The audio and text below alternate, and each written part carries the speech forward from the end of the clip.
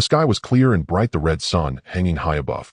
In the empire of Ming, within the imperial capital, the 36 pleasure alleys roared with lively crowds while melodies drifted gracefully from the 72 music houses. At the feet of the sacred son of heaven, noble clans had enjoyed rank and honor for generations, and the common folk lived in peace and contentment. The vast imperial city presented a scene of utter harmony and tranquility. Suddenly a streak of golden light shot forth. The people of the capital lifted their heads only to see a mighty warrior in golden armor stepping upon clouds, an imperial decree raised high in his hand as his voice rolled out vast and commanding. Bibbo Dragon King, you have violated the statutes of Ming and secretly harmed the people of my realm. Your crime warrants death. By order of the Son of Heaven, I have come to sever your remaining life. As his words fell, a true dragon appeared in the void, claws folded and scales drawn close. The golden-armored warrior's gaze turned cold. He raised his blade, frosted and razor-sharp, and brought it down without the slightest hesitation. With a single stroke, the dragon's head flew, vanishing into the emptiness. A piercing dragon's roar shook heaven and earth. A dragon's soul burst free from the body, attempting to ride the clouds and flee. Wretched beast! Before the warrior could act, a furious shout suddenly resounded from within the imperial city. The true dragon's soul froze in mid-flight, and a tremendous force seized it, drawing it down onto the dragon-slaying platform below. The golden-armored warrior bowed slightly, then vanished at once with the dragon's head in hand. When the golden radiance dissipated and the anomalies faded, the entire imperial city sank into an eerie silence, followed soon by a clamorous surge of excited discussion. That mere wicked dragon dared offend the dignity of our heavenly dynasty. Now that the sacred Son of Heaven sits the throne, whether you hail from the Buddhist West or from the tribes of demon and barbarian, once you set foot within the borders of Ming, you must bow low and humble yourselves. Such was the bearing of the common people in this foremost city of the realm.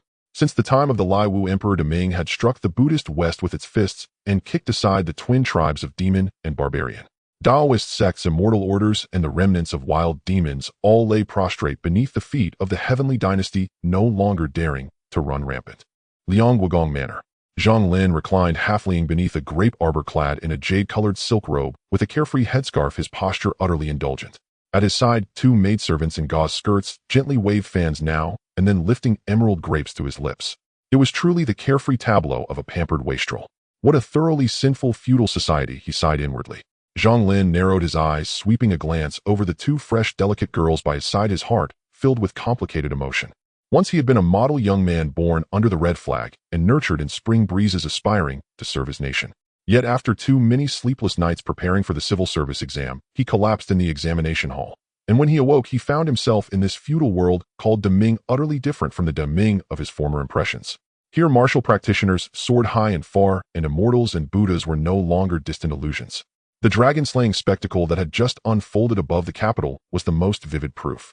The history of this world resembled a high martial version of the one from his previous life, yet its course had veered sharply after the death of Emperor Chongzhen. When Ming was buffeted by storms and on the verge of collapse, a prince's son bearing the surname Zhu rose in rebellion. Relying on unparalleled martial prowess and brilliant military talent, he swept across the four quarters, stabilized the realm, destroyed the Chuang King's forces, and repelled the northern barbarians. He raised the banner of Ming once more over the 9 provinces. History would remember him as the Lai Wu Emperor. Great merit was called Lai. The glory of martial campaigns was called Lai. Upright fortitude was called Lai. The vast salvation of the people was called Lai.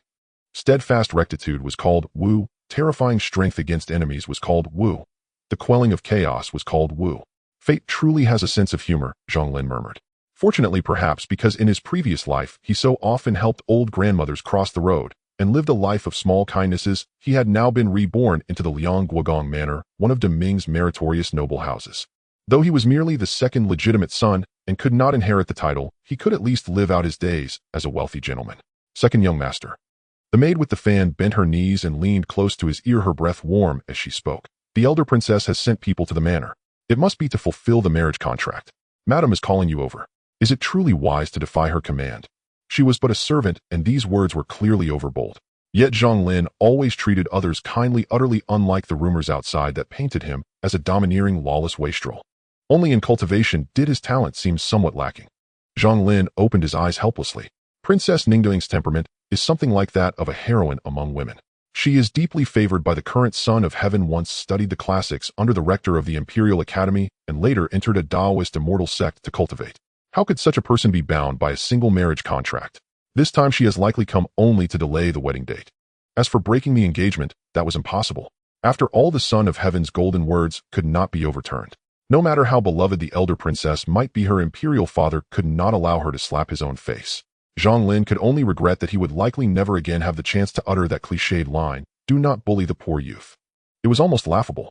According to the first law of transmigration, he ought to have been unloved by his elders, despised by maids, suppressed by illegitimate brothers, then roaring, 30 years east of the river, 30 years west of the river. Do not bully the poor youth, storming out of the manor in fury, only to return after mastering supreme arts and slap faces one by one. Novels are, after all, only novels, he thought. Zhang Lin shook his head, inwardly laughing at the thought. In reality, he enjoyed the affection of his entire household. His elderly father even worried about what would become of him after 100 years, since Zhang Lin would have no title to inherit, and thus dared to petition the Son of Heaven directly for a marriage decree, to become an imperial son-in-law and tie his line to the royal blood, thus ensuring that his descendants would never want for food or drink. When parents love, they plan far for their children. His father Zhang Jingtai was himself a dragon among men. Liang Guogong had been one of the founding heroes who followed the Lai Wu Emperor north to repel the barbarians and restore Ming. By the time the title passed to Zhang Jingtai, much of its power had waned. Beyond the name of Guogong, there remained little real authority. Yet Zhang Jingtai, through sheer martial prowess, earned overwhelming military merit in battles against the demon and barbarian tribes. Thus, he won the favor of the current Son of Heaven, and the Liang Guogong manor again came to hold a share of influence among the meritorious nobles. It was from this that the marriage contract between Zhang Lin and the elder princess Ningdang had arisen. The maid with the fan froze for a moment, having never imagined such intricacies behind it all.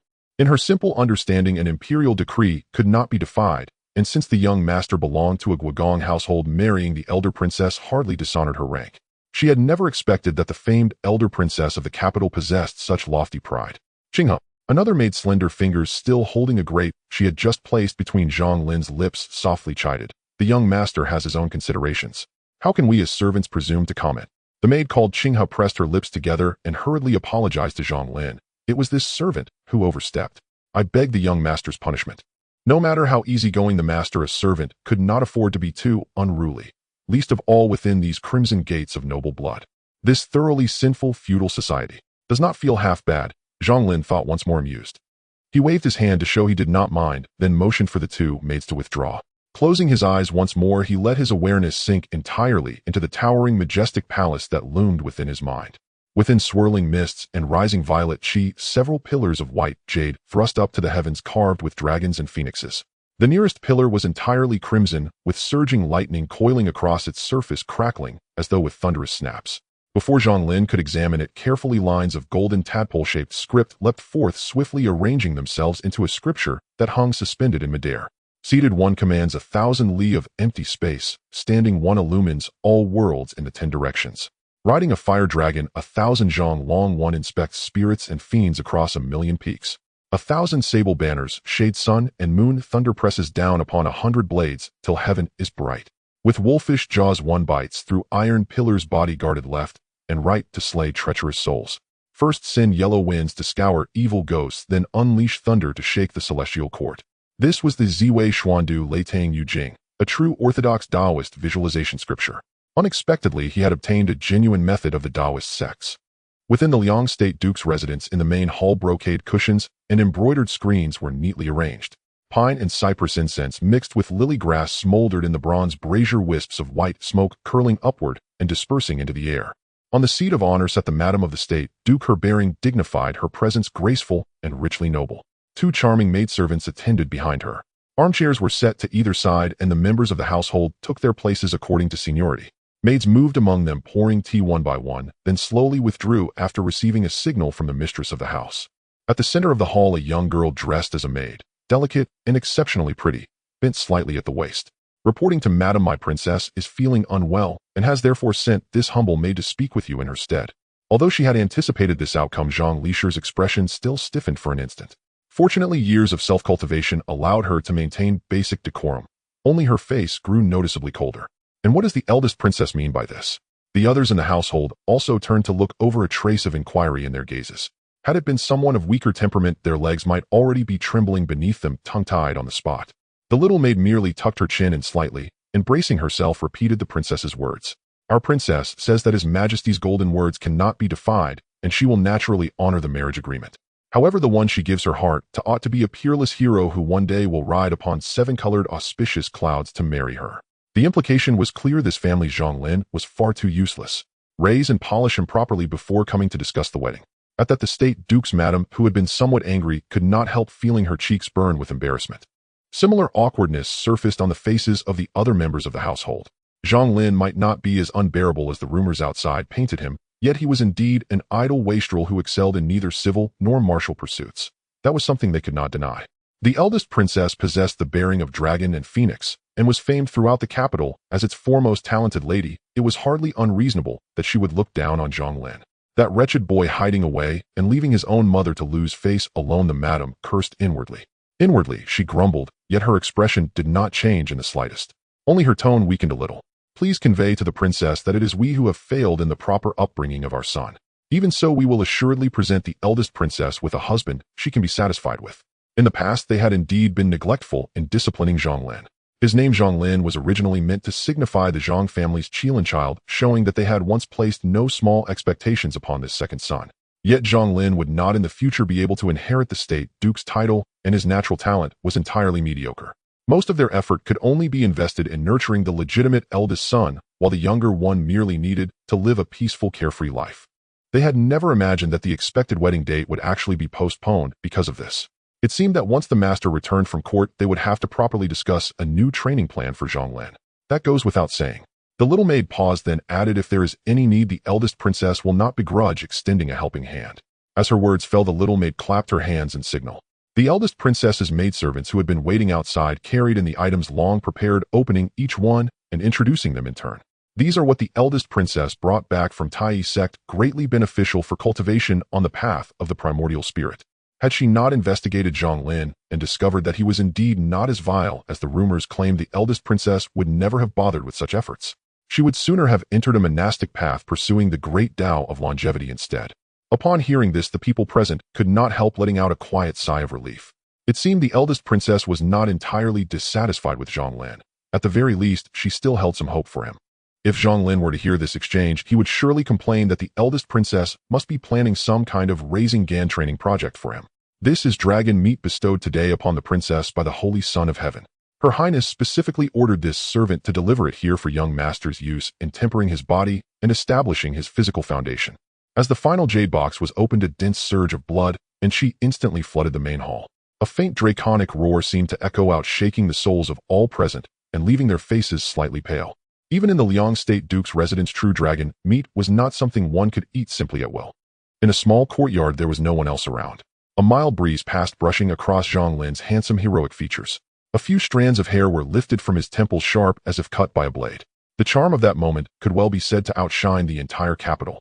Born to a line of meritorious nobles whose blood had been refined generation after generation, his looks were naturally not lacking. At the moment, however, Zhang Lin's attention was far from such trivialities. The palace within his mind was the golden cheat he had brought with him upon crossing into this world. After careful experimentation, he had finally grasped its mysteries. Whenever he flaunted himself before others or stirred their emotions, leaving a certain impression upon them, something was generated. Zhang Lin had named it reputation value, or perhaps some abstruse force akin to human worldly fortune. This was also why rumors outside said that this profligate young master acted tyrannically throughout the city. Infamy, after all, was still a kind of fame. The pillars within the palace would automatically collect this reputation. Once a jade pillar turned completely crimson, he would receive a reward, typically a cultivation method, though not limited to that alone. So far, he had only ever received cultivation methods. The Ziwei Xuandu Thunder Jade Cannon. In his estimation, this visualization art ranked among the top secret teachings in all of Great Ming. Even core disciples of Taoist immortal sects might not possess anything superior. Moreover, the methods rewarded by the palace were directly imprinted into his very soul, with no cumbersome threshold for entry. As long as he cultivated, results would inevitably follow. Just now, after merely closing his eyes and meditating for a short while, Zhang Lin had felt the latent potential of his soul being drawn out, his primordial spirit strengthening markedly in a brief span. According to the Taoist immortal sect's classification of primordial spirit realms, I should now have stepped into 9th grade foundation establishment. In this world, there were two paths: the physical body and the primordial spirit. Both ultimately led toward transcending the other shore and seeking the great Tao of immortality. The initial realm of the primordial spirit began at 9th grade foundation establishment, followed by 8th grade shell emergence, 7th grade night wandering 6th grade day wandering 5th grade object commanding, and 4th grade golden core. On the martial path of the flesh, the first realm was tempering the body, beginning with the basic polishing of sinew, bone, and skin, then internal strengthening marrow, cleansing blood replacement, and opening of acupoints. Step by step, one shed the mortal shell until experts of the higher grades could shatter the vacuum and be reborn from a single drop of blood. As a scion of nobility, he might have accomplished nothing in either letters or arms, yet he had firmly grasped these foundational theories of cultivation. No wonder my past cultivation never bore fruit. The method father gave me was garbage. It seems my talent isn't that bad after all, Zhang Lin muttered to himself. He was clearly a peerless genius, yet had been treated like a pearl cast before swine. If Liang State Duke Zhang Jingtai were to hear this, he would likely vomit 3 mouthfuls of blood in fury. In his day, the first-generation Liang State Duke had used that very cultivation method to advance to first-grade vacuum shattering, carving out territory for Emperor Liu and earning illustrious military merits. Seeing that there was now hope in his cultivation, Zhang Lin's heart steadied somewhat, and he resumed his visualization. In a high martial world such as this, what young man did not dream of roaming the world with sword in hand, soaring freely through the skies? Unfortunately, with his mediocre aptitude, he had barely managed to reach the first realm of martial body tempering. His parents, unwilling to see him suffer further, had simply stopped urging him on his martial path. Now, with the way of the primordial spirit lying wide open before him, who was to say that in the future he would not receive a supreme martial art as well? Then he would become an unprecedented genius, cultivating both body and primordial spirit. Sitting cross-legged, Zhang Lin naturally slipped into meditation. Within his primordial spirit, countless stars emerged, their shimmering radiance pouring into him. The acupoints throughout his body seemed to receive boundless nourishment as the primordial spirit grew gradually stronger. Reflected in his flesh, saliva gathered in his mouth, and a carefree, transcendent lightness suffused his entire being. His 5 senses grew preternaturally sharp. He could clearly hear even the faint rustling of insects and mice in the courtyard. The state was exquisitely strange. As his visualization deepened, the surrounding sounds swelled louder and louder, like demonic murmurs pouring into his ears.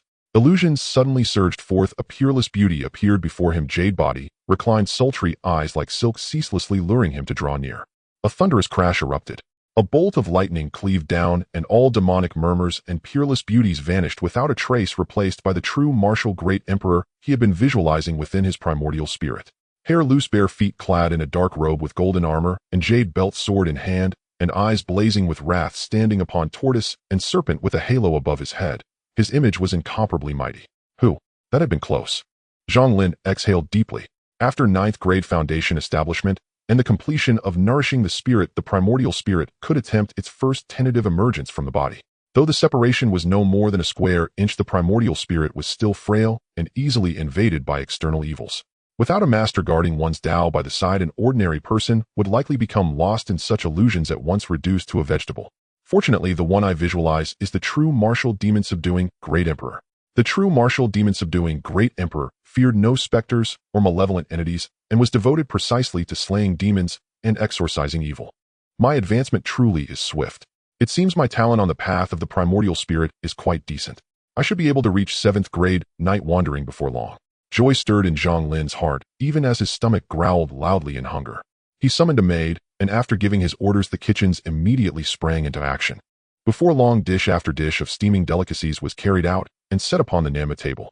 The maids had also prepared a rinsing basin of fly whisk and handkerchiefs, but Zhang Lin found them troublesome and had them taken away. He was not like those protagonists in other tales whose monthly allowance was only a few taels of silver, gnawing on plain steamed buns and pickled vegetables, while constantly fending off the scheming intrigues of great households. Within the manor, Zhang Lin could have whatever wind or rain he wished. Even his legitimate elder brother, the heir apparent, doted on him excessively. In a story, such a person would inevitably offend the protagonist and drag the entire family to their doom, a template straight out of a villain's mold. Whenever he so much as voiced a desire, the kitchen would practically marshal the finest ingredients in the residence. Meat from demonic beasts, century-old ginseng, and the like. A hazy, auspicious radiance drifted through the room. An ordinary person would have their blood and chi boil with just a single breath of it. Yet fare of this level was commonplace for Zhang Lin. Thus, even though his martial cultivation was only at 9th grade, body tempering, his muscles and bones were extraordinarily robust. From the exterior to the interior, he had reached a peak state. Such was the domineering extravagance of a top-ranking noble house. His gaze did not linger, just the aroma alone set his fingers itching. Zhang Lin attacked the dishes with both hands like a ravenous taoya, sweeping across the tabletop without the slightest pretense of a refined young scion. As the food entered his stomach, dense life essence dispersed through his limbs and bones. His pores opened and closed in unison, swallowing and exhaling chi and spiritual energy. His physical body, in turn, nourished his primordial spirit, growing ever more formidable. To cultivate fate but not nature. This is the first malady of the path, to cultivate nature but not fate. Then across 10,000 kalpas a shadowy soul can never attain sainthood. As his blessings settled into his heart, this line inexplicably flashed through Zhang Lin's mind. Perhaps cultivating both primordial spirit and martial path in tandem was the truest road to transcendence. Yet human strength has its limits. There are things one simply cannot reach. A person's energy and talent are finite and can usually be devoted to only a single way. Perhaps with the aid of that mysterious palace, I will have a chance to walk much farther along both roads. While this thought turned in his mind, his eating did not slow in the slightest. Once he finished eating, he would continue his visualization practice through the night, striving to break through to the next realm, night roaming, as soon as possible. When that time came, it would be like a dragon plunging into the sea, the world his to roam. The next day, just after finishing his morning meal, Zhang Lin was summoned by the chief maidservant attending the Duchess. Helpless, he had to halt his visualization and walk with her through the covered corridor, circle around the large Ziton-framed marble screen, then pass through 3 reception rooms before arriving at the main courtyard. This was where his father, Duke Liang Zhang Jingtai's wives and concubines resided. Zhang Lin had also lived here for a time in his childhood, but after he grew older, he moved to a separate courtyard to live on his own. The main courtyard was much larger than Zhang Lin's small compound. The first sight upon entering was a row of 5 principal chambers, all carved beams and painted rafters, housing the Duchess and 2 secondary wives. The side rooms on both flanks were for attending maids and lesser concubines. Zhang Lin entered following behind the chief, maid with his eyes straight ahead, and went directly into the central main room. Inside the hall, the Duchess sat in the principal seat. No outsiders were present, only a few serving maids. The tension in Zhang Lin's expression instantly eased. Grinning, he went forward to greet her. "Mother, good morning." With no outsiders present, there was no need to rigidly uphold every rule. Informality reigned. At the sight of him, a trace of indulgent affection flashed in the Duchess's eyes, but the moment she recalled the message the eldest princess had sent yesterday, her expression hardened. She snorted softly. The second young master of the Duke's household truly lives at his ease. If I had not sent someone to summon you, it seems that even I, the Duchess, would find it difficult to see you. As she spoke, a perfectly measured hint of sorrow surfaced on her face. My eldest son fights life and death battles outside, and my second son neglects his old mother. It seems that even as a Duchess, I am destined for a desolate old age. Hearing this, Zhang Lin gave an awkward laugh. "Listen to you, mother. I'm in the manner most days. If you wish to see me, isn't it just a single word?" "Heh." The Duchess shot him a sidelong glance, lifted a glazed tea bowl, and took a sip before saying, "Then why, when you were summoned yesterday, did you defy the order and not come?" She then recounted to Zhang Lin everything that had transpired the previous day. The sudden turn of events left him somewhat dumbfounded. He had never imagined things would develop in such a manner. The eldest princess actually wished to take him under her wing. And moreover, the words she had sent sounded oddly, and those things the eldest princess sent. Expectation lit up Zhang Lin's face as he rubbed his hands together in anticipation. "They will be delivered to your courtyard later," the Duchess said with a sideways glare. "But you are not to turn around and sell them. Most of those items are excellent for strengthening the primordial spirit and nourishing your very foundation. Even if you do not walk the path of the spirit, they will make your martial cultivation far smoother." She knew this younger son had never been idle over the years and delighted in dabbling in trade. Since it did no real harm, she and Duke Liang had simply let him be. "Rest assured, your son is not so ignorant of what matters," Zhang Lin said, inwardly delighted. So this was what it felt like to live off another's favor. Old Zhang was determined to cling tightly to the eldest princess's sturdy thigh. Yet in the very next breath, the Duchess's words sent Zhang Lin's mood plummeting to the bottom. "Last night, after discussing it with your father, we felt that the eldest princess was not entirely wrong. A fine young man cannot idle his days away. Your elder brother, even with the dukedom all but nailed down for him, still insists on winning merit on the battlefield. As his younger brother, you cannot fall too far behind." The Duchess paused, then continued, "Therefore, we have decided to arrange a post for you in the embroidered uniform guard. You will start from the rank of Xiaoqi, a banner officer." A Jinyiwei banner officer was a mere subordinate position of the lowest 7th rank. In Great Ming, military posts were hereditary. Officers of the guard battalions rose in rank by merit, and their descendants inherited by imperial grace. With each generation boasting both achievements and inheritances, the number of officers swelled over time, until, as the saying went, 100 household captains were as common as dogs, and 1,000 household commanders crowded the land. Moreover, the Jinyiwei not only supervised and investigated the civil and military officials, but also bore responsibility for inspecting demons across the realm, merit-bestowing deities, illicit cults, and Taoist immortal sects. They were a violent apparatus answering solely to the emperor. If one's strength did not match one's position, life and death could be decided in an instant, the path cut off without a trace. After all, this was a high martial world with methods to kill a person without a sound or shadow as numerous as cattle in a herd. It was no place for ordinary folk to be dragged into. Even so, the post of Jinyiwei banner officer was truly as low a position as one could hold. The Duke and Duchess had chosen this post for Zhang Lin precisely out of such considerations. With his current strength only at the insignificant 9th grade body tempering realm, he could not possibly involve himself in matters of higher level. Otherwise, with the influence of the ducal house, securing him a higher post would have been effortless. Very well. Zhang Lin agreed helplessly in the end, for he had no power to resist. The northern frontier. A howling gale swept across the land like the wailing of vengeful ghosts, churning up thousands of layers of snow. The bone-piercing chill slipped through the gaps in the armor, like a blade stripping flesh from bone, ceaselessly gnawing at the skin and muscle. Cold. Even though Zhang Wu had already undergone marrow cleansing and blood refinement with half of the 100 acupoints throughout his body opened, he still could not help but feel a penetrating chill seep into him. Huh. The black-armored warrior beside him lifted his face guard, exhaled a puff of warm breath into his stiff hands with difficulty, and said with a wry smile, "Zhang Wu, you are the legitimate eldest son of the Liang Guogong estate. Inheriting the title is all but guaranteed. Why insist on coming to this desolate northern frontier to gamble your life on the battlefield? I always thought only us overlooked illegitimate sons would come to such a barren, bitter land to fight for a sliver of survival, so that we might one day gain office and titles and tear free of our shackles." He gave a self-deprecating laugh that concealed his indignation at the injustice of fate. In the capital, among vermilion gates and purple-robed nobility, he had been like a caged bird or a fish trapped in a net. Only upon coming to this harsh land of cold and hardship did he feel like a bird soaring into the heavens, a fish plunging into the sea, no longer bound by fetters. Zhang Wu turned his head, his gaze unwavering. A man who stands between heaven and earth should wield a 3-foot sword and establish immortal merit. The black-armored warrior was taken aback. Then Zhang Wu smiled, the cold hardness of his features suddenly softening. Besides, I have a younger brother at home who is quite useless and has nothing to his name.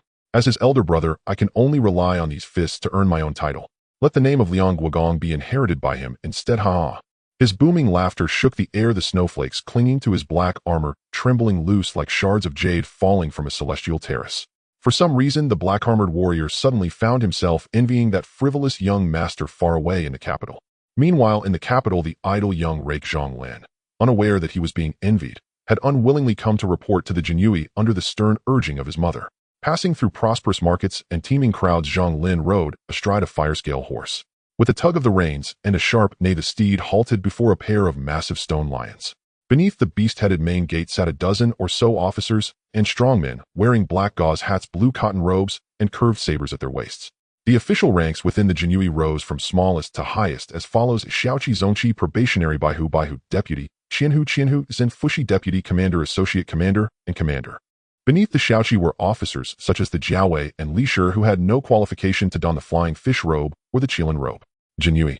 Outsiders keep away. A dozen genie officers lined up, and a young Xiaoqi in a flying fish robe with a Xiuquan saber at his waist stepped forward. His figure was straight, his face like a peach blossom. His gaze swept Zhang Lin up and down, appraising him. The fire-scale horse was covered head to toe in crimson scales bearing the bloodline of a demonic beast and extraordinarily perceptive. The resources required simply to raise it in ordinary times were enough to elevate someone to the peak of 9th grade. Anyone permitted to ride such a mount was either wealthy or noble. Zhang Lin swung down from the saddle, smiling as he cupped his hands in salute. "I am Zhang Lin of the Liang Guogong estate, here to report for the post of Jinyiwei Xiaoqi." Hearing Zhang Lin announce his background, the young Xiaoqi was first taken aback, then his expression turned somewhat odd. After another measuring glance, he stepped aside and said, "So that is how it is. Please go right in." Smiling as he spoke, he signaled for one of the officers to guide Zhang Lin inside. There was no melodramatic clash, nor did anyone foolishly fail to recognize the formidable banner that was the name of Liang Guogong. Most members of the Jinyiwei were themselves hereditary beneficiaries of imperial favor and could be considered part of the noble faction. Naturally, none of them would look down on Zhang Lin for entering through the back door on the strength of his connections. One elder brother does not mock another. Only a fool would pick up a rock just to smash his own foot. Led by that officer, Zhang Lin soon had his documents verified and completed the procedures for entering service. He also received the standard equipment that symbolized membership in the Jinyiwei, the flying fish robe and the Xiuquan saber. In terms of material quality, they naturally could not compare to what Zhang Lin usually ate, wore, and used, but their symbolic meaning was extraordinary. At the very least, they signified that Zhang Lin was no longer a commoner with no standing, but a man holding official rank, even if it was only the humble position of a Jinyiwei Xiaoqi. My name is Yue Zongqi of the Jinyiwei, and also your direct superior. You can just call me Chief. I know you are the son of a Guogong estate, but the Jinyiwei reports directly to His Majesty. Here no one is distinguished by status, only by rank. Do not expect any special privileges. To forestall any trouble, Zhang Lin's superior delivered this admonishment. He was troubled, unable to fathom what the Guogong was thinking to let his own son come serve as a mere Jinyiwei Xiaoqi, especially when rumor had it the young man was betrothed to the eldest princess. Yue was a burly giant of 9 feet in height, with a tiger's back, a bear's waist, and a face covered in thick beard. The elegant flowing lines of the flying fish robe were forced into the look of a tight-fitting garment on his frame. Rest assured, Chief Yu. Since I have come here, I will not cling to my status, Zhang Lin promised with a nod. Seeing Zhang Lin so obedient, Yue relaxed and assigned him the duty of patrolling the streets. Yet Chief Yu could not shake a faint sense of oddity. Just call me Chief. No need to add you. All right, Chief Yu. The minimum cultivation for a Jinyiwei Xiaoqi was the 8th grade, while Zhang Lin's martial cultivation was only at the peak of 9th grade, so Yue could not assign him any tasks of high difficulty. For the time being, you will follow him. Just come to the Yamen to check in on time each day. Yue called over another Jinyiwei Xiaoqi as part of the internal practice of seniors guiding newcomers, so that Zhang Lin could first familiarize himself with the basic workflow. Zhang Lin lifted his eyes for a glance, and could not help but let out a small chuckle. The newcomer turned out to be the rosy-faced young Xiaoqi he had just encountered at the gate. Nice to meet you. I am Qi Xiaoyang. The rosy-cheeked Xiaoqi extended his hand to shake Zhang Lin's and asked with a smile, Do you know Qi Chu? Qi Chu. Zhang Lin paused, instinctively rifling through his memories for the name, but finding nothing. Same surname Qi. Is he from your family? Qi Xiaoyang nodded. I am the legitimate eldest son of the Jinyiwei household. Qi Chu is my younger brother. Zhang Lin was still somewhat at a loss. He did not recall any dealings with this Qi Chu. Qi Chu has another title in the capital, one of the 4 great rakes of the city. His rank, just below yours, Qi Xiaoyang prompted. Zhang Lin suddenly understood, then could only smile wryly in response. Back when he had figured out how to use his golden cheat, he had racked his brains to spread his reputation. He had considered building shelters to distribute porridge, helping old grandmothers cross the street, and had even entertained the notion of going to brothels to rescue pitiable girls. Unfortunately, under the sun of heaven's very eyes, such deeds were hardly his to perform. Finding that good deeds were impossible, he simply decided to stop striving for a virtuous reputation. If he could not be famed for goodness, then he would let infamy spread far and wide. As the saying went, good deeds seldom travel far, but bad deeds spread for 1,000 miles.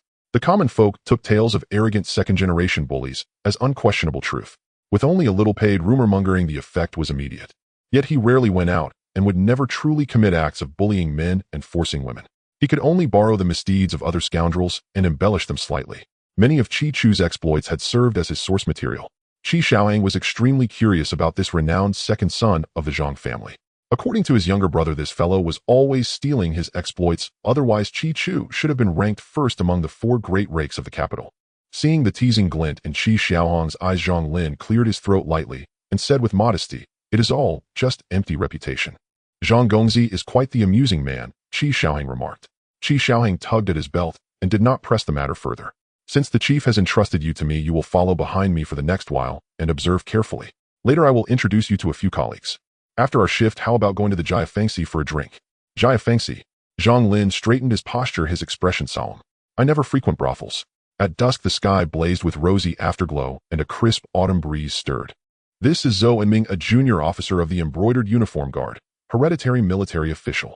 Qi Xiaoyang acted as intermediary, introducing a tall, slender youth with dusky skin and prominent cheekbones to Zhang Lin.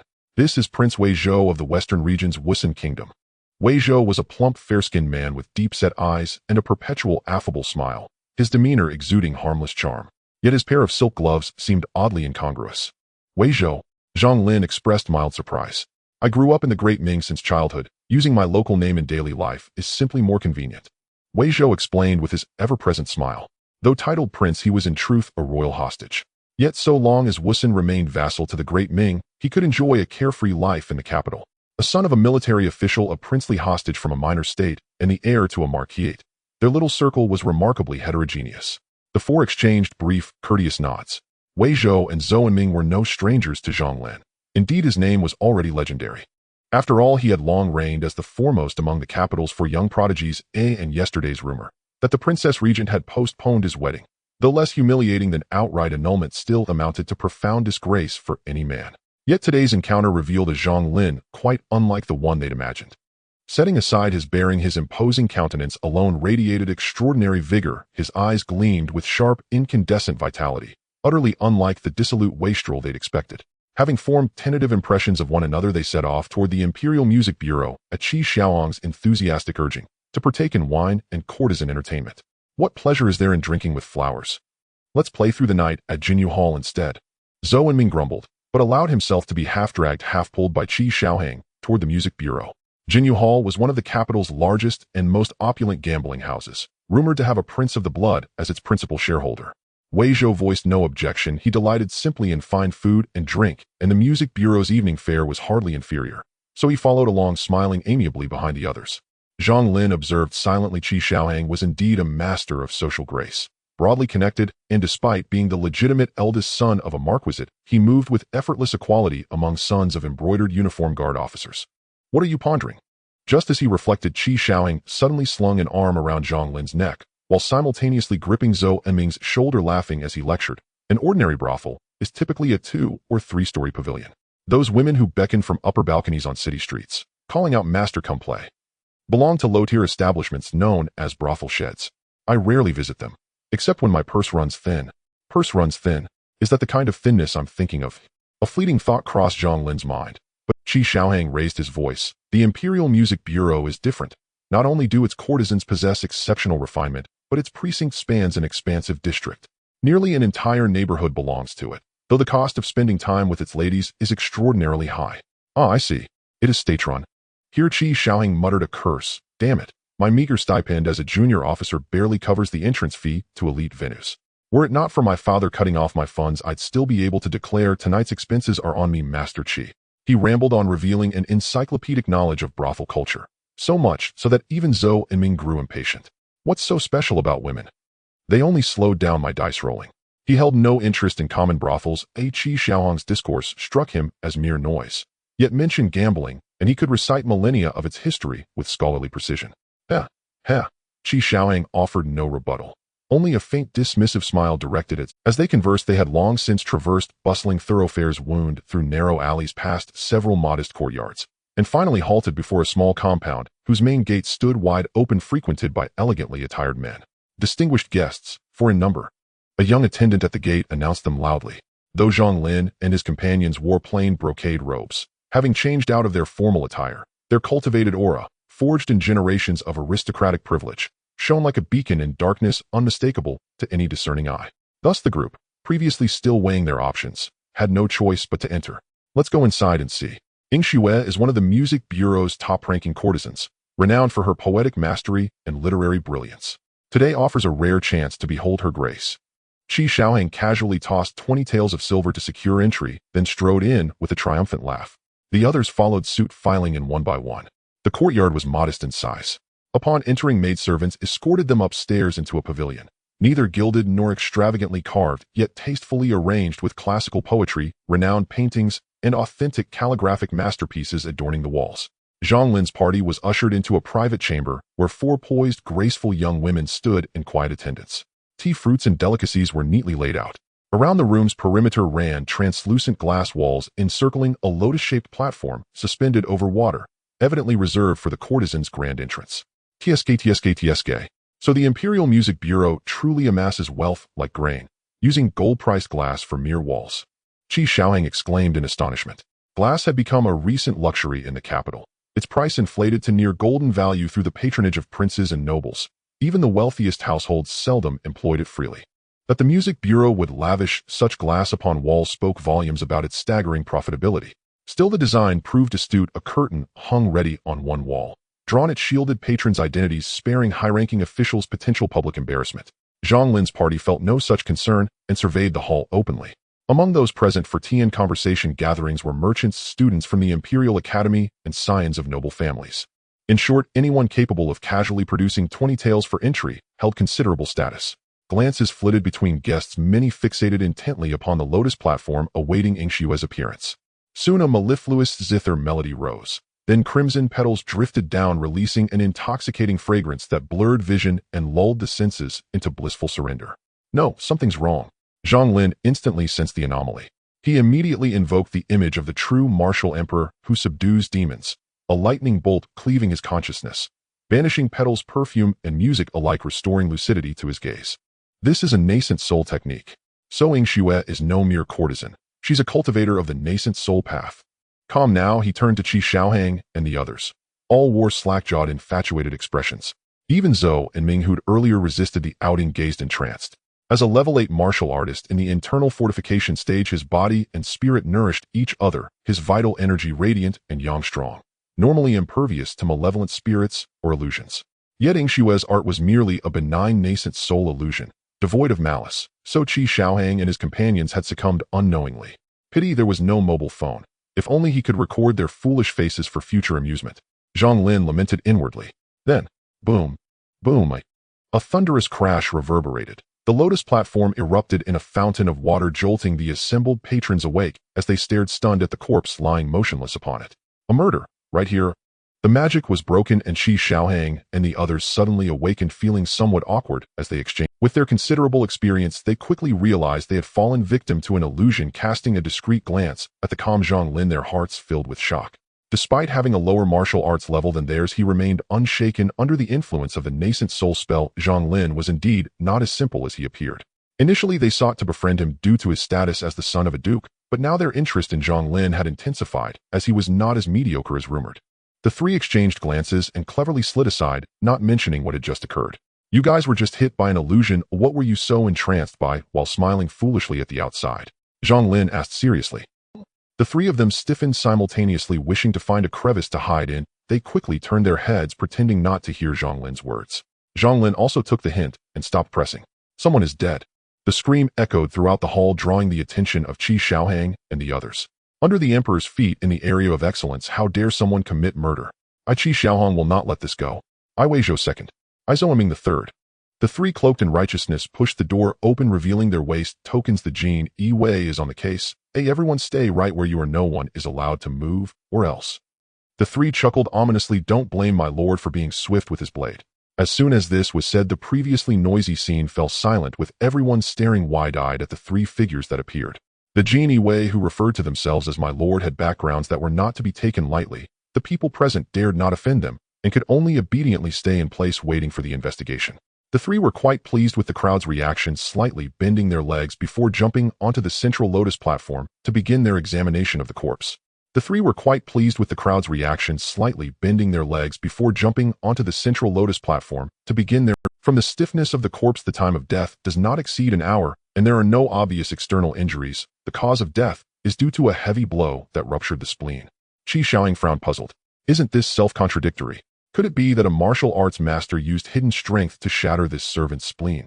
But which master would bear a grudge against a mere servant? Take a look, you guys. He stepped aside, inviting Zhou Ming and the others to inspect. All three were internal experts of the 8th rank in martial arts, exceptionally familiar with human anatomy. Being experienced Jinyiwei, they had their own methods for examining corpses and solving cases, so they would not make careless mistakes. After a moment, Zhou Ming and the others also frowned deep in thought. Clearly, they had come to the same conclusion as Qi Xiaohang. He had clearly suffered a heavy blow that ruptured the spleen, yet there were no obvious external injuries. At the very least, their 8th rank would not be able to achieve such a feat. Tearing a life apart with bare hands was more plausible. If it were a master at work, they must have ulterior motives for hiding near the teaching courtyard. We must report this and let a master of the nascent soul interrogate the truth. The three decisively made their decision.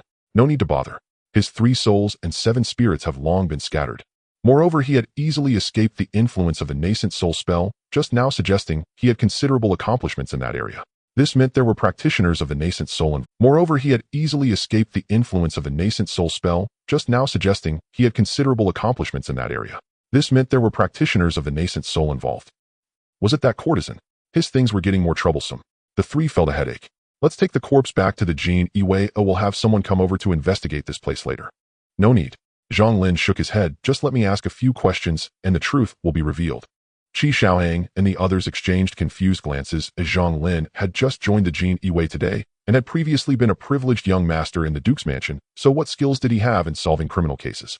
This was also why they hadn't included Zhang Lin in the examination of the corpse earlier. Jinyiwei courtesan. There are some things I wish to inquire about. Please come out for a moment.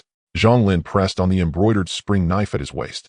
Although he was a martial arts novice, it did not diminish the sense of security the knife brought him.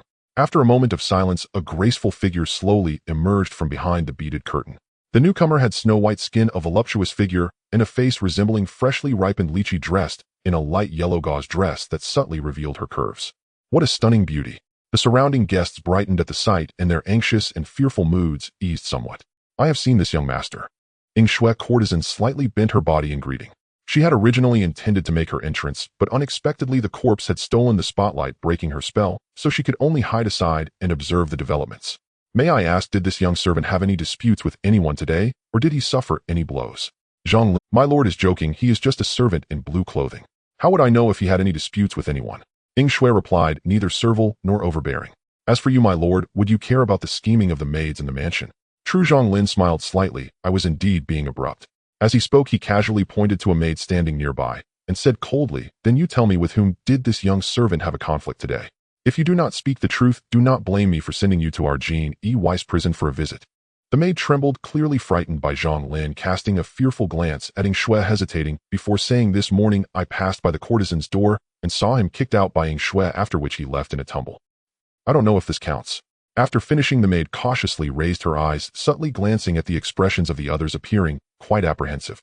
And what of that? Yingshui's face remained calm as she cast a sidelong glance at the maid. Isn't it acceptable for a servant in my courtyard to be punished for doing something wrong? Moreover, I have not practiced martial arts, I have only attained a certain level in the nascent soul aspect, and I do not possess even a hint of hidden strength. She had been close enough to hear Qi Xiaohang and the others' judgments. Qi Xiaohang and the others nodded slightly. This was why they hadn't suspected Yingshui at first, as she showed no signs of practicing martial arts. This line of reasoning is indeed reasonable. Zhang Lin nodded while Qi Xiaohang and the others remained puzzled, unable to grasp what Yingshui was really up to. Could it be that this guy simply wanted to take the opportunity to talk to the courtesan, hoping to harass her in the future? But Zhang Lin did not seem like the type to be a lecherous fiend. Please, young lady, help me get some licorice juice. Zhang Lin instructed the maid who had just spoken. Qi Xiaohang was bewildered, and the surrounding onlookers were equally baffled. Meeting the flustered gaze of Yingshui, Zhang Lin chuckled lightly as he accepted a small bowl of licorice juice. I once heard of a folk remedy from an old servant at home. Zhang Lin began to explain slowly, while Qi Xiaohang and the others, along with the onlookers around, pricked up their ears, eagerly awaiting him to unveil the mystery. Just moments ago, when Yingshui heard the words licorice juice, her expression changed drastically.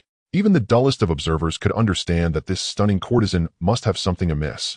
Applying vine grass dipped in vinegar to the wounds can make them disappear, truly a method to kill, without anyone being the wiser. Zhang Lin smiled smugly, his fingers dipped in licorice juice as he applied it to the exposed skin of the corpse, a distinct kick wound gradually becoming visible. With this method, as long as you apply licorice juice, it can be resolved instantly.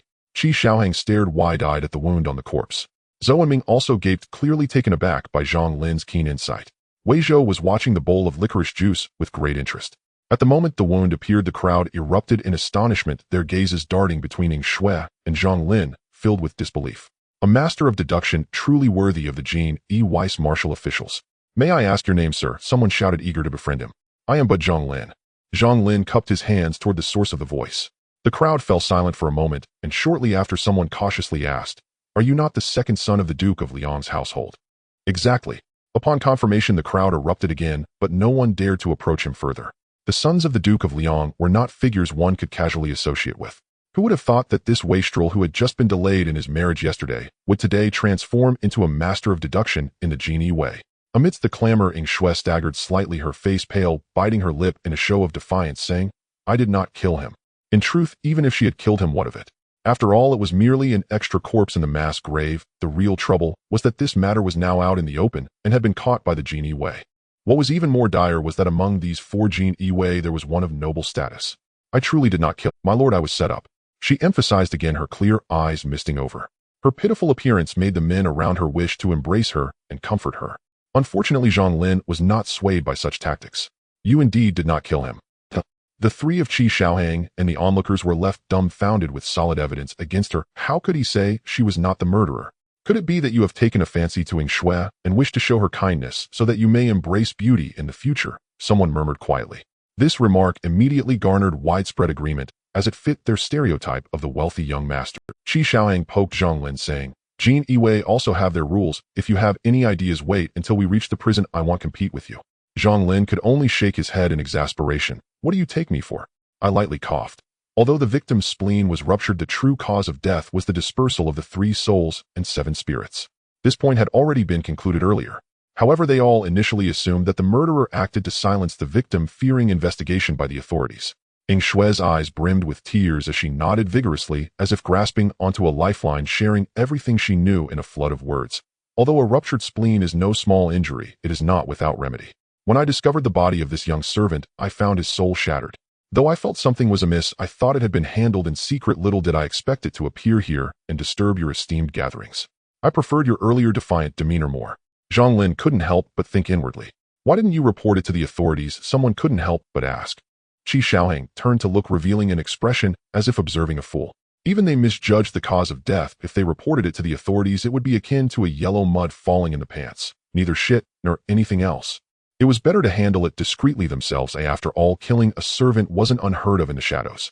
That young master, having realized the truth, immediately turned bright red with embarrassment. So who exactly is the murderer? Zhou Ming couldn't help but ask. Hearing this, everyone turned their gaze toward Zhang Lin. Miss, do you mean for me to personally pull you out? Zhang Lin replied, leisurely directing his attention toward a maid standing on the 2nd floor. Although I did not see how you disposed of the body when Ying Xue employed her divine spirit illusion technique, I happened to maintain clarity of mind, thus realizing that this little maid was able to remain unaffected. At the time, I found it strange, but upon reflection, if you were the one framing her, it would all make sense. Either you possess divine spirit cultivation, or you are in possession of a magical artifact. The crowd followed Zhang Lin's gaze and saw a young maid in green clothes turn pale, her vitality surging, her body cracking with a pop sound, seemingly ready to break through the wall and escape. Qi Xiaoheng and his companions were several meters away, and with the crowd being so densely packed, it would hinder their pursuit. Even though they were significantly more powerful than that maid, it would be challenging to catch her. Once she escaped and mixed into the chaotic district of the Jiafangxi, it would be like birds flying freely in the sky. Even if they allocated manpower afterward, there would always be some who slipped through the net. Zhang Lin sneered. Having chosen to expose her, he was naturally prepared. He immediately summoned the true martial arts of the demon-slaying emperor, and everyone present felt a majestic and sacred aura suddenly rise, as though Zhang Lin had the heavens in his mouth, his tongue bursting forth with thunder shout. A sword of divine spirit shot into the sky, directly slicing toward the green-clad maid. A light shield rose before the green-clad maid, but it only held for a moment before being shattered by the long sword, the oppressive force halting before her forehead, the terrifying impact washing over her divine spirit, and in an instant she rolled her eyes back and fainted on the ground. From Zhang Lin's move to the maid collapsing, it took but a moment. The crowd was left dumbfounded by this series of changes, with only one thought remaining in their minds. Who am I? Where am I? What am I doing? The notorious wastrel of the capital was actually a master of the divine spirit realm. A 9th-tier maid merely displaying her might had subdued the crowd. Such strength was likely comparable to a 7th-tier night wanderer, or perhaps even higher, a 6th-tier day wanderer. Today's spectacle was truly no less exciting than competing for the title of courtesan. After having breakfast at home, Zhang Lin changed into his flying fish attire, donned it neatly, and headed straight to the stable. The old servant tending to the horses complimented young master. In this flying fish attire, riding the Fire Lin horse, truly looks magnificent, reminiscent of your father's former grandeur. Zhang Lin casually asked, have you heard about yesterday's events? Old Zhang in the stable was taken aback, scratching his head. Forgive me, young master, but I rarely go out, mostly keeping company with the horses, so I am oblivious to matters outside the estate. Zhang Lin felt somewhat disappointed. It seemed the news hadn't yet spread widely, explaining why the pillars in the palace were still lacking in accumulated prestige. However, he wasn't too worried. The teaching office, being a gathering place for talents from all walks of life, would spread information rapidly. Perhaps people on the streets had already begun to sing praises about his divine judgment. He mounted the Fire Lin horse, leaving the Duke's residence to head towards the Jinyiwei for roll call. Fortunately, as a minor officer, he was somewhat of a martial official. The specific tasks of patrolling and inspecting the streets were delegated to the lower-ranking officers and strongmen, unless he encountered something particularly troublesome. The bustling market echoed with the clop, clop, clop of horse hooves on the blue brick-paved road, mingling with the cries of street vendors. Eyes were drawn towards the young master riding the tall horse. It's the foremost scion of the 4 great rascals of the capital, Zhang Lin from the Liang Duke's residence. Some sharp-eyed individuals and those of discerning knowledge recognized this gallant young gentleman. This immediately sparked a flurry of discussions. Have you heard about Zhang Lin's exploits at the teaching office last night? Could it be? Haha. Isn't it quite normal for such a scion to frequent the brothels? What are you thinking, you fool? Did you not see his attack? Last night a strange incident occurred at the teaching office filled with twists and turns. Let me recount it in detail. It was him last night at the teaching office who shouted loudly and caused a 9th-grade martial artist to die on the spot. I heard it was an 8th grade martial artist, it seems. The common folk love to hear these sensational tales, especially since it involved a top-tier brothel, like the teaching office, adding to the intrigue. Moreover, the ultimate truth of this case was somewhat absurd. Thus, under various embellishments, a straightforward investigation transformed into various versions of the story, some even with a hint of scandal. As Zhang Lin traversed the streets, he could perceptibly sense the pillars in the palace within his mind growing increasingly crimson. After leaving the Fire Lin horse in the Jinyiwei stables, he followed Qi Xiaohang to familiarize himself with the matters concerning his assigned district. How was last night's case adjudicated? Zhang Lin glanced around, observing his coming and going colleagues. The young maid from last night woke up to find herself in the Jinyiwei's prison, and without any torture, she promptly recounted the details of the incident. It turned out she was an undercover agent sent by the renowned girl Yin from the teaching office to undermine the top courtesan Ing Shui in hopes of taking her place. After all, in this system, every position is filled, and unless the old-timers step down, how can the newcomers rise? Having lurked for a long time, she happened to witness Ing Shui injuring that attendant, thus setting the stage for this whole drama. As for the magical tool on her, it was a significant portion of Ziyan's savings, since the courtesans in the teaching office all possessed spiritual energy cultivation. One could say this conclusion was rather dramatic. If it weren't for encountering Zhang Lin, perhaps that Ziyan would have truly succeeded in rising to power. How else could it be judged? A life for a life, injuries compensated. Either way, she's already in prison. Ing Shui should be out soon, but whether she remains the courtesan is uncertain. Such a scandal will definitely be considered by the Ministry of Rights. Qi Xiaohang casually replied, then cursed, damn it. Not only did I not sleep with the girl last night, but I also lost 30 taels of silver. 30 taels? Zhang Lin paused. Isn't the entrance fee for the tea house 20 taels per person? Qi Xiaohang remained expressionless, while Zhang Ming suddenly appeared from nowhere, saying, I bet him last night to see if he could sleep with the courtesan with a wager of 10 taels. Clearly, with the courtesan already in the Jinyiwei's prison, how could he possibly succeed? You stay with us for a day. Although small officers have the captains and strongmen responsible for patrolling and maintaining order, our Ming dynasty is founded on martial prowess. The captains and strongmen are at best 9th grade level, and some barely understand basic combat, which is evidently insufficient in the capital, even with the assistance of the 6 doors and the 5-city garrison. Zhang Ming took out a die from his pocket, repeatedly rubbing it in his palm. In his words, gambling skills are innate, and as long as one is familiar with the dice, they can achieve any desired number. The few of them walked and paused while Qi Xiaohang occasionally imparted some techniques and experiences of the Jinyiwei. Once in a while, they could hear a line or two about Zhang Lin's story from the teaching office last night. Qi Xiaohang couldn't help but tease, now you can be considered a figure of renown in the capital. Your brother probably never had this kind of prestige back in the day. Zhang Lin's mouth twitched. His elder brother Zhang Wu was like a little tyrant in the capital back then, with remarkable martial arts skills that had nearly disciplined all the rascals in the city. Even to this day, his reputation lingers, and no second-generation scion dares to clash with him, fearing a beating from Zhang Wu. After my shift, he'll treat you all to drinks at Chunfeng Tower. Zhang Lin turned to the two, recalling workplace rule number 1, build good relationships with colleagues who have no conflicting interests, as they might be useful in taking the blame later. Oh, let's invite Wei Zhou as well. He remembered how that little chubby guy was quite fond of food. Then we must have a feast. Qi Xiaohang rubbed his hands together, somewhat eager. Just don't regret it when the bill comes. Chunfeng Tower is the finest restaurant in the capital, with dishes and drinks that are truly rare delicacies. However, the prices are equally outrageous. Considering the meager salary of the Jinyiwei, it's unaffordable, and even Qi Xiaohang, as the son of a count, couldn't afford to visit frequently. Moreover, the owner behind the restaurant is shrouded in mystery, with speculation that it belongs to a certain prince or royal family. Eat to your heart's content. Tonight's expenses will be on this young master. The residence of the princess is surrounded by mountains with pavilions nestled among the streams. The courtyard is dense with various trees, and wildflowers bloom vibrantly outside the residence.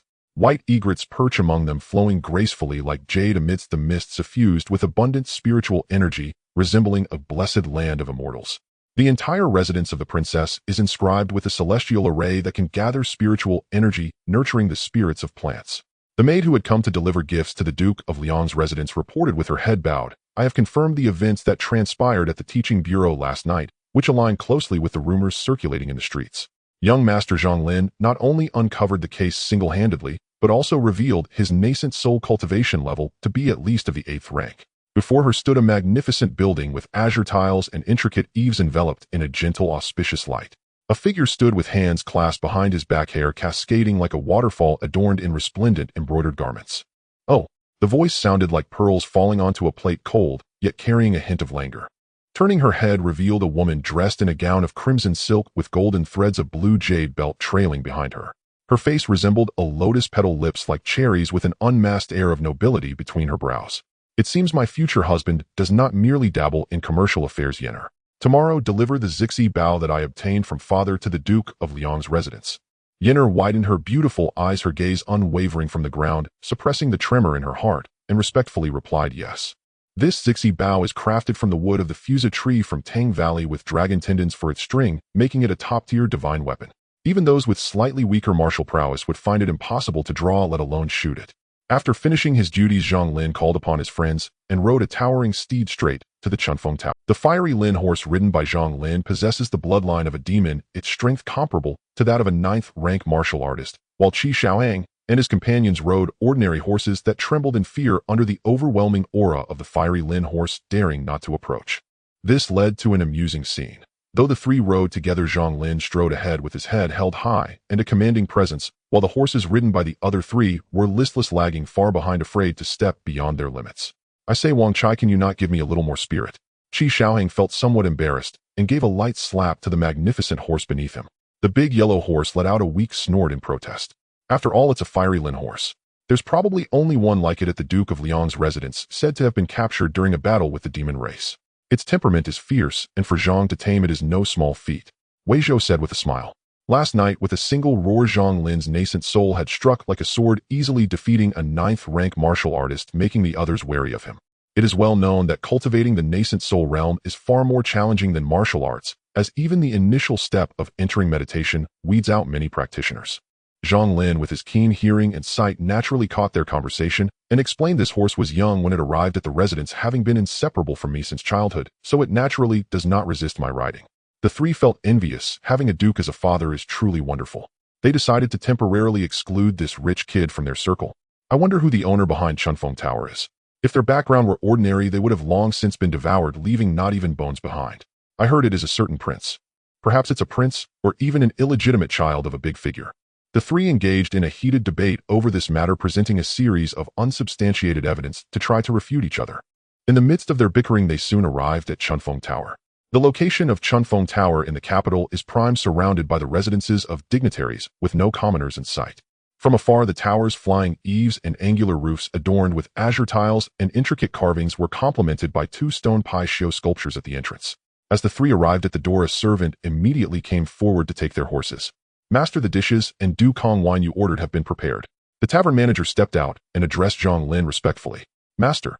Qi Xiaohang and the others almost thought their ears had malfunctioned, pointing at Zhang Lin in astonishment. You. That's right, I am the mysterious owner behind Chunfeng Tower that you spoke of. Zhang Lin smiled at the three, then added, I am not the illegitimate child of any big figure as you suggested. The three were petrified, once again experiencing what it means to have social death. The moon was bright, and the stars sparse. The night was slightly intoxicating. Zhang Lin returned to the courtyard of his residence, sitting cross-legged to cultivate. Inside his mud pill palace, a red dragon pillar was intricately carved and golden tadpole characters spun out, aligning rapidly as before. After a day's fermentation of the events from last night, coupled with his discreet efforts to stir the pot, his reputation escalated once more. Due to the strong readability of the story, it quickly gained acceptance among the public, and he obtained a substantial amount of prestige points, receiving rewards from his golden finger again. At that time, the world honored one supremely marvelous and unique. His form reflected, as if made of glass, possessing all 32 marks, was the great Arhat without leaks. The Buddhas and dragons, the sentient beings like cattle and horses. As the scripture became clear, various insights rolled within Zhang Lin's mind, resembling the roar of dragons and elephants reverberating throughout the realms. The body of the Great King of Power. The Great King is the protector of the Buddhist tantric teachings, tasked with exterminating evil spirits, and his power is unquestionable. This is a martial arts technique of Buddhism that directly aims for the martial sage realm. At the 9th rank, it can refine the skin to be as tough as elephant hide. It can refine all 206 bones of the human body to a state as hard as steel, and the muscles become as resilient as dragon tendons. Thus, it establishes an unparalleled foundation for martial arts, embodying the strength of both a dragon and an elephant. It is known that the martial arts technique passed down in the Duke of Liang's family upon reaching the peak of the 9th rank only manages to make the skin like cowhide, bones like rhinoceros horn, and tendons like those of a large python. The 206 bones of the human body can only be refined to 200. To achieve what the body of the Great King of Power does, Zhang Lin had only heard of the Great Ming martial canon cultivated by the royal family. The Great Ming martial canon was compiled after the founding Emperor Gao, having achieved the martial sage realm, conquered mountains, and destroyed temples, and gathered the strength of countless talents. The Western region's Buddhist sect led by Thunder Sound Temple has two major lineages: Pure Land sect and Tantric teachings. However, under the numerous campaigns of the founding Emperor Gao, Emperor Wen, and Emperor Li of the Ming dynasty, many lineages have been lost in the Central Plains. Even if they discover I possess their Tantric teachings, they would hardly dare to covet it. Zhang Lin calmed his mind and carefully contemplated the cultivation methods within. As his nascent soul grew stronger, cultivating martial arts became almost effortless, controlling his qi and the subtle movements of his muscles with great precision. The golden tadpole characters seemed to possess life, merging into Zhang Lin's flesh and blood. In the external world, as the technique operated, Zhang Lin was enveloped in golden light, his qi and blood radiating like the blazing sun. Though only at the 9th rank of martial arts, there was an inexplicable sense of regal dignity. The body, sitting in stillness, emitted a crackling sound from its bones and muscles, while faint golden patterns flowed across the surface of his skin. If one were to look through the flesh, they would be astonished to find his originally pure white bones gradually shifting towards a golden hue, changing tendons and bones a second body refinement. The skin became increasingly tough, exuding a heavy and ancient aura. His physique had risen to a new level compared to before. Although his strength did not reach the exaggerated level of a dragon and an elephant, he could effortlessly control 5 blood-sweating steeds. Ordinary 9th-grade bones would be impossible to dismember by 5 horses. This horse is merely a good one. If the technique were slightly inferior, it would require the strength of a nag. However, even so, the transformation had not stopped. Zhang Lin felt his stomach rumbling with hunger and immediately took out a ginseng pill from his pocket, swallowing it. A scorching aura instantly surged from his stomach, and every cell greedily absorbed its essence. 60 years of the Buddha's dragon and elephant, 30 years of the common people's cattle and horses. The power of the dragon and elephant is indeed not so easily cultivated. After swallowing the last ginseng pill, Zhang Lin could no longer resist opening his eyes, and golden light, like lightning, flashed through the void, exuding a terrifying might akin to an ancient ferocious beast. His power had indeed increased significantly. He gently placed his hand on the old locust tree behind him, pressing down slightly, and his palm sank into it, as if he were touching a block of tofu, leaving a deep palm print with clear patterns. I fear that even an 8th-grade martial artist would vomit 3 liters of blood from a single blow of mine. And Zhang Lin clicked his tongue in satisfaction. I am not yet at the limit of the 9th grade. This is the terrifying aspect of the Supreme Martial Arts Foundation. He rubbed his abdomen, feeling a lack of flavor in his mouth. A hint of dawn broke across the sky just in time for breakfast, so he began to instruct Qinghe, Qiuyi. These 2 maids were arranged by his mother to take care of him closely, usually residing in the outer room of the main courtyard. Whenever there was a need, they would respond immediately. Qinghe was lively and clever with a slender figure. Qiuyi was more rigid and robust. The 2 maids never compromised on his requests, making them somewhat of his trusted aides. Upon hearing Zhang Lin's call, the 2 maids immediately emerged from the inner room, carrying washing supplies. I can handle these myself. You 2 instruct the kitchen to prepare the true dragon meat that the princess sent last time. Having just completed the Great King of Wisdom body technique, although he had swallowed a large amount of ginseng pills, nothing could compare to the efficacy of true dragon meat. To cultivate a physique like that of a dragon and tiger, one must naturally consume dragon meat and strengthen those dragon tendons. Yes, the 2 girls did not ask further and made their way directly to the kitchen, behaving with considerable decorum. Soon dragon meat cooked with various precious herbs was served at the table, along with various side dishes and soup. Qinghe carefully served Zhang Lin a bowl of soup to cool. Enjoying the aromatic scent that filled his nostrils, Zhang Lin's mouth was filled with saliva. The so-called heavenly dragon's head and earthly donkey meat. I have tasted both, truly not in vain for this. Zhang Lin chewed, quickly devouring the half-human-sized dragon meat, skin and bones included. After last night's transformation, his bite's strength rivaled that of any fierce beast. As the dragon meat entered his belly, a tidal wave of blood surged rapidly through his physique, his muscles and bones akin to tempered steel being hammered repeatedly to expel impurities. Like autumn winds sweeping away fallen leaves, he cleared the table of food. After tidying up his attire, it was almost time to report to the Jinyiwei office. Second young master. Just as he let out the fire, Lin hoarse a voice called out to him. Zhang Lin turned to see the big maid Lu leading the way, her face filled with smiles. A slightly raised chin accompanied a petite girl in green following behind, while 2 black-armored warriors carried a golden silk nama box. This is a maid from the princess residence, Yenner. Without waiting for Lu Yi to introduce her, Yenner stepped forward, waving her hand for the 2 warriors to come closer and open the box. A long bow red as flame with a string of jade green appeared before Zhang Lin. This is... At a glance, Zhang Lin felt the emergence of a golden crow's cry and a true dragon's roar within his soul, embodying the true essence of water and fire. harmonizing the birth of the Tai Chi. This divine weapon is crafted from the wood of the Tonggu Fusong for the bow body and true dragon tendons for the bowstring. The princess has named it the Zishi Bao. The maid Yenner explained. True dragon tendons. Zhang Lin was astonished. The bow dragon king executed not long ago had his flesh enter his belly, and now the tendons were in his hands. This connection was indeed marvelous. The Zishi Bao is a peerless divine weapon. How could you, a mere 9th grade martial artist, possibly pull it? It is likely destined to gather dust at home, which is a pity for this exceptional divine weapon. Yenner couldn't help but scoff internally. She dared not disobey her master's orders, but felt regretful that such a divine weapon would gather dust. Zhang Lin's divine sense was powerful, and his thoughts moved like lightning, his perception astonishing. The little maid had no ulterior motives, and he saw through her thoughts at a glance. In the land of the 9 provinces, items are categorized into levels. Ordinary mortals use only good weapons, while those with cultivation can wield various magical artifacts. Above these are treasures, divine weapons, peerless divine weapons, and the legendary Dao weapons. Magical artifacts grant certain properties based on the user's strength. Treasures contain various incredible powers, while divine weapons possess spirit. As for peerless divine weapons, they can be refined into unity with their master, usable by both the physical body and the divine sense. Zhang Lin couldn't help but chuckle, stepping forward to grasp the Zishi Bao. Just as his dragon tendons were not yet formed, he could use the Zishi Bao to comprehend and take a shortcut to greatness. Miss. Yenner was just about to stop him. The Zishi Bao looked delicate but weighed heavily, like 1,000 pounds. Even the 2 black-armored warriors could barely lift it. Although Zhang Lin's divine sense cultivation was decent, his martial strength was merely at the 9th grade, equivalent to the strength of 5 horses. However, the next moment Zhang Lin's actions took her by surprise, nearly causing her to lose her composure. Zhang Lin rooted his feet firmly, his arm muscles bulging tendons like dragons, as taut as the Zishi Bao itself. His little finger wrapped around the dragon tendon bowstring with golden crows and true dragons spiraling around him. Bang! The entire bow was instantly drawn into a full moon shape, and upon release the bowstring struck the air, creating a crisp, explosive sound. What about? Zhang Lin exhaled a breath of turbid air, barely suppressing the boiling blood within him. His arm, hidden beneath his robe, trembled slightly, capillaries bursting on the surface of his skin. Though he had not yet achieved the dragon elephant, drawing the full moon was still somewhat strenuous. The Zishi Bao lacked arrows, using his physical body to channel blood as arrows, and his divine sense to guide his soul as arrows. Had he shot an arrow just now, Zhang Lin would likely have collapsed to the ground, having drained all his blood. Yet at the same time, the explosive power unleashed would have been astonishing. If I draw it a few times daily, I fear it won't be long before I achieve the strength of a dragon and attain the power of the dragon elephant. Zhang Lin pondered to himself.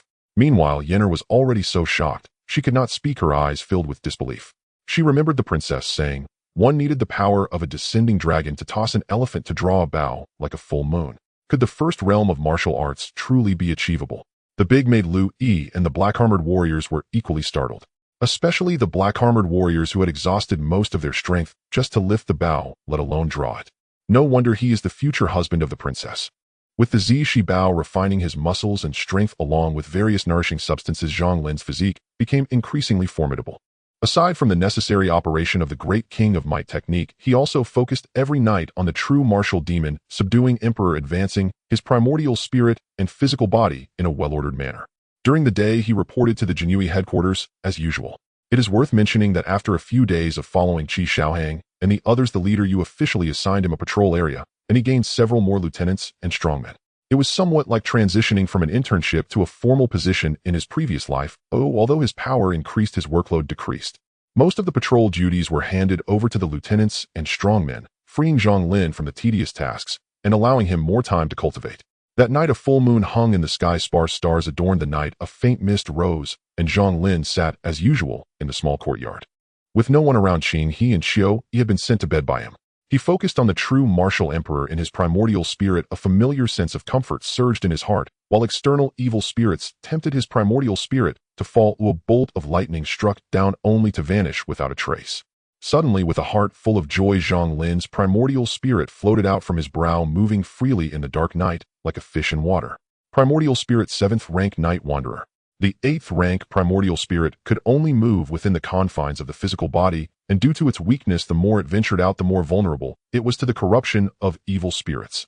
Only upon reaching the night wanderer realm can one move freely at night, without the constraints of the physical body. I don't know if it's my primordial spirit's innate talent, or if the Ziwei Xuandu Thunderjade scripture is powerful enough, but in less than a month I've advanced from having no foundation to the current 7th rank Knight Wanderer, which means I can preliminarily wield various marvels of the primordial spirit. Zhang Lin's primordial spirit floated in the air unhindered by the shackles of the physical body, moving freely, without the constraints of physical laws, much like a ghostly entity.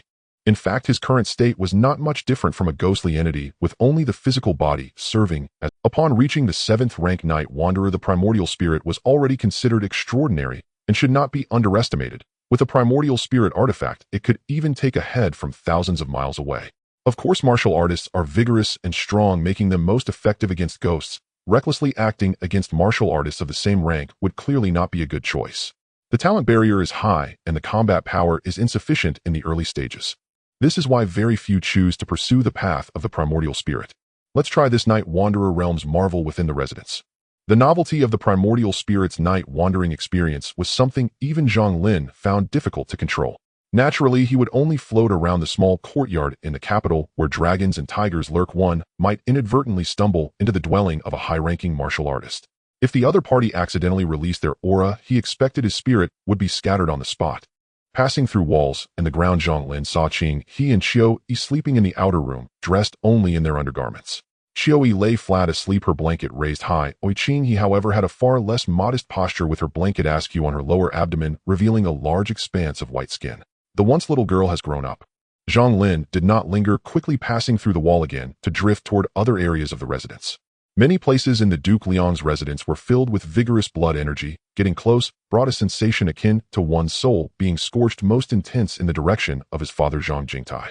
Radiating like the blazing sun, he nearly thought he was having his soul leave his body in broad daylight. It was terrifying. After playing around for a moment and completing his experience, Zhang Lin's soul returned to its place, and a heavy sense of fatigue surged like a tide. This was not physical fatigue, but rather a severe depletion of spirit akin to his previous life, when he stayed up for several nights working on problems.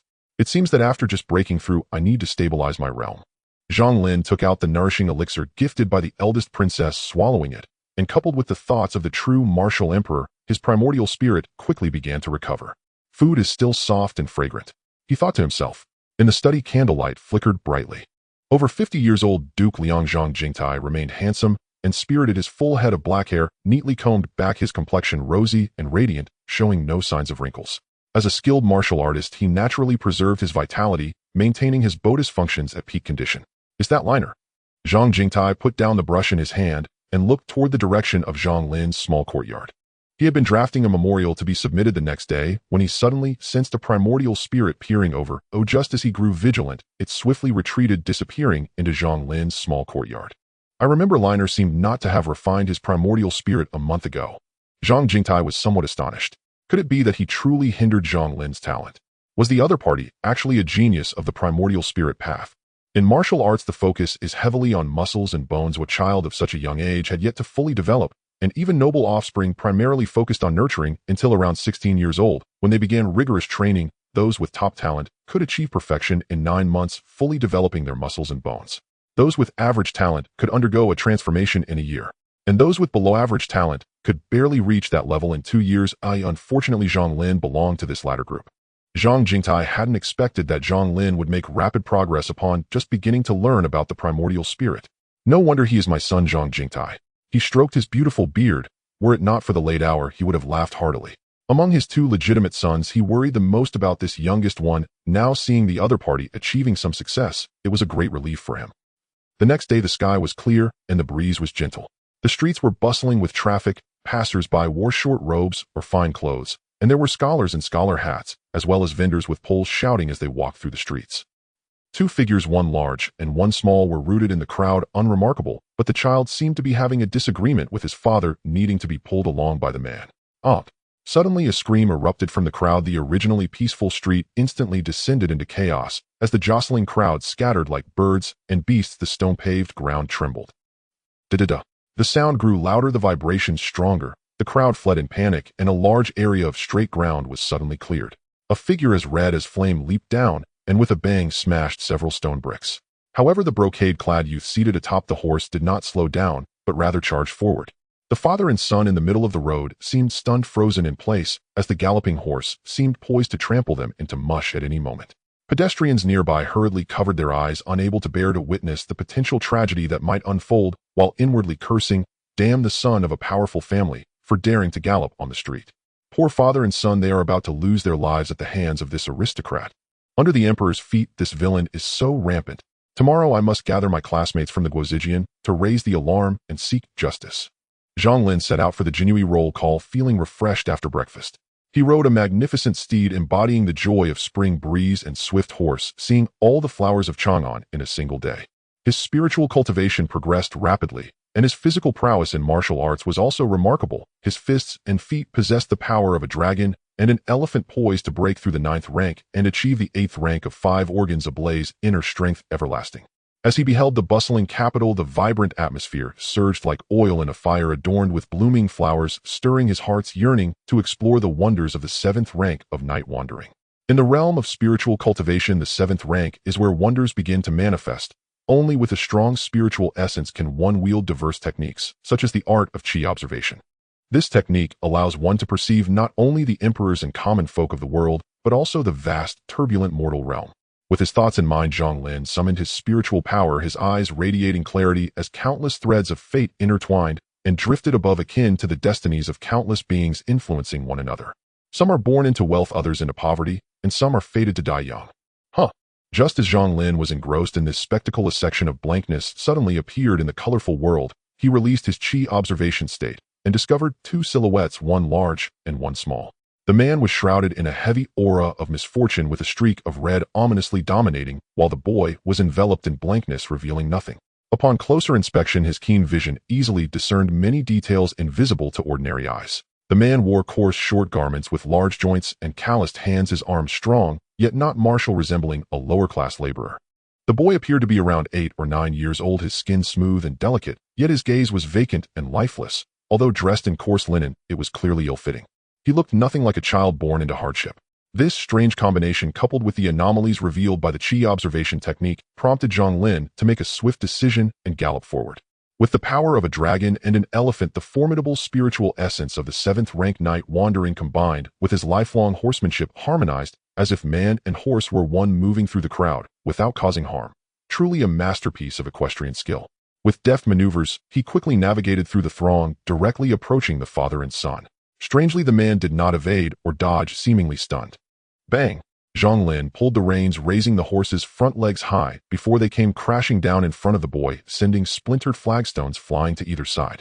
The boy remained motionless, as if completely dazed, while the man accompanying him seemed to have just come to his senses, his legs giving way as he collapsed to the ground, his face turning pale, trembling lips tightly embracing the boy. The surrounding crowd, seeing that the tragedy had not come to pass, collectively breathed a sigh of relief, only to be swiftly overtaken by a surge of outrage. Damn beast. Fortunately, no one was injured, otherwise, even skinning and flaying him wouldn't suffice for our rage. Does anyone here recognize this scoundrel? Isn't he that reckless wastrel from the Duke Liang's residence named Zhang Lin? Yes. I heard stories about him solving cases at the brothel not long ago. Who would have thought had become even more brazen as a Jinyiwei? Whether you're a common person or a scholar from the National Academy, anyone with a shred of conscience would be outraged upon witnessing such a situation. What? You're the son of a duke. With so many people here, how can you know who insulted you? You can't possibly arrest everyone and throw them into the Jinyiwei prison, can you? Many people held this thought, and in an instant public sentiment surged, seemingly ready to drown Zhang Lin, who was only a step away from being pelted with eggs and rotten vegetables. Zhang Lin remained unmoved, deaf to the insults surrounding him, looking down from his height at the father and son. How long do you intend to act? Zhang Lin remained unmoved, deaf to the insults surrounding him, looking down from his height at the father and son. How long do you intend to act? I don't quite understand. If we have offended you in any way, please don't hold it against us. Zhang Lin let out a derisive. The onlookers grew even angrier, feeling that not only had they nearly been killed, but now this scoundrel was trying to make a fool of the father and son due to his power. A student from the National Academy flushed with anger, wanting to step through the crowd to speak out against him, but was stopped by a classmate beside him. Are you out of your mind? That's the son of Duke Liang. Such a figure of authority could easily find an excuse to retaliate later. As the saying goes, the bird that sticks its head out gets shot. It's fine to shout a couple of words in the crowd, but if you confront him, you must consider the consequences. Are we just going to let this spoiled brat bully the citizens of the capital? The National Academy scholar snorted coldly. What if he is a duke? I only seek to uphold the teachings of the sage. If you dare stop me again, don't blame me for severing ties with you. With that, he waved his sleeve and brushed through the crowd, determined to intervene against Zhang Lin. Other scholars from the National Academy hung their heads and shamed, their faces flushed, while some realized what was happening and rushed after him. Wait for me. Brotherly, where are you going? To gather wood for everyone.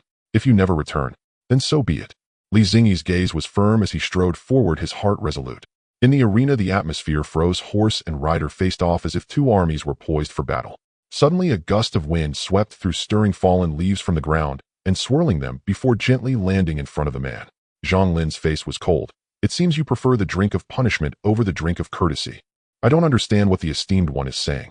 Without further ado, Zhang Lin flicked his fingers, sending a wave of spiritual power into the boy's forehead. An 8 or 9-year-old child already aware of worldly matters, I shall lift his spiritual seal and see how he responds.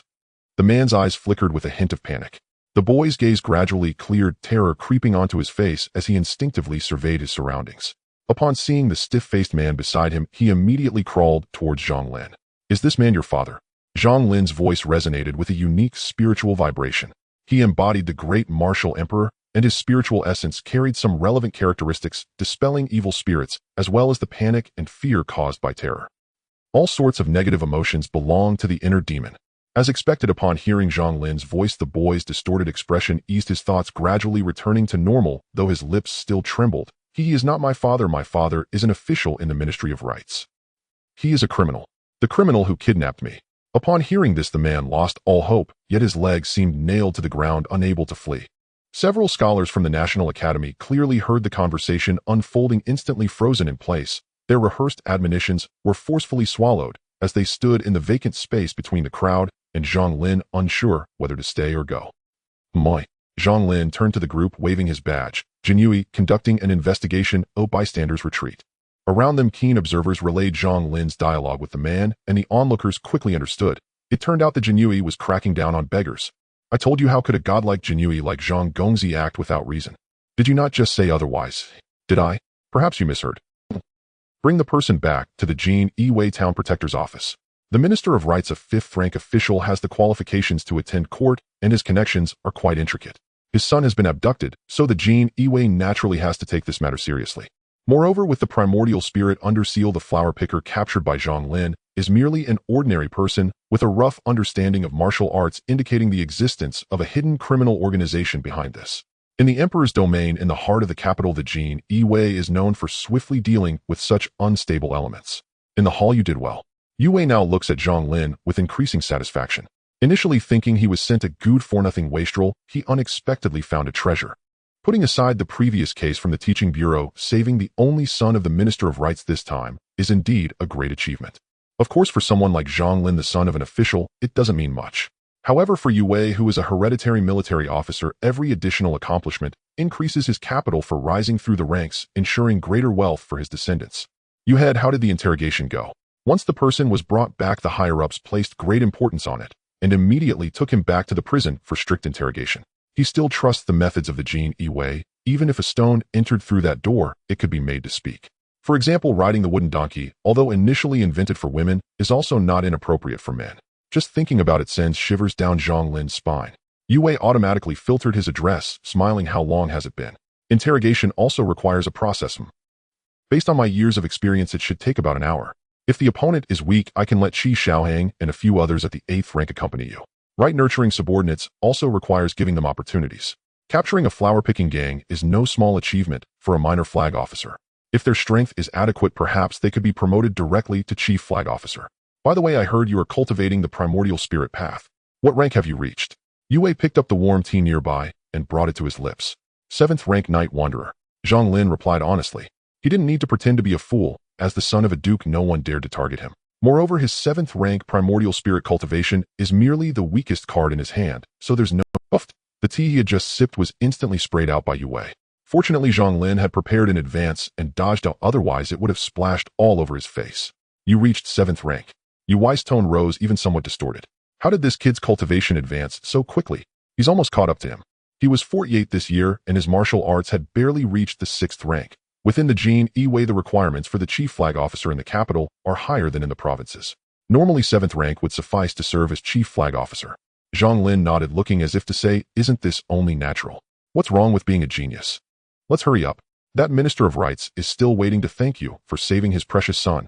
Yue waved his hand, his expression twisted. As Zhang Lin left and stepped out the door, he vaguely heard Yu Weiss scolding, "Who poured this tea? Are you trying to burn me alive?" Zhang Lin smiled, his steps becoming much lighter. Just as he reached the front hall, a middle-aged man in ill-fitting cloth garments approached him. "You must be young Master Zhang. If not for you, our young master would have suffered for a few more days. My master is waiting inside to personally thank you." His face was full of flattery, but his mood was somewhat unpleasant. Under duress, he truly did not want to come to this town protector's office, and had to specially change into rough cloth as a servant who, otherwise a steward in a brocade robe, could easily become a target for slander from malicious individuals. Zhang Lin replied with an and stepped inside. Qi Xiaohang and Zhou Enming were present, but they looked. Qi Xiaohang had some bruises on his face, while Zhou Enming looked as if he were mourning. At the main seat, a middle-aged man with a goatee and a kind demeanor was blowing on his tea. Upon seeing Zhang Lin enter, he quickly set down the teacup and hurried forward, wanting to grasp Zhang Lin's hand. Zhang Lin swiftly dodged. He was not made of glass and had no interest in the man's hand. The middle-aged man was momentarily stunned, but his expression remained normal as he naturally bowed. "Thank you, young Master Zhang, for saving my son's life, who otherwise today could have been a matter of life and death. In the past, it was always the servants taking care of my son, who I never expected that a single oversight today would lead to such a disaster." He wiped away a tear and bowed to Zhang Lin again. Zhang Lin graciously accepted the other's thanks, but felt an inexplicable sense of discomfort, unable to pay. The middle-aged man expressed a few more words of gratitude before signaling the steward waiting aside to leave. "I won't disturb young Master Zhang any longer today. Oh, I will definitely send a thank you note another day, and personally visit your home to express my thanks." The implication was clear. This time was too rushed, and he hadn't had time to prepare a thank you gift. Next time, he would come to visit Zhang Lin's home. Zhang Lin replied, thinking that the other party wanted to attach themselves to his family. After the two left, Zhang Lin finally had time to look at Qi Xiaohang and Zhou Enming. "What happened to you two?" The two of them exchanged glances. He spent all his salary and savings at the teaching bureau, and as a result went to a brothel to sleep with women without paying, which got reported to his family, resulting in a beating from his father. He went to Jinyutong to gamble and lost everything, accumulating a large debt. The two spoke, simultaneously revealing each other's secrets. Zhang Lin was speechless, as expected of you two. The hidden dragons and crouching tigers of the Jinyiwei. "Where is Wei Zhou?" "He went to interrogate the flower picker you brought back." "He's interrogating. Hee. Don't underestimate him. Wei Zhou has trained a pair of poison palms, claiming to want to refine all the poisons in the world. Interrogation is just a piece of cake for him." Thinking back to the time he witnessed a prisoner under Wei Zhou's hands begging for life, and not being able to find death, he couldn't help but shiver. "Qi Xiaohang, are you talking bad about me behind my back again?" Without seeing him, they first heard his voice. The three turned to look at the hall's entrance, where Wei Zhou still wore that smiling expression, one hand gloved, while the other was pitch black. "I knew you would be anxious, so I came right after the interrogation ended." Noticing Zhang Lin's gaze, Wei Zhou's expression remained calm as he leisurely put on the other glove. "My 10,000 poisons palm is not yet fully formed, so it tends to scare others, which is why I usually wear gloves in public." Qi Xiaohang shrugged. "If I were to talk bad about you, it would be to your face. Oh, why would I need to do it behind your back?" Wei Zhou chuckled, joking with him for a moment before his expression grew serious. "We found the location of the flower pickers in the southern part of the Yangmao Alley in the West District. There are 2 8th-rank martial artists, 5 9th-rank martial artists, and some minor fish. With this strength configuration, along with Zhang Lin and the others, plus a few school officers and strength masters responsible for cleanup, they would surely crush the opponents." "Are you sure the intelligence is accurate?" Zhang Lin asked steadily. Wei Zhou smiled confidently. "Rest assured, if the Jinyiwei cannot distinguish between true and false information, they might as well not serve as the Emperor's elite troops." Qi Xiaohang and Zhou Enming nodded in agreement. "According to you head's instructions, we can go and then draw a few school officers and strength masters as well." Since the intelligence is accurate, the group quickly finalized the battle plan. Directly charge in. The embroidered spring knife and the flying fish attire. In the dark alleys, several figures dashed swiftly. Of all the people to kidnap, why did they have to target the son of the current Minister of Rights? These fools are truly unfortunate.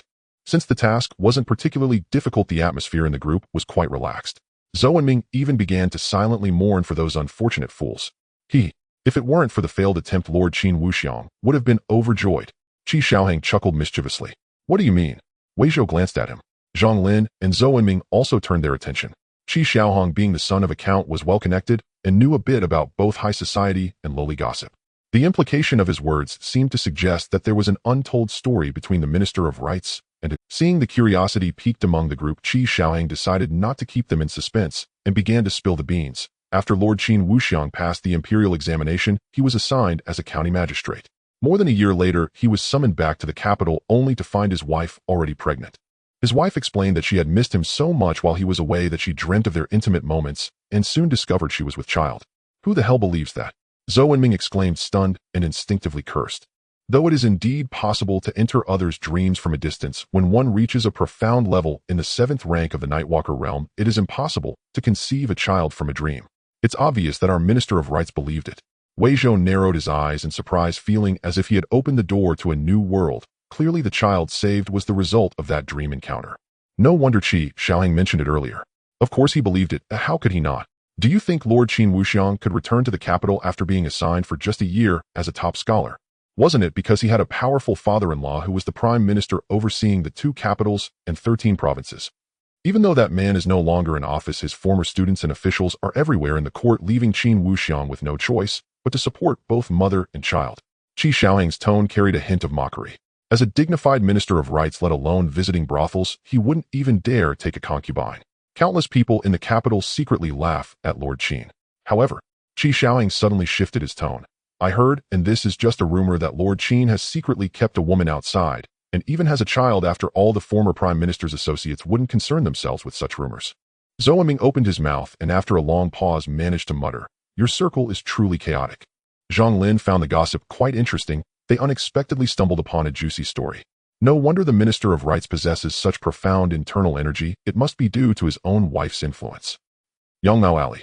As usual, only a few common folk hurried past, while 2 fierce-looking young men crouched in the shadows scanning their surroundings. Suddenly, a menacing wind seemed to come from behind them, and the 2 were about to turn around. Smack! A crisp sound echoed in the alley as 2 heads burst like ripe watermelons, splattering red and white brain matter against the wall. Zhou Enming's pupils contracted as he gazed in horror at the figure emerging from the shadows. You are a 9th rank martial artist. A light palm strike had turned a person's skull into mush, making my 8th rank internal strength feel quite embarrassing. The several lieutenants behind him landed silently, their eyes filled with shock. They initially thought he was merely a small flag officer who had gotten in through connections, but it turned out this young scion was a master of the nascent soul, and not only that, but he was exhibiting the power of a 7th rank cleansing marrow that he had earned from 9th rank body refinement. The phrase duality of cultivation involuntarily surfaced in everyone's minds, an existence unparalleled throughout history. Of course, in the span of tens of thousands of years, there have been individuals who attempted to cultivate both martial and immortal paths, hoping to achieve transcendence, yet none have succeeded. Instead, more often than not, such individuals found themselves failing on both fronts, ending up as mere commoners. But for them, such characters remained akin to geniuses. Zhang Lin did not respond, his gaze somewhat cold. On their way here, they had saved a begging child, and simultaneously dealt with the flower thieves controlling him from the shadows. The child was utterly disabled, his tongue and teeth appeared to have been crushed by something sharp, and his eyes had lost their eyeballs, leaving only withered eyelids that hollowly stared into the darkness. This appearance was merely to evoke sympathy from passers-by, to collect a few more coins.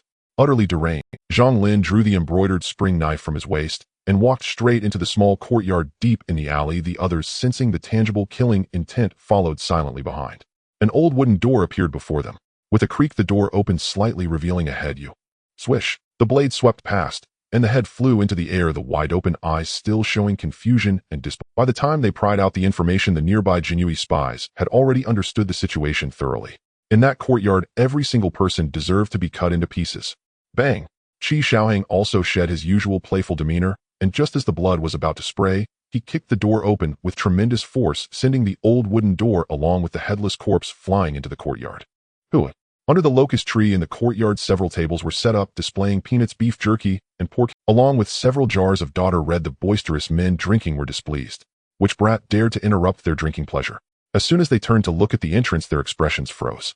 They heard the leading young man with an imposing presence coldly sneer, "Execute first, and report later. The imperial authority permits it. Today I shall witness rivers of blood." Yes. The numerous Jinyiwei behind him surged forth like wolves and tigers, blood splattering as they struck down, screams ringing out. Even 8th rank could not withstand the siege of 2 8th ranks, especially when they were elite forces among the Jinyiwei. With the regular army's coordination, a group of mismatched individuals was quickly reduced to chaos. "Spare me. I surrender. I surrender. Damn it. I'm going to fight you to the end." The Jinyiwei showed no mercy, cutting through them like vegetables, their embroidered spring knives stained a deep crimson. "Stop!" Suddenly, a thunderous shout reverberated like rolling thunder, and an intense surge of vital energy erupted from the main house in the courtyard as a figure broke through the wall, an overwhelming aura causing everyone's hearts to race. 6th rank of martial arts blood exchange realm. A cold sweat trickled down Qi Xiaoheng's forehead. He had previously felt this kind of pressure from his father. The leap of a carp into the dragon's gate, to be in the blood exchange realm, is no longer human. Jinyiwei, my apologies, please continue. Just as everyone felt anxious, the 6th rank martial artist raised his hand in salute, turning to leave. As a distinguished 6th rank, he could go wherever he pleased, at most being pursued by the Jinyiwei. Worst case, he could just change his appearance, but to kill the Jinyiwei would be to invite certain death. It is said that the Jinyiwei possesses a mirror bequeathed by the fierce martial emperor capable of surveilling the world. No one can escape its gaze. Whoosh! Just as the 6th rank martial artist turned, a beam of radiant light shot out, traversing the void and instantly piercing through his chest, leaving a gaping hole the size of a bowl, smoke rising from the wound as blood desperately attempted to escape. In the courtyard, the autumn wind swept through, carrying the scent of blood into the nostrils. The scene was utterly silent, everyone staring vacantly at the corpse lying on the ground ahead. That was a 6th grade warrior. In the Jinyiwei, he was the superior of their direct superior. At the blood exchange realm, he was already beyond human limits. The next step would be to open all the acupoints and refine the spiritual energy of heaven and earth. How long has it been since his appearance? In the blink of an eye, he was taken down. Moments later, everyone regained their senses and turned to look at Zhang Lin, who had shot the awe-inspiring arrow. He appeared with a face like golden paper, his steps unsteady. White mist swirled above his head, and a fierce longbow had inexplicably appeared in his hands. Faintly, it seemed as if golden crows were crying and true dragons were roaring in the air. Search the house. Also, send someone back to check on the condition of that person in the prison. The appearance of a 6th grade warrior was unexpected, and this is no simple matter. Zhang Lin took out a chi-replenishing pill and put away the Zixiao Bao, quickly making arrangements for the remaining. Since he had been promoted to the 7th grade night wanderer, he could now preliminarily refine the Zixiao Bao, no longer needing to carry it cumbersome by his side, as he could store it within his soul for nurturing at any time.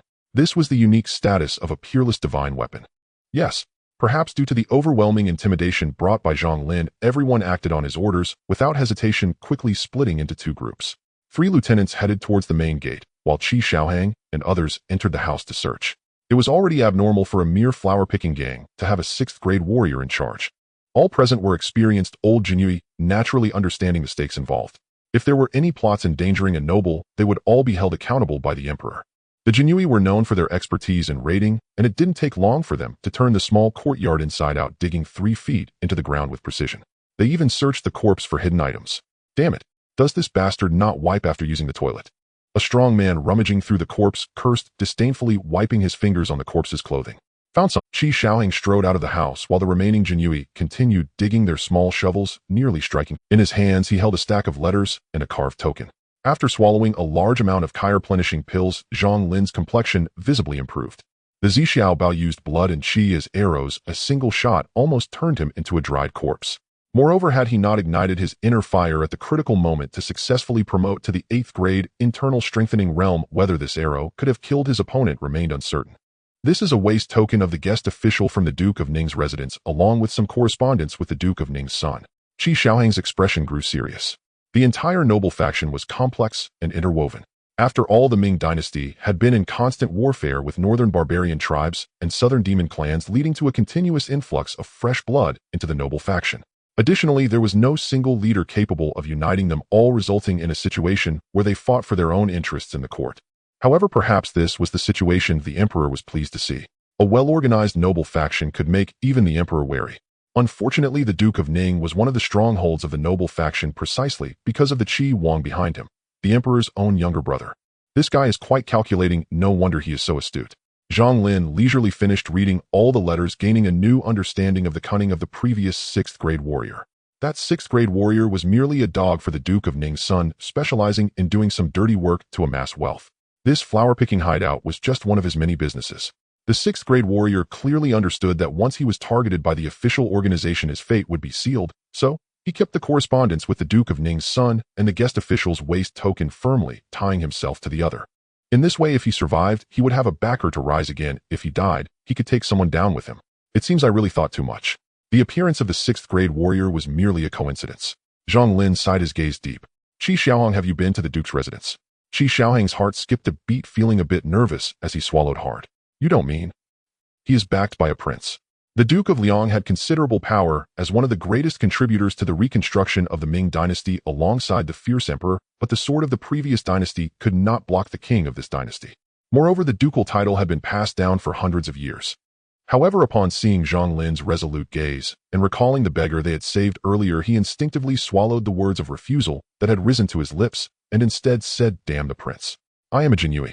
The emperor's personal army strike first and report later with imperial authority. This time consider me accompanying you, my brother." Zhang Lin smirked, patted him on the shoulder, and walked past him into the house.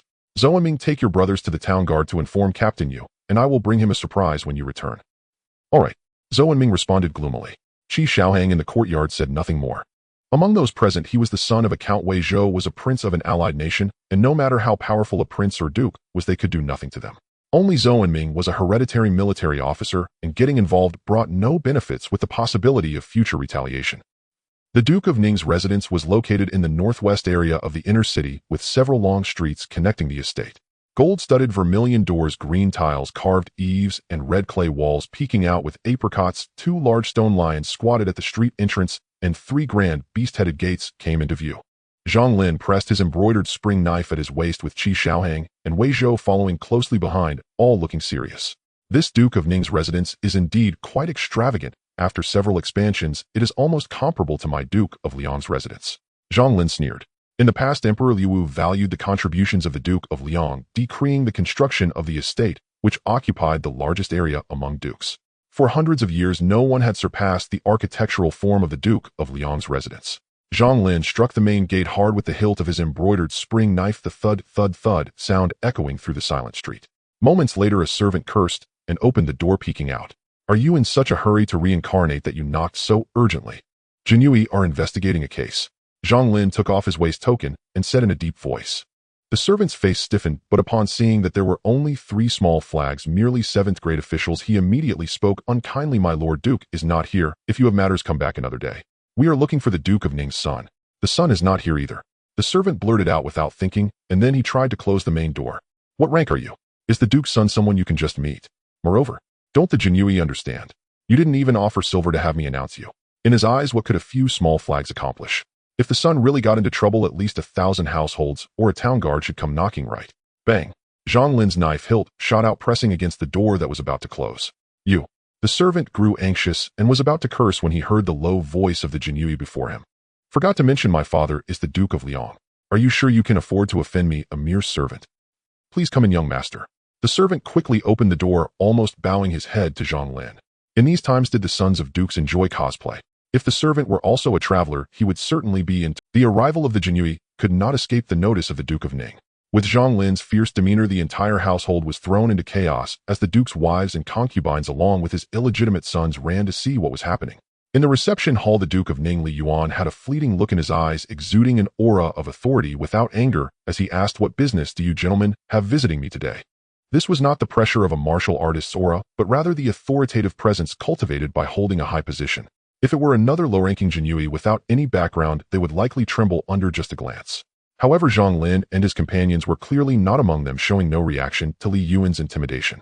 "Uncle Li, today my nephew has uncovered a major case." Zhang Lin spoke endearingly, but in reality the two families had no connection. Just as we were concluding the case, a 6th-grade martial artist suddenly charged out. "If it weren't for the Zihua Bao gifted to me by the princess, we might have met our end there." Zhang Lin rambled on, emphasizing that we almost met our demise, feeling justified in his anger as the son of a duke nearly lost his life. So seeking to find the mastermind behind this and vent my frustrations seems reasonable, right? As my uncle, wouldn't it be inappropriate for you to stop me? Zhang Lin was playing the moral card. If the other party lacked ethics, he would have to resort to plan B, simply to seize the person. Li Yuan showed little reaction, but his gaze flickered when he heard the words Zihua Bao. The Zihua Bao, crafted from the sacred tree of the Tang Valley and strung with true dragon tendons, was a legendary weapon. It was said that the princess had to beg the emperor for a long time to obtain it, only to turn around and give it to Zhang Lin. What surprised Li Yuan the most was that this kid was able to wield it. After defeating the 6th-grade martial artist, we dug 3 feet into the ground and found. The true mastermind behind this was actually brotherly sure. Zhang Lin said with a grin, looking at Li Yuan. "Uncle Li, don't you think we deserve an explanation?" Li Yuan's eyes momentarily lost focus and the atmosphere in the room became tense. In the Jinyiwei's Jinfu division, Yu Wei, enjoying tea in the hall, felt at ease. Once in the position of commander, there was no need for patrols. On days without tasks, life was even easier than Zhang Lin's. With the might of the Ming dynasty, especially in the capital, no demon dared to challenge the authority of the Ming emperor. Conversely, the Jinyiwei in various regions were busy suppressing demons and monitoring virtuous deities. Comfortable Yue drained his cup and stroked his beard, lamenting it would be even better with some wine. However, Jinyiwei regulations prohibited drinking during duty hours. At that moment, Zhou Enming rushed in. Captain, something big has happened. Yue cursed under his breath. This kid had learned bad habits from Zhang Lin. What could possibly be the matter? A few people escaped. I say you are all seasoned, Jinyiwei.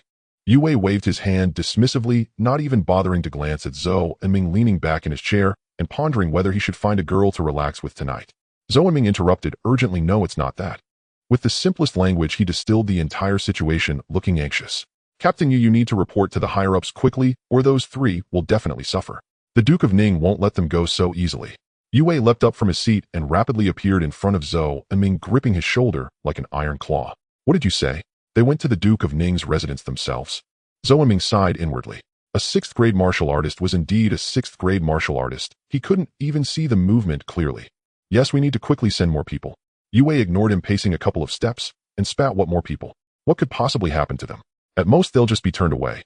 He had realized that the Duke of Ning did not have the guts to touch them, whether it was due to their status or their backgrounds. These noble scions were nothing but a headache.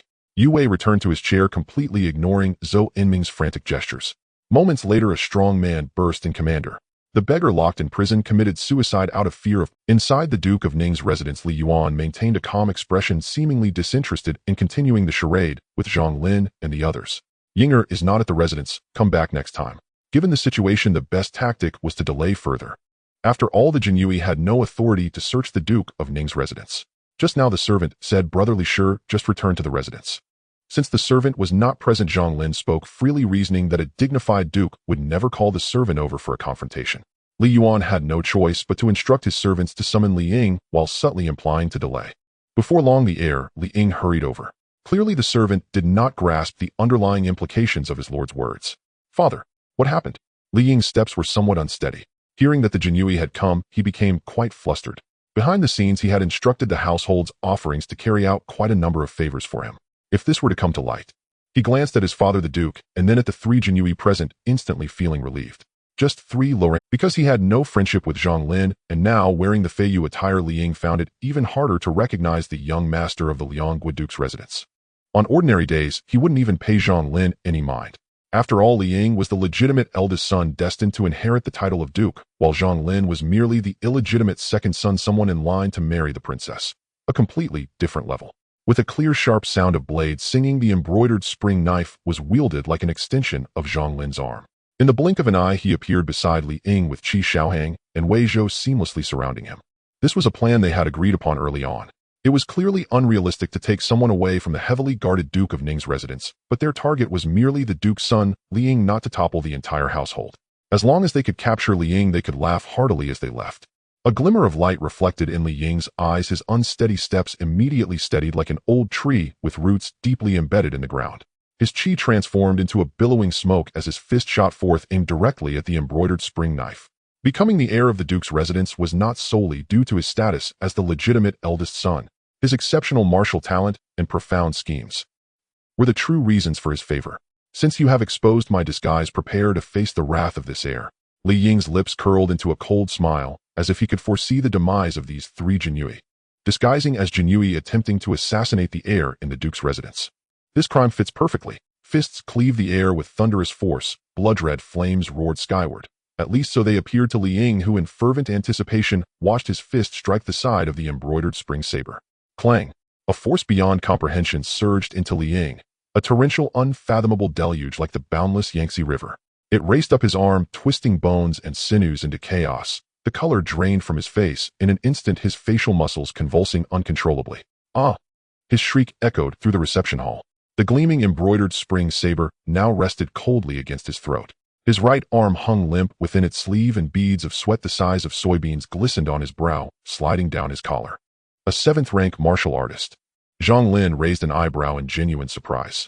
He had assumed the man was merely another idle, incompetent scion, never suspecting such depth lay concealed beneath. Every soul in the Ningguo Duke's mansion, be they young or old, was made of silver coin. To commit violence within the Duke's residence, You must weigh the consequences carefully.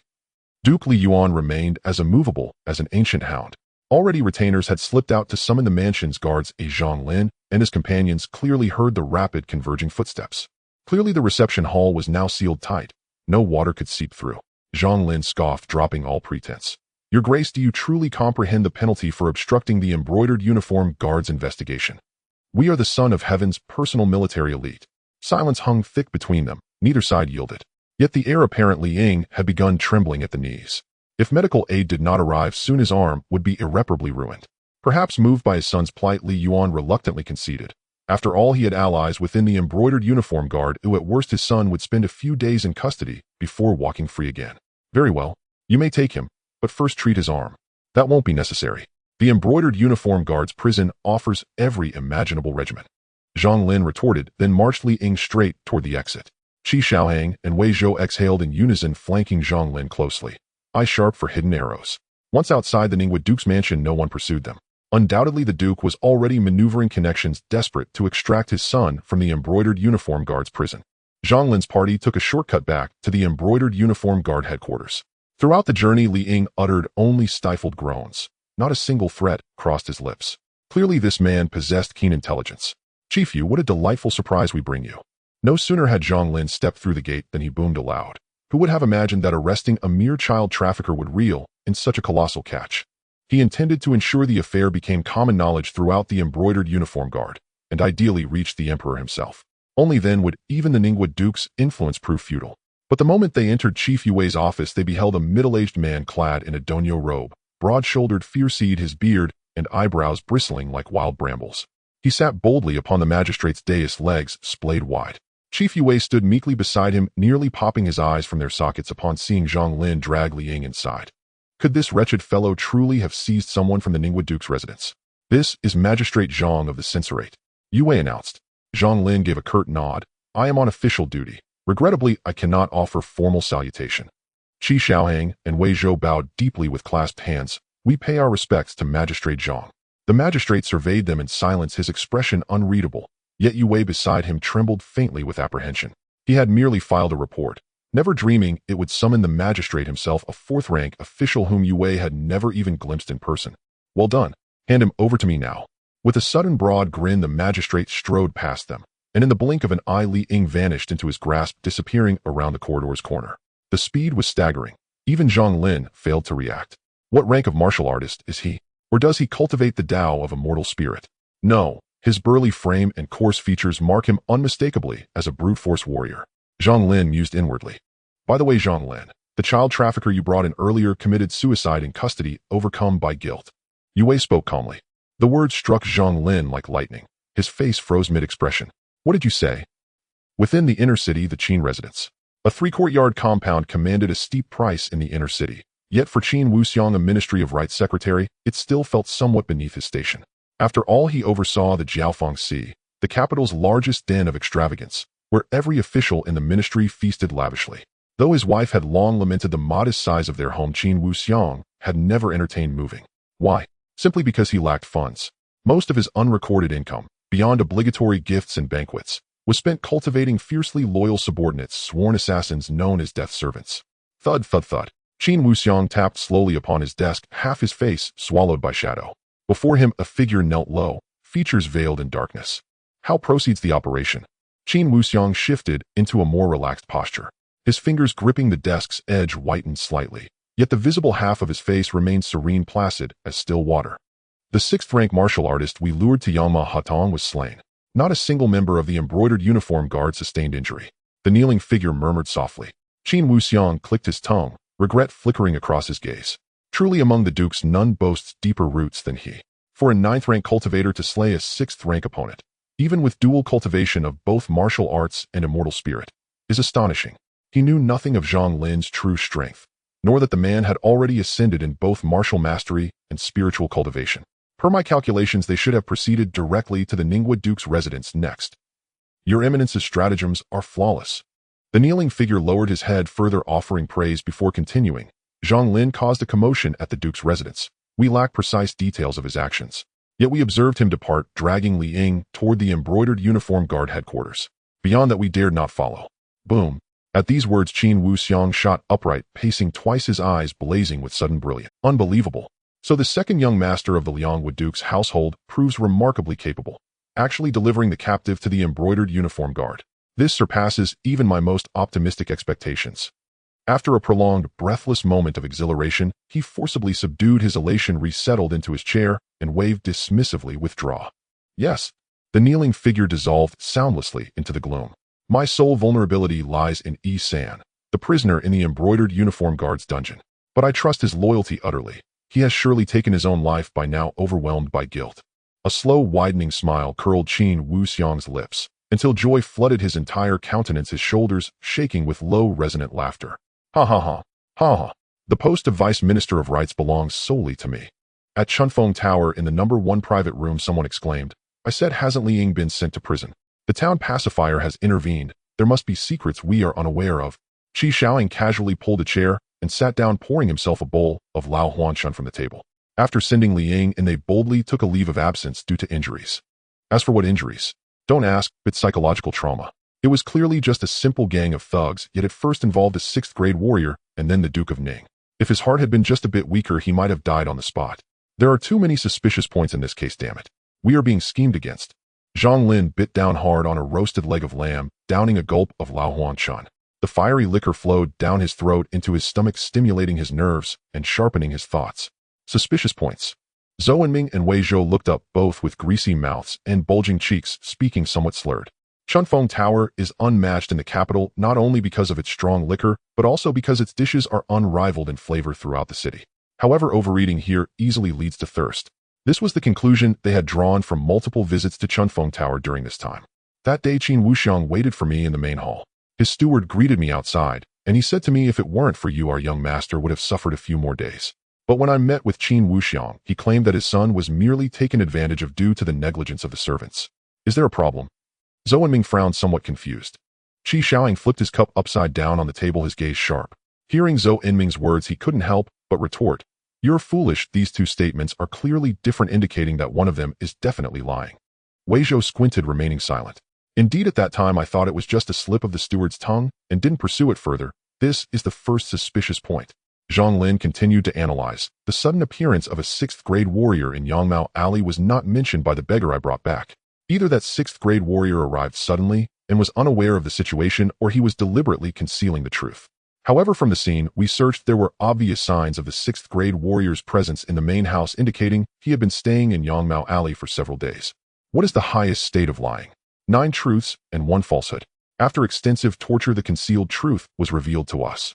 If you say this guy hasn't undergone special training, I wouldn't believe it. Zhang Lin looked at Wei Zhou, who was hesitant to speak. This is the second suspicious point. The third point is what ultimately confirmed my suspicion about the beggar. He committed suicide out of fear of punishment. Wei Zhou frowned. I visited the prison and confirmed it was indeed suicide, ruling out the possibility of murder. Zhang Lin nodded. If a person is determined to die, does he need to endure severe torture before he dies? Just to mislead us, to pull a group of Jinyiwei down with him and then commit suicide. It's like a criminal who knows the first trial is whipping, the second is boiling, and the third is the beauty trap. So he grits his teeth and insists on enduring until we deploy the beauty trap. The 3 present couldn't help but laugh at this marvelous analogy. His final suicide out of fear of punishment was like completing a task, but it was also a disguise to cover something up. Zhang Lin stood up, delivering a final verdict. This guy is a standard death warrior. Boom. Hearing the last sentence, the 3 felt as if a lightning bolt struck their minds, and the previous doubts instantly dissipated. The 3 couldn't help but exchange glances, then spoke in unison. Qin Wuxiang. But what is his purpose? Wei Zhou keenly sensed the key point. Everyone has a purpose in their actions, especially someone like this old coin who has long been floating in the political sea. He wouldn't waste a death warrior to accomplish a meaningless task. I learned from my father that the former Right Vice Minister of Rights was investigated for corruption and is now vacant. Several factions in the court are nearly fighting over this position. Zhang Lin used his finger like a knife, sending solid red oak shards flying, revealing the digits 2 and 3. What is this? Qi Shaohang and the others looked somewhat puzzled. Zhang Lin calmly said, since the previous crown prince passed away, the empress has had no more children. The emperor seems to have no intention of establishing a crown prince again. The 2nd and 3rd princes, along with other princes, are eager to try forming alliances with ministers in the court. Seeing that the emperor did not intervene, the court officials also began to have ideas, each secretly betting on their favorite princes. The second prince's faction and the third prince's faction are the most fierce with the largest influence among the princes. He paused and added, the Duke of Ning's support comes from the Qi Wang who backs the second prince. In other words, the Duke of Ning is actually part of the second prince's faction. Which faction does Qin Wuxiang belong to? Zhou Enming asked excitedly, feeling he had stumbled upon secrets beyond his level. He doesn't belong to any faction. Huh. He is the son-in-law of the former chief minister and has connections with many high-ranking officials in the court, naturally bearing the mark of the former chief minister. However, everyone looks down on his character, so he was placed in this middle position of the right minister of rights. Qin Wuxiang appears amiable, but in reality, he is also a restless character. I suspect he secretly wants to ally with the third prince's faction, so he orchestrated this incident as a token of allegiance, also proving his capabilities at the best opportunity. With this clarity, it is not difficult to deduce Qin Wuxiang's plan. He had long secretly discovered some dirty dealings regarding Li Ying, the heir of the Duke of Ning, but kept it under wraps, even sending a dark operative to infiltrate the situation. Given this old fox's character, it's likely that the third prince's men have also investigated. After contacting the third prince, he first sent that dark operative to kidnap his own son, lingering along the route Zhang Lin must take. This explains why the steward mistakenly thought his young master had been captured for several days. In reality, he had been lying in wait for Zhang Lin, deliberately exposing a flaw. Otherwise, the beggar group wouldn't have a master skilled in spiritual cultivation, and they couldn't possibly seal Qin Zioda's divine sense. He was just waiting for Zhang Lin to catch someone, and the dark operative would spill information. The strongest among the thugs could only be of the 8th grade, so, with the eager ambition of youth, Zhang Lin would surely go. This would lead to two possible outcomes. Zhang Lin dies, the Duke of Liang becomes furious, and upon investigation discovers that the heir of the Duke of Ning is behind it. The two sides would then undoubtedly clash, leaving no time to compete for the position of right vice minister of rights, allowing Qin Wuxiang to smoothly join the third prince's faction. The second outcome is that Zhang Lin narrowly escapes death, inevitably clashing with the Duke of Ning's household. Given the character of a playboy, this matter has a high chance of escalating, provoking a conflict between the second prince's faction and the Duke of Liang, thus striking a blow to the second prince's faction and winning favor from the third prince. However, currently the developments are somewhat beyond Qin Wuxiang's expectations. With Li Ying imprisoned by the Jinyiwei, as long as the Duke of Ning wants to rescue his son, the third prince's faction effectively holds the initiative. At that point, a wave of political bargaining would make the minor position of right vice minister of rights easily attainable. It must be said that Zhang Lin's reasoning aligns closely with what Qin Wuxiang was thinking, except for a few details. Shameless old villain. A malignant tumor in the bureaucracy. Upon hearing Zhang Lin's deduction, Qi Xiaohang and Wei Zhou instantly bristled with indignation, delivering precise and scathing appraisals of Qin Wuxiang. The man certainly cut a respectable figure. Were one ignorant of his sordid deeds, one might easily mistake him for a benevolent, venerable elder. Zhou Enming glanced first at Qi Xiaohang, then at Zhang Lin. His face flushed crimson, before finally stammering, I think so too. Is that you, Zoida? Zhang Lin couldn't help but mutter inwardly. Given the entrenched norms of officialdom, the most likely outcome is that this wretched old villain Qin Wuxiang ascends to the post of right vice minister of rights, securing his alliance with the third prince, shedding the taint of the former grand counselor, bringing his concubine from outside the mansion back into the household, taking several more junior wives, and thus scaling the very pinnacle of worldly success. That scoundrel Li Ying walked free from the Jinyiwei prison unscathed thanks to the Ningguo Duke's machinations. At this, Zhang Lin's lips twitched. What filthy politics! There's no helping it. Even if your father, the Liangwu Duke, intervened directly, he could not compel the third prince's faction to abandon Qin Wuxiang. Qi Xiaohang spread his hands in resignation.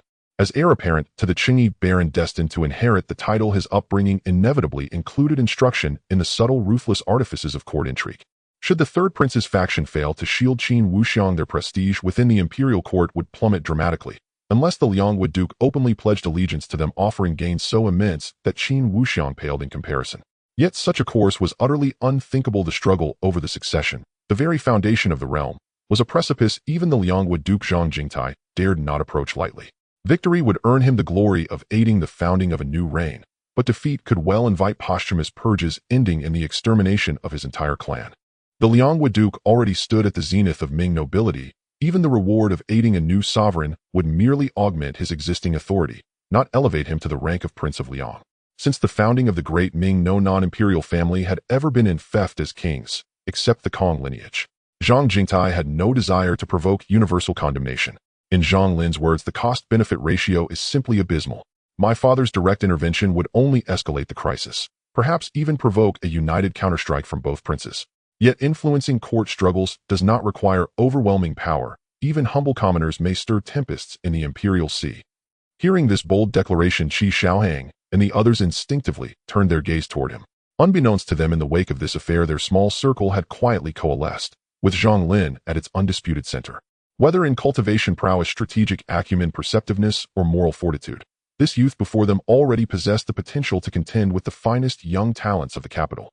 Watching their curious expressions, Zhang Lin grinned slyly. Now prepare to witness the irresistible allure of wealth. The next day, at the third watch of the fifth gong, before dawn broke, the civil and military ministers, long assembled outside the Meridian Gate, entered the palace in orderly fashion, guided by the deep resonant tolling of the great bell. Though termed civil and military ministers, their number scarcely exceeded 100, and only 40 or 50 held the privilege of entering the Hall of Supreme Harmony to face the Son of Heaven himself. They were all high-ranking officials of the third rank or above, imperial kinsmen generals commanding real authority. Even censors of the censorate, secretaries, and directors of the 6 ministries appeared only when matters demanded their presence. Qin Wuxiang clearly did not belong among them. Yet once elevated to Right Vice Minister of Rights, he would join that rarefied echelon of third-rank dignitaries who formed the apex of Ming political power. That was precisely why he schemed so relentlessly, maneuvered so deftly, and risked so much to seize this prize. Success promised rewards beyond imagination. Within the Hall of Supreme Harmony, eunuchs held aloft lanterns, palace maids fanned gently, their silhouettes mirrored across the vast chamber, while civil and military ministers stood in their prescribed ranks, exchanging hushed remarks in the emperor's absence. The clamor was scarcely more refined than that of a bustling marketplace. Do not romanticize these imperial audiences. When stakes ran high, civil officials might roll up their sleeves and trade blows on the spot, some even returning home with blackened eyes and swollen faces. Their families would ask nothing and receive no answer. The Great Ming rose by martial virtue, a tradition intensified since the reign of Emperor Liu. Even the scholars of the Imperial Academy mastered all 6 noble arts: rites, music, archery, charioteering, calligraphy, and mathematics. It was no mere affectation when Confucian scholars walked city streets with swords at their waists. They truly drew steel in righteous fury. 3 sharp cracks of the ceremonial whip silenced the hall. Brilliant palace blossoms drifted down, the pearl and jade curtain parted, its golden hooks descending, revealing in silhouette the imperial palanquin, followed closely by dragon and phoenix fans and landscape fans. Once the Taikong Emperor settled upon the dragon throne, a palpable assessing gaze swept across the ministers. Moments later, the emperor's chief eunuch proclaimed in ringing tones, "Those with petitions step forward, those without withdraw." At that, a censor from the censorate stirred, poised to advance, until the Ningguo Duke swiftly signaled restraint. Instantly, a secretary from the Ministry of Personnel stepped forth and declared in clear, resonant voice, "Your Majesty, this subject petitions."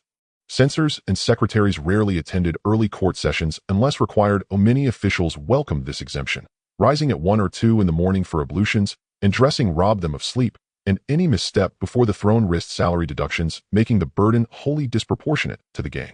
Thus, the few censors and secretaries present that morning served merely as vanguards for greater powers. The senior ministers understood this perfectly, and each stood motionless, eyes lowered, feigning utter disengagement. "Granted," a stern voice issued from behind the beaded curtain. With imperial permission secured, the secretary petitioned, "The former Right Vice Minister of Rights Li Yuanlong has been imprisoned by the Jinyiwei for embezzlement. The Ministry of Rights now lacks leadership. May your Majesty render a timely decision." Having spoken, he retreated to his rank and fell silent. As a mere 7th-rank official, the secretary wielded little influence. Yet no one found his outspokenness surprising. His role, after all, was precisely to initiate debate. "What say you, esteemed ministers?" For 20 years since ascending the Hall of Supreme Harmony, the Taikong Emperor had cultivated an image of enlightened rulership among his civil and military ministers. His sole flaw might have been excessive reliance on the Jinyiwei, merciless when severity was called for, his mastery of imperial statecraft bordering on consummate. This subject recommends Qin Wuxiang, director of the Ministry of Rights. Unacceptable.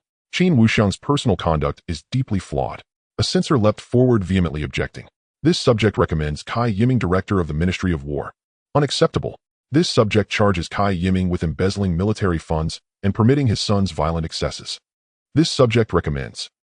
One minister after another proposed candidates, seeking to place loyalists in key posts, only to be relentlessly assailed by censors and secretaries until they nearly lost composure. By the time the cycle concluded, Qin Wuxiang paradoxically emerged as the most viable candidate. Flawed personal conduct was a charge easily leveled or dismissed, as it violated no statute. Indeed, the emperor often preferred such men. Such men, once granted a morsel of favor, would strike precisely where commanded. Chunfeng Building.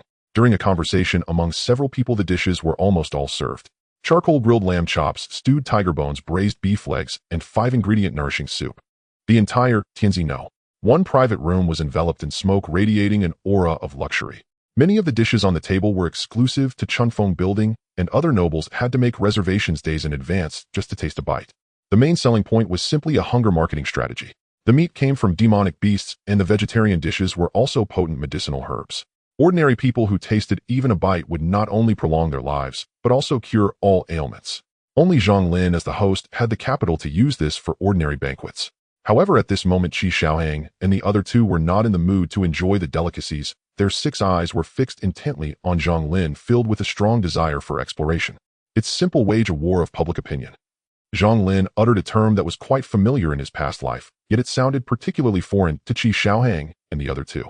Public opinion. What is that? Qin Wuxiang wanted to use force against force involving his son to catch Li Ying through our hands. This way he would have a reason to impeach the Duke of Ning behind Li Ying. As long as the Duke of Ning still wanted to save his son, he would have to bow to Qin Wuxiang, which meant bowing to the third prince's faction. The third prince would surely take the opportunity to propose some reasonable demands. For instance, to place his trusted subordinates in certain positions, with the right vice minister of the Ministry of Rights being one of them. As long as the second prince did not want to provoke the Duke of Ning, he would certainly not refuse. After all, the support of a duke was crucial. What we need to do is eliminate the biggest bargaining chip in Qin Wuxiang's hand. Make it impossible for him to threaten the second prince's faction and disgust him in the process. Zhang Lin explained in simple terms. Although they didn't yet understand what public opinion meant, they roughly grasped the direction of their next actions. Eliminate Li Ying. Crude. Zhang Lin scolded with a laugh. Do you think a few of us can take down a noble's son in the Jinyiwei prison? Although they had never personally visited Li Ying, they could easily deduce that he must be heavily guarded and now inaccessible to ordinary people. Aside from the restriction of personal freedom, Li Ying's treatment was likely no different from that outside. Then, right now our advantage lies in the fact that the enemy is open while we are hidden. Qin Wuxiang probably still doesn't know that we have deduced his plan. Only the few of us know that Li Ying has orchestrated the human trafficking organization that has been imprisoned by the Jinyiwei, and even if others are aware, they cannot publicly expose it due to various calculations for fear of being targeted by both the second and third princes. But I'm not afraid. My father is a duke, my brother will be a future duke, my future wife will be a princess. If I let the entire capital know about Li Ying's crimes, I can use public sentiment to force the authorities to investigate the case. After reciting his list of titles, Zhang Lin felt that his background was terrifyingly strong. With wealth and connections, how would Qin Wuxiang break the deadlock? Oh. Qi Xiaohang and the other two suddenly brightened up. Now that you mention it, we understand. The second prince's faction and the third prince's faction are both forcibly suppressing this case as a trade-off. Although we are not qualified to sit at the table, we can overturn the table. Exactly. In the Golden Lawn Hall, officials were arguing endlessly, with some even turning red in the face and spitting while speaking. Typical representatives included several officials and censors. In any case, as long as you support what I oppose and oppose what I support. Shameless old thief. Dare to spit in my... One of the deputy ministers of War cornered, swung his fist, and struck the censor beside him instantly, leaving a bruise around the eye, and his official hat flew backwards as he fell on his backside. The howls immediately echoed through the Golden Lawn Hall. You rascal. Daring to commit violence in front of the court. This matter is not over with you. Slap. Slap. Slap. The sound of the ruler echoed again, and the sharp voice of the attendant spread throughout the Golden Lawn Hall. Deputy Minister of War Zhang Jingwu has displayed improper conduct in front of the court, fined 1 month's salary as a warning. Zhang Jingwu lowered his sleeves and returned to his position obediently. I know my fault. As he lifted his head, he cast a provocative glance at the censor, who felt even more wronged. This matter shall be submitted to the Ministry of Personnel for further discussion in the cabinet. The Emperor Taikong on the dragon throne seemed unwilling to let this farce continue and spoke to put a comma on the matter. We will follow your Majesty's orders. The streets of the capital were as lively and prosperous as ever, with citizens bustling to make a living. Life seemed to have changed little. A children's rhyme suddenly became popular among kids, and a few articulate storytellers appeared in the taverns, while several opera troupes were set up on the streets with the villainous protagonist. All being a young man named Li Ying. Coincidentally, his father was also the Duke of Ning. Driven by money, various stories about Li Ying quickly spread, such as Zhang's orphan, which told of how the human trafficking group controlled by Li Ying led to the Zhang family's ruin, and a close friend of the Zhang family sacrificed their own child to save the last descendant of the Zhang family. When the Zhang orphan grew up and sought revenge, he discovered that the opposing party was the son of the powerful Duke of Ning. In despair, he took to the streets to accuse the court, but was brutally killed by the guards. After the death of the Zhang orphan, the heavens mourned, and in the hot June snowflakes fell like goose feathers. The emperor ordered a thorough investigation of the matter, ultimately bringing justice to the Zhang orphan, while Li Ying was also executed. There was also seeking carp through ice. Li heir had a son in his middle age, and on a snowy winter day his young child desired to eat carp. Without hesitation, Li heir went to the frozen river and used his body heat to melt the ice. Moved by the heavens, several carp jumped out. But when Li heir happily returned home with the carp, he found that his son had already been sold by Li Ying's human trafficking group. These stories had not been circulated in the history of the Gao Wu Daming, but became an immediate sensation throughout the capital once adapted by Zhang Lin. Grievances, street accusations, and settling old scores. Combined with elements of tragedy, and the ending resonated with the mainstream, making it a standard cultural phenomenon loved by the masses. Li Ying's name spread throughout the capital in such a bizarre manner. At the Qin Manor, Qin Wuxiang sat in his small courtyard sipping tea while admiring the blooming roses, estimating that the results of the morning court meeting should be coming soon. In a few days, he would be the right vice minister of the Ministry of Rights, feeling quite relaxed. "Sir." Suddenly, the housekeeper's excited voice came from the door, wrapped in a brocade robe and fragrant breeze, instantly hitting Qin Wuxiang's face. "What is the rush?" Qin Wuxiang asked with a smile. He usually wore the mask of a good-natured person, and with the happy occasion approaching, he didn't mind the housekeeper's impetuousness. "A great event, my lord," the housekeeper gasped. "A great event." Qin Wuxiang thought that the morning court meeting had announced his appointment as the right vice minister, and his smile involuntarily widened. "I heard that the human trafficker who abducted the young master a few days ago was actually masterminded by Li Ying, the son of the Duke of Ning. Fortunately, the Jinyiwei was sharpied and has taken Li Ying into custody, and the authorities will publicly hear the case soon."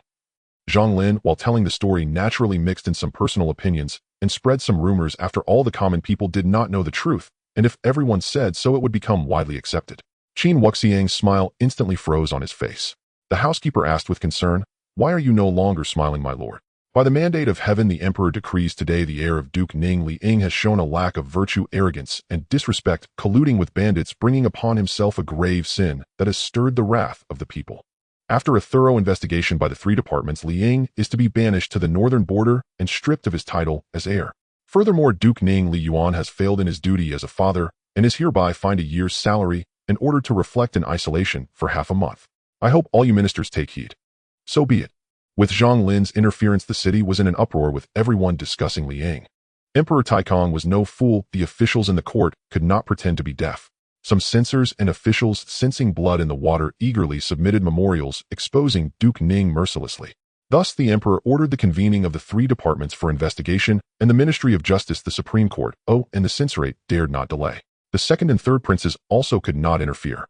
Not to mention, they hadn't even ascended to the position of crown prince. Even if they did, they would still be under the emperor's thumb, afraid to make any small moves, watching helplessly as Li Ying confessed.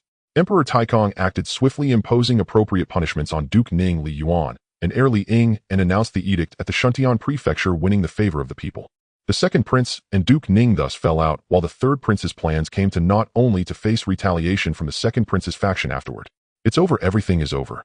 After receiving the news of Li Ying's banishment, Qin Wuxiang fell ill at home, his complexion pale, as if he had aged a decade overnight. He was a clever man. The uproar over Li Ying's imprisonment by the Jinyiwei must have been orchestrated by unseen hands. If the other party had discerned his plans, he could very well be the next target. Unfortunately, he had already been abandoned by the third prince's faction, otherwise he wouldn't be left so in the dark, at least knowing that the one stirring trouble was Zhang Lin, the reckless scion he had always underestimated. "Madam." Qin Wuxiang suddenly sat up, his voice urgent. "Pack our belongings. Tomorrow I shall resign and return home." The door was kicked open, and the autumn wind rushed in, flickering the candlelight inside.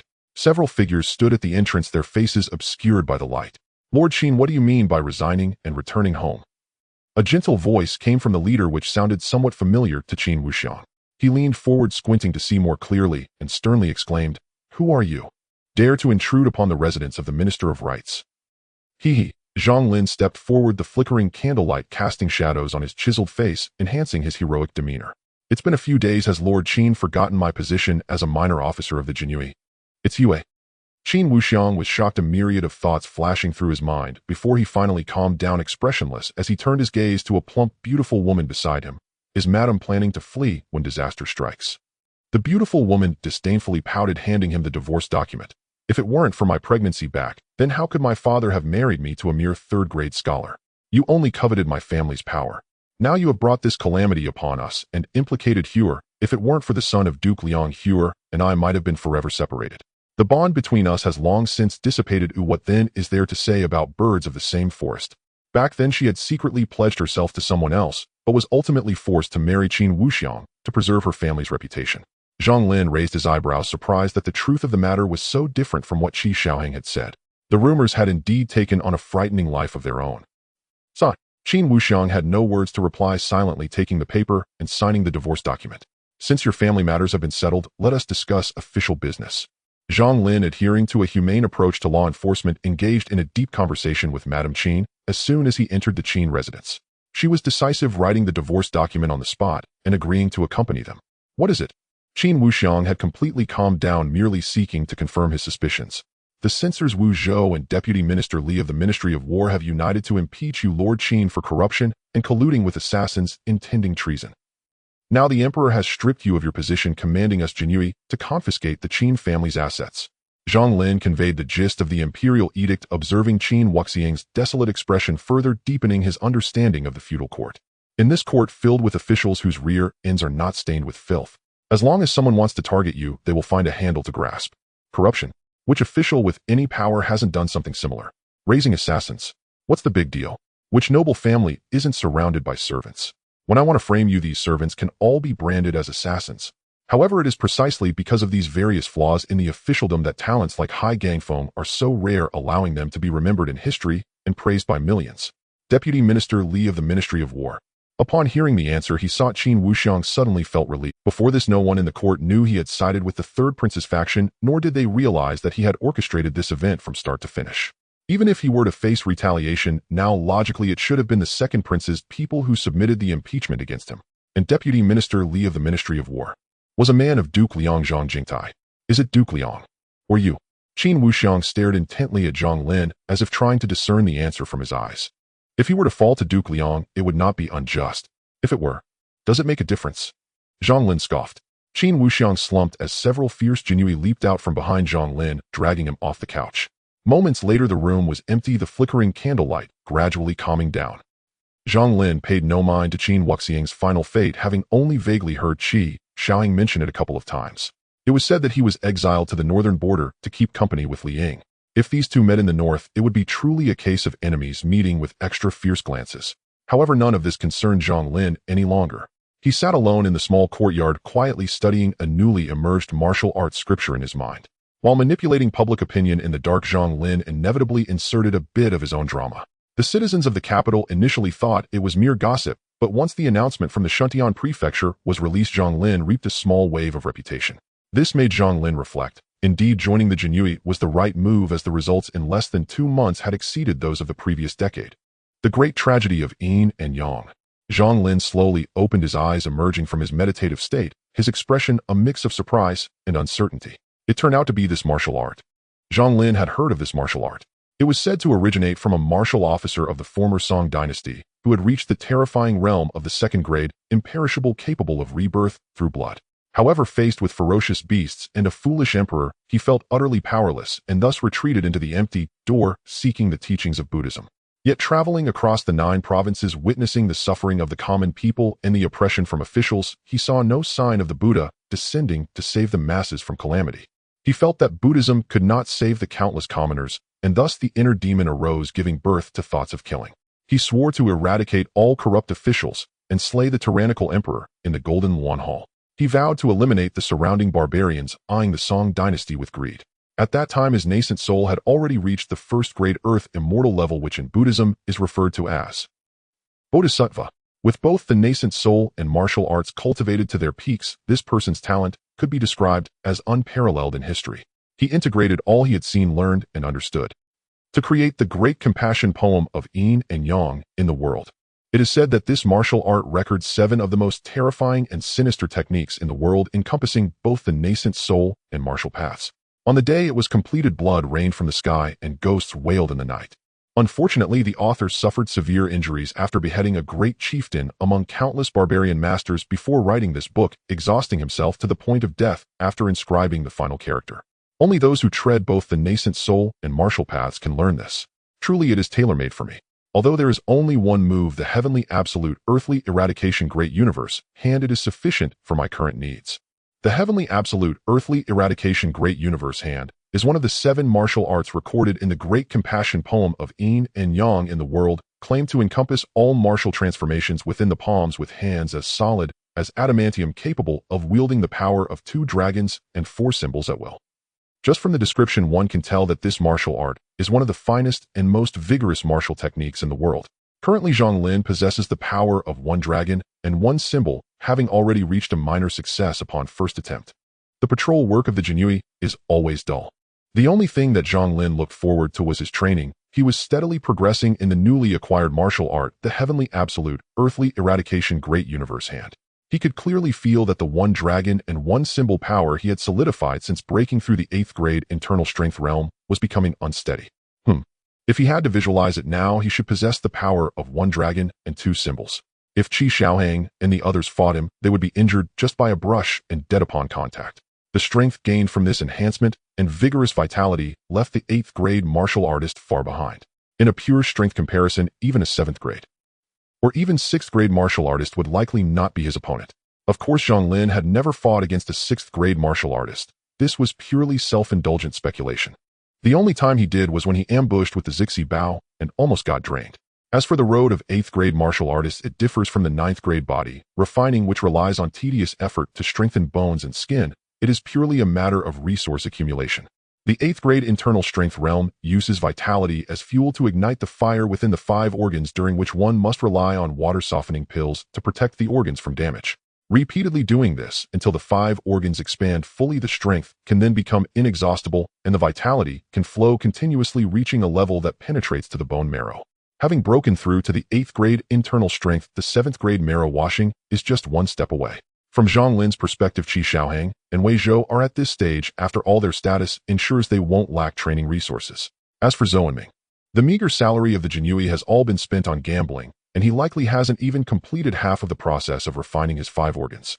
Zhang Lin's vitality is several times greater than theirs, and the fire ignited within his 5 organs is even fiercer, requiring even more water-softening pills to protect his organs. But the benefits are evident. Not only are his organs stronger, but the refinement progress is also extraordinary. This is the terrifying part of his 9th grade foundation of unparalleled martial arts. Once strengthened in one aspect, he strengthens in every aspect.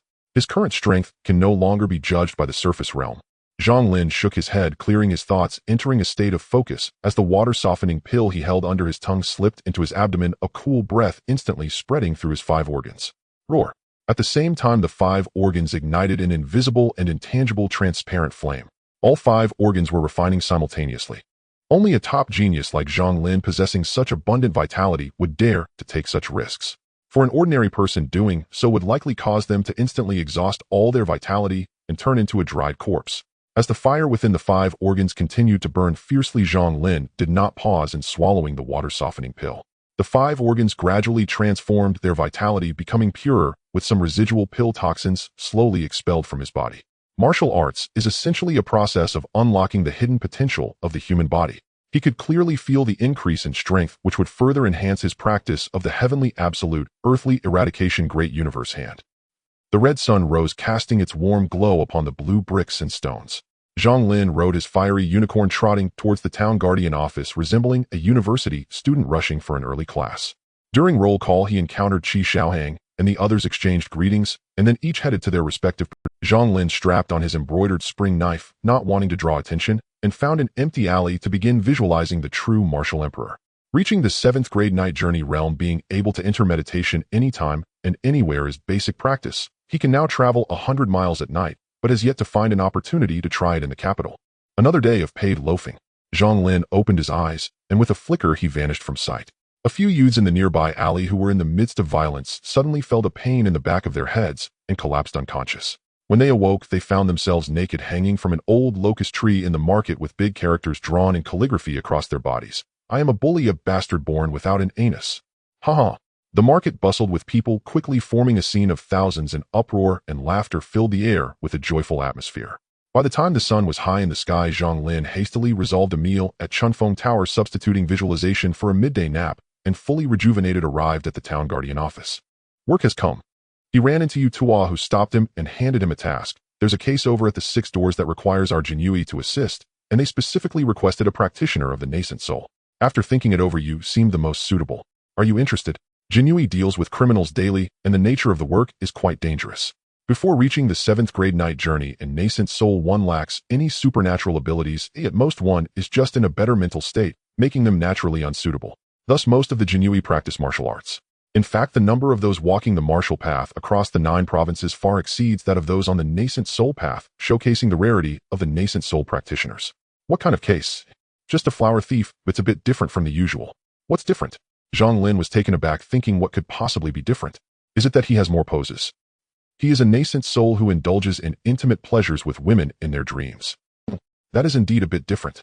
What case are you taking? Why do you need to call us along? After leaving the town defense office, Zhang Lin headed directly towards the 6 doors with several figures following closely behind. It's a case of a flower thief.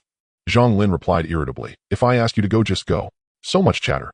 This is a rare opportunity to accumulate merit. Do you intend to be small flags for your entire lives? Qi Xiaohang and Wei Zhou had no stake in this. These two were simply playing around, and if they ever grew tired of it, they could just go home and inherit their titles. Oh, except for Wei Zhou. Zhou Ming was different. He was a hereditary military officer, and in the future, he might need to accumulate some resources for his son to practice martial arts, while also attempting to elevate his official rank. His previous visit to the Jinyutang must have been with this intention in mind, wanting to go further himself, while also paving the way for his descendants. His father had done the same thing back in the day. However, Zhou Ming had taken a wrong turn, hoping to get rich through gambling houses. It's no different from thinking about picking up money on the road. Fortunately, it seems he has recently been stimulated by something and has started to work hard, even refusing Qi Xiaohang's invitation to spend at the brothel. Upon hearing this, Zhou Ming reacted, looking gratefully at Zhang Lin. A flower thief case. Qi Xiaohang frowned. Does 6 doors even need the assistance of the Imperial Guards for such a case? Even if the experts are fewer than those in the Imperial Guards, it shouldn't be this inadequate, right? Zhang Lin briefly introduced the rough situation of the case to the 3. The flower thief is a cultivator of the nascent soul realm, forcibly entering dreams to consummate with women. The 3 were dumbfounded, even unconsciously slowing their steps. After a long while, it was Qi Xiaohang, who had a wealth of experience, who asked first, how did the 6 doors discover this case? He rubbed his forehead. Let me rephrase this. How did these women know that someone had violated them in their dream? I don't know the specifics of the case. I suspect it was a few close friends who discussed it among themselves and discovered that they all simultaneously dreamt of engaging in intimate relations with the same man, which raised their suspicions. However, what puzzled Zhang Lin the most was that the 6 doors initiated an investigation based on such vague dreams. After all, leave no trace in reality. The out-of-body spirit is highly sensitive to a warrior's blood essence, making it impossible to set up an ambush in advance. In short, it was all just the women's testimony, which isn't sufficient evidence. 6 doors. The Imperial City Office is responsible for the public order of the Imperial City and the inner city, while the 6 doors primarily operate in the outer city and handle matters of criminal justice across various regions, essentially the government offices in the eyes of the common folk. As soon as the 4 entered, a bailiff dressed in official garb with a saber at his waist respectfully approached them. As members of the public service, the Imperial Guards naturally held a higher status than others. There's no need for small talk. Let's take a look at the case files first. Zhang Lin did not waste words, sitting prominently in the main seat, while the others took their places in order. This was the proper demeanor expected of the prince consort of the Grand Princess, the Duke of Liang, and a small flag of the Imperial Guards. The bailiff was a middle-aged man with a weathered face and somewhat gaunt appearance. Seeing Zhang Lin's high-handed posture, he bore no resentment. He had already inquired and knew that the other party was the son of the Duke of Liang, although he had some doubts about his nascent soul cultivation level. However, the younger bailiffs beside him secretly muttered to themselves, he certainly has an air about him, but I wonder how capable he is. Young master, here are the case files. Please review them. The bailiff handed over the prepared case files. The content was quite rough. After reading it, Zhang Lin gave an evaluation that was not far from what he had guessed before. Multiple unmarried women found that they frequently dreamed of engaging in intimate relations with the same man, which wasn't unusual at first. At most, they were just making light of it amongst themselves. Perhaps this man was simply an image pieced together from novels. However, after a period of time, these women actually showed signs of mental fatigue and weakness, even to the extent of their nascent souls showing signs of decline. Among them was the daughter of the magistrate of Daxing County under the jurisdiction of Shuntian Prefecture, who was essentially the head responsible for half of the public order in the outer city. No wonder. Zhang Lin mumbled, his earlier doubts dissipating at this moment. The fact that the 6 doors took this case so seriously was due to the magistrate of Daxing County working behind the scenes. Through our investigations, we found that the flower thief only targets relatively wealthy families in the outer city, with a new victim appearing almost every month. After Zhang Lin finished reviewing the case files, the bailiff took the opportunity to report their findings. With this discovery, we initially planned to assign personnel to stake out the households, but martial artists have strong blood essence, and their nascent souls are extremely sensitive. We often gain nothing, and whenever we let our guard down, this guy would slip in. Clearly, this is a provocation against us. Several young bailiffs clenched their fists in secret. The 6 doors had other cases to handle and could not afford to waste personnel watching over constantly. Zhang Lin nodded, deeply agreeing. Martial artists possess vigorous blood essence, which is most effective against ghosts and spirits. In the sensing of the out-of-body nascent soul, they shine like the sun in the night. As for why they specifically targeted wealthy households, it was easy to understand. The women who were violated showed signs of nascent soul decline, and the flower thief presumably practiced some sinister technique that required supplementing the nascent soul. Delicate young ladies raised in comfort were the perfect vessels. Tonight you will mark a few key potential targets. I will personally go out of body to stake out. Given that the flower thief is so cautious and only operates at night, his cultivation level must be at most at the 7th rank of the Night Wanderer realm. The bailiff clasped his fists. In that case, I must thank the young master in advance. He flattered Zhang Lin further, and when it became clear that Zhang Lin was hinting at dismissing them, he led several young bailiffs away. Are you confident? Once the footsteps faded, Qi Shaoheng finally asked. In the same 7th rank of Night Wanderer, I am confident I can injure him, but I cannot guarantee I can capture him. We will still need you to investigate further. Zhang Lin smoothly mentioned the arrangements for Qi Shaoheng and the others. Just as the capital was divided into Imperial City, Inner City, and Outer City, the wealthy households in the Outer City also had distinct areas where they congregated. He had just matched the households visited by the flower thief on the Outer City map and found that they all lived on the outskirts of the wealthy district. And since the out-of-body nascent soul has limited range, the area where the flower thief usually lives can be easily pinpointed. These streets, when the time comes, you should focus on investigating the recent tenants who are solitary men. Oh, and by the way, anyone who suddenly stays home after tonight should also be included in the investigation criteria. Zhang Lin took out the regional map of the Outer City and pointed out a few streets near the wealthy district. Qi Shaoheng and the others were left speechless. You can deduce the flower thief's whereabouts so accurately, just like that. Why didn't you clarify this to Captain Wang earlier? They were increasingly impressed by Zhang Lin, who, despite being outside the political arena, could stir the winds of the court and shape the situation. Qin Wuxiang had kicked a hard iron plate this time. The other party is a 7th rank expert. Even if I injure him at that time, he won't be something those young bailiffs can handle unless Captain Wang can summon more experts. There are quite a few experts within the 6 doors, but evidently Captain Wang lacks the capability, or perhaps they have other cases to attend to, otherwise they wouldn't specifically seek the assistance of the Imperial Guards. As they stepped outside, a few young constables hesitated, saying, "Boss, are you really going to leave him to his own devices like that? Once a wastrel, always a wastrel." The nature of a person is hard to change, or it's not that they don't trust Zhang Lin. Well, it's just that they don't believe in Zhang Lin's abilities. Captain Wang noticed their thoughts and shot them a sideways glance. Are you thinking that if you had a noble father, you could easily enter the Jinyiwei and even gain fame in the capital, perhaps surpassing your current cultivation level? Having their thoughts exposed, the young constables lowered their heads, their faces slightly flushed, yet their brows were. Captain Wang, intending to admonish these young men, spoke gravely. That young noble claims to have reached the 7th rank in the realm of nascent soul, and that cannot be false. What you don't know is that his martial prowess is even more terrifying. The overwhelming vitality akin to a blazing sun makes you feel minuscule when standing before him. As he spoke, a hint of trepidation appeared on his face. Just standing before him earlier, maintaining basic composure, was already quite an achievement. He had approached with utmost respect, not only due to the concern about the other party's identity, but primarily because of the oppressive aura emanating from him. The law of the jungle, survival of the fittest, is the unchanging rule of the 9 provinces. A few young constables opened their mouths, their voices hoarse. Boss, but you are a 7th rank martial artist. If even a 7th rank martial artist feels dwarfed, how terrifying must that young noble's martial strength be? Wasn't he supposed to be a wastrel, yet he has turned out to be a genius? Wait. A tall and thin constable furrowed his brow. Does this mean that this young noble practices both celestial and martial arts? The group was once again shocked. To walk both paths of cultivation and still rival a 7th rank martial artist is extraordinary. Captain Wang seemed to sense their thoughts, and based on the principle of not wanting to be the only one heard, admonished, your bones haven't even been properly tempered, and your vitality is a chaotic mess, yet you dare to look down on this or that. They felt ashamed. Captain Wang nodded with satisfaction. As night fell, the stars twinkled, echoing the myriad lights of the capital. The capital enforced a staggered curfew. The inner city prohibited movement after the second watch, which was around 7 o'clock. The outer city had an additional half-hour of restriction. Thus, there were still sporadic pedestrians in the streets and out. Captain Wang and his subordinates anxiously awaited in the station, while Zhang Lin's spirit quickly melded into the night, with Qi Shaoheng and others guarding his physical body. Though the 6 doors were quite secure, Zhang Lin always acted cautiously, and it wasn't yet time for Qi Xiaohang and the others to intervene, so they simply waited beside him. Time flew by, and the night deepened.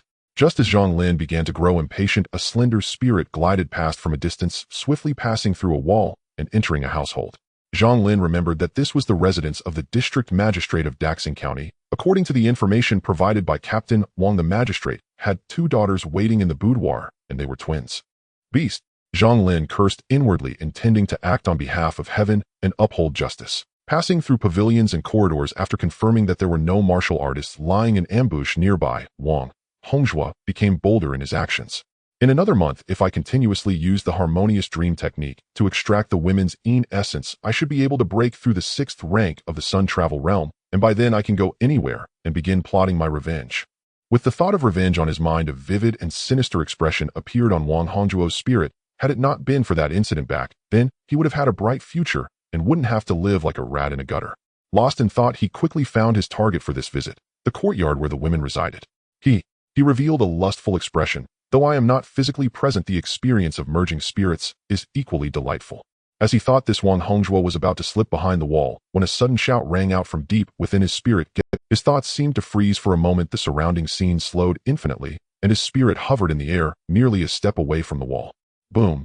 A thunderous roar echoed in his ears like ancient thunder crashing down from the sky, enveloping him with unmatched sharpness, piercing his spirit. Ambush! Wang Hongzhuo forcibly broke through the barrier, his mind returning to normal, scared enough that his soul nearly fled from his body, and he barely managed to shift aside an inch. Sizzle! A long sword wrapped in purple lightning brushed past him, severing one of Wang Hongzhuo's arms. The intense pain made him wish he could roll on the ground to relieve it. The illusion of the heart of the flower. Wang Hongzhuo quickly turned his head, his eyes seemingly filled with boundless lust, stirring the most primitive impulses in humanity.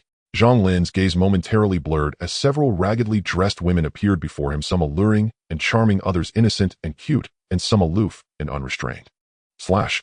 Zhang Lin suddenly uttered the icy command, and behind him the vision of the true martial emperor wielded a sword that swept out, annihilating all external desires and wicked spirits. Looking back, the spirit of the flower thief had already fled, only a faint trace of aura remaining. That's enough, Zhang Lin whispered softly as behind him the true martial emperor stepped on a turtle and snake, drawing a bow and releasing an arrow. A bolt entwined with thunder shot forth, crossing layers of space and nailing it to the flower thief's spirit. Bang! Wang Hongzhuo cried out in pain. His spirit exploded like fireworks, leaving only a fragment of a fleeing soul behind. Zhang Lin was quite satisfied with this outcome. With the deepening of his mastery of the purple dawn bow, he had nearly gained the ability to control the arrow's power, freely preventing a recurrence of the earlier incident where he had depleted his vitality after shooting a 6th-rank martial artist.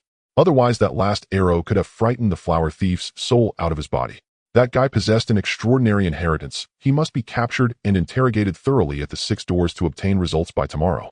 Zhang Lin glanced back. The women of the magistrate's residence in Daxing County were still sound asleep, completely unaware of what had transpired outside. His nascent soul returned to its vessel. A night of silent meditation passed without event.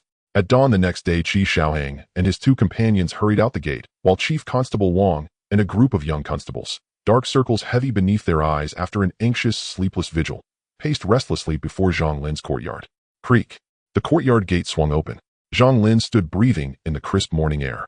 After a night of focused visualization, his nascent soul had fully recovered, and his cultivation had even advanced subtly beyond its previous threshold. Chief Constable Wang. He blinked, taken aback by the row of weary, pand-eyed officials before him. Is there something amiss? Of course there was. Don't you see our eyes are nearly bleeding from strain? Inwardly they roared, ooh, outwardly they bowed with deference. Young Lord Gong, may we ask, did you encounter the flower-plucking rogue last night? How did the confrontation unfold?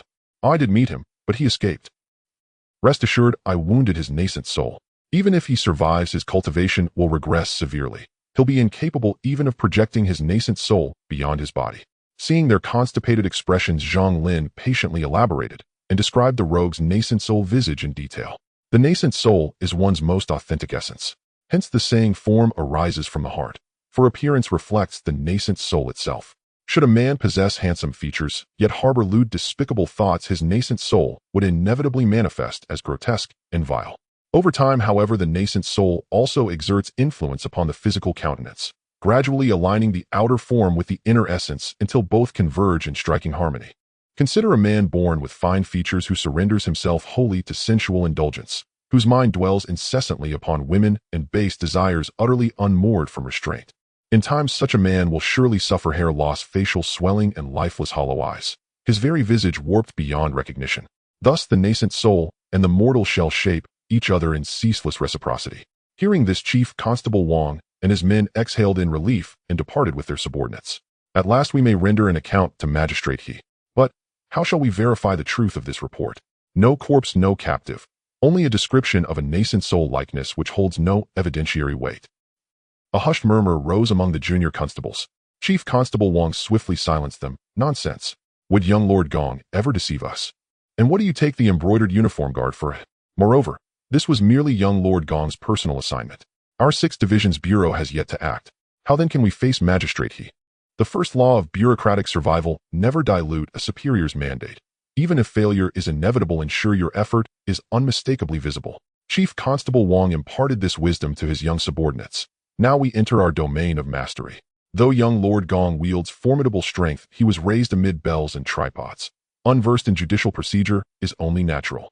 Indeed, Zhang Lin's sole known precedent in criminal investigation, the courtesan case at the Imperial Music Bureau, had relied entirely on happenstance. His fortuitous knowledge of licorice juice's properties offered no proof of deductive brilliance.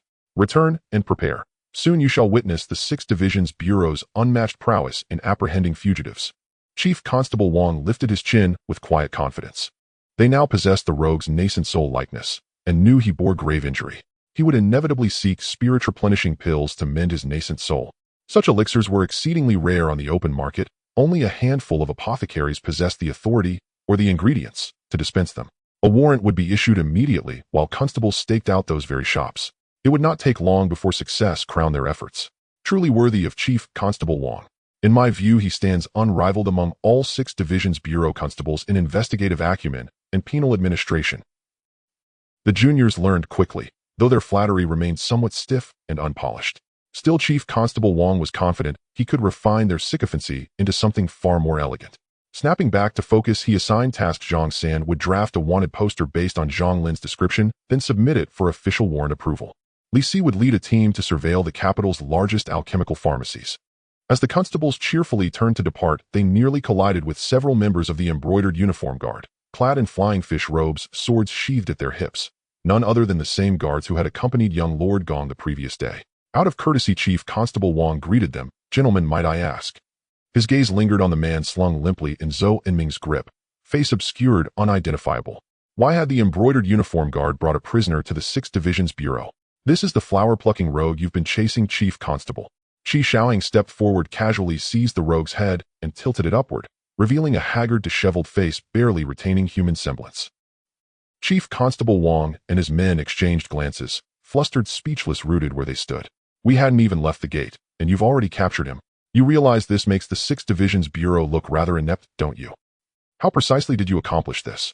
After brief reflection, Chief Constable Wang chose humility over pride and sought counsel. Nothing extraordinary. Merely young Lord Gong's meticulous planning. Flawless arrangement. Qi Shaohang recounted Zhang Lin's instructions, emphasizing his masterful strategy and infallible foresight. Chief Constable Wang and his men stood dumbfounded. They had assumed young Lord Gong possessed only martial superiority, raw brute competence. Within the 6th Division's bureau, what used was mere combat prowess. Yet, raw competence was useful, indeed indispensable. Of course, investigative rigor and judicial mastery held even greater value. Now their reverence was absolute. If Zhang Lin himself had stood before them, they might have prostrated instantly. Nonsense. They hastily banished that perilous thought. Zhang Lin had just entered their field of vision. The rogue has been apprehended. Having finished breakfast, Zhang Lin noticed the crowd amassed before the Yamen gate. He glanced disdainfully at the rogue who lay like a sack of offal, evidence enough of his desperate final resistance when cornered by Qi Xiaohang's team. Take him to the dungeon for thorough interrogation. Then, turning with a faint knowing smile toward Chief Constable Wang, I trust the 6th Division's bureau's instruments of inquiry rival those of the embroidered uniform guard's secret prison. Oh, far from it. Our methods remain inferior to theirs, Chief Constable Wang replied modestly. Was this truly something to humble oneself over? All present wore baffled expressions. Amidst a solemn procession, the rogue was marched directly toward the Yamen's subterranean prison, dank-shadowed, starved of sunlight for decades. Zhang Lin's first impression: narrow, ceiling-hugging windows. Along the corridor, a nauseating melange of decay and rot seeped into his nostrils. Here many prisoners were bound by iron chains etched with suppression arrays, piercing their shoulder blades, each slumped in near lifeless stupor. In this high martial realm, ordinary restraints could never contain cultivators capable of soaring through skies or vanishing into mist. Suddenly Zhang Lin's gaze froze. Following his line of sight, Chief Constable Wang and the others saw three small figures huddled in a cramped, dim cell, tossed straw serving as their only bedding. Sensing scrutiny, the youths twisted their heads and shot back venomous, defiant glares. Chief Constable Wang explained, "These three brats conspired to lure a neighbor's daughter away, violated and murdered her, then dumped her corpse in the wilds. Evidence was irrefutable, yet they feigned madness to evade justice until the chief clerk saw through their ruse. Their execution at the public market is scheduled for next week." "How is the ruse exposed, eh?" Zhang Ming interjected aptly. "Feigning insanity is a classic stratagem, often unassailable even when recognized. There is in fact a historical precedent.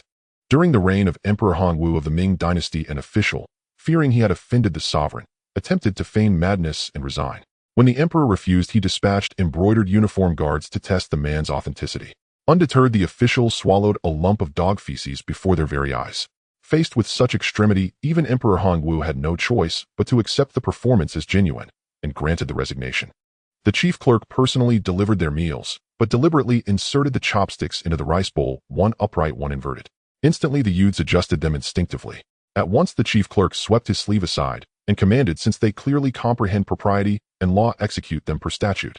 The sound of splashing echoed in the cell as filthy water was hurled onto the face of the flower thief, soaking his hair and beard, the icy sensation stimulating the nerves in his face. In a hazy state, Wang Hongzhua seemed to return to that night, where several indistinct figures loomed over him with cold gazes. "Who are you?"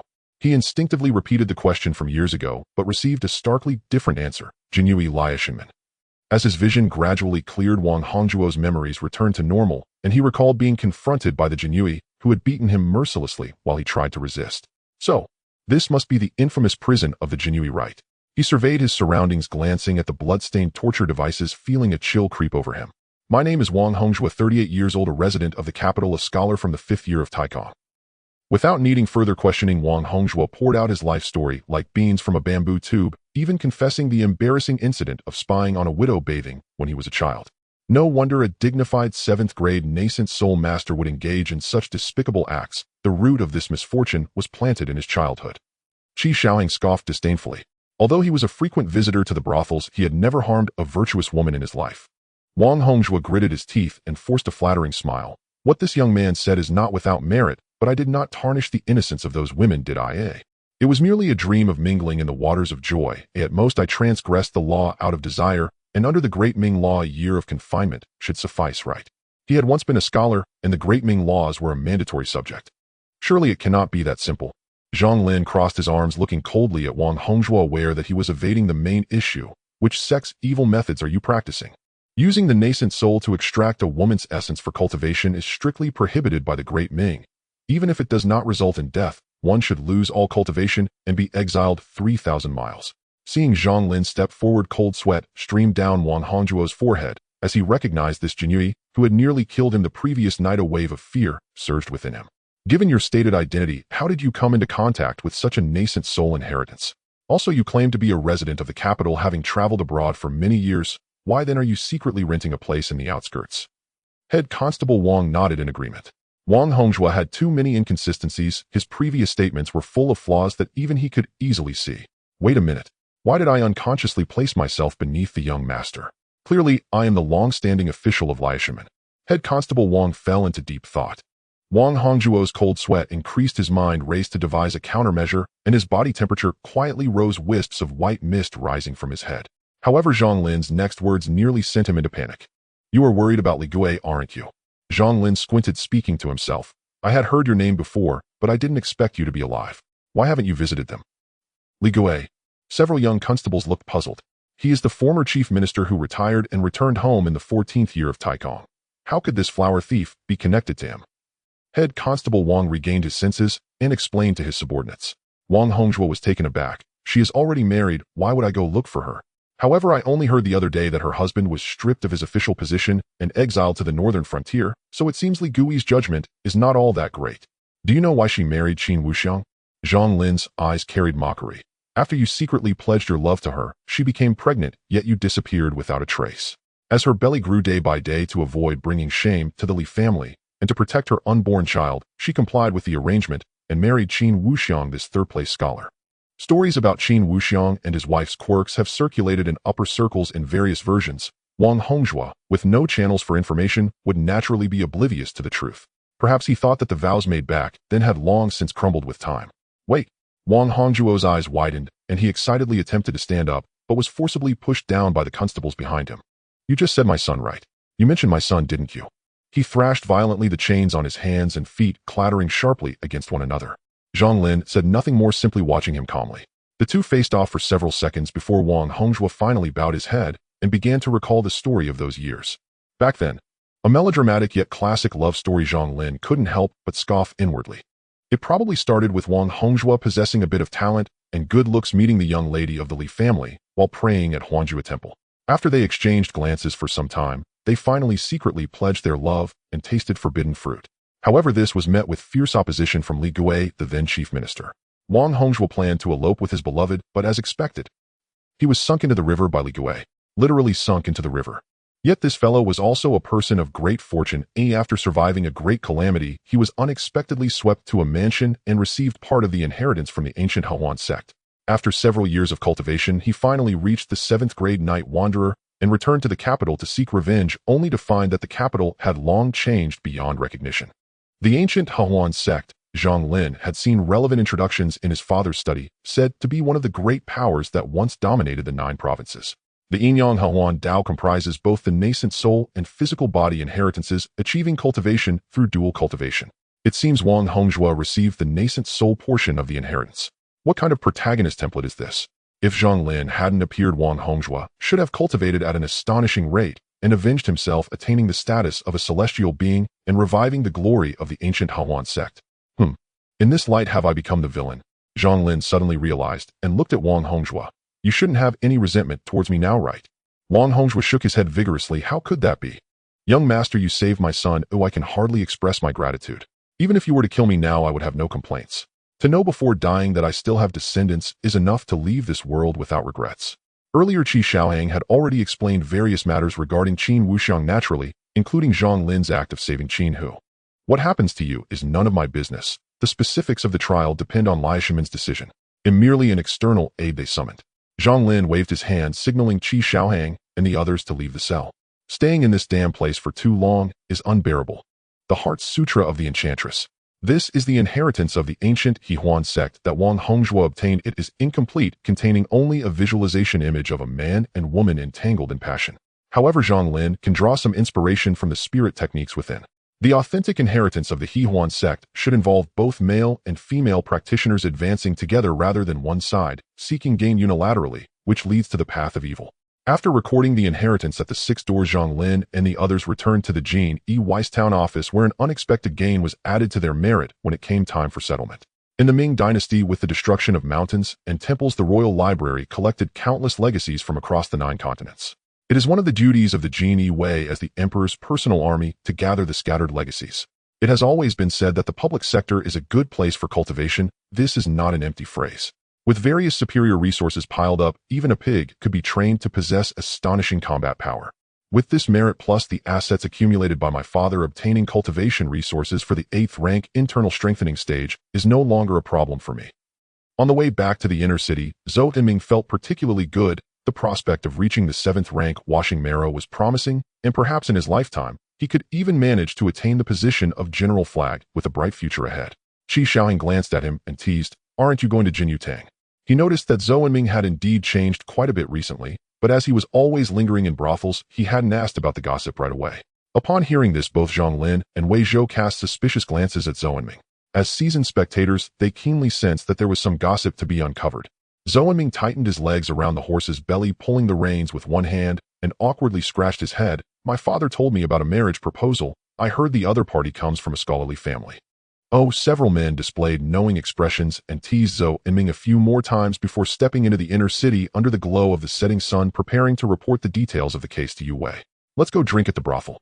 After their shift, Qi Xiaohang felt that the events of the past few days would soon be revealed, and enthusiastically invited several people to visit a brothel. Zhang Ming replied, dully, not interested.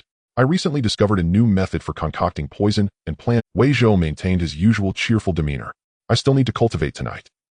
Zhang Lin, filled with a surge of energy, patted his shoulder and teased, only after refining the kidneys can one recover from the exhaustion of vitality. You don't fall into the embarrassment of financial embarrassment. You should ponder the gains and losses carefully. After saying this, the three of them strode away, leaving Qi Shaohang alone in the cold wind, lost in thought. It seems there's some truth in what was said. He adjusted his waist, a hint of struggle flashing in his eyes, and then headed in the direction of the brothel. First, he needed to clear out some inventory. Liang Guogong's residence. After greeting his father and mother, Zhang Lin went straight back to his own small courtyard. At the entrance, Qing, he dressed in a simple strapless long dress, was anxiously looking around. I clearly heard from the servant that young Master Lin has entered the residence. Could he still be with the Duke? Is the little girl waiting for me? Zhang Lin performed a concealment technique he had just learned from the Heart Sutra of the Enchantress, slipping in like the wind, and soon arriving behind Qing, his voice laced with a hint of teasing. Qing, he was startled by the sudden voice, turning around like a frightened little rabbit. When she saw Zhang Lin's face, she immediately relaxed, gently patting her burgeoning chest. You scared me. When did you appear behind me? I've been here for quite some time, you just weren't paying attention to me. Zhang Lin said casually. No time to talk. The princess people are still waiting for you. The fierce girl from last time said she wouldn't leave with Qing. He quickly grabbed Zhang Lin's hand, hurrying toward the courtyard entrance. If it weren't for Qiui being here, I couldn't handle it. That girl has been waiting for you all day, so angry, she can't even eat as she's full of rage, and I'm afraid if I stay any longer, I'll end up fighting with her. Qing, he babbled on, her mouth firing like a machine gun, never pausing for a moment. Zhang Lin secretly laughed, as she wouldn't be able to win against that maid. Though he had only seen her briefly, he could tell at a glance that the maid possessed cultivation. Qing, he and Qiui had served him since childhood, but had not practiced martial arts, making them utterly powerless. Perhaps I could let them try visualizing the nascent soul. The Ziwei Xian Du Lei Ting Yu Jing is clearly unsuitable, as it is too domineering.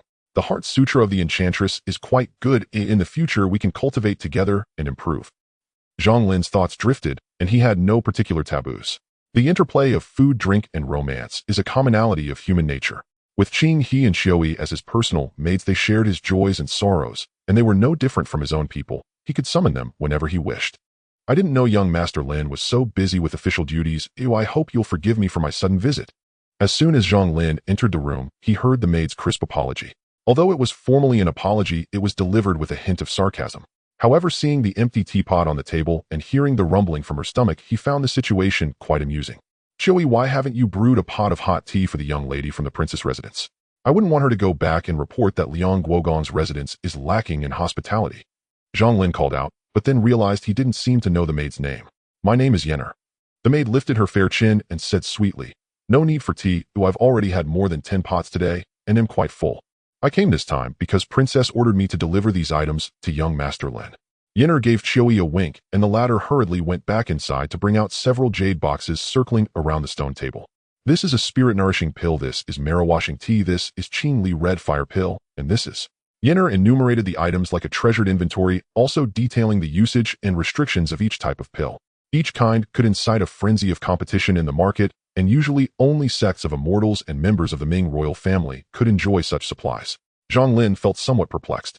Why does the princess send things to Liang Guogong's residence every few days? Is she perhaps love-struck?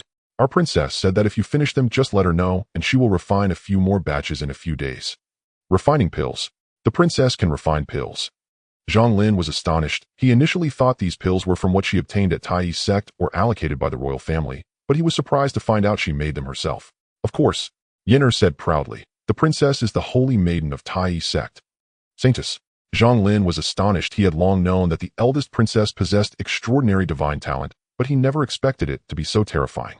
The Taiyi sect is a great sect passed down from ancient times. Even though the Ming dynasty exerts its dominance over the Four Corners, it prefers to pacify the Taiyi sect rather than suppress it. Therefore, the Taiyi sect would clearly not relinquish the position of the sect's saintess simply because of the eldest princess identity. Seeing the shock on Zhang Lin's face, Yenner nodded in satisfaction. Although Zhang Lin was exceptionally talented and a rare young prodigy, he still appeared dimmed in the presence of the radiant eldest princess. By the way, the eldest princess asked me to convey a message to you, young Master Lin. Yenner closed the jade box one by one to prevent the medicinal effects from dissipating. What message? Zhang Lin instinctively asked. Next month is the hunting event at Shanglin Garden. The princess hopes to see you shine brilliantly, young Master Lin. Yennefer clasped her hands behind her back and spoke cheerfully. Zhang Lin Garden is the royal hunting ground home to various rare and fierce beasts, including those that have achieved cultivation but had their intelligence shattered, and it also serves as a training ground for the Feathered Forest Army. The Ming dynasty established its nation through martial prowess, and the Yongjing emperor decreed those without military merit shall not be granted titles. Throughout the history of the Ming dynasty, emperors have organized a hunting event at Zhang Lin Garden every 3 years to prevent the idle scions of nobility from resting on their ancestors' laurels like parasites. It serves as a test for these noble offspring. Since it is a test, those who rank at the top will undoubtedly receive generous rewards.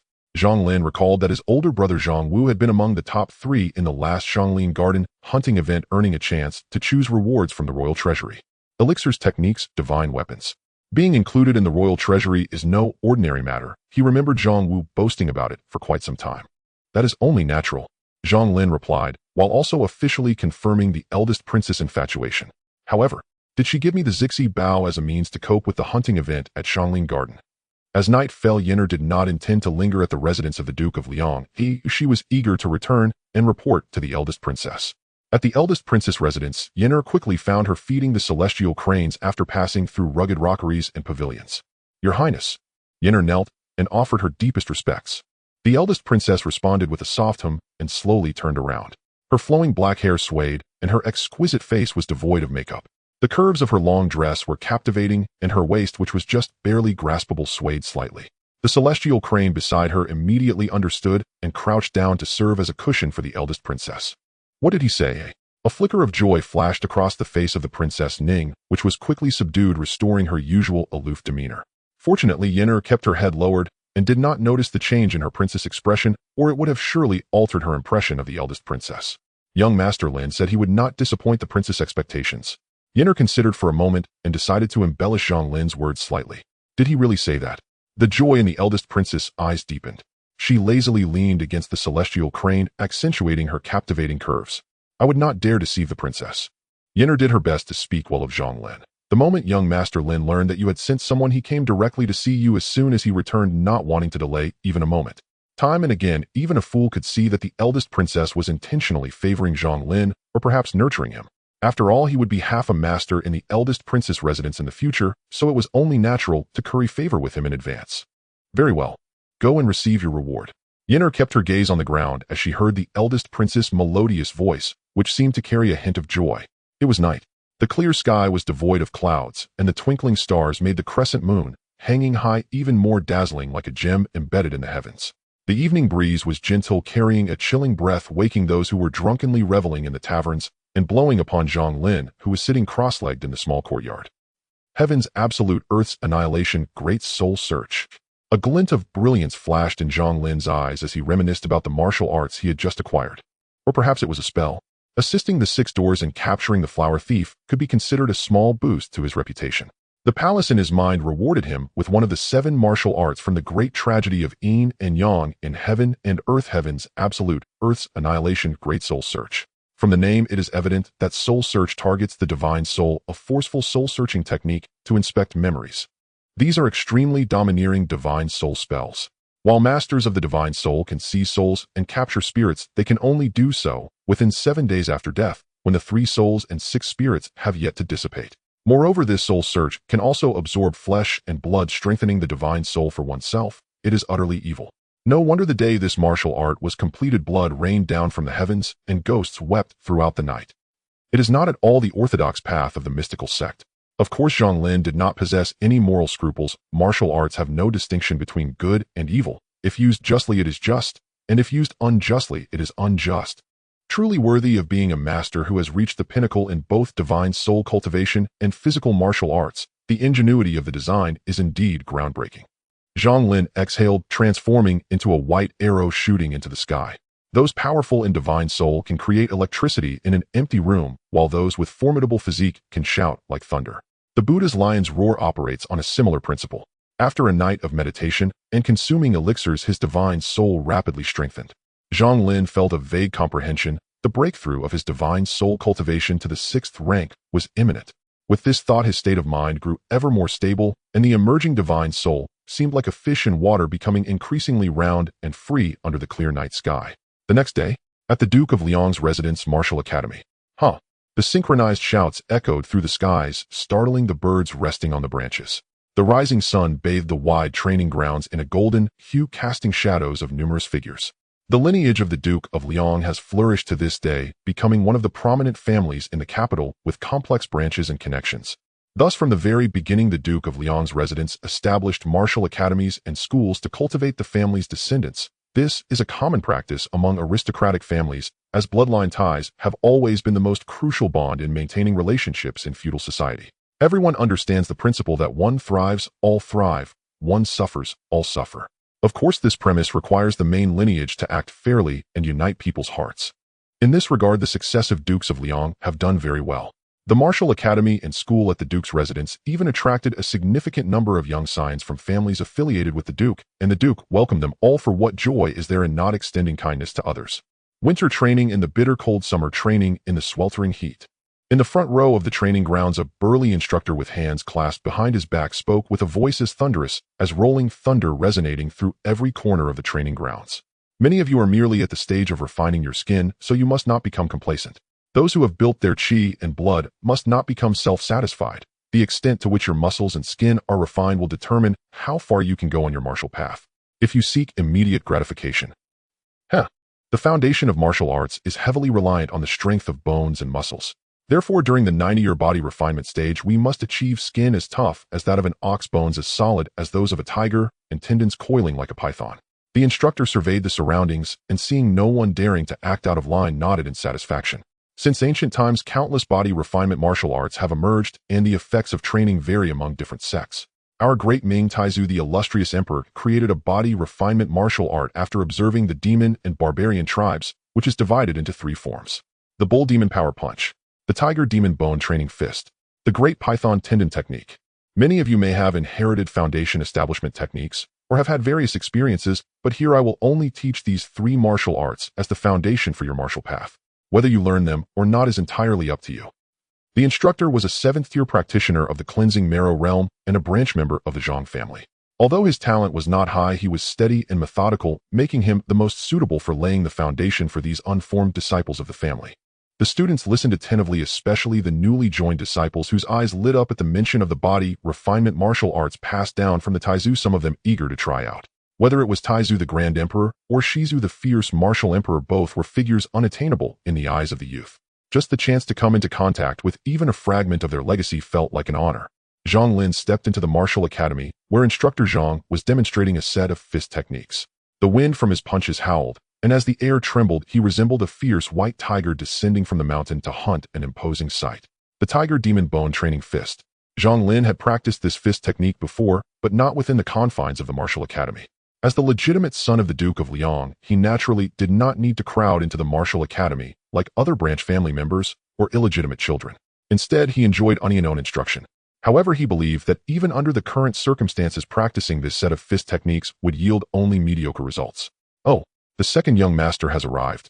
Indeed, I've heard that young Master Lin is now a member of the Jinyiwei, having solved quite a few major cases recently. What brings the second young master to the martial academy? It's truly a rare sight. Some sharp-eyed disciples spotted Zhang Lin, and whispers rapidly spread like wildfire as they curiously regarded this legitimate son of the family. Of course, there were no provocative or mocking remarks among them. The distinction between legitimate and illegitimate was clear, and besides, the majority present were only at the 9th-tier body refinement stage, daring not to challenge Zhang Lin, who had already reached the pinnacle of the 9th tier. There were even rumors that this second young master had already embarked on the path of the nascent soul, achieving considerable prowess. The instructor, who was currently practicing fist techniques, also noticed the commotion and instinctively looked towards Zhang Lin, his pupils dilating in shock as he nearly lost composure. In his eyes, Zhang Lin's vital energy surged like a dragon and an elephant, his entire being radiating like a blazing sun with a 3-inch crown of energy, seemingly poised to erupt into a towering plume of smoke. This level of vital energy. The instructor was momentarily dazed, as if he had encountered an ancient beast. No, this was simply a humanoid beast. Body refinement, inner strength, cleansing marrow. Essentially, it was a process of uncovering the hidden treasures within the human body and strengthening one's vital energy and physique. The deeper one delved, the thicker and more powerful the vital energy became, but there were still limits to the human form. He had once followed the Duke of Liang into battle and seen young demon clans with divine bloodlines whose vitality was far from comparable. Even a true dragon could only be like this, right? Whoever dares to claim the second young master has mediocre martial talent will surely encounter his wrath. The instructor swallowed hard, finally regaining his senses. He cupped his hands towards Zhang Lin, his expression increasingly respectful. May I ask what brings the second young master to the martial academy? The martial academy manages all the training resources for the Zhang family disciples, and the instructor was only responsible for this foundational segment. Generally, once they reached the pinnacle of the 9th tier and entered inner strength, they would be arranged by the family to either obvious or hidden enterprises, military, bureaucracy, commerce, thus forming an extensive web of connections, a towering tree with deep roots and formidable influence. It's nothing much. I just happened to have a day off from the Jinyiwei today and wanted to take a stroll here. Zhang Lin gestured for the other not to be nervous. He merely wanted to soak in the atmosphere of martial arts. Due to his status as a legitimate son, he rarely came to the martial academy to study and had never been bullied by branch family members who saw him as lacking talent. His life could be considered smooth sailing. How about you give these young ones a few pointers, my lord? The instructor's heart stirred, presenting a golden opportunity for Zhang Lin to shine. Having taught numerous disciples for several years, the instructor had grown weary. He would rather be in other places contributing to the family, but regrettably, he had yet to find a benefactor to aid him. In simple terms, he was eager for advancement. Then, how about you be my sparring partner, Instructor Zhang? Zhang Lin hesitated for a moment, but eventually nodded in agreement. There was no reason for him to refuse the opportunity to shine in front of others. Good. The instructor's spirit surged, his internal organs resonating as he exclaimed, young ones, pay close attention. Though the 9th tier marks the beginning of martial arts, it greatly influences the path ahead. Today I will demonstrate alongside the second young master, so you can witness it well. With that, the instructor shot forth like an arrow released from a bow, the green bricks beneath his feet cracking, with each step stones flying and dust rising as he charged toward Zhang Lin with the ferocity of a dominating tiger. He understood the vast chasm between them and knew that if he did not give his all, he would likely be defeated within 2 moves, rendering the lesson meaningless. It's the Tiger Demon Bone Training Fist. How impressive. I feel as if I've seen a tiger demon lunging at me, its massive maw wide open. But is Instructor Zhang being too serious? What if he injures the second young master? The disciples were filled with excitement, yet worried for Zhang Lin as they witnessed the instructor's fierce demeanor. The instructor was a 7th tier practitioner capable of moving mountains and lifting weights, and if he went all out, he could easily turn a human body into a bloody mist. The Tiger Demon Bone Training Fist. Then I shall respond with the Bull Demon Power Punch. Zhang Lin called out in approval, his spine instantly tensing, as if drawn taut like a bow, and everyone seemed to see a cyan bull demon whose horns were poised to pierce the heavens. The Bull Demon Power Punch. The disciples gasped. They had never seen anyone master the technique to such an boom. The fierce tiger clashed with the wild bull, the ground shattering as bricks flew, sending forth clouds of thick smoke, the sound of the shockwave echoing like thunder, leaving the nearby disciples' eardrums ringing and their bodies reeling. Someone's been sent flying. Just as everyone steadied themselves, a figure was launched from the smoke, crashing straight into the wall behind, the well-laid green brick wall collapsing with a thunderous crash, and another cloud of dust rose. Who was that flying out? It should be the second young master, having been defeated in 1 move. Cough, cough. The dust was blown away by the gusts of wind as Master Zhang slowly stepped out, one hand pressed against his chest, unable to stop coughing. He had overestimated Zhang Lin as much as possible, yet he did not expect that a similar fist technique would produce a completely different effect in the opponent's hands. With fists that resembled dragon's blood, and chi surged like the tides. As soon as the fist made contact, Master Zhang felt as if he were in an ocean swept by a violent storm, where even a single wave could engulf him. Fortunately, the opponent finally restrained their strength, and his organs were unharmed. Indeed, the second young master is astonishingly powerful. I am in awe. Master Zhang regulated his breath and cupped his hands toward Zhang Lin. I lost control of my strength for a moment. Bring forth a heavenly gang by Jade Pill. Having successfully cultivated the heavenly absolute earth-destroying great universe palm, Zhang Lin could easily unleash the power of 2 dragons and 4 symbols with a density of chi and blood that far exceeded ordinary expectations, capable of delivering earth-shattering effects even with the simplest moves. Stepping forward immediately, Qiu Yi, who had been standing behind, produced a small jade vial in the palm of his hand and handed it to Master Zhang. The Heavenly Gang by Jade Pill is a holy medicine for healing below the 5th grade. 1 pill not only can bring the dead back to life, but can also heal severe injuries within half a day, playfully dubbed the warrior's second life.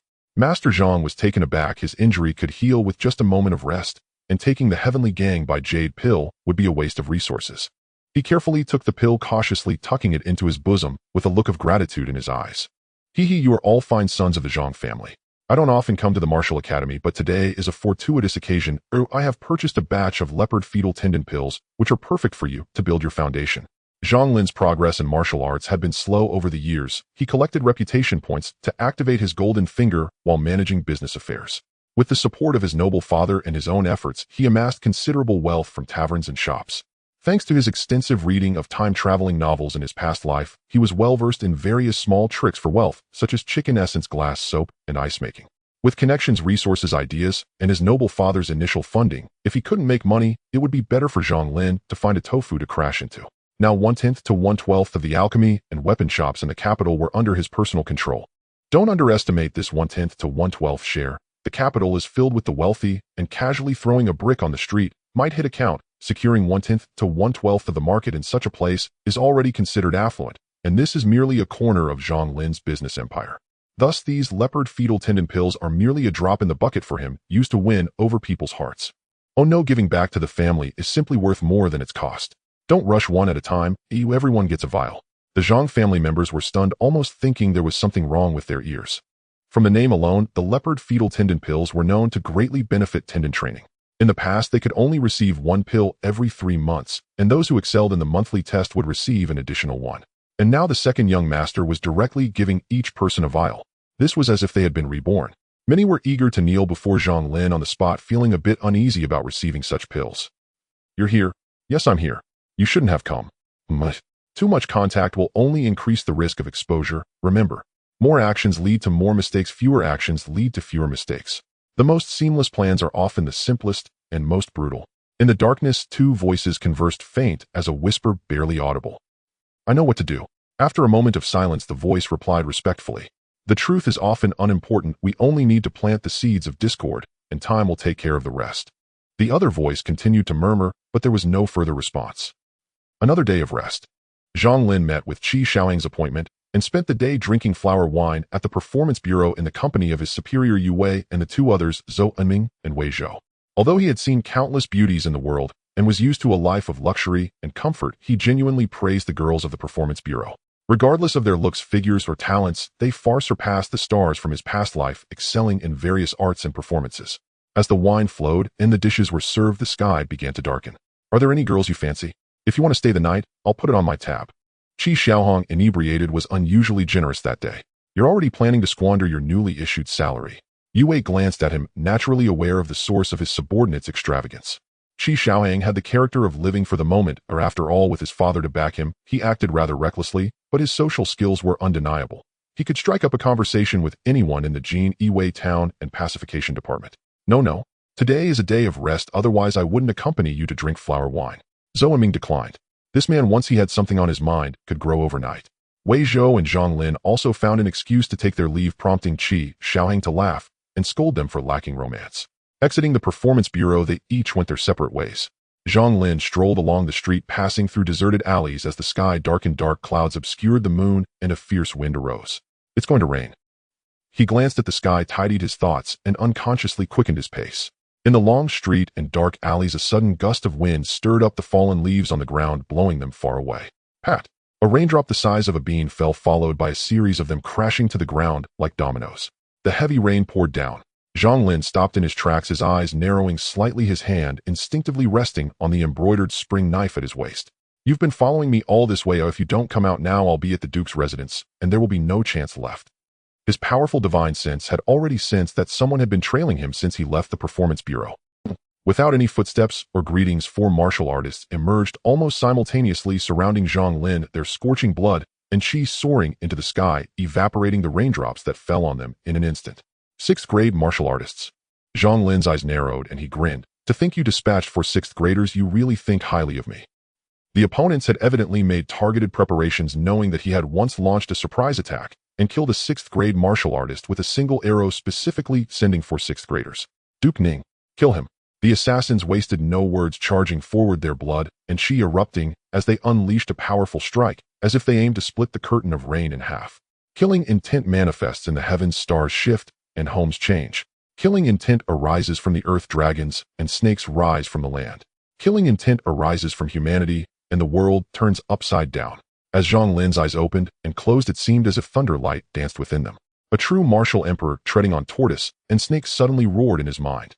Several 6th-grade martial artists felt a jolt of energy, as if thunder rumbled in their ears instantly, becoming dizzy and sluggish. Zhang Lin's brocade robe swelled, and his figure shot up into the air. In a single step, he broke free from the encirclement of several people, raising his hand towards the nearest 6th-grade martial artist with a powerful grand universe palm. Bang!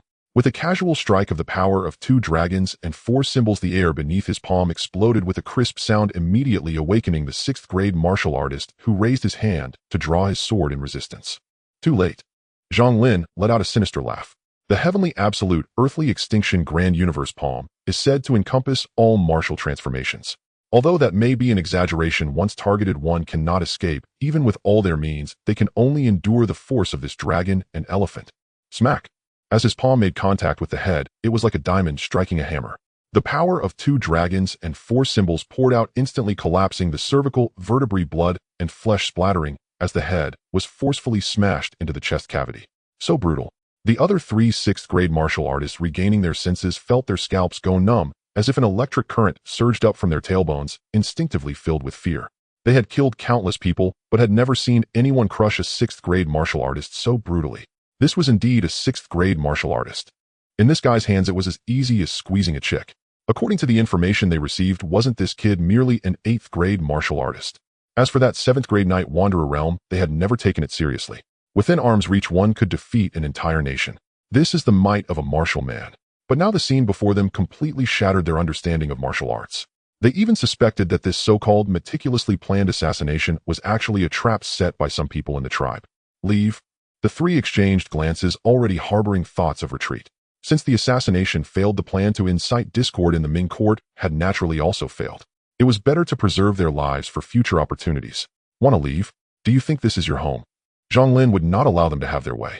His chi and blood surged, power rushing like a tide, towering above like a demon, slaying Vajra, his arm, striking down with great force. What was merely a palm made them feel as if a sky was collapsing, leaving them in a panic with nowhere to hide. First, push him back. In the blink of an eye, the 3 made their decision. After all, they were 6th-grade martial artists. Although Zhang Lin's brutal grand universe palm had frightened them, the basic combat instincts still lingered in their muscle memory. Perhaps this guy's strength was just a temporary explosion. Just like the information said, using the purple dawn bow to ambush 6th-grade martial artists had severe after effects. Boom. The strength beneath the feet of the 3 surged, shattering the blue bricks as if rooted like an ancient tree, their gleaming long knives raised for defense, transforming the air into a mountain of blades. Combined attack blade, prison mountain. Zhang Lin's gaze was like lightning as his chi and blood surged, resembling dragons and elephants, his arms cutting through the air with ferocity. Crack! As the palm first touched the shining blade light, a strange force suddenly turned, and the prison-like mountain of blades was instantly drawn into the universe, the overwhelming power shattering the blade light into fragments. Heavenly absolute, earthly extinction grand universe palm. Once perfected, it forms its own universe, created in reference to the Buddhist martial arts of the Buddha kingdom within the palm. What kind of palm technique is this? The 3 were horrified as the iron-long knives in their hands had already been reduced to mere handles, the shining blade, now a ball of iron crushed in Zhang Lin's grip. A killing palm technique. Zhang Lin let out a sinister laugh, stepping forward once more, his body like a thunderclap as he struck fiercely, causing a series of explosions in the air. The 3 had already witnessed Zhang Lin's overwhelming chi and terrifying strength, daring not to face him directly. Their muscles twitched, they bent their backs, and suddenly retreated. You can dodge for a moment, but not for a lifetime. Zhang Lin's organs surged with chi and blood, his bones creaking as his figure once again swelled, his skin abruptly turning crimson. The pouring rain had not even approached before it was completely evaporated, white steam swirling around him. Great might Vajra, body Vajra suppresses the mountains. Zhang Lin erupted once more, the blue bricks beneath his feet flying as he simultaneously approached the 3 who wanted to split apart. His large hands like fans heavily pressed down, containing the universe, leaving the 3 nowhere to retreat, nowhere to evade. Boom. Under the desperate gazes of the 3, a palm as massive as a mountain pressed down on their heads, causing their skulls to shatter like watermelons. Fear, unwillingness.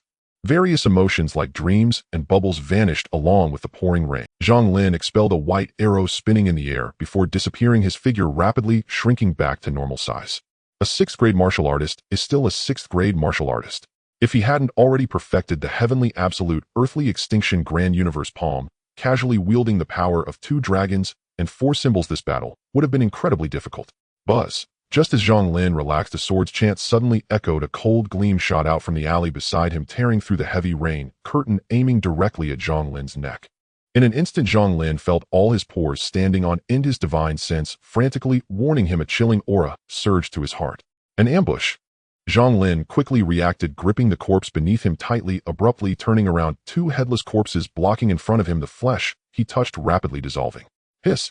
The blade pierced flesh, passing through the steel bones of the corpse, striking Zhang Lin's shoulder instantly, creating a bloody hole. Such keen perception, truly worthy of being a genius mastering both the divine sense and physical martial arts. The newcomer was a short-statured swordsman with an introverted aura, his vast chi and blood concealed within, appearing natural and unremarkable, the kind of person no one would notice even if thrown onto the street. 5th grade chi opening. Zhang Lin was horrified, the flesh on his shoulder writhing rapidly, scabbing and falling off. If it weren't for the damage and blood on his robe, he would have almost thought this was just a dream. A 5th grade chi opening, and a skilled assassin at that. He didn't even dare to take out healing pills. Otherwise, once he revealed a flaw, he would face the opponent's lethal sword. When did the young lord of the Liang Duke's mansion practice such a sinister technique? Noticing Zhang Lin's injuries, healing his chi and blood increasing instead of decreasing, while the two 6th grade martial artist corpses he held shrank rapidly, the short swordsman couldn't help but furrow his brow. He was originally meant to be a backup. A 5th grade martial artist with 4 6th grade martial artists was already a strong configuration. The opponent was merely a 7th grade divine sense with average martial skills. Thus, when Zhang Lin overwhelmingly suppressed the 4 6th grade martial artists, he nearly scared the hidden assassin to flee thousands of miles away. However, seeing Zhang Lin gradually relax after slaying the 4, his instincts as an assassin triggered him to make a decisive judgment attack. Zhang Lin remained silent, focusing intently on guiding his blood and chi to restore internal harmony. The heaven-annihilating, earth-extinguishing, soul-searching palm proved overwhelmingly tyrannical. The flesh, blood, and soul of the 6th-rank martial cultivators were entirely absorbed by him, causing both his nascent spirit and vital chi to surge dramatically. No wonder practitioners of demonic cultivation paths so easily stray from the righteous path. The intoxicating allure of rapid power is perilously seductive. Even Zhang Lin could not suppress a fleeting thought: why not henceforth refine his cultivation directly, using the heaven-annihilating, earth-extinguishing, soul-searching palm? After all, the imperial embroidered uniform guards Inquisition prison held no shortage of condemned prisoners. Yet instantly he visualized the true warrior emperor within his mind's eye and severed every trace of corruption. His spiritual platform cleared once more, serene and luminous. With a muffled thud, he cast aside the 2 desiccated corpses to either side, finally gaining a clear view of the assassin's appearance. Clad in pitch-black night attire, the figure wore a bronze mask and stood no taller than a child of 7 or 8, its long dagger pulsed with lethal radiance. Coupled with the earlier halting Ming Dynasty official speech he had overheard, the assailant's identity became unmistakable. A Japanese assassin. No matter, such trivialities hold no weight. The 4 slain 6th-rank martial cultivators were clearly not Japanese. Though allied in purpose, the 2 factions appeared fundamentally estranged. Having absorbed their souls via the heaven-annihilating, earth-extinguishing, soul-searching palm, Zhang Lin could access their memories. But such an act would be imprudent mid-battle. An ancient Chinese adage says the green mountains remain unchanged, the flowing waters endure forever. Let today's affair end here. We shall surely meet again in due time. Perceiving Zhang Lin's steady breath and hearing the clashing of armored plates approaching, the Japanese assassin knew the tide had turned and retreated without hesitation. 5th-rank martial cultivators had already begun harmonizing with heaven and earth. Their movements flowed with natural grace. Scarcely had the words left his lips when the assassin dissolved into the rain-laden dusk, vanishing across 1,000 li. Don't you have your own language? Zhang Lin muttered wryly, only relaxing his taut muscles once the assassin had fled beyond detection. Even with his immense vitality, capable of unleashing the strength of 2 dragons and 4 celestial beasts at a mere gesture, he remained outmatched against a 5th-rank opponent. If 6th-rank blood transformation marked the apex of mortal physiology, then 5th-rank chi orifice opening enabled communion with heaven and earth, and granted manifestations of the numinous. Boom, boom, boom. Shortly thereafter, a squad of ironclad soldiers tasked with inner-city patrols stormed onto the scene, their clanking armor and thunderous footfalls resonating with formidable authority. The clash between Zhang Lin and the 4 6th-rank martial cultivators had been cataclysmic. Boulders, shattered stone tablets split asunder. Any imperial palace guard within earshot would have sensed the disturbance immediately. This is... The moment the armored guards arrived, their eyes fell upon a corpse whose skull had been driven deep into its chest cavity, its feet buried into the ground. 3 more lay sprawled nearby, heads obliterated. Shattered bricks and stones littered the ground, mingling with gore and rainwater that ran crimson through the fissures. HSSSS. A collective gasp escaped the guards' lips as they stared awestruck and unnerved at the lone figure standing calmly amid the carnage. What unspeakable ferocity! What terrifying dominance! I am Zhang Lin, a junior banner officer of the Imperial Embroidered Uniform Guard. Seizing the guard's stunned silence, Zhang Lin tossed his identification plaque toward their commander, paused briefly, then bowed respectfully. My father is the Marquis of Lianghua. The commander instinctively caught the plaque. Before he could scrutinize it or question further, Zhang Lin continued smoothly. These 4 6th-rank martial cultivators attempted my assassination, and now lie slain by my hand. A 5th-rank Japanese assassin also intervened, but thanks to your timely arrival he fled. Had you not come, my fate would have been grim indeed. Though distinct institutions, the Imperial Embroidered Uniform Guard and the Imperial Palace Guard shared fraternal ties, so Zhang Lin's familiarity was neither inappropriate nor unexpected. Upon hearing of 4 6th-rank and 1 5th-rank assailants, the already unsettled guards grew even more flustered. Such prowess! Yet he held only the rank of junior banner officer. When had the Imperial Embroidered Uniform Guard grown so formidable? After verifying the plaque's authenticity, the commander bowed formally. Maintaining inner-city order falls squarely under the Imperial Palace Guard's jurisdiction. We deeply regret our negligence in this assassination attempt. Please return home for now, your lordship. Rest assured we shall deliver you the full truth. Though the corpses were grotesquely mangled, beyond recognition, there remained still-bore traces that could yield vital clues.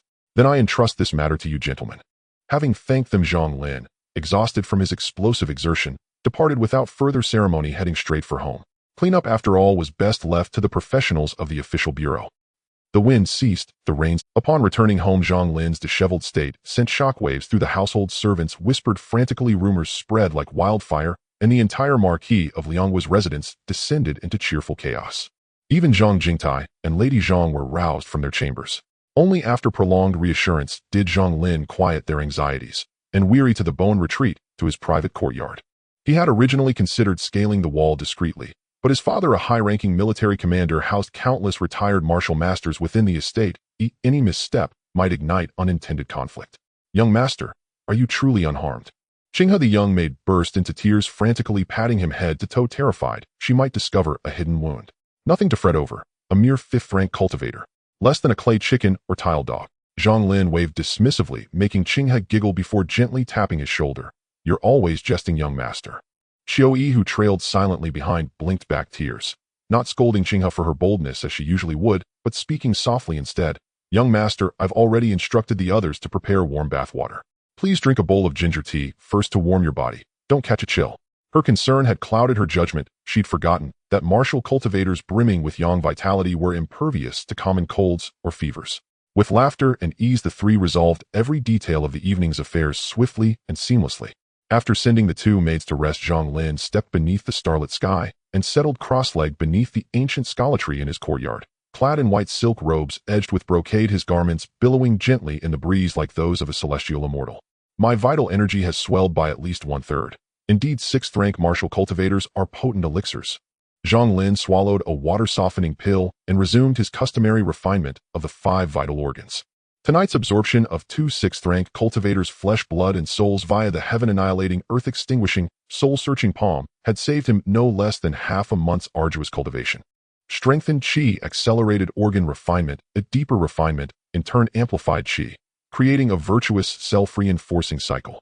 Were organ refinement quantified by a progress bar, Zhang Lin would now stand at 70% completion. Remarkable considering he had ascended to 8th-rank internal fortification barely a month prior. During the first half of the night, he refined his 5 organs. During the second, he replaced sleep with profound meditation. At length, dawn broke. The eastern horizon blushed with the first pale light of day, and the sun rose in radiant splendor, casting its golden rays upon the ancient scholar tree in the courtyard. Zhang Lin's divine sense stirred restlessly like a newly born monkey king leaping upward from his crown to perch atop the scholar tree's canopy, basking unflinchingly in the morning sun's brilliance. 6th-rank, day-wandering cultivation. In the clear blue sky, Zhang Lin's primordial spirit floated in midair, overlooking the entire residence of the Liang Kingdom.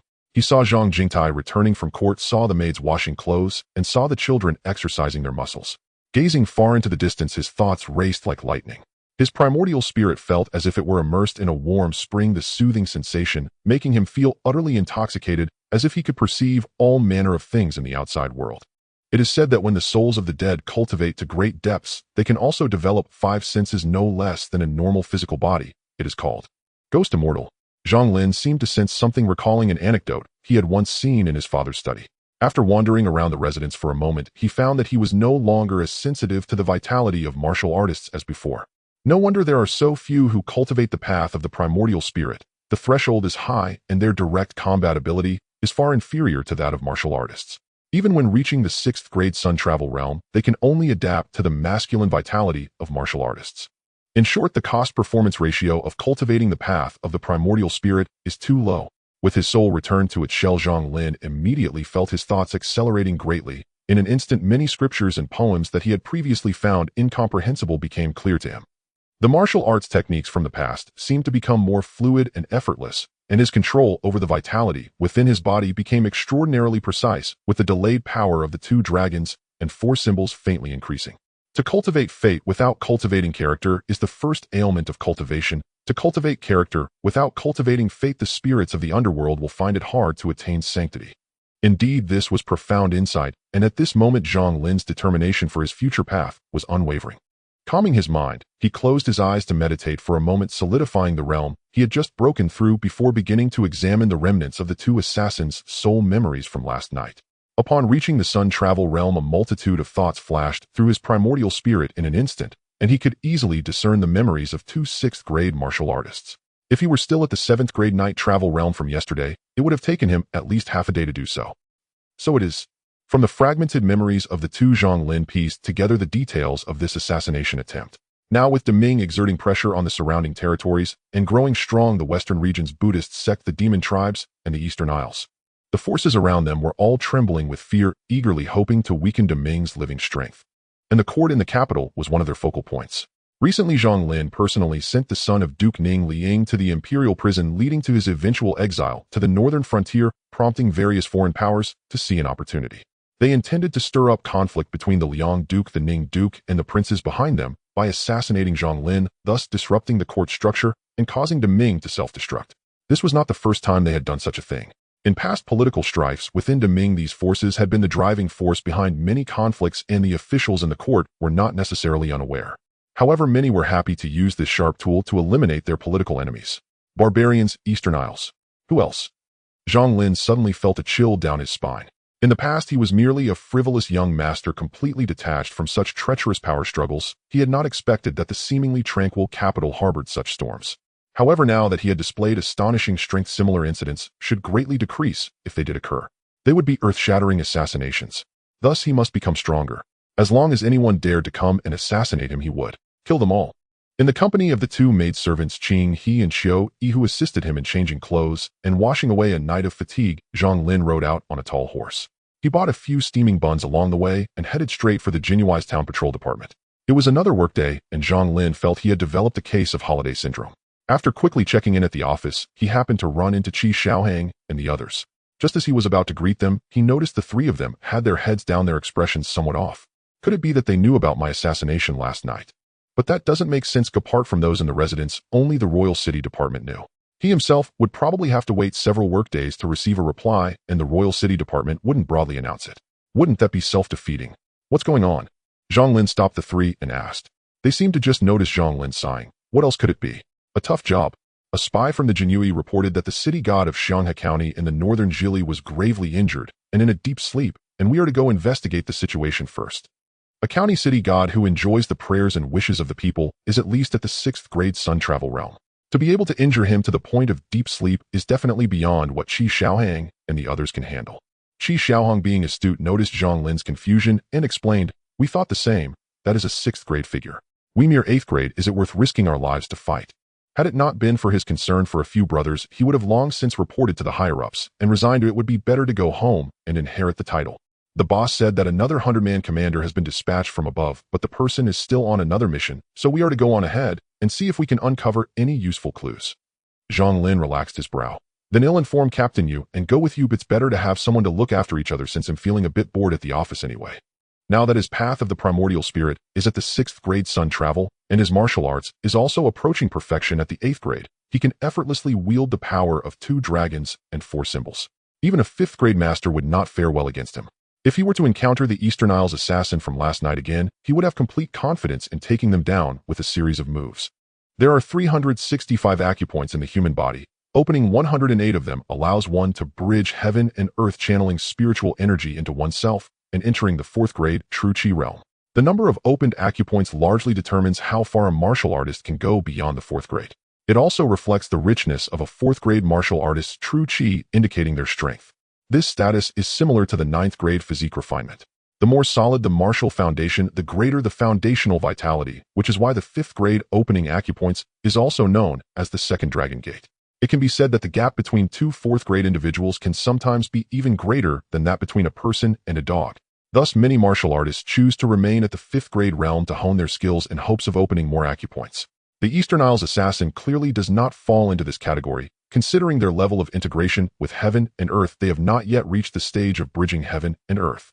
Zhang Lin would first control them, with his primordial spirit quickly closing in for short strikes capable of reducing them to ashes in a second. Enough already.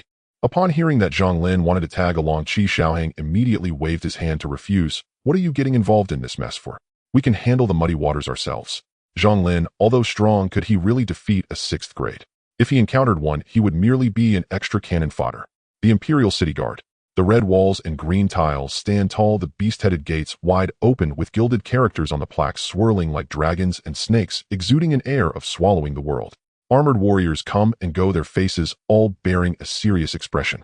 The Imperial City Guard is responsible for maintaining order in the Imperial City and the inner city. Those who reside here are either high officials or royal relatives, and any misstep could lead to losing one's head. Last night, someone gathered 4 6th rank martial artists and 1 5th rank martial artist to assassinate the current Duke of Liang's son, the husband of Princess Ningding. In an instant, the Imperial City Guard was on high alert. In secret, they dispatched more experts for patrols, and shifts were changed with much more diligence than usual. If even a fly stirred at this moment, it would be closely monitored. In the morgue, 4 corpses lie in a row while a middle-aged man dressed as a coroner is busy sweating profusely. Behind him, several golden-armored soldiers stand with their swords at attention, the masculine vigor radiating warmth throughout the hall. What's the situation? The Imperial City envoy, who had been watching the coroner's actions, inquired. The coroner paused his work upon hearing the question and respectfully reported, responding to the Imperial City envoy, based on the strength of their bones, it can be determined that these 4 are all 6th rank martial artists, and their training methods do not resemble those of our Ming Dynasty people, but rather bear resemblance to the northern barbarian tribes. However, the coroner paused again, reorganizing his words, only their cause of death. The Imperial City envoy waved his hand. You don't need to worry about that, you just confirmed that these 4 are from the barbarian tribes. When these 4 corpses were brought to the Imperial City Guard, he was equally shocked. 6th rank martial artists are no longer mere cannon fodder. To have 4 die at once was a disturbance that even the Imperial City Guard felt some pressure from. To learn that the assailant was actually the 2nd son of the Duke of Liang was even more shocking. If it were the legitimate eldest son Zhang Wu, it would be normal, but the 2nd son Zhang Lin. Isn't he considered a waste? Of course, if Zhang Lin knew the envoy's thoughts, he might retort, "My lord, you're just eating excrement. Your information pool needs updating." However, the Imperial City envoy looked at the 2 emaciated corpses in the middle, his eyes narrowing slightly, as he had a vague speculation, have they been practicing some accelerated and evil cultivation method? But this progress is just too alarming. He decided he would need to investigate this future son-in-law of the Grand Princess more thoroughly. Practicing evil cultivation methods is not typical behavior. It deserves the Imperial City Guard's close attention. I'm already at 6th rank. In response to Qi Shaoheng's skepticism about his strength, Zhang Lin replied, 6th rank. What good is that? Isn't it just? What? You're at 6th rank. Qi Shaoheng intended to continue persuading, but suddenly reacted, his voice rising swiftly. What do you mean you're at 6th rank? Martial arts. Or divine sense? 6th rank daily wanderer. Zhang Lin succinctly replied, casting a sidelong glance at a few of them. Zhou Enming and Wei Zhou could not take it anymore, feeling as if they had just eaten a bunch of sour lemons. When Zhang Lin had just joined the Jinyiwei, he was only at the 9th rank in body refinement, and his divine sense seemed to be only at the 8th rank. Recently, he had just broken through to the 8th rank in internal strengthening, and now suddenly leaping to 6th rank in divine sense, he could stand shoulder to shoulder with you 2. So is my strength sufficient to join you? No. Qi Shaoheng shook his head. The city god is also at the 6th rank daily wanderer realm, and with the support of incense and wishes, he still isn't a match. You've only just broken through to this realm. Following us would be too risky, and we might end up becoming a burden to you. I exploded 4 6th rank martial artists last night. Originally wanting to leave quietly, and keep his accomplishments hidden. Zhang Lin had no choice but to show off a bit since they wouldn't let him. Upon hearing this, the others fell silent. Qi Xiaohang forced a stiff smile, patting Zhang Lin on the shoulder. Brother, we appreciate your goodwill. You can boast about this kind of feat among us, but don't let it slip outside lest others laugh at our Jinyiwei. Yes, the destructive power of 6th rank martial artists is far beyond what a 6th rank divine sense can compare to. Even if you're deceiving your brothers, don't deceive yourself. The group awkwardly laughed together, not believing him at all. In terms of cunning tactics, martial arts cannot compare to divine sense, but in a direct confrontation, a 6th rank martial artist could easily overpower a 6th rank divine sense. Of course, they were unaware of the situations at higher ranks.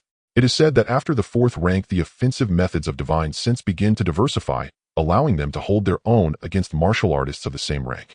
If you don't believe it, you can ask the Imperial City Guard. They took the corpses away. Seeing Zhang Lin's serious expression, the three suddenly couldn't smile anymore. Their smiles gradually froze before they let out a scream akin to that of a slaughtered pig. Did you secretly work hard behind our backs? 6th rank. And 4 of them, does that mean you can take on 4 YouTubers? No, big brother, did you eat some divine pill or something?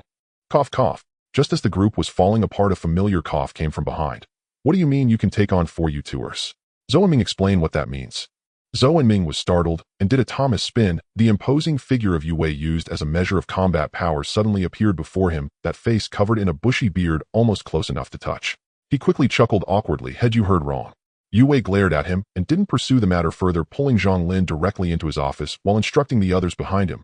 You all wait a moment, I have something to discuss with Zhang Lin. Once in the office, Yue got straight to the point. Do you know why this mission involves Qi Xiaohang and the others? Zhang Lin's thoughts raced, realizing that Yue had specifically called him for a private conversation, which surely had its deeper meaning. He immediately raised an eyebrow and asked Duke Ning. Duke Ning cannot deal with him, but he certainly has ways to manipulate Zhou Enming and the others. His legitimate son was exiled to the northern frontier. If he didn't take some action, it would not be fitting for a duke, which was quite foreseeable. Yue nodded. The 100 households responsible for this case are very close to Duke Ning, and he specifically requested Qi Xiaohang and his 3 companions. I had no way to refuse. I was about to find you to come up with a solution, but I didn't expect you to have gained such strength. It's just right for you to accompany us for protection. After the case is resolved, you could also get promoted to the main banner. He looked at Zhang Lin in amazement, finding it hard to calm down at how quickly Zhang Lin had improved his strength. That's only natural. Zhang Lin readily agreed. Not to mention that he initially intended to accompany them, but now hearing that the root of this matter lies in his conflicts with Duke Ning, he was even more determined to go. In the outer city's southeast district, narrow alleys crisscross, while independent courtyards stand scattered like stars. At noon, the chimneys along Chaoyang Street rise with curling smoke, blending delicious aromas of cooking that drift far away. It seemed like a picturesque scene of peace and prosperity. The only disharmonious note was a silent chimney in between the row of residential houses, not a wisp of smoke to be seen. The residents passing by have grown accustomed to it. This area belongs to the common folk, with rents attached to the landlords that are not too expensive, often in high demand. After all, this is the capital, a place everyone desperately wants to move into. The empty courtyard in question is notorious as a haunted house, where neighbors often hear sounds of women crying and men whispering in the dead of night. Several tenants have either gone mad or met tragic ends on the streets. The landlord even specially invited officials from the 6 doors to investigate, yet they concluded that the deaths of the tenants were not due to human causes. With various rumors and tales circulating, this courtyard has become a burden for the landlord, who has grown too lazy to show it to potential tenants. Initially, the surrounding residents were somewhat alarmed, but as time passed, they realized it did not materially affect their lives and returned to their daily routines. Suddenly, a strong tremor shook the ground of Chaoyang Street, causing the gravel on the bluestone bricks to jitter up and down. Residents and children lingering by the roadside could even hear the sound of metal clashing. Instinctively, everyone turned to look in the direction of the sound, and soon saw a group of armored warriors with an imposing aura striding toward them. Among them were the captains from the 6 doors and officers from the Brocade Guard, nearly encompassing the majority of the violent forces of the Ming dynasty. The sheer might frightened the crowd into not daring to linger any longer. They hurriedly scooped up nearby children and rushed home, fearing that they might attract trouble. Those with slightly bolder hearts opened a crack in their doors to peek at the commotion, beginning to speculate silently. What's going on? Such a commotion. The Brocade Guard and the 6 doors are both deployed. Those golden-armored warriors look like the ones who slayed the Dragon King in the sky that day.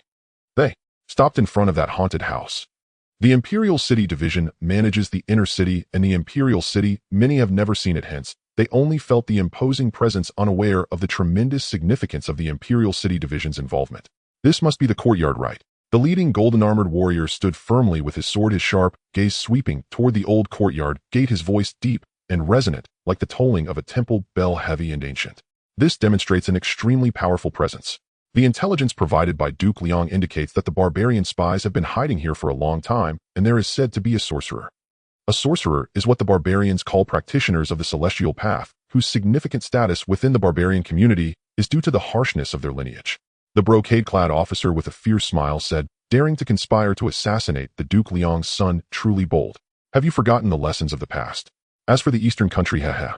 On the surface, they pay tribute to our Ming dynasty, but behind the scenes they engage in these petty schemes. Duke Liang has already reported this to the emperor. It is likely that troops will soon be dispatched eastward. The golden-armored warrior glanced at him, feeling somewhat apprehensive. The brocade guard truly has its tentacles everywhere. The assassination that occurred yesterday led to the discovery of the barbarian spy's stronghold today. Break it open. Confirming the information, the golden-armored warrior stopped wasting words. With a wave of his hand, a soldier from the Imperial City Division drew his sword and slashed out the blade's light, soaring as it shattered the door and frame into countless pieces, shooting into the courtyard. Have powerful figures arrived. Inside the house, where one could not see their hand in front of their face, an oil lamp suddenly lit, and a somewhat uncertain voice rang out. Who is it? Did you not say that you have been hiding here for a long time and no one could discover you? The clumsy Mandarin of the Ming dynasty echoed as the weak light fell slantingly on the head of a standard Eastern warrior. If Zhang Lin were here, he would certainly recognize this as the Eastern fifth-tier warrior who attempted to assassinate him last night. They cannot find this place. We have worked hard to manage this for so long. How could it be easily discovered? It is likely that the six doors are still unwilling to give up, wishing to investigate the truth of the haunted house. Boom. The golden-armored warrior entered expressionlessly, followed by the others in succession. After sweeping his gaze around without any hesitation, the golden-armored warrior stomped his foot violently, causing the ground to shake. The sound of shattering glass rang out in everyone's ears, as if something had suddenly collapsed, revealing the original scene. They noticed that an abandoned well which had previously not existed in the corner had suddenly appeared, and a similar thought flashed through their minds: a formation. Duke Liang said that this courtyard is set with an illusionary formation, which is hard to detect without attention, but if one knows beforehand, it can be easily broken. It was still that brocade-clad officer. The golden-armored warrior did not deny it, clearly having communicated in advance, yet a hint of surprise still flickered in his eyes. Duke Liang said so. Could it be that this information does not come from the brocade guard? Inside the basement, while several people were talking, a sudden thunderous roar and a feeling of the ground shaking erupted. A black-robed man sitting by the oil lamp, whose face bore strange tattoos, turned pale. My formation has been broken. Others were equally startled, and the short Eastern warrior cursed furiously, but was interrupted by the overwhelming booming sound. You hidden rats dare to disturb the tranquility of my Ming dynasty. Today marks your demise. As soon as the words fell, a torrent of true energy swept in, accompanied by the fierce wind and sharp blades, causing screams to rise and fall as ordinary flesh and blood were shredded into pieces. The Eastern warrior waved his short dagger, struggling against the odds, gritting his teeth and speaking in a broken accent. Quick, think of a way. This is a fourth-tier warrior, a strong fourth-tier. The tattooed sorcerer also looked extremely grim, struggling to manipulate his magical artifact, the silver light swirling before him, creating a momentary impenetrable barrier. Fifth tier of the nascent soul materializing objects. After a while, the two were already exhausted, collapsing to the ground, unable to move even a finger. No conspiracies or tricks were involved. They were directly crushed by the overwhelming cultivation, which is the terrifying aspect of a fourth-tier true energy warrior. In a state of blurred awareness, the two faintly heard the sounds of armor clashing, followed by a cold command. Take them back to the brocade guard's prison and find out what other strongholds they have in the capital. Just right. Let's take them all at once. The Imperial City Division. The Imperial City envoy met the returning golden-armored warriors, and the entire capture process was meticulously recorded. Take my written order and go to the treasury to select the treasured Gui Lin 7 treasures, sword you have always dreamed of. The golden-armored warrior's face lit up with joy as he hurriedly cupped his fists and said, "Thank you, my lord." This mission was essentially a matter of overwhelming the weak with no difficulty involved. If it weren't for the complex influences of Duke Liang and foreign spies, he wouldn't have earned enough merit to exchange for the Gui Lin 7 treasures sword. With the written order in hand, the golden-armored warrior happily took his leave and hurried toward the direction of the treasure. Meanwhile, the Imperial City envoy picked up the case file to review it again, murmuring to himself, the intelligence obtained from Duke Liang was not from the brocade guard. The envoy of the Imperial City pondered as he picked up a piece of information from the table. It was the intelligence he had commissioned regarding Zhang Lin, detailing his actions since joining the Jinyiwei. The cases of the Ministry of Rights, the heir of the Duke of Ningguo, and the flower thief in the outer city. Moreover, Zhang Lin had exhibited increasingly formidable strength. With his capabilities, he naturally looked down upon the mere combat power of a 6th-grade warrior.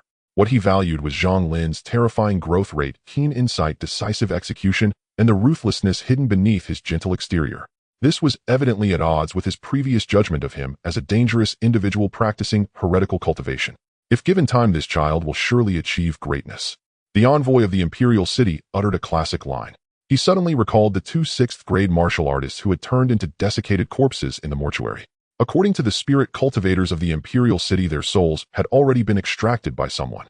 To reach such a level was clearly beyond the realm of ordinary martial arts. Could the intelligence provided by Duke Liang possibly have come from Zhang Lin? He suddenly had a reasonable, yet unreasonable suspicion. In fact, it was indeed Zhang Lin who provided the information to Zhang Jingtai. As a second-generation official, it was quite normal to seek help from one's father when bullied, right?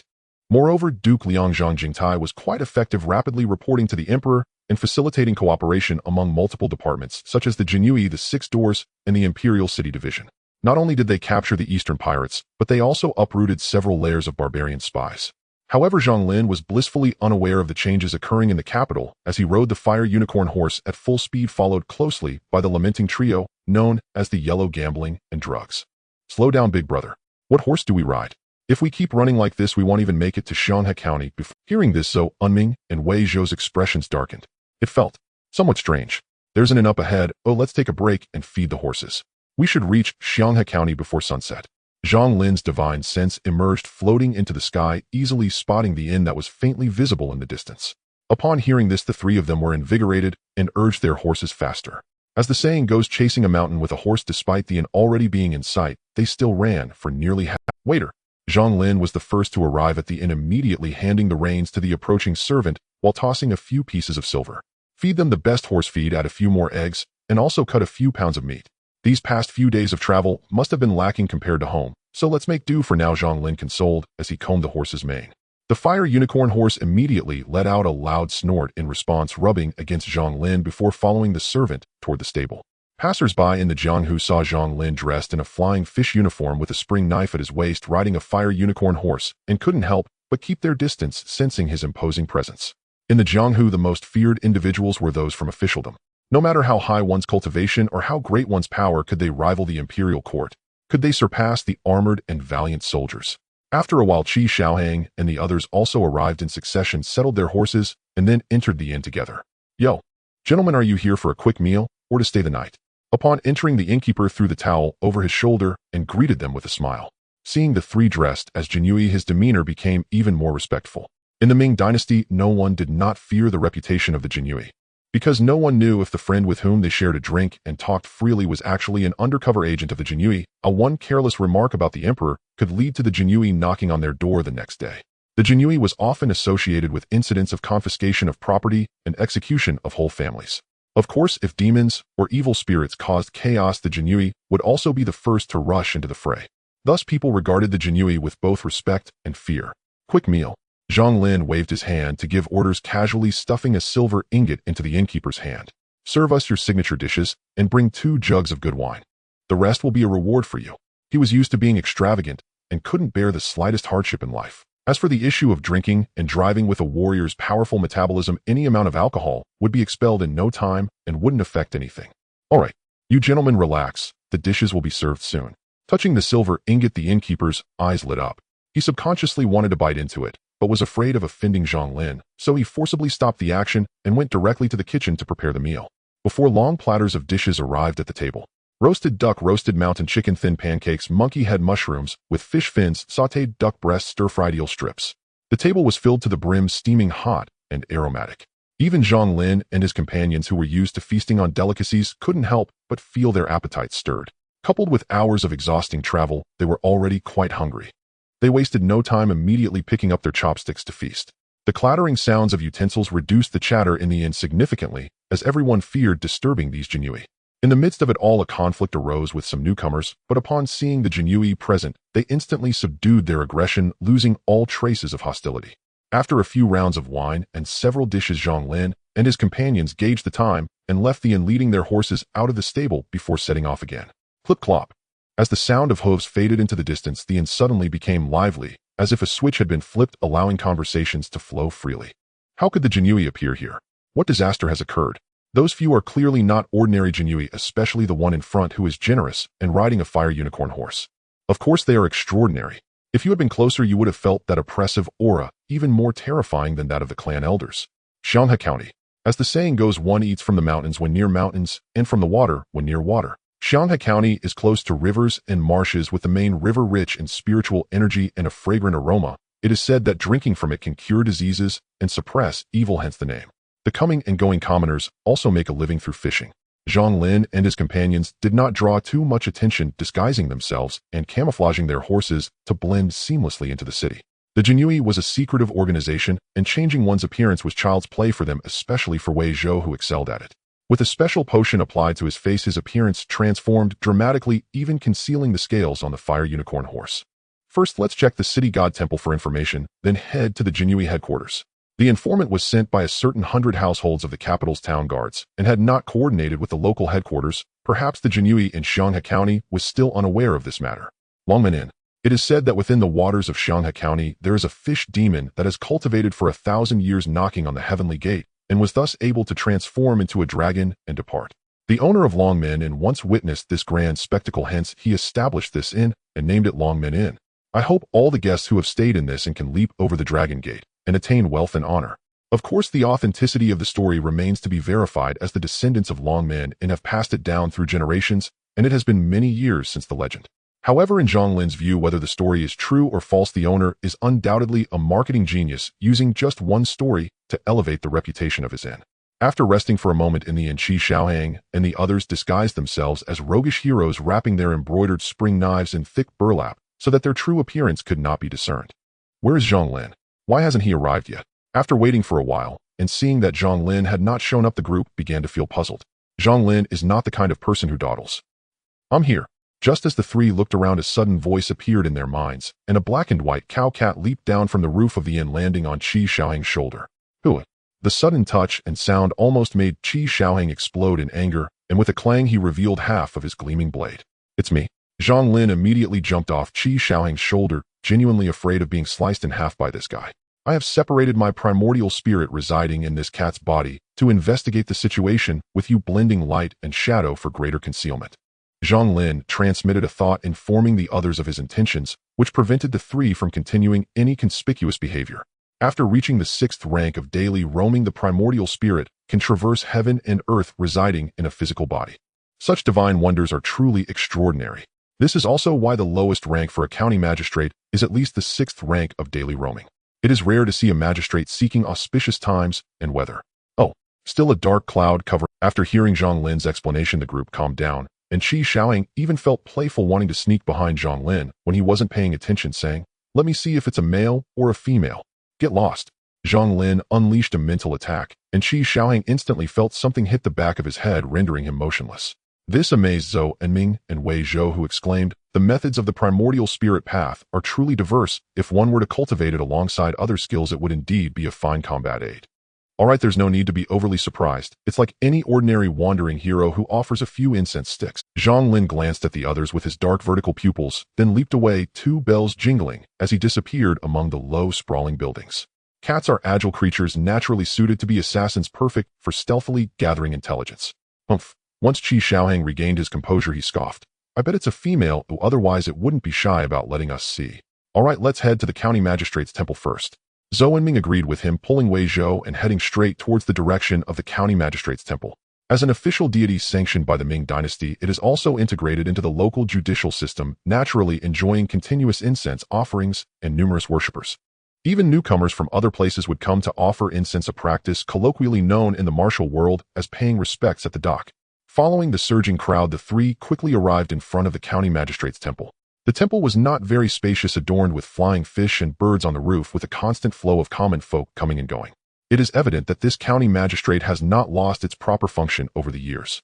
The official deity is not necessarily entirely benevolent, as some view the common folk as mere fodder solely desiring to climb to a higher-ranking magistrate's temple. The Jinyiwei have monitored the world, and there have been numerous cases of magistrates being handled over the years. However, it seems there are no unusual signs. Zhou Enming whispered, leaning in closer. Qi Shaoying frowned. We are not cultivators of the primordial spirit path, so it is possible we cannot perceive any abnormalities. As they spoke, the crowd gradually enveloped them as they approached the temple hall. There they saw a couplet on the door. Be a good person with a righteous heart and a stable soul in dreams, do some good deeds, and let heaven and earth witness the admiration of the spirits. In the center of the main hall stands a clay statue of the magistrate exuding a majestic presence flanked by civil and military officials along with the day patrol night inspection and 8 assistants. The 3 discreetly observed but saw the temple priest with a calm expression smiling as he handed incense sticks to the worshippers. Having given some incense money, they received a few incense sticks from the temple priest. Just as they were about to worship, they heard the priest's voice beside them. Are you several who have just arrived in Xianghe County? Qi Shaoying felt a stir in his heart, but he maintained his facade and recited the prepared lines saying, Indeed, I have traveled the martial world with my brothers and just arrived in Xianghe County today. Seeing the flourishing incense offerings here, I came to forge a connection with the local deity. The temple priest chuckled and said, A fine connection indeed.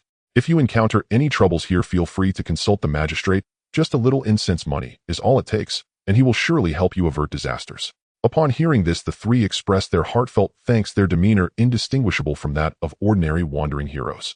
After offering their incense, they left the county magistrate's temple, but their expressions were somewhat grim. Hey there, young sir, is it true that the county magistrate's temple here always grants requests? Qi Shaoying randomly stopped a lucky passerby. The person hurriedly passing by was initially annoyed by the interruption, but upon realizing he was being stopped by 3 knife-wielding heroes, he immediately complied, saying, Not really, the magistrate usually doesn't bother with such matters. However, recently there have been demons causing trouble in the county, and after an unfortunate incident at Lu Yuanwei's house, they offered incense at the magistrate's temple and donated some incense money, which led to the magistrate intervening and driving away the evil spirits. After that, I don't know which family spread the word that the magistrate was also dealing with healing and rescuing people, dispelling evil, and preventing disasters multiple times with tangible results, which is why everyone has recently become more diligent in visiting the magistrate's temple. Having said this, he looked at Qi Shaoying eagerly. Sir, may I leave now? My wife is waiting for me to obtain some talisman water to save her life. Qi Shaoying frowned and threw him a few pieces of silver. Why ask about spirits? For healing and saving lives, one should go to a clinic. Here is some silver for you. Quickly take your wife to get treated. After saying this, he left with Zhang Lin and Wei Zhou. The passerby was left in a state of indecision, pondering for a moment before he gritted his teeth and hurried towards the clinic in the city. Back at the inn, the group ordered some food and drink, gathering in Zhang Lin's room to piece together their findings. It seems that the magistrate shows no signs of serious injury or imminent death. He has been frequently manifesting lately, but there seems to be an issue with that temple priest.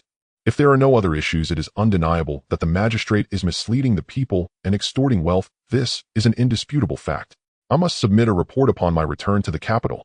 The matter is far from simple. The messenger has already died, and there must be hidden truths behind it.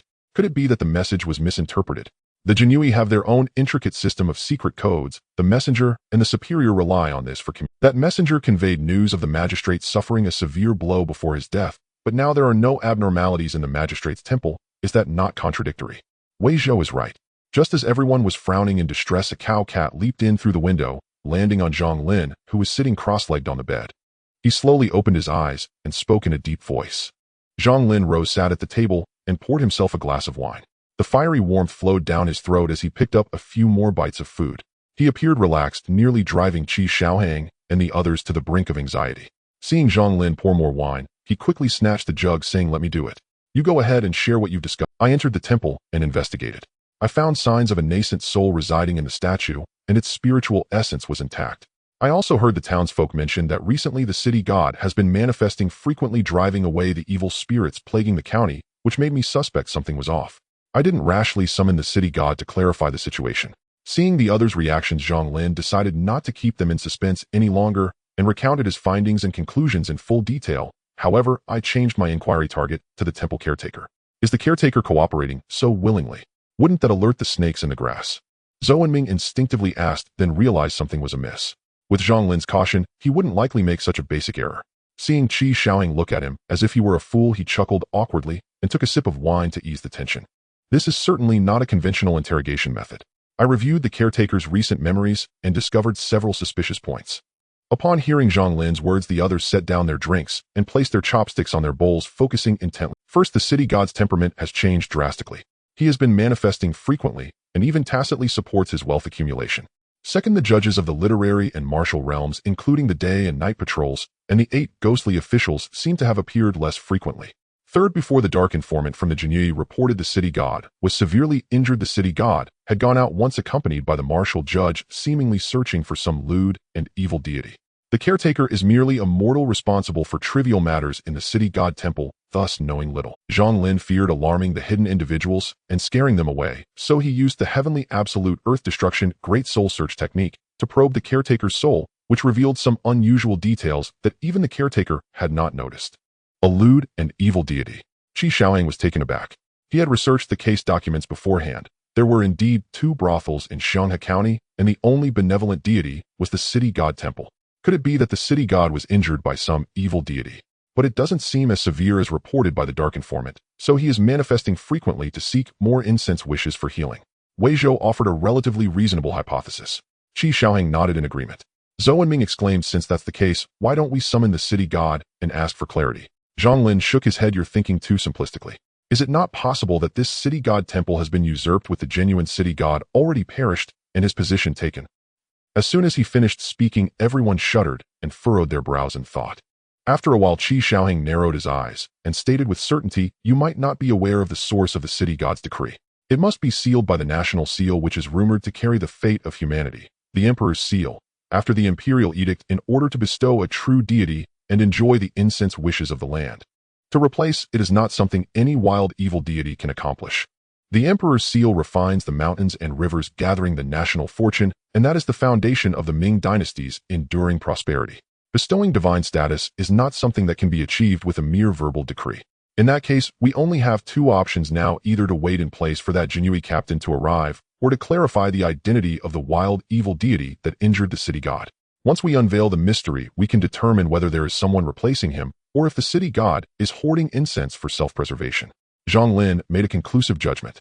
According to the agreed time, the captain will take another 2 days to arrive. If we make no progress, we might be accused of negligence in our case handling. Qi Xiaoying sighed as he had some understanding of the situation regarding this mission. Solving the case was certainly out of the question as it involved higher-level conflicts, but difficulties would undoubtedly abound. They didn't mind themselves, but if Zhou Enming got implicated, that would be a sin. If we're going to be punished, then so be it. Better than risking our lives, right? Zhou Enming shouted, not wanting to be a liability for his brothers. If the worst comes to worst, I'll just take a pay cut, or I can just be a small flag bearer for life.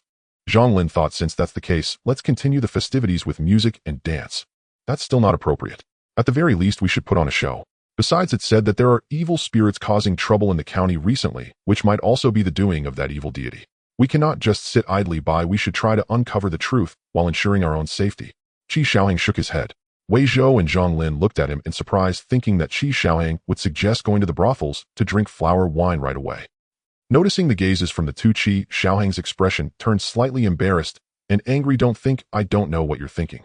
This is called being lustful, but not lewd, knowing when to act and when to refrain. He had just discreetly inquired about the locals and found that the quality of the girls in the 2 brothels here was not very good. He had no other requirements, but this one had to meet the highest standards. Zhang Lin withdrew his gaze, somewhat unconvinced. Then tomorrow we'll split up and find out if there are any unfamiliar temples being worshipped in the vicinity. The purpose of the lewd evil deity is also to collect incense wishes for cultivation, so it's impossible for them to hide away. As long as we dig deeper, they will eventually reveal their tracks. All right.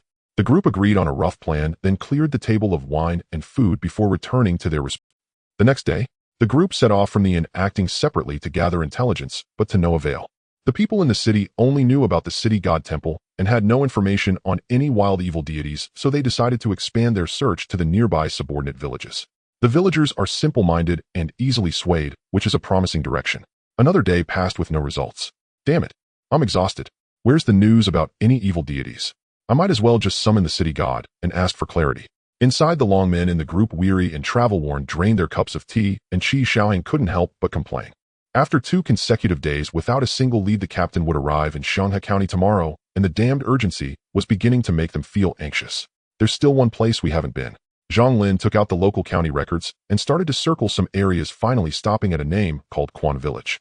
Quan is one of the many tributaries of the Xianghe water system. Since that's the case, tomorrow morning we'll go take a look together. Even if we find nothing, it counts as doing our duty. If the captain insists on making things difficult, I'll just accept it. In Xuanhe Township, 4 plainly dressed wanderers rode their horses reining in beside the village and gazing steadily at the humble settlement before them. Carved on the beams of the signboard was some elongated creature reminiscent of a totem from ancient tribes, with every household hanging woven bamboo items at their doorsteps. As they dismounted and approached, a few strong young men wielding harpoons surged forward, flanking an old man with white hair and beard who, despite leaning on a cane, walked steadily, clearly adept at farming. "What brings you here?" the old man asked, his tone somewhat overly cautious. Zhang Lin cupped his fists and stepped forward, reiterating his earlier explanation. "We are merely wanderers passing through, wishing to rest for some time in your esteemed village.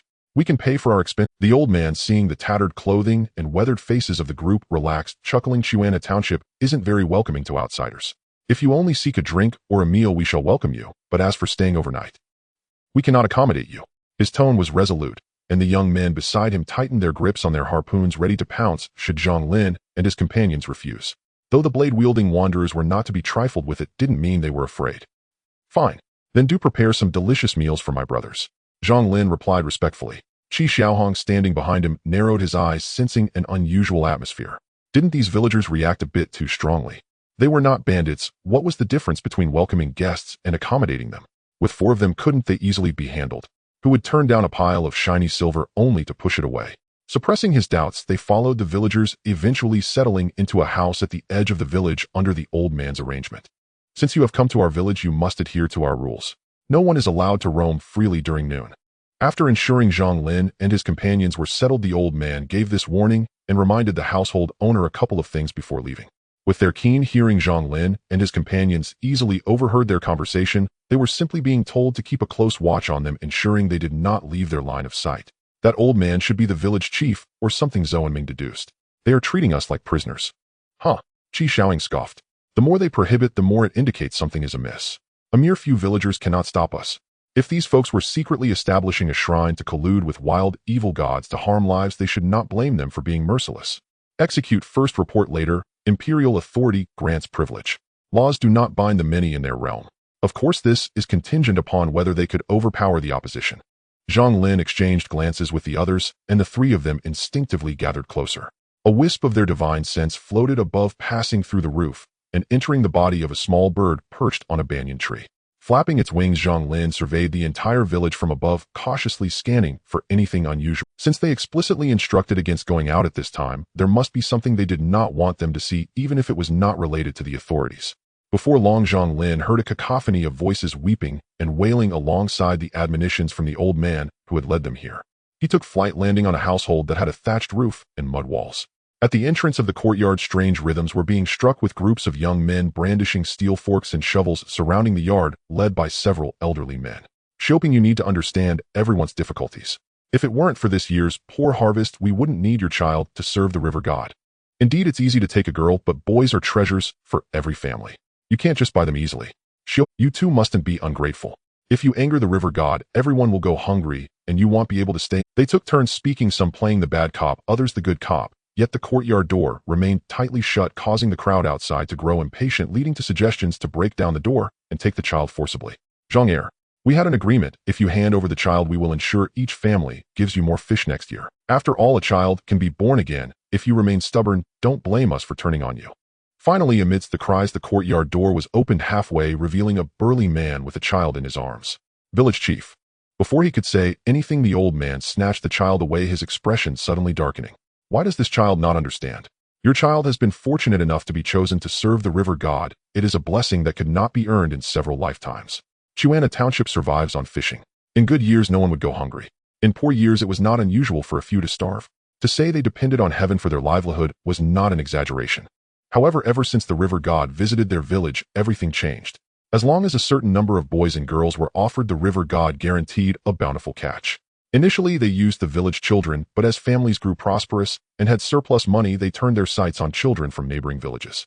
They engaged in human trafficking and even abducted children. All in the pursuit of securing more fish, they bore no psychological burden. However, recently the river god's appetite had grown, and last year's harvest was mediocre, making it difficult to spare extra money for the expensive boys. Thus, they shifted their focus back to the children of their own village.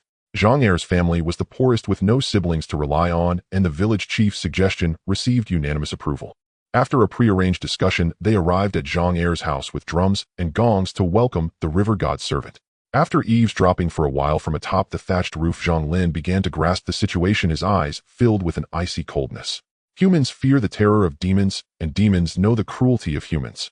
Over the years, this river god and the villagers of Chuana Township have harmed countless innocent children. They deserve to die. It seems the city god indeed sought to investigate this matter, which brought him into conflict with the river god. Yet how could he have lost? In the territory of Shanghai County, even a 6th-grade city god bolstered by the power of incense and wishes dares to confront a 5th-grade one. There must be hidden circumstances I am unaware of. As he pondered, the villagers amidst their drumming and clanging carried the child onto a grand sedan chair, heading straight towards the riverbank. Zhang Lin took one last glance before flapping his wings and flying back toward the direction they had come from. With the soul returning to its shell, Zhang Lin slowly opened his eyes, startled by the 3 round faces that cracked. 3 crisp sounds echoed, and the 3 people covered their faces and obediently returned to their respective positions. The commotion even attracted the attention of the villagers guarding outside. What happened? Oh, sorry, I misheard. I won't disturb you all while dining. Thank you for the guest's generous reward. He spoke to the air as if answering himself, then politely stepped back to close the door, leaving Qi Xiaohang and the others dumbfounded. What happened to him? It's nothing, just immersed in the illusion of my spiritual visualization. He explained and spoke with a serious tone. I have discovered the secret that this village is trying to conceal. The 3 straightened up, sensing an unusual aura of danger from Zhang Lin's tone. Was it killing intent? As we suspected, the villagers of Chuana Township have set up lewd altars to worship evil gods, participating in human trafficking, sending countless young boys and girls into the mouth of the river god to ensure good weather in the coming year. Is it possible that the authorities are unaware of such things? The 3 found it hard to believe. Throughout history, there has been a strict crackdown on lewd altars to evil gods, especially in the Ming dynasty. Once discovered, the lightest punishment would be to destroy the altars, and in a case like Chuana Township, complete annihilation would not be excessive. Perhaps they have been sufficiently discreet, or perhaps they are wary of the evil god behind them, or maybe the city guards have already caught a whiff of it, but were repelled when they tried to intervene. Zhang Lin frowned. This means that the river god of Chuana Township is at least of the 5th rank. River gods are either water ghosts who have attained enlightenment, or demons causing trouble in the waters. Let's go back and get reinforcements. Based on the time that Lord Baihu should have already arrived at the Jinyiwei headquarters, and our arranged people have also passed on the message. Zhou and Ming proposed steadily. Before they set off, they hired a waiter to help them relay the message to the Jinyiwei headquarters. As soon as that Baihu arrived, they would receive news that they had come to Chuana Township. If they encountered a strong enemy, the latter could also come to their aid in time.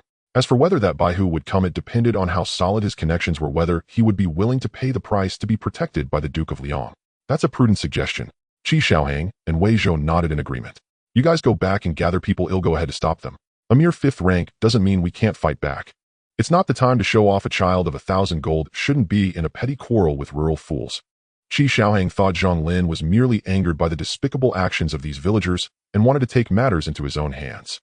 There's no time left. The villagers have already prepared the young boys and girls, and they are about to offer sacrifices to the river god. Zhang Lin shook his head, thinking of the children they had forcibly abducted, merely 2 or 3 years old, still unaware of the world, and a surge of killing intent arose in his heart. Seeing Zhang Lin's determination, the others could only smile wryly. Then we can only accompany you to death. It's impossible for us to fight alongside you. It would be a blessing not to hinder you. Helping you deal with those wicked villagers won't be a problem. When the time comes, we'll kill one if they come in, 2 if they come in pairs. That scene would be like one man holding the pass no one could pass. Ha! Then let's finish this cup of wine and go slay that evil god. The group clinked their cups and drank it all in one go, a surge of heroic spirit rising within them. The waters of Chuanha surged, roaring endlessly. A makeshift grass stage stood by the riverside, on which were tied several small figures dressed in coarse linen, waving their chubby little hands without a care for their impending fate.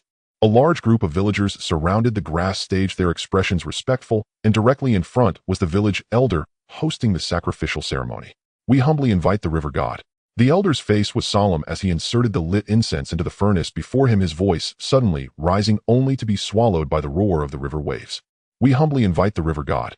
The villagers behind imitated, shouting in unison. There were no elaborate rituals. They did not understand those ceremonies, only using the simplest and most primitive method of sacrifice, simple yet crude.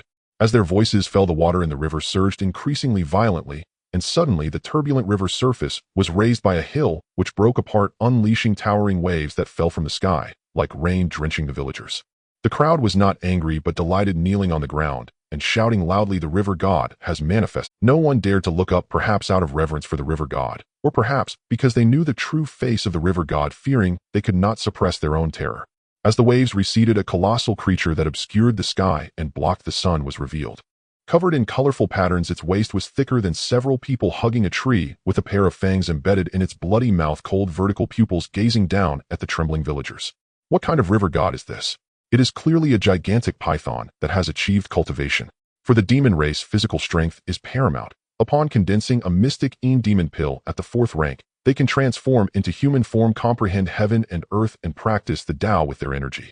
In ancient times, the gods and demons ruled the world, and the demon race was the servant of the gods and demons, while humans were merely livestock. Later, wise men comprehended the cultivation of the demon race and established the path of martial arts, which was further refined into 9 ranks by extraordinarily talented individuals, leading to the martial practitioners of today. Thus, the paths of the demon race and martial artists are quite similar. The river god's gaze did not linger on the villagers, but instead shifted to the young boys and girls on the altar, its scarlet forked tongue flicking out, drooling profusely. For demons, martial artists are full of vitality and masculine energy, making them the most suitable for consumption. Children untouched by worldly affairs have tender flesh, making them a close second. Of course, it does not value these at all. They are merely the tasks of the master. The river god cautiously gathered the power of the incense, and wishes then opened its bloody mouth toward the children, the overwhelming stench instantly causing them to wail. The villagers buried their heads deeper, silently praying that the river god would be satisfied and bless them with good weather in the coming year. Boom. Just as the serpent's mouth was about to reach the altar, a sonic boom suddenly exploded. Layers of airwaves flew in all directions, and a gleaming Shochuan knife sliced through the sky, plunging into the serpent's head, splattering 3 feet of crimson. "Where do you think you're going, demon?" A furious voice rang out, and the villagers instinctively looked up, only to see a martial artist dressed like a wanderer with a face like fine jade stepping down with a rumble that shook the ground. In the blink of an eye, he leapt into the air, ready to strike their river god. The power of the water dragon is the greatest. The power of the land elephant is the greatest. Those who embody the dragon and the elephant can move mountains and overturn seas. Zhang Lin possessed the strength of 2 dragons and 4 elephants, with his vital energy surging like mighty rivers within him, as if his muscles and bones were twisted together like steel wires. Boom! A heavy fist unleashed a thunderous sound in midair, crashing down upon the serpent's head, shattering scales and flesh in an instant, bones breaking and steel snapping. Azo, the confusion in the river god's vertical pupils had yet to dissipate when it let out a pained cry. The tremendous impact, lifting it up, half of its serpentine body submerged in the river, was thrown out, spinning in the air before plummeting back into the waters. In a flash, like a silver vase shattering, the shining Shochuan knife sliced through flesh and scales, grasped firmly in Zhang Lin's hand. "Lord River God, damn outsiders, who gave you the audacity to strike at Lord River God?" After a round of combat, the villagers by the river finally came to their senses, and the elder of the village recalled Zhang Lin's attire, though his appearance had changed somewhat. Just as a villager attempted to pick up a stone to strike down Zhang Lin, the sound of unsheathing blades rang out, and Qi Xiaohang and the others wore dark expressions, their blades naturally lowered, revealing their tokens with a sneer. "The embroidered uniform guard is here. Who dares to be impudent?" At the mention of the embroidered uniform guard, the villagers instantly fell silent. Some even shuddered. Since the establishment of the Ming dynasty, the image of the embroidered uniform guard had long been ingrained in people's minds. Even the heroic figures of the martial world did not dare to speak out, let alone these poor, unruly villagers. Illegally constructing lewd shrines, worshipping evil gods, human trafficking, harming the common folk. Qi Xiaohang's face was as dark as water, enumerating their crimes, causing the villagers' faces to grow paler with each word. "For your crimes, confiscation of property and extermination of your clan, even banishment for 3,000 miles would not be excessive." Qi Xiaohang's gaze swept across the faces of the villagers, a cruel smile curling at the corners of his mouth. Zhou Enming and Wei Zhou also heightened their vigilance, tightening their grips on the Shochuan knives, their muscles under their robes tensed like leopards poised to pounce. "Kill them. It's better to die fighting than to die without hope. We have capable fighters too. There are only 3 of Lord River God will protect us." Sure enough, when the spring was compressed to its limit, it was time for it to rebound. Upon hearing Qi Xiaohang declare their crimes, the villagers, while terrified, also harbored different thoughts. As long as they could keep the embroidered uniform guards here, their crimes would not be exposed. Realizing this, the villagers, who had just seemed as weak as sheep, immediately picked up their harpoons, glaring fiercely at Qi Xiaohang and the others. "What are the embroidered uniform guards? In the face of life and death, all authority crumbles." "Very well." Qi Xiaohang grinned, revealing his white teeth, and declared resolutely, "Kill the resistors. Not a single one shall be spared." Whoosh. Zhang Lin stood with his knife raised, leaping into the air, his cold eyes reflecting the massive serpent demon plummeting below, his divine essence naturally envisioning the true martial emperor. Stepping on the tortoise and serpent hair flowing and bare feet clad in golden armor and jade belt, he appeared naturally serene. Yet the next moment the atmosphere shifted dramatically, a sinister aura surged and shrill screams echoed through the void as eerie mist bubbled from the marsh. As if hell had risen, the true martial emperor sat at the center surrounded by vengeful spirits bearing their fangs, resembling the demeanor of the king of hell. Suddenly the river god, plummeting downwards, felt a warning surge in its heart, its countless iron scales erecting, pupils contracting sharply, an indescribable fear enveloping it, forcing it to emit a desperate wail. Help! Too late. Zhang Lin formed his fingers like a blade, swiping across the knife's body. The radiant Xiuquan knife grew even more dazzling, and a ghostly aura seeped from the seams of the steel before he struck. As the blade struck, it was as if heaven and earth lost their colors, and the sun and moon lost their light, with countless ghosts kneeling in worship. Sizzle! The silent blade light swept by as the giant serpent's flesh seemed to be devoured by innumerable evil spirits, splattering black foul blood. Simultaneously, the river manifested a hellish scene of howling winds, raging spirits, and sinister officials. Countless pale hands reached out, forcibly dragging the giant serpent river god essence from its body, tearing it apart. It hurts. It hurts so much. Lord, save me. The essence of the giant serpent let out endless wails, yet still seemed trapped in a quagmire, being dragged into hell. Abyss path. 3 blades. Zhang Lin sheathed his knife and exhaled a breath of foul air. On his first day in Shanghai County, he received this martial arts reward from the palace, thought to be the result of his father's influence in the capital, having dealt with an assassination case. His feat of slaying 4 6th-grade warriors spread, thus earning him some prestige. The Abyss Path is a legendary hell where those who enter are flayed from foot to head, driven by fiery wheels across boiling iron, their bodies shredded, suffering endless pain and a multitude of toxins. Abyss Path, 3 blades, each blade more ruthless than the last. If one cannot withstand it, their soul will forever fall into the abyss. Both essence and body severed. Zhang Lin did not know whether hell truly existed, but the Abyss Path he had envisioned from his divine essence not only affected the enemy, but also posed certain dangers to the practitioner. It could be said to be the 7 wounds fist, injuring others while first injuring oneself. No practitioner of this blade technique throughout history has met a good end. Of course, Zhang Lin's fundamental method is the Ziwei Xuandu Thunderbolt Jade Classic, envisioning the true martial vanquisher. Thus, he need not fear these phantoms and demons standing firm at the center. Boom! The river god body fell, splashing a towering wave, and Zhang Lin, quick-witted, flicked his palm blade, catching a serpent gallbladder the size of a human head. The gallbladder of a 6th-grade serpent demon is a great tonic. Consuming it can wash tendons and marrow, enhancing vitality, and is also excellent for alchemy. Just the thing to take back for the Grand Princess to refine into medicine. Zhang Lin's face brightened with the Grand Princess had continuously gifted pills and treasures. Although the feeling of living off her was delightful, Zhang Lin felt embarrassed to take advantage of her. He simply had nothing of value to offer at the time, and the Grand Princess did not care for trivial material possessions. He may lack many things, but he had plenty of money. From the disdain of the wealthy. Below, a massacre was underway. Indeed, it was almost a one-sided slaughter. These villagers were merely capable of physical training, facing Qi Xiaohang and his elite 8th-grade warriors of the embroidered uniform guard. They were no match at all. Isn't it just buying some children? It is their honor to serve the river god. If we don't offer up boys and girls, we won't reap any harvest, and people will starve to death. We don't want that either.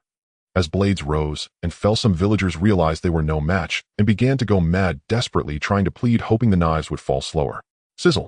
The blade flashed past the neck that had just bulged with veins, spurted blood splattering onto Zhou Enming's robes. He wiped the blood from his face, his voice cold. No one feels pain until the knife is at their own neck. In Shanghai County, at the headquarters of the Jinyiwei. This is the lowest rank of the Jinyiwei system, where the highest official is the Jinyiwei Baihu with a foundational strength of the 6th rank. 8th grade, inner strength complete. He was about to wash his marrow. Now it's time to investigate your secrets. Zhang Lin's gaze fell upon the dragon demon's corpse lying on the ground, his eyes. Otherwise, those candidates for the imperial examination would not be so eager to push their way into the capital when it comes time for assignments. If the Jinyiwei in the capital are like favored sons closer to the emperor, they have more opportunities to be seen. As for the Jinyiwei in local offices, their status is akin to that of adopted sons. My lord. The Baihu of the headquarters, Duan Wu, personally poured a cup of tea for the man seated at the head, his face wrinkled enough to trap a fly. Although they are both Baihu, the man before him could speak with the Duke of Ning. The Jinyiwei are also human, and they too have their own social interactions and connections in officialdom. Just now a servant came to convey a message using the secret language of the Jinyiwei, saying that several Jinyiwei junior flags have secretly infiltrated Chuana Township. What do you think? The man closed the cup, lifting his head to reveal a sharp oval face with cold and delicate brows and eyes resembling a palace eunuch. No harm done. They are merely gathering information. I have made a trip to the city god temple. That monster, although hidden in Chuanha Township, as long as it is not provoked, I believe they also have some self-awareness. Be sure the Baihu of the capital's town consolation office waved his hand, letting out a cold laugh. Acting on their own, being overly clever. Once they return, I will definitely punish them for their insubordination. Duan Wu felt a chill in his heart. This was clearly an act of retribution, and he did not know how those junior flags had offended this official. As for the city god, he carefully considered his tone, secretly observing Yishi's expression, ready to stop immediately if the other showed any displeasure. Evidently, Yishi had left Duan Wu with the impression of being small-minded, fearing to offend this superior. There is nothing happening with the city god. He indeed had a confrontation with that monster earlier, resulting in injuries on both sides. Fortunately, relying on the people's prayers, he has already recovered significantly, and soon this official will go with him to capture that monster. Yishi snorted coldly, showing little concern for a mere monster. He is a 5th-rank martial artist, having opened his meridians over 120 times, ready to advance to the 4th rank at any moment. That monster could only have been injured by the 6th-rank spirit of the city god, and should be at the initial level of the 5th rank, posing no threat. Of course, his actions are partly due to orders from above, and partly due to the benefits presented to him by the city god earlier. Hearing this, Duan Wu also let out a sigh of relief. If a 5th-rank monster appeared in Xianghe County, he as the Baihu of this headquarters would undoubtedly face reprimands. At the very least, he could not escape the blame of poor oversight. Moreover, how could he allow others to sleep soundly while he was awake? He and the city god are only 6th rank, and facing a 5th-rank demon also makes them uneasy. Chuanha Township. Under the blades of several men, the riverbank was littered with severed heads, half of Chuanha stained with a faint red hue. Zhang Lin dragged the corpse of a giant python ashore, while Qi Xiaohang and the others tidied up the scene. When they found the headman of Chuanha Township and showed their Jinyiwei badge, he immediately fell to his knees in fear, repeatedly stating his willingness to cooperate. In a typical feudal society where imperial authority does not reach the countryside, a few Jinyiwei would not dare to confront an entire township alone. But this is a world of high martial arts where power resides within oneself. Which township's ruffians would dare to confront a martial artist? Do they think their blades are not swift enough? Or do they believe their lives are too long? Pile up these heads to build a warning post, alerting everyone not to set up illegal temples, collude with evil gods, or harm innocent citizens. Zhang Lin surveyed the crowd, and the local gentry were all trembling, not daring to speak further. They had witnessed the scene firsthand, seen the rolling heads, and the heroic young man standing atop the giant python, resembling a god, an image forever etched in their hearts, hard to forget in this lifetime. We will heed your lordship's teachings. Trembling, the gentry responded in unison. After Zhang Lin granted permission, they fled hastily from this place that made them feel as if they were sitting on pins and needles. Following Zhang Lin's orders, they gathered their household servants to transport the heads for the warning post, and sent people to explain the situation house by house in the township. There are not many villages in Chuanha Township. Earlier, Zhang Lin and the others had focused on the largest village, the closest to Chuanha, which was relatively prosperous. However, greed is as insatiable as a snake swallowing an elephant. The villagers, seeing the pile of heads, were all frightened into silence, especially since many were familiar faces.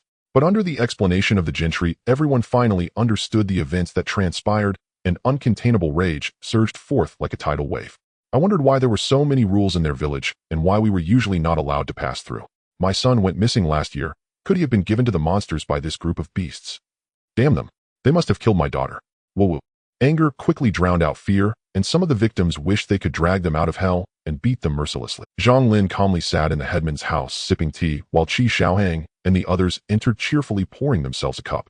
Downing it in one gulp, he joked, "While we're busy outside like dogs, you're quite leisurely. What are you busy with? Just supervise them to ensure they do as I instructed." Zhang Lin was utterly unconcerned. Even without supervision, those gentry would not dare to cut corners in execution. They are not asked to pay, or it only takes some time and effort. After all, he had helped them deal with a 6th-rank monster. It does look tiring. I didn't expect that these guys would secretly harm their own townsfolk. Truly despicable. Rest assured, when the county magistrate of Xianghe arrives, he will decide accordingly.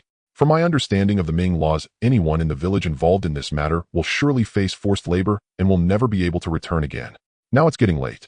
As they spoke, Zhang Lin glanced outside. The sun was setting and dusk was gradually falling. The expressions of the group turned serious, clearly understanding the implication of Zhang Lin's words. Qi Xiaohang let out a cold laugh. It seems that the Baihu is rather bold, showing considerable trust in the Duke of Ning behind him. Of course, perhaps this little baron's son is not in his sight, haha. The Baihu, still unaware that Zhang Lin had come along, was ignorant of Zhang Lin's latest achievements in the capital and boldly neglected to send help, clearly intending to get them into trouble. The setting sun bled crimson across the imperial highway.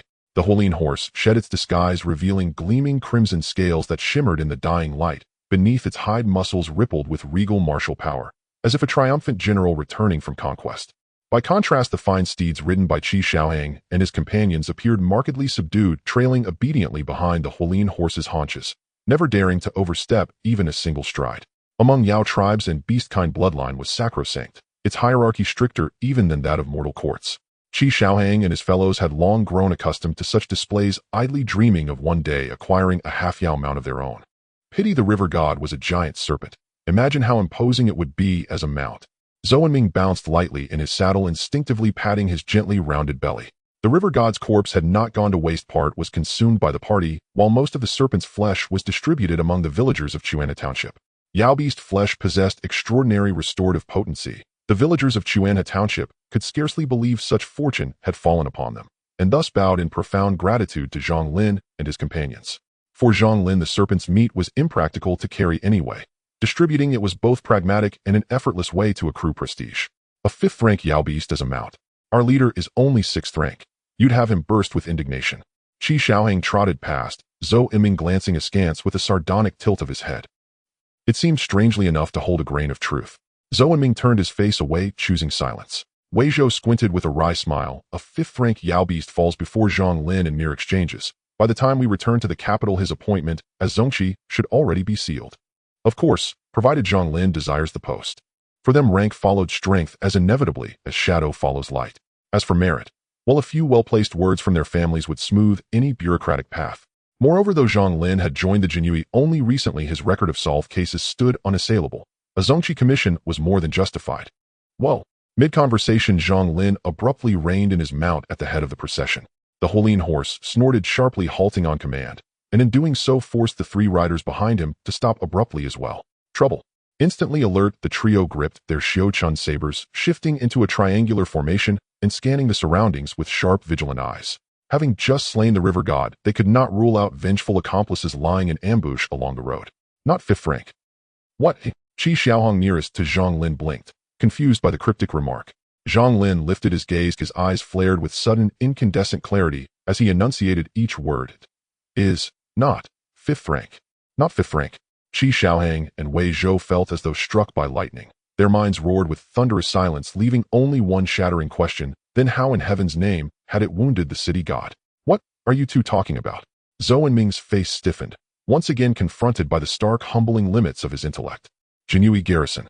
Yishu's brow bore a faint trace of impatience. The kettle had boiled and reboiled. The tea in his cup had long since faded to the pallor of plain water. Duan Wu sat beside him, offering strained smiles, visibly restless. As commander of a county garrison, he was rarely idle.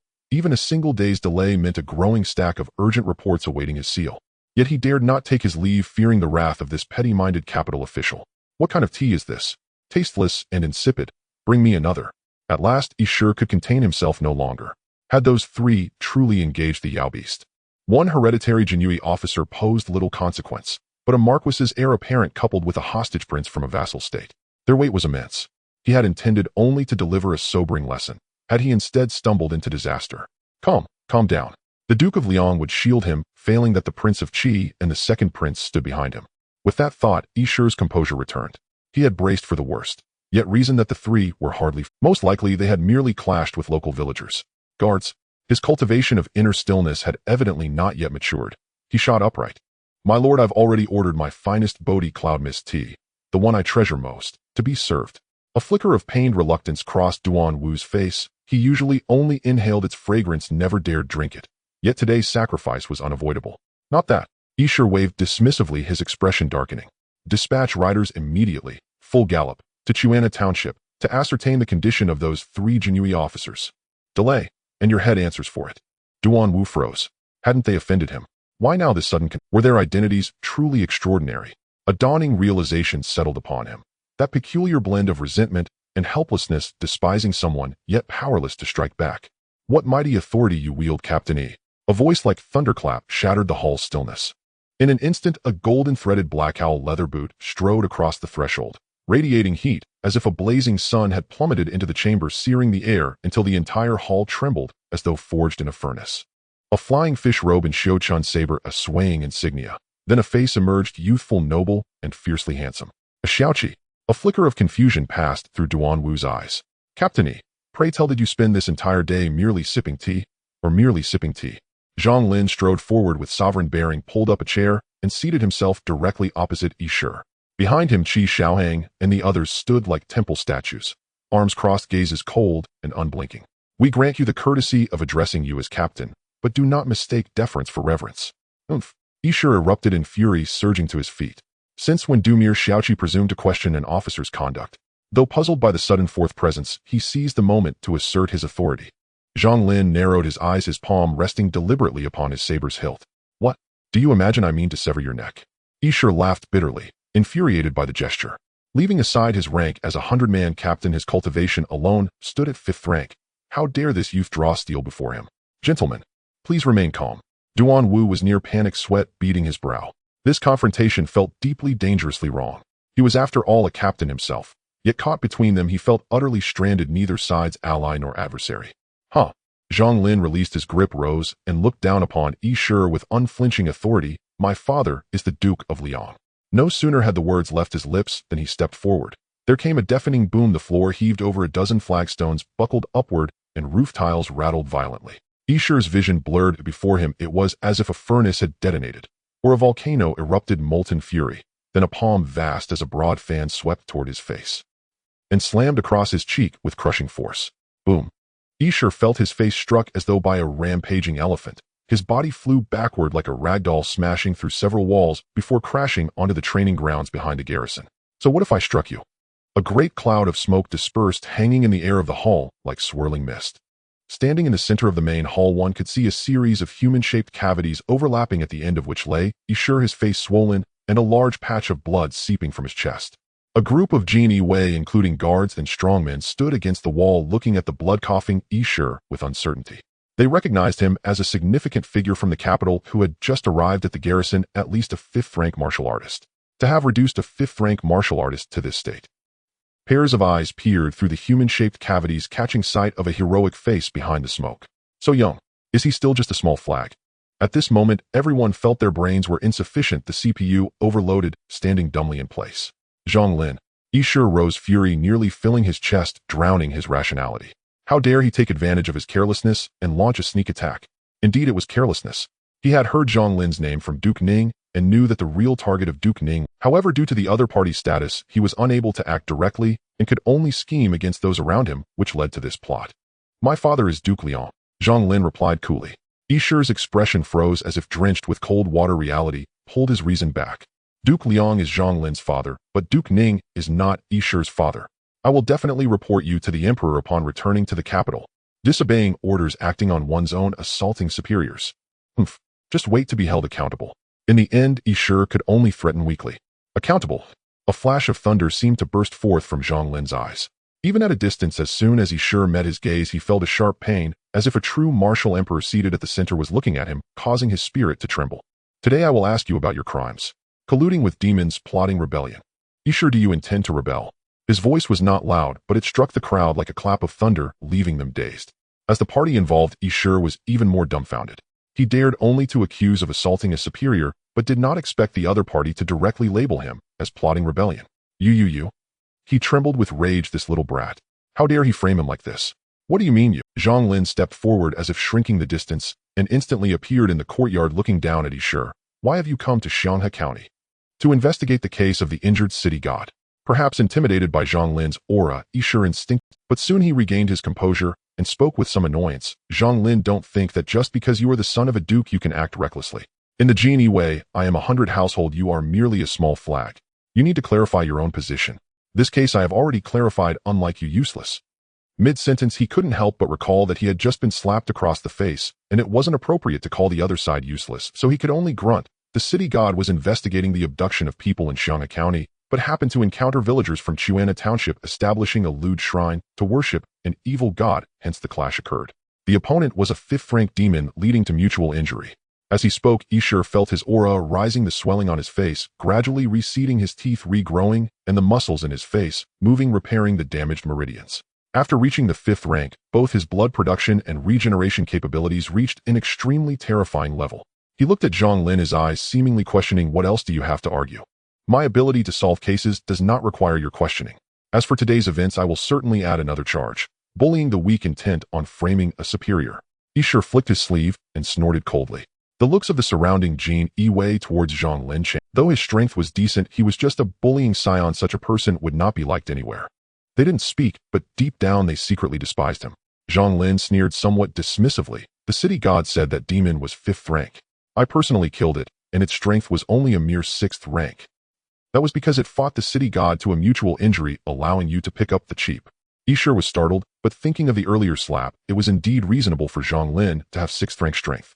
Heh, since that's the case, just summon the city god to confront him. Zhang Lin wasted no time, his divine sense emerging 3 feet, and he shouted loudly, "City god, come quickly to meet. City god, come quickly to meet." The voice of the divine sense reverberated and swirled, startling the county's citizens to instinctively look up at the sky, and soon it reached the city god's temple, where the clay statue suddenly opened its eyes, divine light bursting forth, and all the worshippers present knelt and bowed, shouting praises. The city god has manifested. Not long after, in the Jinyiwei garrison, a city god adorned in a jade crown, dressed in a brocade robe, and wearing beast-faced armor appeared before. The city god of Shanghai County was originally a border general during the Ming Wuzong era, who while visiting home was besieged by the rebellion colluding with demons and died after defending the city alone with his sword for 7 days. The people were moved, and the court specifically posthumously granted him the title of county city god, enjoying incense for generations. Seeing the tense confrontation in the hall, the city god was also startled. "What is this about, gentlemen? City god, you arrived just in time." Isher sneered. "This Jinyiwei small flag suspects that I am secretly colluding with demons intending to rebel. You can certainly tell him the details of the case." He felt so humiliated that he wanted to curse. As a 100 household, he was actually forced to this extent by a small flag. If this reached the capital, who knows how many colleagues would laugh at him. But the situation was stronger than him, and he had no choice but to bow his head. "So it is." The city god nodded, seeing Zhang Lin's fiery aura couldn't help but flash a hint of caution, and reiterated the statement he had discussed with Isher earlier. "What now?" Isher grinned, shouting loudly. "You killed the demon, you have seen the city god, what else can you argue?" Zhang Lin remained expressionless, his hand resting on the hilt of his sword. Looking at the imposing city god, he said in a deep voice, "Although I do not know how you achieved this, I can be certain that you demons have usurped the divine position, stealing the incense, will, and power of Shanghai County, and for this crime you shall be executed." As soon as he said this, the blade light shot out like a silver thread, heading straight for the city god's neck. What was he saying? Isher looked bewildered, mouth agape, staring at the serious Zhang Lin. Swish! The blade of light sliced through the neck of the city god. A golden light fell, and the brocade robe and armor shattered. The jade crown atop his head shattered. Before the astonished eyes of the crowd, a demon core the size of a head burst forth from the city god's belly, hovering at his brow. In an instant, a black radiance burst forth, flesh and blood writhing, meridians and bones emerging as the primordial spirit was gradually consumed. What appeared before them was a humanoid creature covered in scales, with horns atop its head and a terrifying aura. The soldiers could even see its thick barrel-like tail thrashing restlessly behind it, striking the air with a cracking sound. What is this? Where did the city god go? The crowd struggled to divert their gaze from the monster, casting a questioning glance at Zhang Lin. Isher felt his throat dry and his hair stand on end. A voice in his heart roared incessantly, "4th rank. The demon core. This creature is 4th rank." His mind was in a haze, unable to fathom why the city god had transformed into a demon after being struck by Zhang Lin. The atmosphere on the scene grew tense, fear filling their chests. The demon core.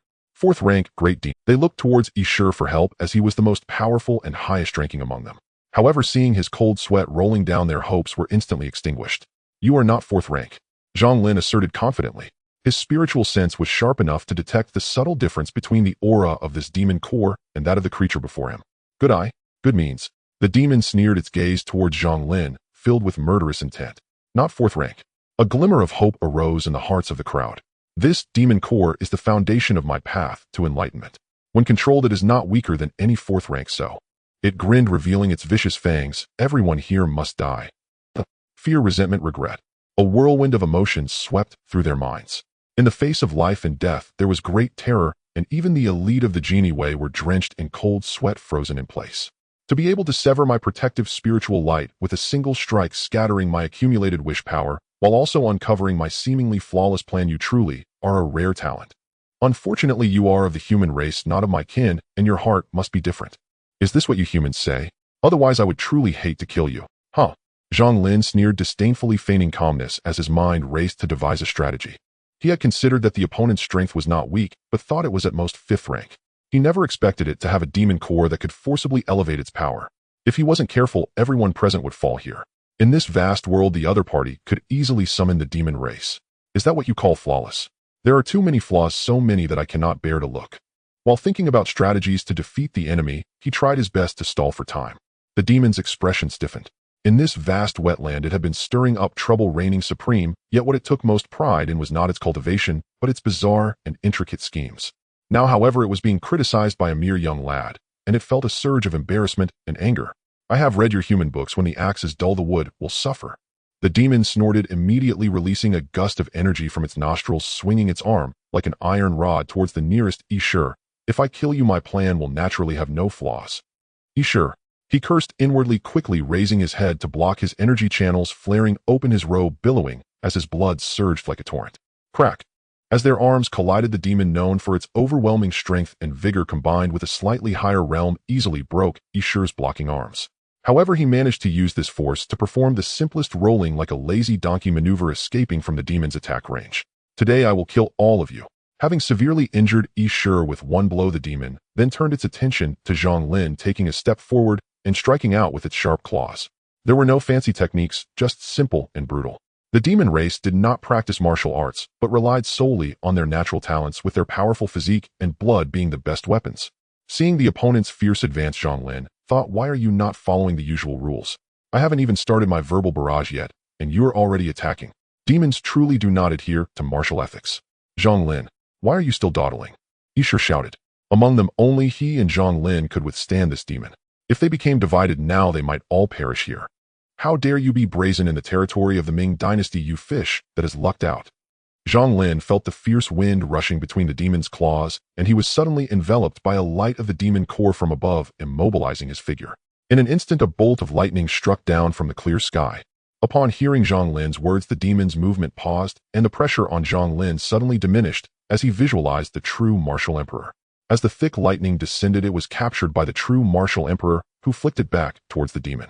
Playing with lightning in front of the true martial emperor was truly foolish. Boom! The lightning surged like a bamboo shoot, splitting the immobilizing spiritual light, crashing into the demon's palm as fine electric arcs danced across its scales, causing its body to momentarily stiffen. Demon suppression, golden leg.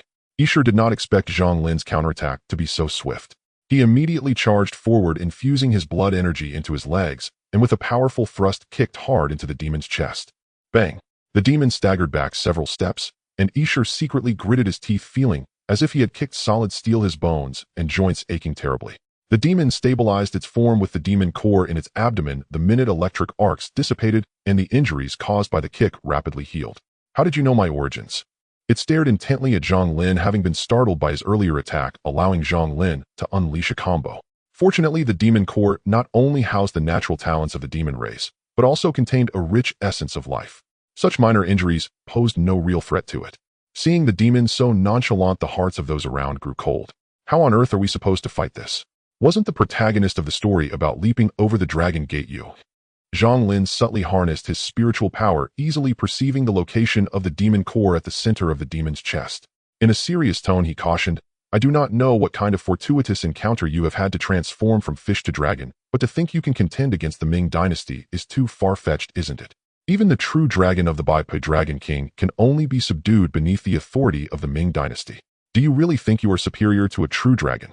If you kill us, there will be no place for you in this world. Zhang Lin's words struck hard at the heart.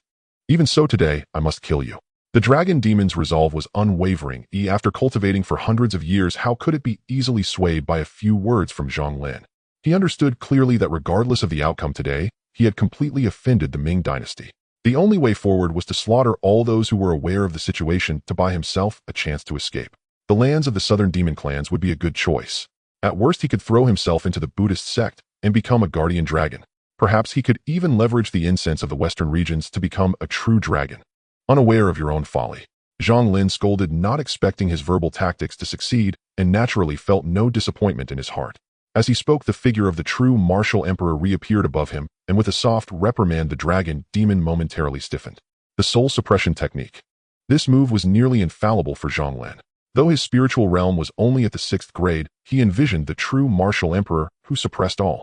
Unless one was at the 4th grade golden core, they would surely be immobilized for a moment. The present dragon demon was following the orthodox path of the demon clan and had a low resistance to spiritual techniques. At the same time, brilliant light erupted from Zhang Lin's hand as a stream of light shot forth from his forearm, transforming into a beautifully crafted longbow in his grasp. Roar. With the longbow drawn in his hand, the sound of a true dragon's roar and the golden crow's long cry seemed to echo in everyone's ears. Zhang Lin pulled the bowstring back like a full moon, his body radiating heat as his blood surged forth, coalescing into a crimson arrow. Knock the arrow. Boom. The arrow flew forth, heading straight for the direction Zhang Lin had predetermined, the location of the Xianpin demon core. With the abundant martial virtue of the Ming dynasty as a scion of a noble family, he had been proficient in archery and horseback riding since childhood. Coupled with the soul lock, there was no chance of missing. The dragon demon's thoughts froze. The Xianpin demon core on its chest suddenly blazed with light, attempting to break Zhang Lin's soul technique. However, an unexpected killing intent enveloped it, causing its body to stiffen once more, and in the blink of an eye a sharp arrow appeared before it. Boom. The blood arrow pierced through its heart, and the Xianpin demon core, which had just been radiant, immediately dimmed, retreating deeper into its heart to recover. The dragon demon felt a boom inside its skull, as if something had exploded. The myriad of supernatural phenomena it once possessed fell silent, its blood returning to an ordinary state, reverting to 5th grade strength. My demon core. It let out a strange cry, utterly horrified, clearly not expecting the opponent to have shattered its Xianpin demon core. But in the next moment it could no longer think about the demon core, as a sword of spiritual essence came crashing down, its speed so quick and angle so tricky that it could not react in time. Sizzle. The sword of spiritual essence cleaved down, and the dragon demon's powerful aura instantly wilted, its once magnificent blood now feeling heavy and unresponsive. The physical body is the ship and the soul is the helm. Injured in the soul, the warrior's entire strength was greatly diminished. Truly tough-skinned and thick-fleshed, Zhang Lin gasped for breath, taking advantage of the moment when the opponent was stunned by his attacks, and swiftly drew his embroidered spring knife from his waist. The abysmal path. 3 blades. In his mind, he envisioned the hell of endless suffering. With one slash, the ox-head and horse-faced guardians and the 10 kings of hell appeared, restraining the dragon demon's soul and dragging it into the 18 layers of hell, forcing it to endure tongue-pulling stone, grinding, and freezing, and many other tortures. The 3 blades of the abysmal path. The first blade for the night march of 100 ghosts, the second blade for hellish punishment, the third blade for the cycle of 6 realms. Without the protection of the Xianpin demon core, and with its soul injured, the dragon demon had no strength to resist against the 3 blades of the abysmal path, and could only endure the 18 types of tortures. Swish. Zhang Lin stuffed a handful of pills into his mouth. His face, which had been ashen like gold paper, gradually regained color. He moved with the speed of thunder, and the ground beneath his feet shattered as he quickly enveloped the dragon demon. At this moment its soul was deeply submerged in hell, completely unaware of the external danger. Its scales instinctively stood up on end. Heavenly absolute, earthly annihilation, great soul, searching hand. Zhang Lin wasted no time. His 5 fingers spread out over the top of its skull. A powerful suction erupted, and the boiling blood surged into his body through his arm, as if an invisible vortex was ravenously devouring. In an instant, the dragon demon transformed into a withered corpse, stiffly collapsing backward. Conversely, Zhang Lin's complexion changed from pale to rosy. They'll leave this to you. Watch out for the dragon demon's subordinates. I will enter seclusion for a while. Zhang Lin lifted the dragon demon's corpse and disappeared from the training ground with a few leaps, finding an empty room in the guard station to begin his seclusion. Fortunately, the dragon demon did not want to cause too much commotion and deliberately restrained itself during the attack. Most of the buildings in the guard station remained intact. Only the training ground seemed to have been turned upside down several times. Having absorbed most of the dragon demon's blood and soul, he now felt a throbbing in his blood, needing to refine and purify it quickly, or else he would be very uncomfortable. Once Zhang Lin distanced himself, the people present finally regained their senses, and the sound of buzzing discussions erupted as if a pot had exploded. From Zhang Lin's initial immobilization of the dragon demon's soul to the subsequent arrow that incapacitated the Xianpin demon core, the injury to the soul, the 3 blades of the abysmal path dragging its soul into the hell of the abysmal path, and finally the great soul-searching hand of heavenly absolute and earthly annihilation. It only took a few breaths of time. The crowd had yet to recover from their earlier fear when the enemy had already been dealt with. The attack of spiritual techniques was this simple and unadorned, yet the key was still the arrow that pierced the Xianpin demon core, otherwise it would have all been in vain. However, a flicker of strangeness flashed in Zhang Lin's eyes. It seemed that at a critical moment the dragon demon had delayed for an instant. Was there someone assisting in the shadows? We don't have to die. Just now. It seemed I saw that demon being drained dry. What kind of evil technique is— The crowd, still trembling, had someone timidly inquire. Who exactly is he? How can someone with such strength just be a minor flag bearer? Qi Xiaoying puffed out his chest with an arrogant expression. You don't know who he is. The son of Duke Liang, the future husband of Princess Ningdoing. Earlier the three of them had not rashly intervened in the battle, instead retreating to the side to pray privately. Now that the crisis had been averted, their habit of showing off had been exposed. The husband of Princess Ningdoing. The crowd was taken aback. Even though they were in Xianghe County, they had heard of the fame of that eldest princess, the most beautiful woman in the capital. One of the top 3 in the list of the Jianghu 100 Flowers. As for what the 100 Flowers list was, it was just an informal ranking in the Jianghu, but due to its high topic of discussion it had spread widely. Indeed, a match made in heaven. The crowd thought this way, but Yi Shibai was feeling quite different. He had just been defeated by the opponent, and now he had been saved by the same person. What was going on here? In the seclusion chamber, Zhang Lin sat cross-legged, his breath flowing, the organs within him producing a thunderous sound. His body felt like a great furnace roasting the surrounding walls red and cracking. Whoosh. If there were anyone present, they would hear Zhang Lin's blood surging within him, repeatedly washing through his organs. Before long, Zhang Lin suddenly opened his eyes, leaped up, and the bones in his body cracked loudly. His organs rolled like thunder, and he opened his mouth to expel a white arrow, piercing the wall and leaving a deep pit. 8th grade inner strength complete. He was about to wash his marrow. Now it's time to investigate your secrets. Zhang Lin's gaze fell upon the dragon demon's corpse lying on the ground, his eyes filled with anticipation. The dragon lineage is truly deserving of its title. Even as a flood dragon, its corpse still exudes a faint aura of dominance. Zhang Lin opened its chest, revealing the dormant Xianpin demon pearl, which glimmered softly in the air. He could faintly hear the echo of dragon roars in his ears. This is a true dragon's Xianpin demon pearl. He meticulously sorted through the memories inherited from the flood demon. This creature was a recluse, spending hundreds of years hiding in the marshes, diligently cultivating until it emerged in recent decades to cause chaos and gather a large group of followers to establish its dominance. The effect of the heavenly obliteration Great Soul Search was astonishingly good, leading Zhang Lin to subtly anticipate the other martial arts found within the heaven and earth convergence Yinyang Great Grief Ode. After a while, Zhang Lin slowly opened his eyes and began to examine the flood demon's corpse. He mumbled, I remember it being here. Quickly, he retrieved a yellow talisman from the corpse, the material unknown, but impervious to water or fire, unbreakable by blade. With just a thought, he easily erased the flood demon's mark and refined it effortlessly. Tisket truly is a storage magical artifact. The crafting process for storage magical artifacts is quite complex, with various sects having different forms such as rings and bags, and even talisman styles like this one. However, they all share a common characteristic: rarity. Even the smallest storage magical artifact is worth an immense fortune, rivaling any divine weapon. Zhang Lin recalled that his father Zhang Jingtai possessed such a storage ring, one of the tokens from the Liang Kingdom's noble lineage. The talisman contained approximately 10 cubic meters of space. As he probed with a thought, he discovered a mountain of rare materials radiating a mystical aura. It seems these were all collected by the flood demon from the marshes. Separating the rare materials was a jade slip. Zhang Lin focused, and the jade slip appeared in his hand.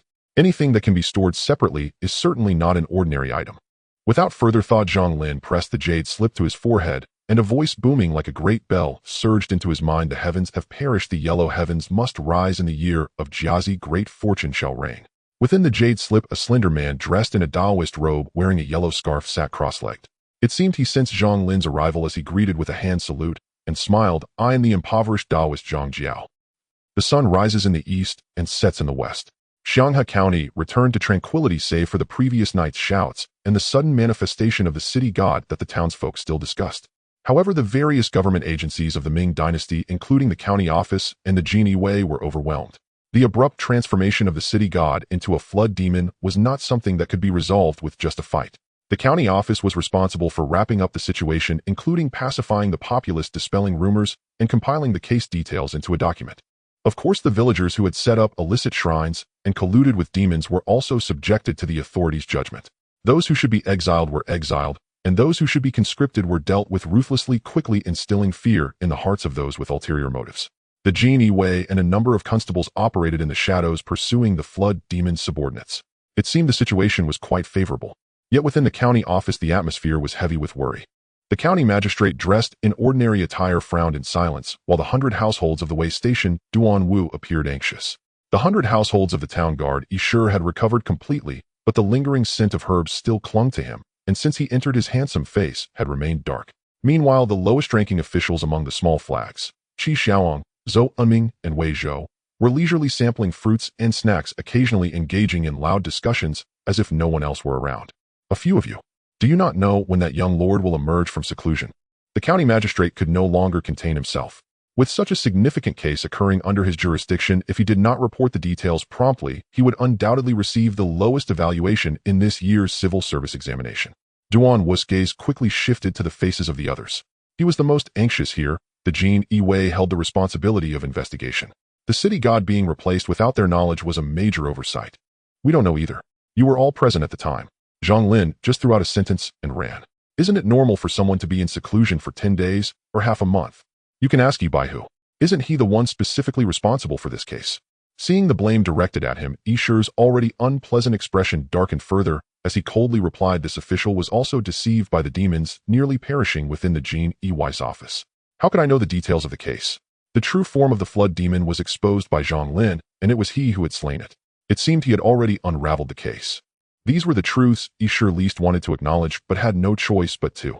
The more capable his subordinates were, the more incompetent he looked as the official in charge, especially when this nominal subordinate showed him little respect. Qi Xiaoying bit into a fruit, the fragrant juice flowing down his throat into his stomach. After savoring it, he said, in any case, the flood demon's subordinates lurking in the county have already been captured. Everything is calm now, we just need to await Zhang Lin's emergence. It was just a frog demon. After several days had passed, Zhang Lin finally emerged from seclusion amidst everyone's eager anticipation. At that moment, the county magistrate Duanwu from the way station and Yishe personally stood at the door waiting while a group of Jinyiwei and constables lined up to greet him. This spectacle left Zhang Lin somewhat at a loss. Oh. The county magistrate, a middle-aged man in a Confucian robe with a large belly, rushed forward upon seeing Zhang Lin as if he had met his own father, his enormous belly swaying with every step. Young lord, I have long awaited your emergence with eager anticipation. Seeing his performance, the majority of those present couldn't help but roll their eyes. Even the constables were subtly disdainful. The young lord of the Liang kingdom. The county magistrate not only wished to solve the case, but also aimed to use this opportunity to connect with this powerful figure to pave the way for his future career. What is this? Zhang Lin evaded the county magistrate's hand and looked towards Qi Xiaoying in the crowd. Qi Xiaoying stepped forward and explained the situation to Zhang Lin, who then smiled and said the case is quite simple.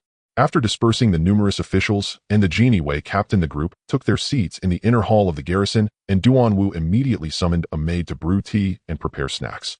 The white steam mixed with the curling incense rose between the beams, reminiscent of Zhang Lin's unsavory places from his past life. Now can we speak?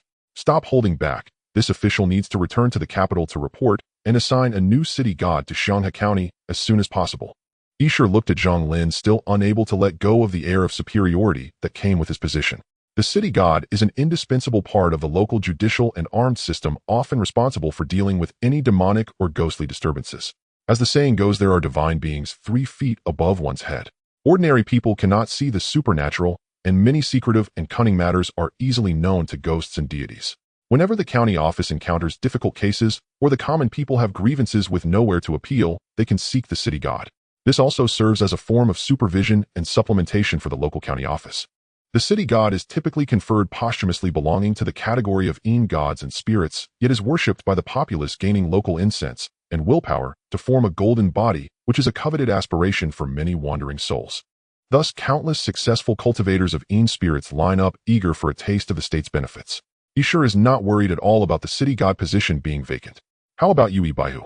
Zhang Lin raised an eyebrow, surprised that this guy had not caused any trouble during his retreat, but would still not offer him a pleasant expression. Trying to show off in front of him. Does he think he's Duke Ning? You? With the tension rising between the two, the county magistrate and Duanwu quickly intervened to mediate.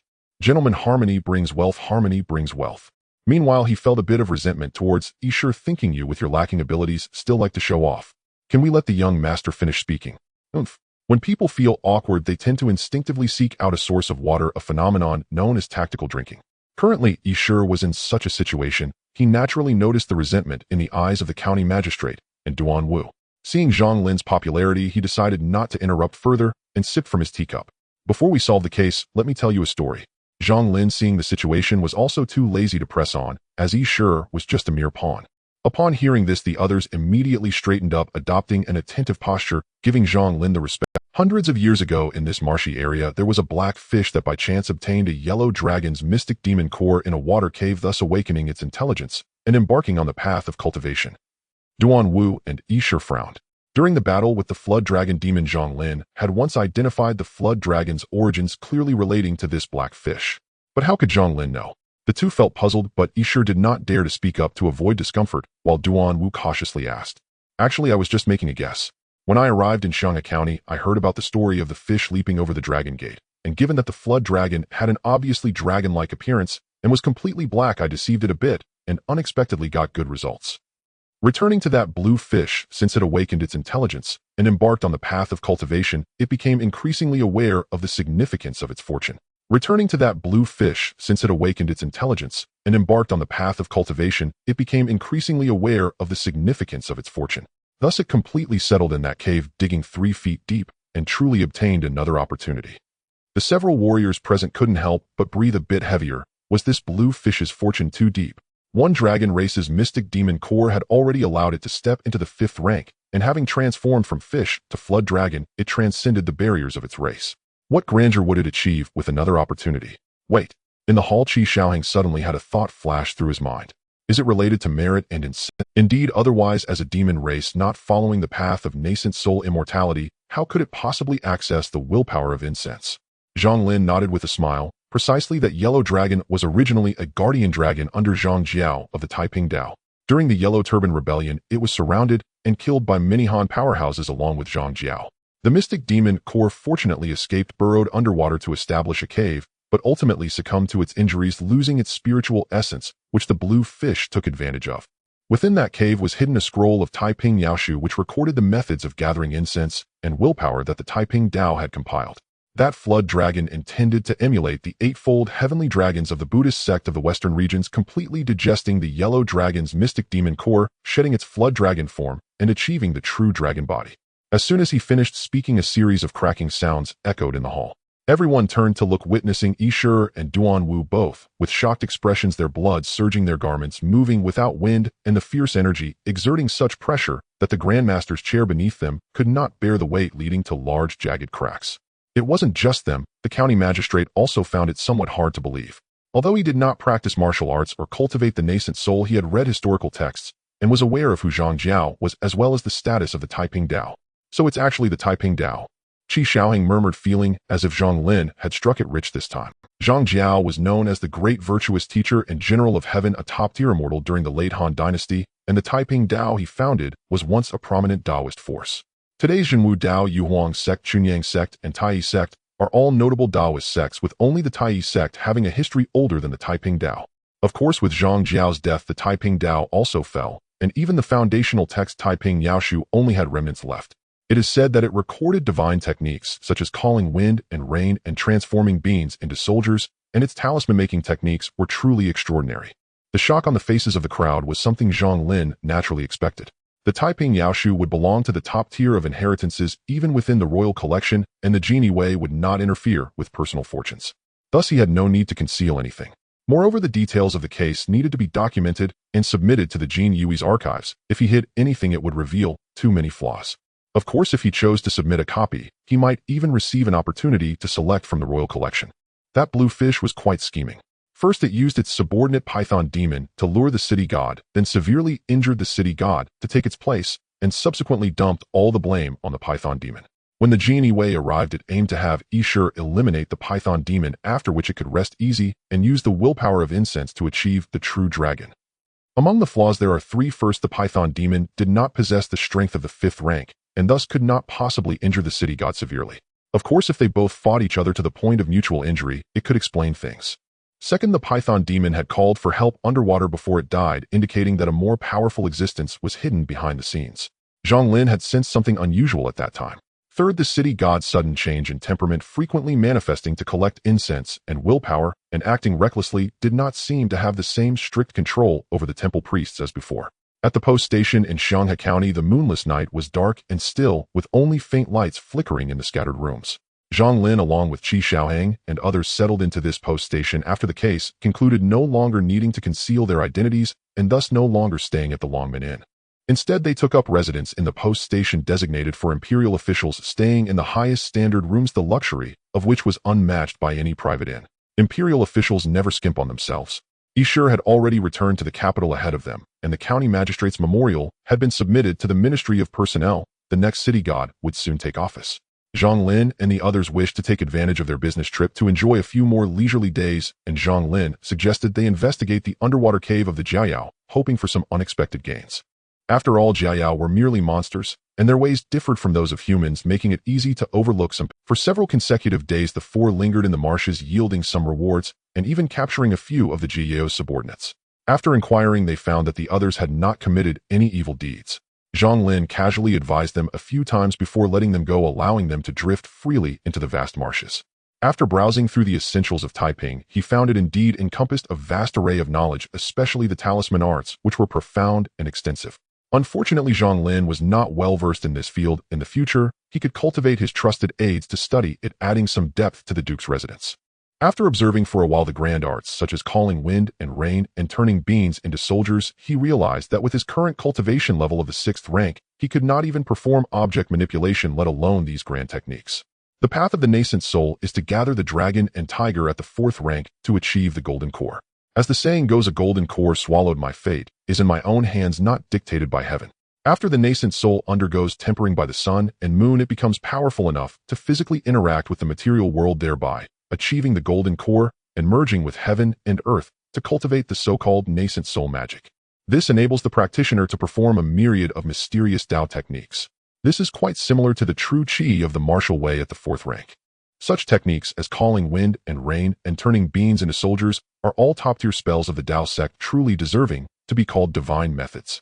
Zhang Lin lightly exhaled a breath of turbid air, stored the jade slip, recording the essentials of Taiping into a storage talisman, and after swallowing a strengthening pill, began to close his eyes and meditate. Training in winter's chill and summer's heat, such as the martial way, and even more so for the cultivation with his current nascent soul and martial cultivation, even days and nights without sleep would not exhaust his spirit or induce fatigue. Replacing sleep with meditation had become his habit. As time flowed slowly, the night deepened dark as ink. Zhang Lin's 3-foot nascent soul emerged, blending into the night like a fish in the ocean or a bird soaring in the sky. This brought about an exhilarating sensation. Resisting the external sinister winds and enduring the scorching rays of the sun, his nascent soul felt incredibly light after emerging completely unbound by the constraints of the physical body. He moved through walls as if in a realm of no one. He wandered through the entire post station, observing the sleeping individuals, the servants still cleaning, and the officials vigorously engaging in their duties. Feeling somewhat bored, Zhang Lin whimsically floated out the door. In the capital, hidden dragons and crouching tigers abounded, with martial experts radiating vitality like the blazing sun, making him wary to approach. However, in Xianghe County, he had fewer such concerns and could test just how far his nascent soul could stray from his physical body. Slowly floating to the sky overlooking the post station, he then slipped into the night, capturing the entirety of Xianghe County in his view, with clusters of fiery qi resembling fireflies in the dark embellishing the nighttime scenery. This sensation was wondrous, akin to a deity treading on clouds, gazing down and mastering this expanse of land. Surely the city god experiences something similar. Above 3 feet, there are deities. The schemes and plots must be known by ghosts and spirits. This is why the city god is so vital to a region. Any crime is visible to the eyes of the divine. Moreover, the city god is not overly entangled with interests. They do not care for material possessions, their only desire being the people's incense and wishes. The populace is not blind. If the city god cannot protect them or fails to administer justice, naturally their believers will dwindle. What is that over there? Just as Zhang Lin was roaming the city, he suddenly spotted several shadowy figures rapidly approaching the post station. There were 3 figures in total, 2 wearing proper Taoist robes with white beards, and 1 dressed in monk's attire with a blooming white lotus embroidered on his chest, his muscles bulging and straining the fabric. This monk-Taoist combination was indeed peculiar. Generally, while Buddhism and Taoism are said to be at odds, they also differ in their paths and rarely collaborate. Moreover, the demeanor of these 3 clearly indicated they were coming for someone within the post station. This time we owe a debt of gratitude to Brother Buddha from the White Lotus sect. If you assist us in reclaiming the essentials of Taiping, our Taiping sect will surely exhaust all efforts to aid your sect. You honor us too greatly. The Taiping sect was the first in the Central Plains to show goodwill towards our sect. Such a matter concerning the rise and fall of the Tao is naturally of utmost importance to us. The monk chanted a Buddhist incantation, a smile gracing his face. Heh. Our Taiping sect's founder Zhang Jiao perished abruptly, and at the founding of the sect we had neither an earthly immortal to safeguard us nor anything but a fragmented volume of the essentials of Taiping. Being viewed as enemies by the world, we have weakened to this day. Even now the leader of the Tao is merely at the 4th rank of the Golden Core. Truly our fortunes have been poor, as if heaven intends to destroy us. Isn't this the time for fortunes to turn? If it weren't for someone informing us, we would still be unaware that the Yellow Dragon's founder left behind a complete volume of the essentials of Taiping, now in the possession of that Zhang Lin. If we can reclaim the legacy, it would be the opportunity for our Taiping sect to regain its former glory. What grandeur the Taiping sect once had. Even the Han court feared it, yet now we barely survive in the 9 provinces with our internal cultivation methods incomplete. As they reminisced about the glory days of Zhang Jiao, the 2 Taoists' eyes filled with excitement, their bodies slightly trembling. Trembling. The 3 suddenly became alert, a chill creeping up their necks, causing the skin to involuntarily break into goosebumps. Although they practiced the nascent soul path, they also cultivated breathing techniques, their bodies tempered and strong, not as formidable as martial practitioners, but still robust. On a night like this, how could such a chill possibly affect them? The only possibility could be the spirits of the dead. Humans have 3 lights representing their vitality and life, force easily influenced or even extinguished by the yin winds carried by ghosts. Thus, even when ghosts are unseen, feeling a chill on one's back or the skin prickling while walking at night is for this reason. What kind of ghost dares to be unruly in front of this poor Taoist? Damn. A 4th grade Golden Core. The 4th grade of the nascent soul, known as Golden Core in the Taoist sect and as Relic in the Buddhist sect. It connects heaven and earth, refining magical power, possessing capabilities beyond the mere borrowed strength of a Jiao demon to barely reach the 4th grade. Zhang Lin had merely intended to approach and hear the conversation of the 3, but lacking experience in nascent soul observation, he did not expect their cultivation levels to be so high. The nascent soul remained hidden and silent, making it impossible to discern its realm without revealing itself. 2 Taoists from the Taiping sect and a monk from the White Lotus sect were no ordinary adversaries, but their backgrounds were surprisingly consistent. Rebellion. No wonder they were colluding together. The Taiping sect was the first to raise the banner against the Han dynasty, while the White Lotus sect was founded by disciples of the Maitreya Buddha in the western regions who defected, rebelling alongside the founding of the Ming dynasty. After the establishment of the Ming dynasty, the founding emperor turned against them, banishing the White Lotus Buddha into reincarnation, and the White Lotus sect subsequently went silent. Unexpectedly, it has now revived. Could it be that the White Lotus Buddha has reappeared? However, this is not the time to ponder such things. With 2 4th graders and 1 5th grader, it was evident the other party had come prepared. From their recent conversation, it was clear that someone was secretly communicating with them. Who could it be that knew he had obtained the Taiping essential techniques and possessed strength comparable to a weak 4th grade? Zhang Lin could guess with certainty. It must be Duke Ning. This time it truly is Duke Ning.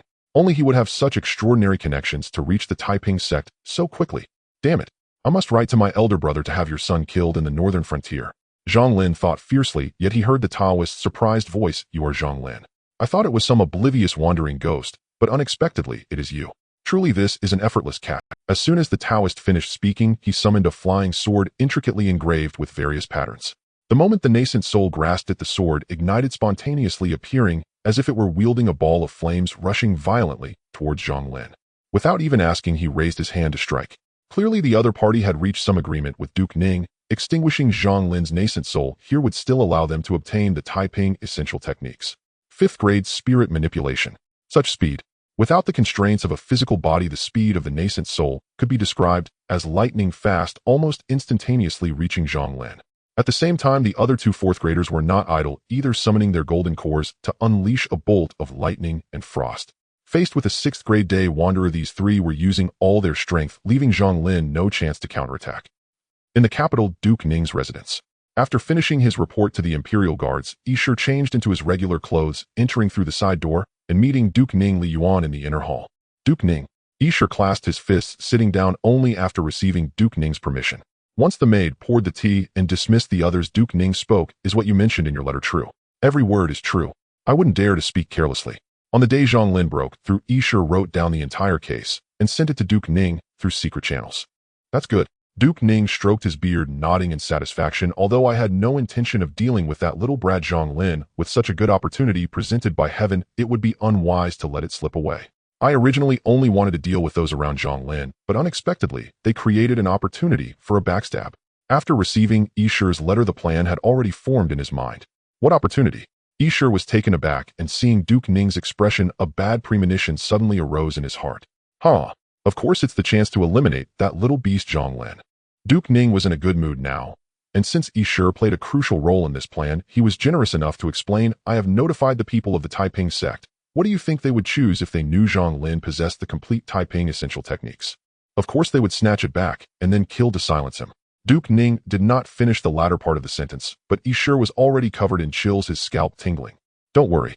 Seeing Yishu's stiff expression, Duke Ning stepped forward and patted his shoulder, speaking meaningfully, I won't forget your contributions. I've already prepared 3 enlightenment pills for you. This statement was half a bribe, half a warning. Duke Ning was telling Yishu that you also have a part in killing Zhang Lin if it is known the Liang Duke will not show mercy in retaliation. You are a smart person, I have always appreciated you. Yishu numbly nodded, but soon reacted hurriedly, expressing his loyalty. Thank you, Duke, for your regard. I will certainly not disappoint you. Just as a flying sword struck, lightning and frost approached from both sides. With Zhang Lin's 6th grade day wanderer cultivation, he had no chance to escape. Damn it. The benefits I just obtained are going to be used here. A flash of pain crossed Zhang Lin's face, and he immediately summoned 2 talismans. The 3 only felt a bright light before them as golden radiance burst forth. 2 warriors clad in golden armor, wearing golden helmets with beast head belts and yellow boots, surrounded by lightning, wielding magnificent swords, their gazes authoritative enough to annihilate all evil, exuding an imposing presence like heavenly generals. As soon as these 2 golden-armored deities appeared, they swung their great swords in a sweeping motion. In an instant, thunder was dispelled, frost dissipated, and the flying sword was cleaved in 2 from the front. 6 Ding and 6 Jia. The 2 Taoists exclaimed in anger, appearing quite furious. That is the Ding Jia divine talisman that our Taiping sect has long lost. You have a good eye? Zhang Lin laughed heartily, directing the 2 deities to block the 2 4th graders while he faced the 5th grade Taoist himself. The Ding Jia divine talisman was something he obtained from the Huanglong cave. Although it had aged and its power had somewhat waned, it still possessed 4th grade combat strength. From this one could glimpse how terrifying Zhang Jiao was back then, and no wonder the Taiping sect hurriedly rushed to Shanghai County upon hearing that the Taiping essential techniques were in Zhang Lin's possession. A mere 6th grade day wanderer dares to confront me alone. The 5th grade Taoist was taken aback, then showed a smile. I really don't know if you are confident or foolish. If your physical body were here, I would have fled without a second thought, yet you are merely a nascent soul. Hee. Clearly they had done their homework before coming. They knew that although Zhang Lin's martial and nascent soul cultivation were not high, the combined strength they displayed far exceeded their individual levels, and a slightly careless 4th grader could easily fall at the hands of the other. But this is a nascent soul, a genuine contest of strength with no room for deception. As soon as the thought turned, the figure suddenly felt a chill at the center of his brow. Behind Zhang Lin's divine soul, an image of the true martial emperor appeared, adorned in a black robe, with golden armor, wielding a sword at his waist. His arm seemed capable of lifting mountains, muscles twisting into a powerful force, stretching his robe to its limit. The purple dawn bow was drawn into a crescent shape, the power of his soul condensing into a transparent arrow gleaming with a cold, harsh light. What did you just say? Speak louder. I couldn't hear you. The figure's divine soul trembled as if engulfed by some great terror. This state manifested in his physical body as cold sweat pouring from his forehead and a parched throat. To be able to attach to the divine soul and grant the 6th grade day traveler the ability to manipulate objects, this is the status possessed by an unparalleled divine weapon. Though I anticipated this move, facing it for real still brings a wave of fear. The reaction of the divine soul never lies. It is the most instinctive and direct reflection. One can only imagine that if this arrow were to fly forth, he would likely be scattered in soul on the spot. Diamond talisman. Chanting incantations, the figure pulled out a talisman and affixed it to himself. The divine soul above his head immediately gained a layer of golden lacquer, rendering it immovable like a mountain, akin to the protective diamond in a temple. The diamond talisman is one of the few powerful protective talismans from the incomplete legacy of the Taiping sect. Its production difficulty is extremely high. Even with the cultivation level of the sect leader, it would take years to create a few, making them exceedingly rare. Now, however, it must be wasted here. But if I can reclaim the Taiping art, it will all be worth it. Boom. As the golden lacquer solidified, the arrow was released, embedding itself in the center of the figure's divine soul, causing fierce sparks to erupt upon contact with the golden lacquer. The arrow surged forward like a whirlwind, with the golden crows screeching and the true dragons growling. Layers of golden lacquer peeled away, yet the remaining parts of the body continuously replenished the lacquer, revealing a pained expression on the figure's face. Yet his 10 fingers remained tightly clasped with his index finger extended to connect. The Lin seal technique. Symbolizing stability of body and mind, maintaining unwavering resolve when used alongside the diamond talisman, it can achieve effects similar to the immovable Vajra of the Buddhist sect. The golden lacquer and the arrow continued to erode each other. Meanwhile, the other battlefield was also locked, and the Taiping sect leader unleashed all his talismans, and flying swords circled around him. Various spells were unleashed, frost and flames wielded effortlessly with the golden core he had summoned, spinning so fast it was nearly smoking. However, the Dingjia god general merely swung his great sword as if he could break through all worldly laws. What diamond talismans, 5-element spells, or calming talismans? Under the might of the Dingjia god general's heavy strike, everything was swept away, forcing the Taiping sect leader to stagger back, repeatedly feeling extremely aggrieved in his heart. To use their Taiping sect's talismans against me, the leader of the Taiping sect, is utterly outrageous. The most crucial point is that I, as the sect leader, cannot even compete with a spirit summoned by a talisman. Zhang Mufa. Over there, the monk from the White Lotus sect cried out, having lost half of his protective 12-grade White Lotus. The sounds of chanting resonated around his divine soul, and the White Lotus Buddha image visualized behind him was also leaving him in an extremely disheveled state. What kind of useless talismans do you have? What method do you have to break them? You said it's 4th grade strength, but you never said it was strong 4th grade. The number of open meridians in the 5th grade martial arts determines the strength of the 4th grade, and the strength of the divine soul converged into a golden core also varies. If this continues, he estimates that half of his foundation for attaining enlightenment and the 12th-grade imperishable method of the White Lotus will be ground away, and in the future it will be good enough if he can maintain his realm without regression. With this thought, the monk has already begun to consider retreating. There is no need to sacrifice himself for the White Lotus sect's assistance. Moreover, given the current situation, there is little hope for the Taiping art.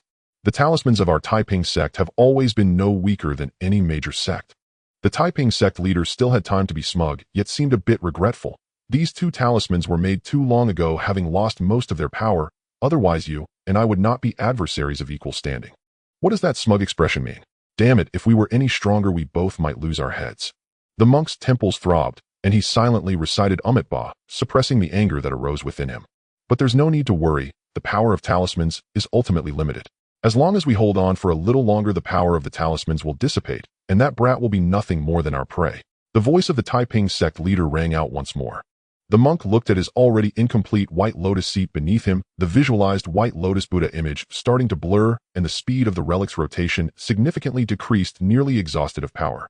If he holds on a moment longer, this poor monk will be cast into the cycle of reincarnation. There's an adage in the Taoist sect: a dead friend is better than a poor monk. With psychological comfort, the monk from the White Lotus sect frowned, tentatively stepping back. Seeing that the Dingjia god general was not pursuing so urgently, he immediately turned and fled. "He'll take my leave first, brother. Come visit my White Lotus sect another day." Seeing the monk fleeing, the Dingjia god general turned his spear towards the Taiping sect leader. The Taiping sect leader was taken aback, and in a moment of carelessness, one of his arms was severed by the great sword. With 2 golden-armored generals attacking, how could he have any future left? Is there even a chance to shift to the ghostly immortal path? Damn bald donkey. I knew you monks were unreliable. Next time I see a monk, I'll chop one down. The Taiping sect leader exclaimed in anger, taking out his last resort talismans, reluctantly unleashing them. In an instant, brilliant light burst forth, waves of golden light surging. These are the essence of the Taiping sect. Many talismans have lost their methods of creation. Even so, the Taiping sect leader remains in a precarious situation, struggling to keep afloat. In another battlefield, the soul arrows continued to clash with the diamond talisman. Yet the roars of the golden crow and true dragon remained undiminished, while the golden lacquer on the figure's divine soul grew increasingly dull, leaving only a trace of gold at the center of his brow. Ultimately, Zhang Lin's realm was insufficient, who otherwise this arrow could easily pierce the divine souls of others at the same level. The figure also noticed the monk from the White Lotus sect retreating, a surge of anger and fear suddenly rising within him. The Lin seal technique could no longer be maintained, and his divine soul immediately faltered. Sizzle! The soul arrow shattered the golden lacquer, piercing through the figure's brow like a hot knife through butter. Boom! The figure was struck as if by thunder, his divine soul dispersing like mist, about to vanish into the void, dissipating between heaven and earth. Lin. Gathering his spirit, the figure even bit his tongue hard. The intense pain finally stimulated him to regain some clarity. He immediately uttered an ancient incantation, his hands forming seals simultaneously. If he allowed this divine soul to disperse, he would truly be scattered in soul today. The Lin seal technique indeed proved effective. At the moment of landing, the divine soul that was about to scatter suddenly gathered, though it appeared much more blurred, like transparent foam. One gentle poke would make it disappear without a trace. Just as Zhang Lin was about to approach, another figure's urgent voice reached his ears. Surrender. I am will. Surrender. Zhang Lin halted mid-step. Within his nascent soul, countless thoughts collided, until a decisive resolution crystallized in an instant. He happened to need an emotionless talisman forging apparatus. Yet cultivating one from scratch would demand untold time and effort. Forging talismans requires at least a 4th-rank golden core cultivator, one who has refined spiritual energy into nascent soul force. Nascent soul Taoists are exceedingly rare.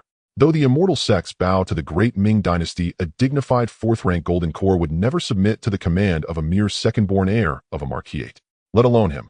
Even his father Marquis Liang could not recruit a single 4th-rank golden core. Rarity commands value. 4th-rank golden cores are rarer even than 4th-rank martial masters. Even selecting promising candidates for cultivation, reaching the golden core realm would take decades, or perhaps lifetimes.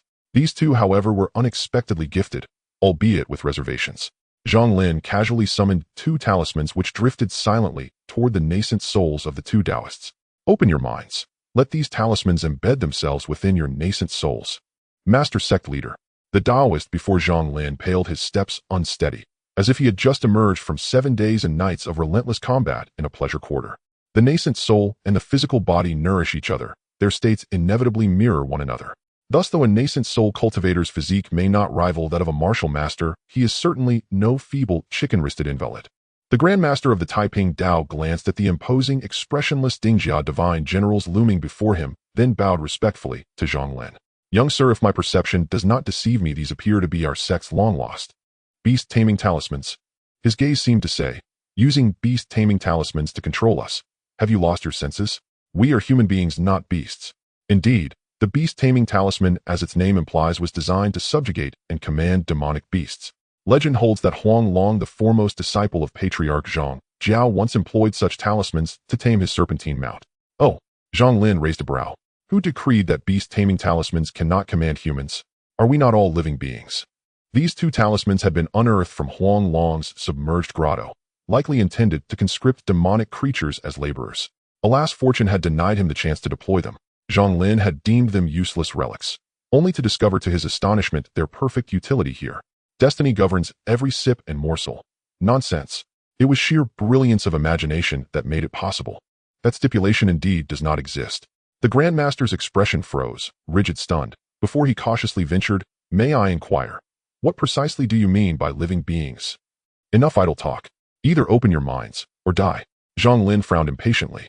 In his prior life, he had studied the humanities. How could he possibly articulate so vast and profound a philosophical proposition?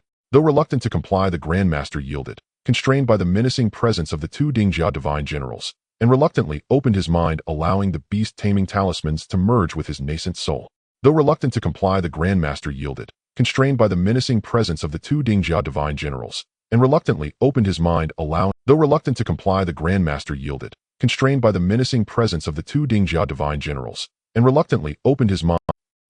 Like master and servant. With but a single thought, he could decree their life or death, a reinforced variant of the legendary life and death talisman. Since ancient times, wise birds choose worthy trees to roost upon. Loyal ministers serve only virtuous sovereigns. Rest assured, you shall rejoice at this decision in days to come. Zhang Lin then projected a mental command, turning away as his voice echoed separately within both men's minds. This is the method for crafting the gold steel talisman. Study it well. Upon returning to the capital, seek me for materials. I shall supply them. Should your success rate prove high, further talismanic formulas await you. This is the technique for breaking through to the 4th-rank golden core recorded in the Taiping Essentials. I trust it surpasses your sect's fragmented manuscripts in both depth and clarity. Both stood frozen, suddenly realizing they had perhaps gained more than they sacrificed. Was it truly selling oneself? No, absolutely not. For cultivators, such an act could never be called selling. It was mutual benefit. Master Sect Leader. The Taoist glanced at his senior, voice hushed. Do not address me thus. Henceforth the Taiping Dao shall rest in the hands of disciple Jingqing. You and I shall endure humiliation and serve this young marquis with unwavering resolve. Remember, every sacrifice we make serves the survival of the Taiping Dao. Thus declared Zhang Mofa, former Grandmaster of the Taiping Dao. Yes, all for the Taiping Dao. The Taoists affirmed wholeheartedly. Then with serene consciences and unburdened hearts they strode toward the post station, intending to wait outside that very night. Truly they slipped into their new roles with astonishing speed, far surpassing the so-called fresh-faced actors of Zhang Lin's past life. Soon after, Shanghai County sank once more into silent stillness. In another shadowed alleyway, a figure materialized like a wraith, murmuring softly. The Marquis truly underestimated his second son. 2 fourth-rank cultivators and 1 fifth-rank surrounded him. Yet he moved with flawless composure, even subduing 2 of them. Even had I not intervened covertly that day, the Dragongio demon would never have stood a chance against the young master. Though he could not discern the battle's finer details, he inferred its course from their demeanor and words. Ever since Zhang Lin's previous ambush, Marquis Liang, Zhang Jingtai, had secretly assigned this man to guard him. He had originally planned to eliminate the conspirators, but instead stumbled upon a breathtaking, soundless duel. A faint smile curved his lips. Then, like smoke dissolving into darkness, he vanished, leaving no trace. Knock, knock, knock. At dawn, Zhang Lin was jolted awake by urgent knocking. He opened the door to find Qi Xiaohong, Zhou Enming, and Wei Zhou forming a human wall at his threshold. "We've seen a ghost." Their faces bore strange expressions, muttering incoherently under their breath. The moment Zhang Lin appeared, Zhou Enming seized his arm and dragged him downstairs. "Come quickly." At dawn, we found 2 Taoist priests scrubbing our horses in the stable, clad in full ceremonial robes. Taoist disciples, no matter how humble, would never stoop to such menial labor. And these 2 were undoubtedly 5th-rank spirit control cultivators. They descended, circled the main hall, and arrived at the post station stable, where their 4 mounts stood in a row. At the center stood Huolin Ma, towering and majestic, its stature and aura far surpassing those beside it. The 2 Taoists floated several brushes with effortless mastery, grooming the horses' coats, massaging their muscles, scraping away grime. Huolin Ma snorted repeatedly, its equine face wearing an unmistakably human expression of deep contentment. Clearly it approved wholeheartedly of their service. Their movements dazzled, fluid, precise, hypnotic. A few stable boys watching from the courtyard wall stood utterly baffled, wondering whether such eminent masters harbored eccentric hobbies. "See for yourself." Zhou Enming pointed toward the stable. Zhang Lin stared astonished. Had their attitude shifted this naturally? As elite Taoists of the Taiping Tao, did they feel no inner conflict? No moral weight? Masked. Spotting Zhang Lin and his companions approaching, the 2 Taoists stepped forward, only to be cut off. "Address me as young master." Master suits domestic servants well enough, but hearing it from 2 venerable gentlemen feels oddly disconcerting. "Yes, young master." Qi Xiaohong, Zhou Enming, and Wei Zhou gaped, first at Zhang Lin, then at the 2 docile, downcast Taoists. Their eyes silently asked, "What elixir of bewitchment did you slip them?" After having breakfast at the inn and taking care of the horses, the group finally concluded their trip to Shanghai County. The 4 rode their magnificent steeds galloping down the official road. Behind them, 2 Taoists hovered like kites in the distance, their feet riding on flying swords, soaring through the air with their flowing garments and white beards. They indeed carried a hint of celestial elegance. Of course, this was contingent upon Qi Xiaohang and the others not having witnessed their obsequious demeanor that morning. Throwing a glance back, the 3 couldn't help but feel a tangle of emotions, their illusion of the Taoist sect's experts thoroughly shattered. These 2 Taoists were named Zhang Mufa and Gu Xiuzhen, the former headmaster and elder of the Taiping Tao. Zhang Lin shared with the 3 the harrowing tale of the spirit battle from the previous night. Upon learning that one was at the 5th rank of Qi manipulation and the other was at the 4th rank of Golden Core, the 3 felt their hearts race, their understanding of Zhang Lin's power elevated to a new level. "By the time we return, we should receive the appointment from the main banner. At that time, I can assign you guys to my command, saving you 2 from constantly complaining about us young rascals causing him trouble." Qi Xiaohang joked, noting that with Zhang Lin as their superior, at least situations similar to that of Shanghai County, Zhang Lin's strong background allows him to withstand pressure. Whether the regular Imperial Guard could assign him or his subordinates would depend on his willingness. With that being said, the difficulty for Duke Ning to act against them would increase exponentially. "Goodness, I consider you brothers, yet you wish to be my subordinates." Zhang Lin expressed no objections, then solemnly reminded them, "The Dingjia talisman obtained from the Huanglong cave should not be used carelessly. This item can save your lives at critical moments, and I have yet to master its crafting method. Each use diminishes its quantity." "Understood, understood. If I can suppress a 4-rank Golden Core, I can walk unhindered outside." Don't be complacent. Taiping Tao is merely a declining minor sect. While it may not be exaggerated to say that Golden Cores are as common as dirt in a major sect like Tai sect, there are certainly no shortage of 4-rank cultivators. Where is the ease of walking unhindered? Just a metaphor. I wasn't speaking literally. As they bantered, the 2 flying Taoists overheard their sect being mocked and couldn't help but twitch their lips, turning their heads to feign ignorance only to coincidentally meet eyes. In the Duke Liang's residence, the study. Zhang Jingtai donned in a purple robe adorned with cloud patterns sat in a grand chair, imposing as Mount Tai, exuding a heavy and dignified aura akin to a deep abyss or towering peak. "How is it?" he inquired without looking up, flipping through the pages of the book in his hands. As soon as he finished speaking, a simple-looking, unremarkable hunched old man pushed open the study door and slowly walked in. "Report, Your Grace, the second young master has safely arrived in the capital, and the journey has been peaceful. It seems the puppeteer has given up on their plans. If he hasn't given up, I would regard him a bit higher, just a scheming opportunist. Your Grace, do you already know who is behind this?" The old man's murky gaze seemed to brighten a little. Zhang Jingtai paused his actions, looked up at the old man, and did not provide a direct answer. "I have read the confidential letter. Liner's strength is somewhat unexpected. It seems he has gained some benefits from the remnants of Taiping Dao. It's not bad to take in one or two Taoists for leisure." If others were to hear this, they could not help but laugh at Zhang Jingtai's arrogance, treating a 4-rank golden core so casually merely as a source of entertainment. However, the old man took this as a matter of course, not sensing any impropriety. Who is this person before him? The current Duke Liang, a powerful figure who fought through the mountains of corpses and seas of blood in the army, whose talent rivals that of the first Duke Liang. His martial arts realm is even unfathomable. In his youth, he overshadowed his peers in the capital, just like the current heir of the residence, Zhang Wu. Send a message to Duke Ning with 2 directives. Zhang Jingtai slowly rose, hands behind his back, walking to the window, gazing at the vast sky and white clouds. His eyes momentarily glimmered, and a terrifying aura of slaughter suddenly filled the study, evoking the essence of clashing swords and charging into battle. The old man straightened his back, but his head lowered, as if reminiscing about those bloody years, secretly astonished by the current Duke's cultivation. In the profound depths of martial cultivation, every word and action can influence others' mental states, affecting the force of a realm. The Imperial Guards Sherbai has secretly communicated with the demon clan. They should be stripped of their positions and their homes confiscated. 3 families exiled 3,000 miles away with their female relatives sent to the brothel. Zhang Jingtai's voice was cold and his actions were as decisive as his swift strides in martial arts, leaving no opportunity for enemies to breathe. "I heard Duke Ning has recently been injured while practicing martial arts and needs to recuperate in the residence for a year and a half. Send someone to the treasury to fetch a century-old ginseng as a token of goodwill to express our camaraderie in serving together." The old man looked up in astonishment, slightly hesitant. The first directive was manageable. A mere 100 households. If Duke Ning had any sense, would not be stingy in his methods, easily fabricating a multitude of charges. But the latter. Last time the emperor merely punished Duke Ning for improper education of his son with half a month's confinement, yet the Duke now speaks of a year and a half. How could Duke Ning swallow this indignity?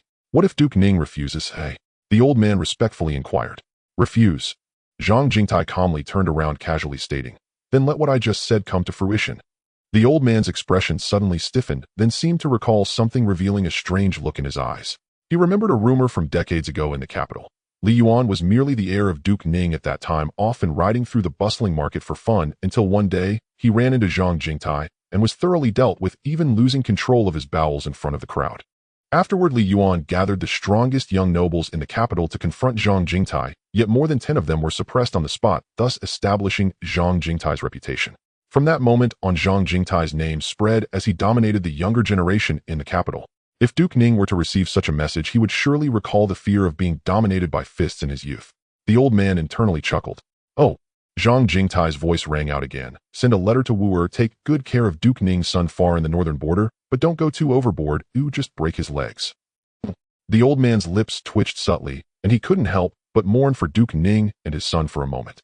With the Duke's protective nature, anyone daring to harm the second young master would simply be asking for trouble. The old man replied, preparing to take his leave, but he heard Zhang Jingtai's voice. "Liner hasn't noticed you, has he?" "Of course not. The essence of my conceal blade is the most suitable for lurking in the 9 provinces. Although the second young master possesses a powerful spirit, he wouldn't detect any traces.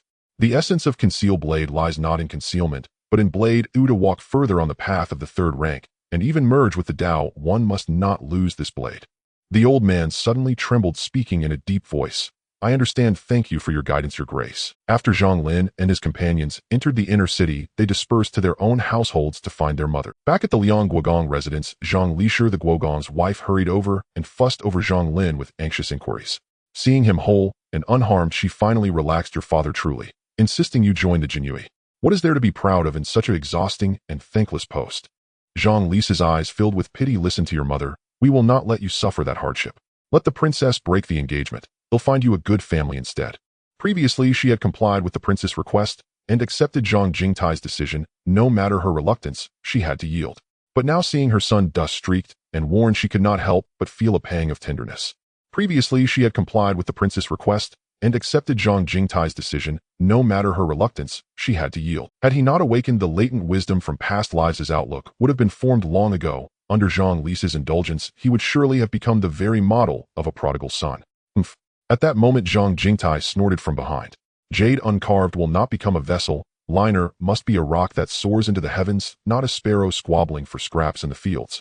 Why aspire to be that rock? Soaring into the blue void with no return, like Wu-er. Zhang Li. She had only 2 sons. The elder Zhang Weiyuan was at the northern border, leaving only the younger by her side, so she poured most of her maternal love onto Zhang Lin. A woman's narrow view.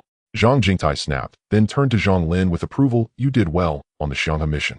Rest at the residence for a few days. They'll handle the follow-up. As for them, he glanced at the 2 Taiping Dao priests. Give them the status of guest officials here. They'll have the steward clear 2 courtyards. The rest you may arrange as you see fit. Zhang Lin did not find it strange. Liang Guogong, so long as matters did not touch the imperial clan, could investigate whatever he wished with ease. So father has been keeping an eye on me all along, he thought with a wry smile. The household conformed to the model of a strict father and an indulgent mother, yet the strict father could be loving in his own way. While Zhang Lin basked in familial warmth, the 2 Taiping Dao priests suffered. Meeting Zhang Jingtai's gaze, visions of charging armies and raining volleys of arrows flooded their minds, a sudden sting striking their primordial spirits. Frightened, they immediately bowed their heads and no longer dared to meet Zhang Jingtai's eyes. A master. This was without question a martial powerhouse. Cold sweat beaded on Zhang Yufa's brow. His demeanor became even more deferential than before, trailing directly behind Zhang Lin without daring to stray. Having appeased his mother, Zhang Lin led the 2 priests toward the martial academy. The Liang Guogong residents hid many talents. Their primordial spirits were keen, and with the household's experts intentionally displaying force, they repeatedly felt the searing heat of raw yang vigor, an utterly unbearable sensation. After arranging lodging for the 2 of them, Zhang Lin returned to his small courtyard, shared a tender moment with Qinghe and Xiui, then washed the road dust away with hot water, and sat cross-legged to inspect the palace reward newly revealed in his mind. Wu Dao Cha seeds, a precious herb steeped with the breath of the heavenly Dao. It can purify impurities from the primordial spirit, increase one's affinity with heaven and earth, and raise the probability of successfully condensing the golden core. For a warrior, it aids the comprehension of martial arts, and may even hasten mastery of sure form, intent, and ultimately the Dao. Reading such an extraordinary description, Zhang Lin was momentarily stunned. Sure Dao? This is one of the most fundamental methods on the warrior's path. The 3rd rank among warriors is called Ningyi consolidated intent. As the name implies, one must grasp the true intent of one's martial way to enter this realm.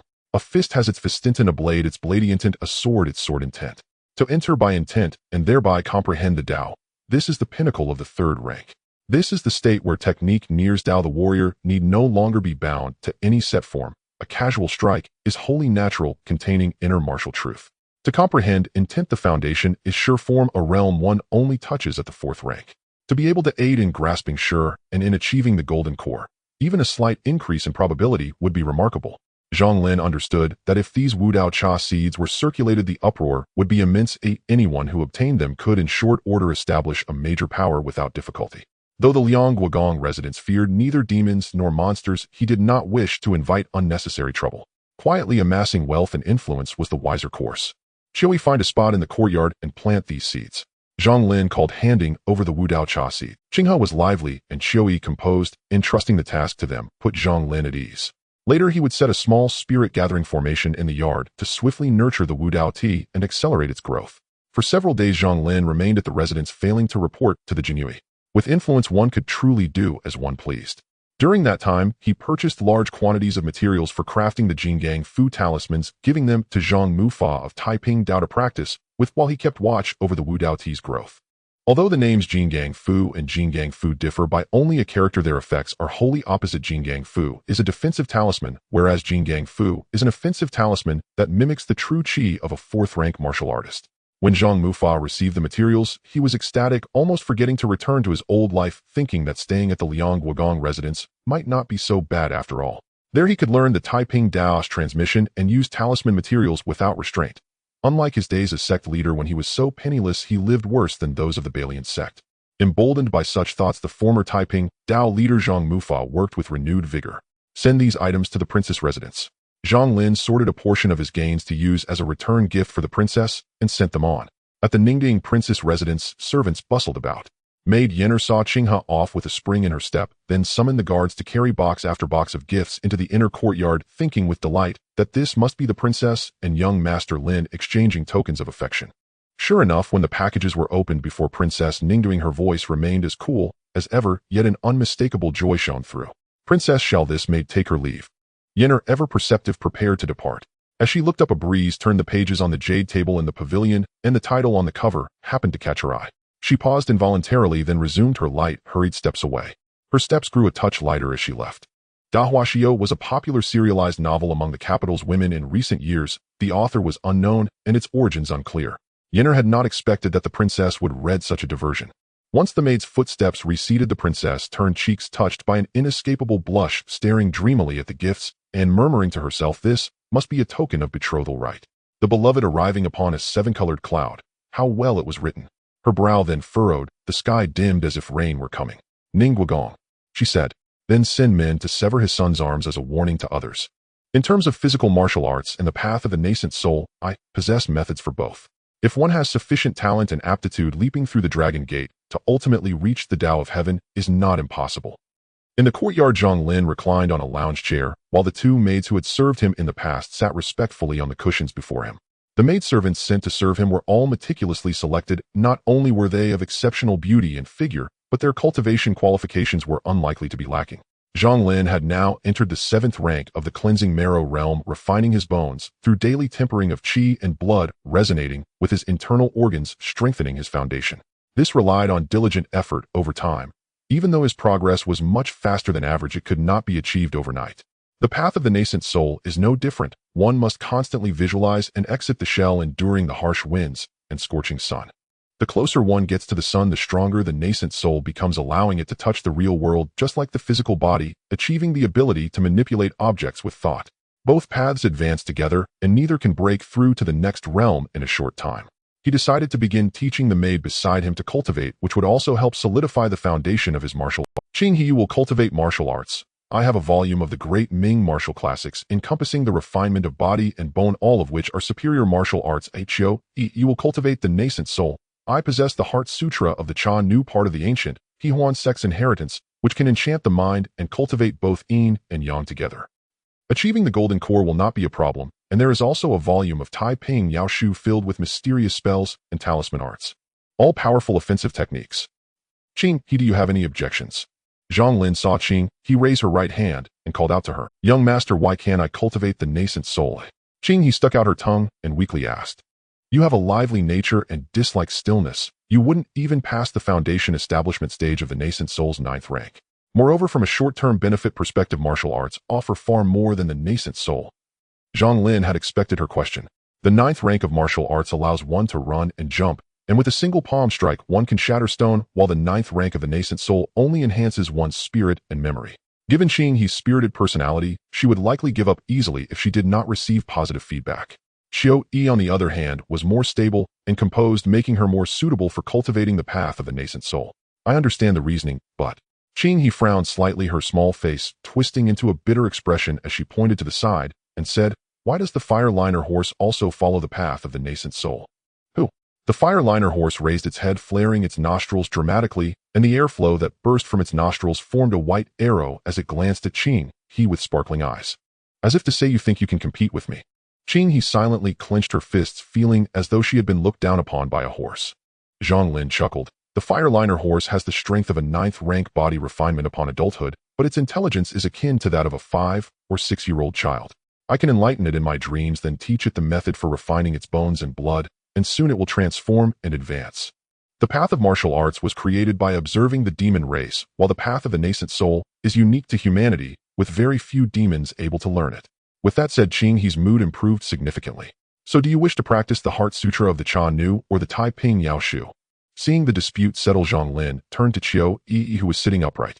Qiao Yi puffed out her chest, causing a wave of emotion. Everything depends on the young master's decision, but I still wish to learn the Heart Sutra of the Cha Nu. After saying this, her earlobes turned bright red, and even her snow-white neck was tinted with a blush. Seeing Qinghe's increasingly peculiar gaze, she hurriedly explained, As a maid, I am not very interested in combat techniques and offensive arts. However, if the young master commands it, I can also learn the Taiping Yao Shu. Is that really the case? He expressed some doubt. Zhang Lin smiled. He was not yet at a stage where he needed his maidservants to engage in combat. The Heart Sutra of the Cha Nu contained authentic methods for merging souls, which could complement each other well in future cultivation.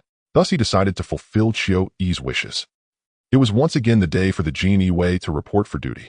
Zhang Lin donned his flying fish attire and carried an embroidered spring blade at his waist full of spirit, settling the fireliner horse in the magistrate's stables and headed directly towards the outer affairs hall.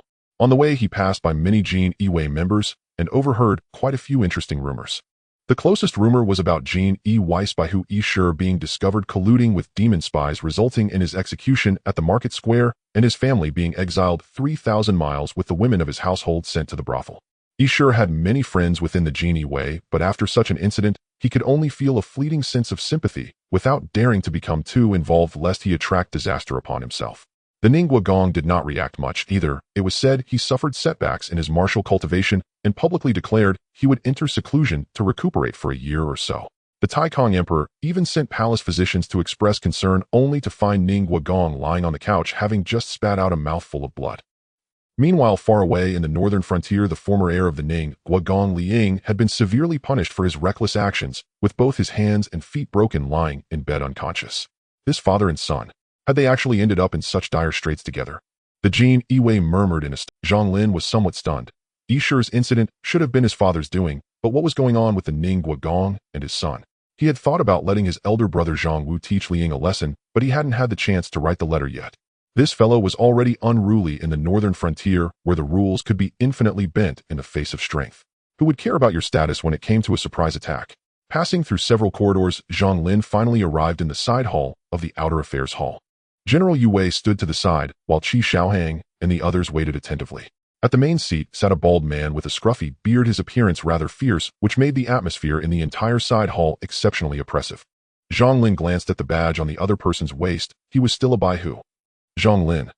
The bald Baihu saw Zhang Lin enter and stood up to greet him, a smile on his face that seemed extremely out of character for his appearance. You are now the general of the Jinyiwei, who I have already prepared your badge and blade.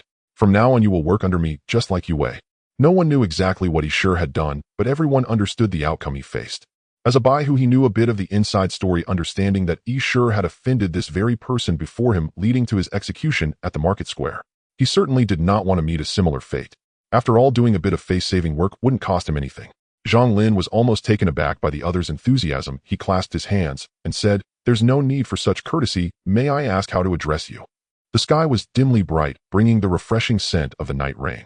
The street vendors had already set up their stalls, and as the steaming bamboo baskets were opened, the chilly wind swept the mist up into the distant sky. The shouts of vendors mingled with the clattering of pots and pans, creating a unique liveliness in the market. Zhang Lin and Qi Xiaohang casually found a stall and ordered some food, setting up a small table and laying out the food they had bought along the way. Steamed buns, lamb soup, beef noodles, wontons. The steam and aroma filled the air, making one's fingers itch and appetite grow. "Gentlemen, your tofu pudding, would you like it sweet or savory?" "Sweet." "Savory." Qi Xiaohang and Zhou Enming replied in unison, then exchanged glances, seemingly condemning each other's heretical preference in their hearts. Wei Zhou, on the other hand, chuckled, "I can go either way."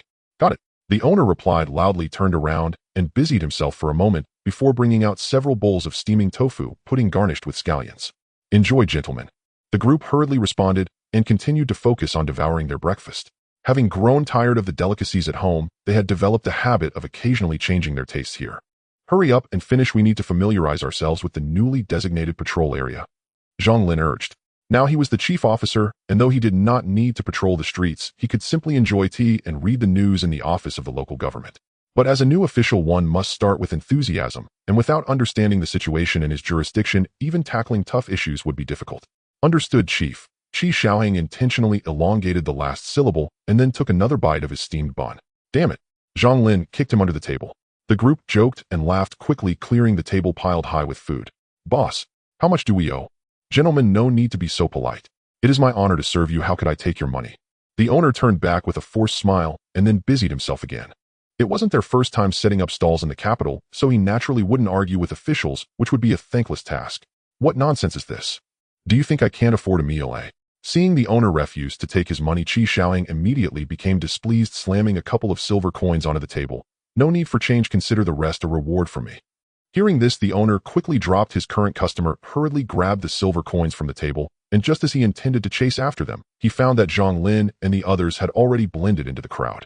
He vaguely saw a few flying fish which seemed to form the shape of a true dragon.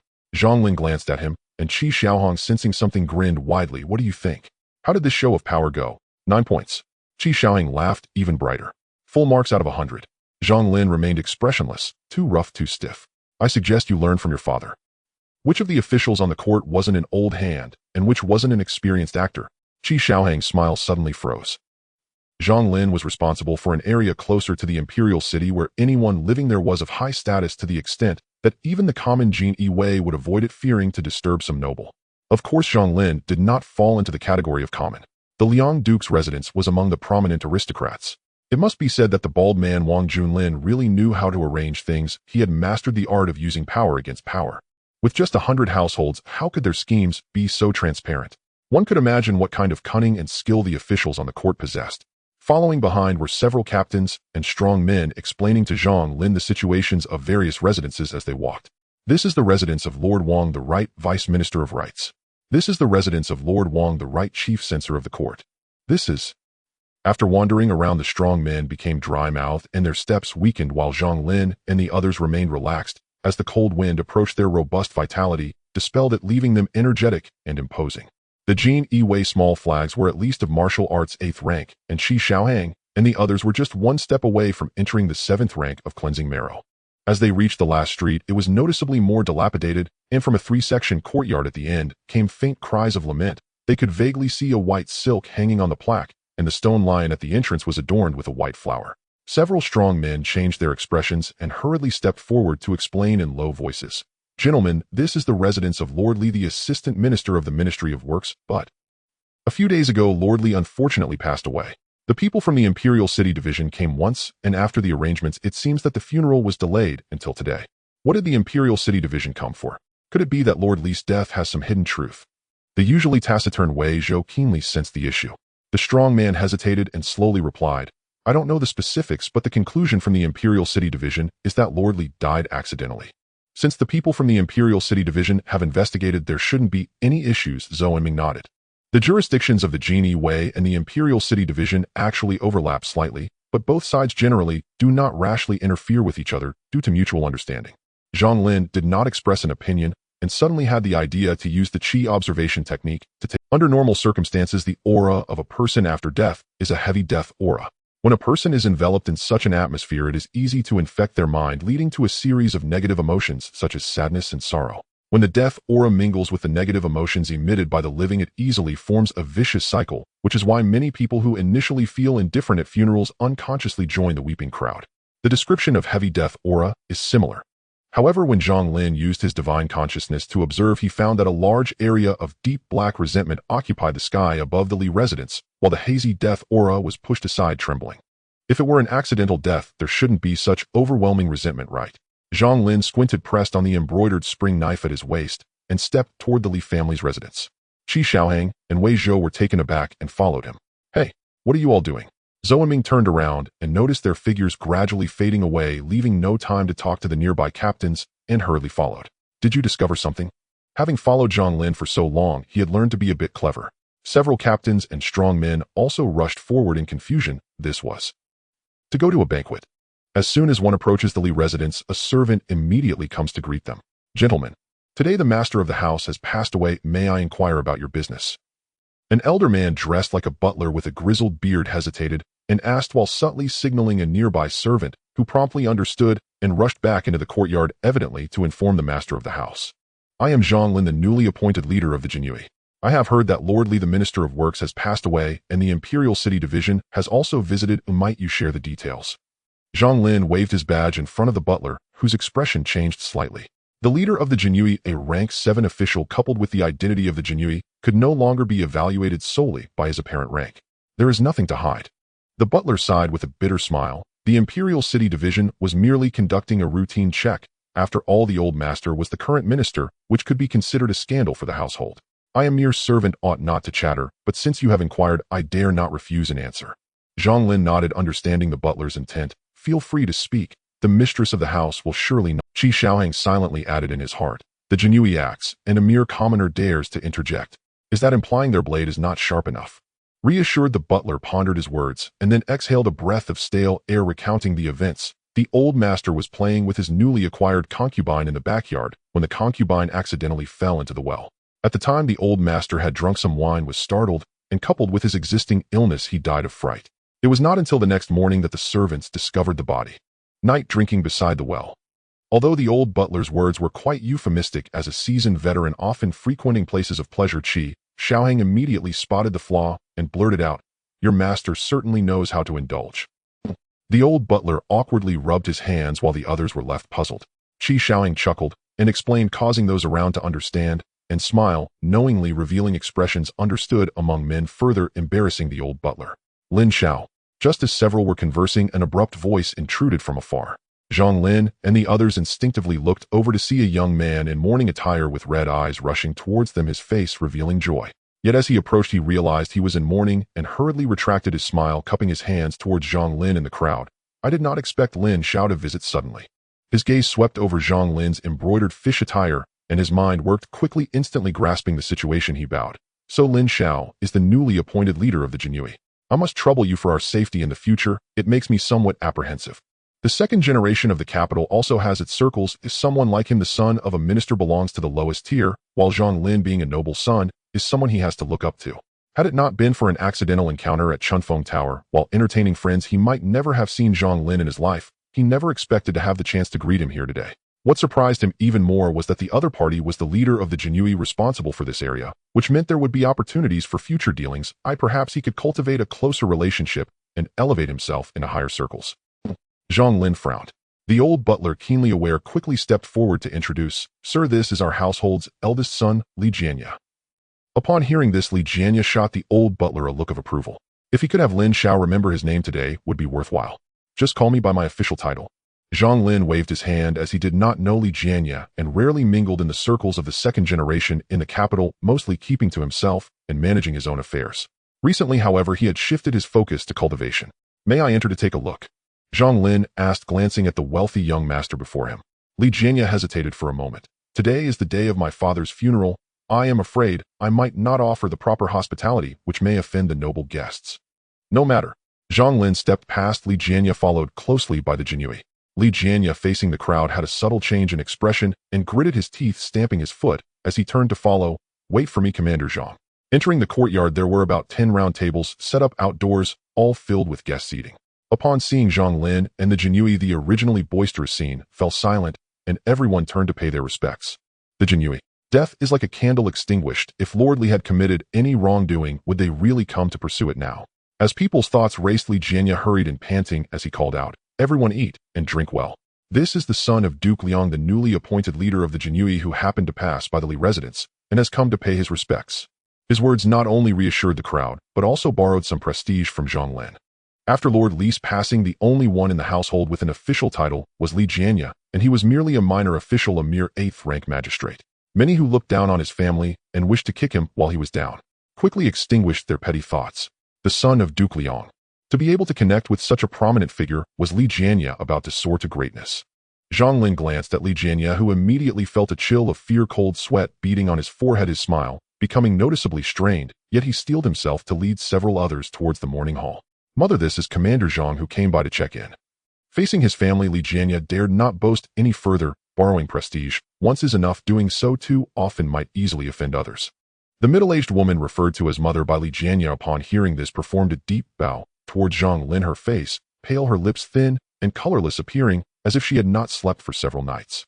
However, Zhang Lin could see at a glance that the paleness of her complexion was concealed by sophisticated makeup. Without further ado, he knocked on the coffin. "I am the newly appointed commander. Lord Li's death is too suspicious, and I must investigate." As soon as he finished speaking, Qi Xiaohang and the others were not the least bit surprised, but were curious about what clue Zhang Lin had received, quietly standing by and intently observing. However, Madame Li's expression changed drastically as she stepped forward, her palm pressing against the edge of the coffin. "Sir, my husband is being laid to rest today. Opening the coffin now would surely disturb the deceased.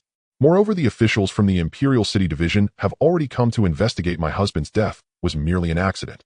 If you insist on this. Her face was filled with sorrow, and before she could finish she began to sob. I will follow my husband into the afterlife lest I have to watch my husband's corpse be disrespected. No one felt it was unusual. This was a normal reaction. Opening the coffin for examination is inherently disrespectful, especially since Lord Li had been the Minister of Works. He held some prestige. I have made my decision. Oh, what will you do? Zhang Lin, however, changed from his usual elegance to a firm stance. Zhang Lin spoke the final words, a chilling atmosphere enveloping the spirit hall, as he stepped forward calmly, fixing his gaze on Madame Li, and asked again, not only do I want to open the coffin to examine the body of Lord Li, but I also want to inspect the body of that concubine. In the spirit hall there was only one coffin, and it was clear that Madame Li could not have placed both her husband and a concubine together in it. It was highly probable that she had carelessly disposed of her elsewhere, perhaps at a random burial site. Concubines generally held a low status and were not treated well in life. How could one expect them to be treated kindly after death? From Madame Li's words and actions, she did not appear to be a person of great generosity. Zhang Darin, this may not be appropriate, right? Seeing the atmosphere in the hall become tense, Li Jianye forced himself to step forward to defend his mother. My father does not want his reputation tarnished after his death. Could you please give me some face? The incident of his father and the concubine by the well was already not a glorious matter. One had accidentally fallen into the water, while the other had died of shock on the spot. The royal city office also considered this aspect, hastily concluding the coffin's lid. If Zhang Lin continued to stir trouble, it would likely cause a storm in the city, completely ruining his father's reputation. As he spoke, Li Jianye looked at Zhang Lin with a hint of pleading in his eyes. However, Zhang Lin frowned, his voice cold and hard. What do you think you are? How dare you expect me to give you face? Hiss. This was rather too heartless, wasn't it? The others present collectively gasped, finding Zhang Lin's unreasonable behavior increasingly detestable. Open the coffin and examine the body. Zhang Lin waved his hand, and the fierce Jinyiwei immediately moved forward, surrounding the coffin, forcing Madame Li and Li Jianye to the outskirts. Outside the spirit hall, many guests drawn by the commotion came to watch. What's going on? Didn't they say that young Master Li had ties with the son of Duke Liang? How could they engage in such a humiliating affair?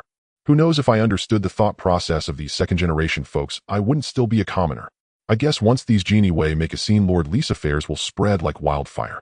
Li Jianye pushed to the side, turned pale, his hand supporting his elderly mother, trembling unconsciously until a warm, strong hand grasped his.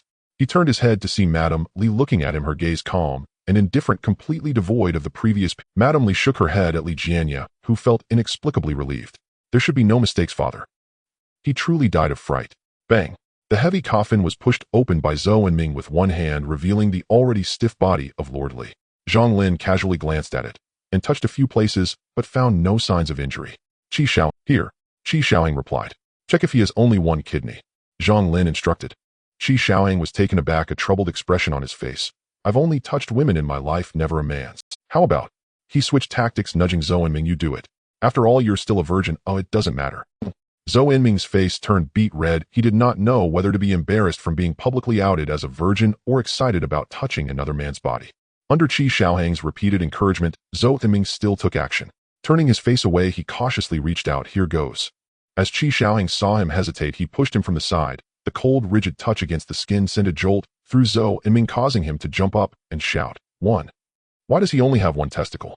Could it be that Lord Li was a flawed man? The crowd inside and outside the spirit hall instinctively turned their eyes towards Madame Li for answers. What nonsense are you spouting? My lord is. He. Unable to articulate such filthy words, Madame Li said angrily. He is perfectly normal. If Lord Li were not normal, how could Li Jianye exist? Could it be that she had an affair? Absurd. Though Lord Li had 8 wives and concubines, Li Jianye was his only son, which seemed somewhat unbelievable. With so much land cultivated for so many years, he only bore one fruit. As they thought this, the crowd's gazes towards Madame Li became increasingly peculiar. Zhang Lin furrowed his brows, drew the embroidered spring knife from Wei Zhou's waist, and pressed the back of the knife against the corpse's abdomen, looking at Zhou Enming. Do you want to feel again? Reluctantly, Zhou Enming touched again, letting out a soft and touched again. Why does it appear to be 2 again? The surrounding spectators sighed, collectively showing signs of disappointment. Lord Li had a pre-existing health condition. He had even drunk before his death to liven things up. If he were suddenly frightened, it could easily cause retraction and death. Zhang Lin explained. So it seems that Lord Li indeed died of fright. The crowd inside and outside the spirit hall became somewhat indignant, realizing that the commotion caused by these Jinyiwei had only stirred up a fuss for nothing. Most of those invited to the banquet were already somewhat connected to the Li family, and now that the funeral was disrupted, they naturally felt quite displeased. However, due to Zhang Lin's status, no one dared to raise their voice, Whispers began to echo throughout the hall.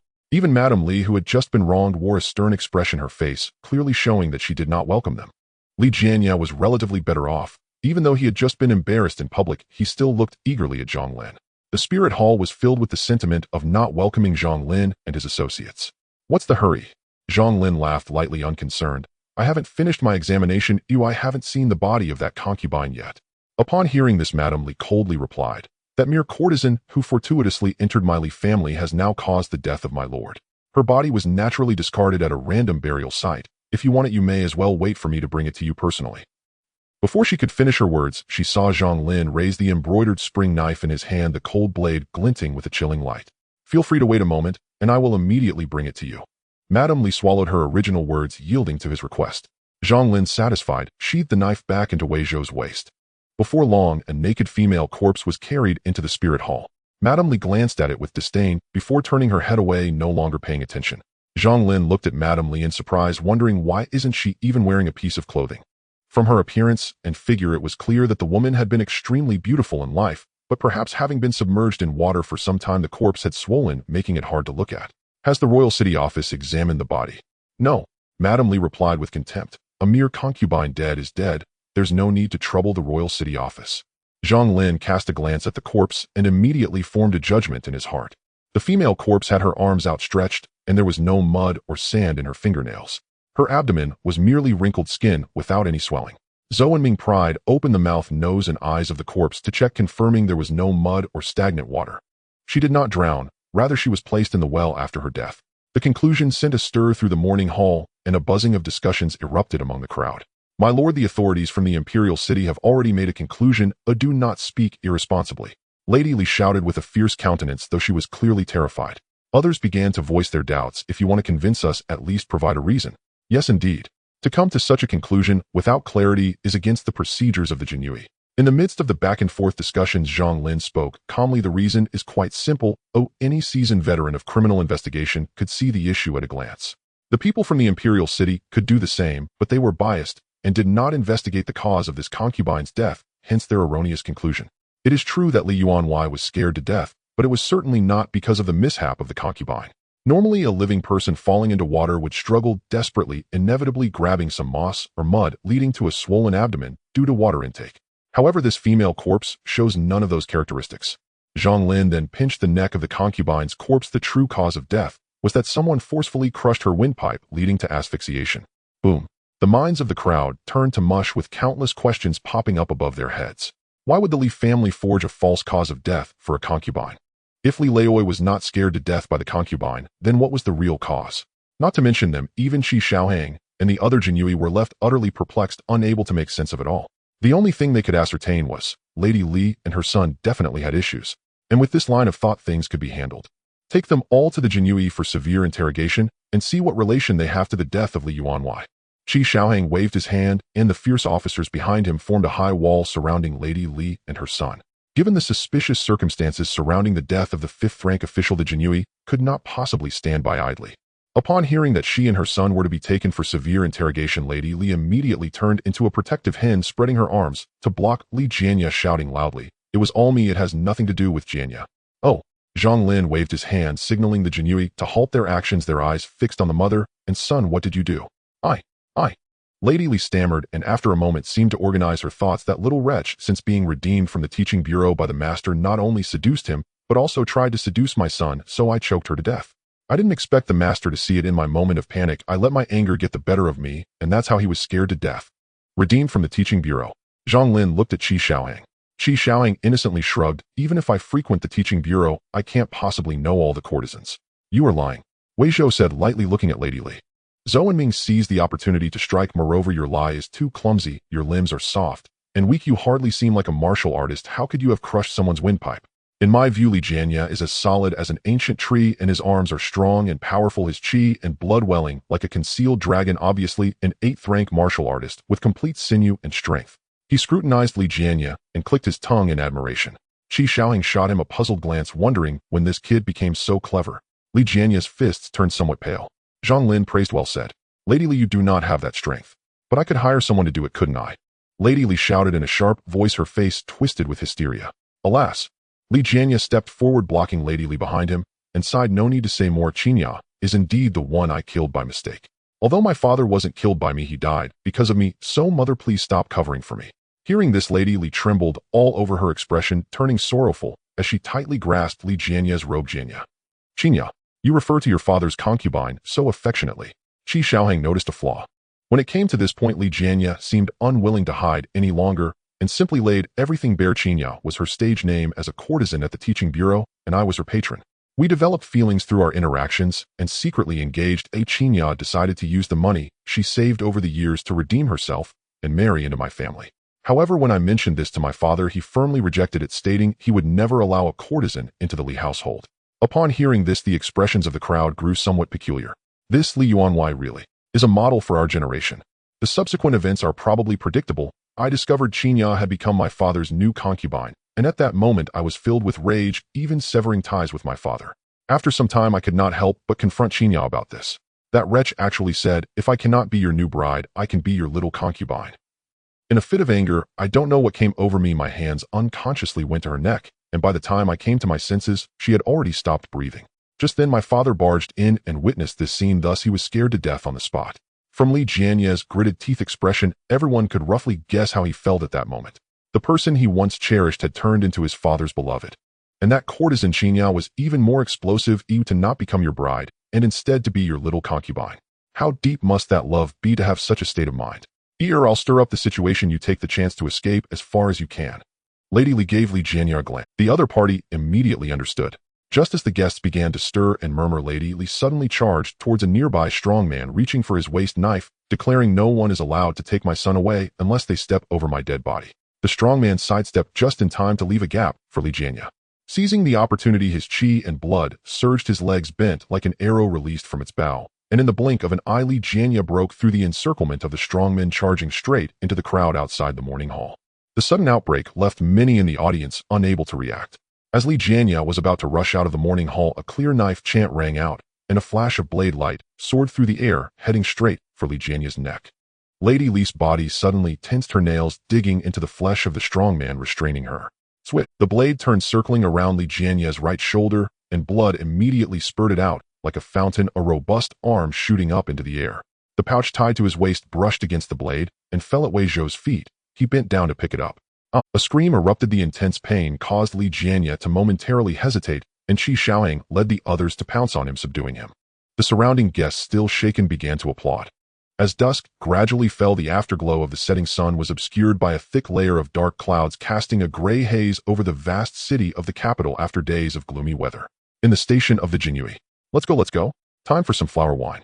After holding back for quite a while, Qi Xiaoheng eagerly pulled a few colleagues along, extending a warm invitation to the Jia Fengxi for a brief drink.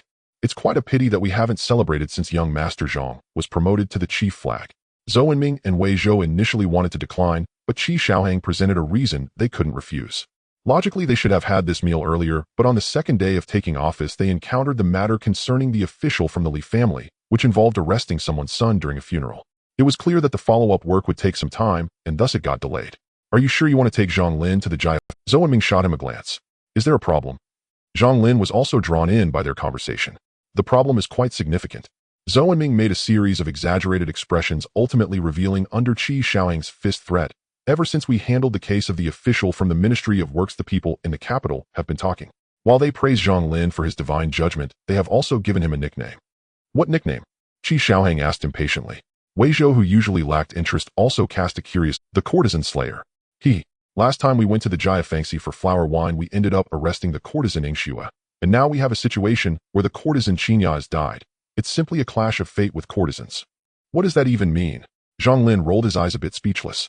Zhou Enming explained, "Right now the courtesans at the Jia Fengxi both respect and fear you. They respect you for seeking justice for their kind, yet they fear that they might encounter you one day and perhaps face some misfortune." "Ha ha ha." Qi Xiaoheng laughed so hard he could barely stand, clutching his stomach as he intermittently said, "You know, there's some truth to that." "Ha ha ha." Zhang Lin clenched his jaw and said, "Today I'm renting out the entire Jia Fengxi, though I must let all the courtesans see me and see what happens." Young Master Zhang is quite bold. What else could Qi Xiaoheng say? He could only inwardly curse Zhang Lin for being so extravagant. Returning to the courtyard, they brought out their horses. The attentive Wei Zhou looked at the Huolin horse, then glanced at his own horse feeling puzzled. Isn't the Huolin horse already an adult? Why does it seem to have grown even taller? Moreover, as soon as I get close I can hear the faint sound of tiger and leopard thunder. It's a bit like how it used to be when we were in our prime. Qi Xiaohang also noticed something unusual and took over the conversation. Oh, I taught it the method to refine its internal organs through a dream when my divine spirit came out of its shell. I also added a dose of water soft pill to its feed, and it has been making rapid progress lately. Zhang Lin patted the back of the Huolin horse, eliciting a series of snorts as it turned back to rub against him, displaying extreme affection. As its cultivation level increased, the Huolin horse gradually developed intelligence, its eyes showing more human-like expressions. Zhang Lin's words directly left the three of them in stunned silence. The three of them were still at the 8th rank of internal cultivation, especially Zhou and Ming, who hadn't even reached perfection. Not only could they not compare to him, but now even the horse surpassed them. I suddenly feel a bit unwell, or perhaps I shouldn't go to the Jiafangxi tonight. What's wrong? I feel uncomfortable inside. As they walked and stopped, the atmosphere gradually grew silent, and they unexpectedly bumped into a middle-aged man in a constable's uniform hurrying along. Head Constable Wang. Qi Xiaohang took the initiative to break the awkward silence. The last time they were in the outer city solving a case, the lead constable was the current head constable Wang. However, isn't the 6 doors supposed to manage the public security of the outer city? Could it be that head constable Wang lives in the inner city? Zhou and Ming looked at him suspiciously. Could a constable's salary afford a house in the inner city? While Wang was focused on his path, he was suddenly called out. He instinctively looked up, his expression momentarily dazed as he scanned the faces of the group, his demeanor visibly brightening with joy. Oh, it's several lords from the Jinyiwei. Don't be so polite with us, it's not the first time we've interacted. You seem to have something on your mind, oh, why not share it with us? Oh, what could there be at 6 doors? Just some matters of criminal justice. However, this time we've encountered a rather tricky case. Head Constable Wang quickly recounted the general outline of the case. It turned out that a headless corpse had been discovered in the outer city, and the constables of 6 doors quickly sealed off the scene. Head Constable Wang keenly noticed something unusual about the deceased. Firstly, the skin was fair and delicate, and only the area around the thumb had calluses. The build was strong and robust, clearly indicating someone who had been living in comfort and possessed some martial skills. The murderer had decapitated the victim and stripped off their clothes, evidently intending to prevent the identity of the deceased from being discovered. This implies that the deceased was highly likely a scion of a wealthy family. Thinking this way, Head Constable Wang felt an increased weight of pressure on his shoulders. He had been investigating families in the outer city for several days without any leads. What puzzles me the most is that there's actually a faint smell of gunpowder on the corpse, Head Constable Wang muttered. In order to solve the case as soon as possible, he had come to the inner city hoping to seek the help of a master from the Imperial City Division to see if they could summon the remnants of the deceased's soul, which might yield some useful clues.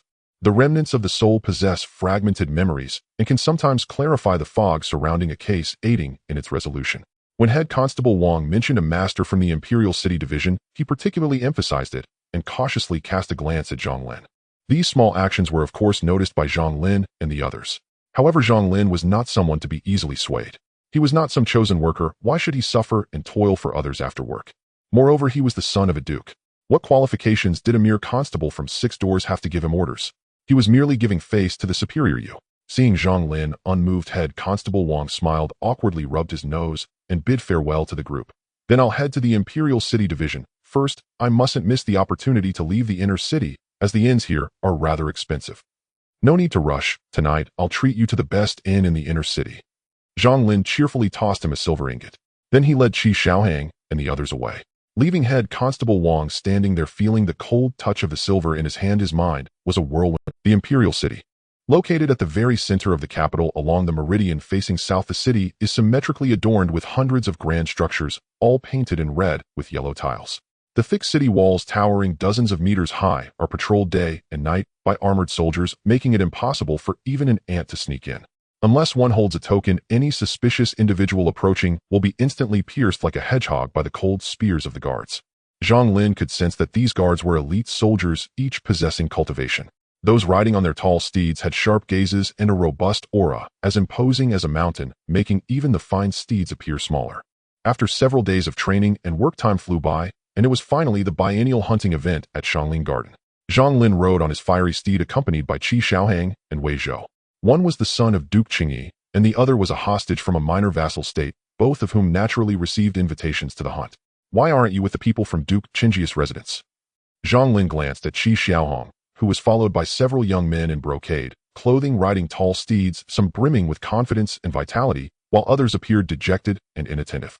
There were also several brightly colored carriages and small pink sedan chairs trailing behind, mostly occupied by the noble families who came to observe the hunt, including the wives and children of the Duke of Liang. They've already entered the imperial city long ago. Besides, a bunch of young rascals might even ask me for protection, which I find too troublesome. Qi Xiaoheng smirked. The Zhang Lin garden hunt was not entirely safe. If one lacked skill or strength, the tigers, leopards, wolves, and even the demonic beasts raised there would show no mercy. The Ming royal family also did not wish for the noble class to completely rot. Restoring martial spirit could not rely solely on gentle means. Once they turned 16, all noble youths in the capital would receive an invitation. They would first enter the imperial city to be reviewed by the emperor, while their families would proceed to Zhanglin Garden under the guidance of the palace matriarch. Each person presented their token, and the heavy city gates slowly opened, revealing a white, jade-paved mirror-like ground before them. Zhang Lin and the others dared not be arrogant and dismounted to walk. Within the imperial city, unless granted special permission by the emperor, no one is allowed to ride horses or wield swords. They split up with the female relatives heading towards the palace, while Zhang Lin and his companions followed the palace attendants to the gathering area. Stepping on the jade-paved stones, the sound of hooves echoed as they swiftly arrived at the review grounds. Looking around, they saw a crowd of young men in vigorous attire, each full of spirit and stature. Upon careful observation, one could tell that the weakest among them had reached the pinnacle of physical prowess. The bustling youth formed groups, each establishing their own little circles.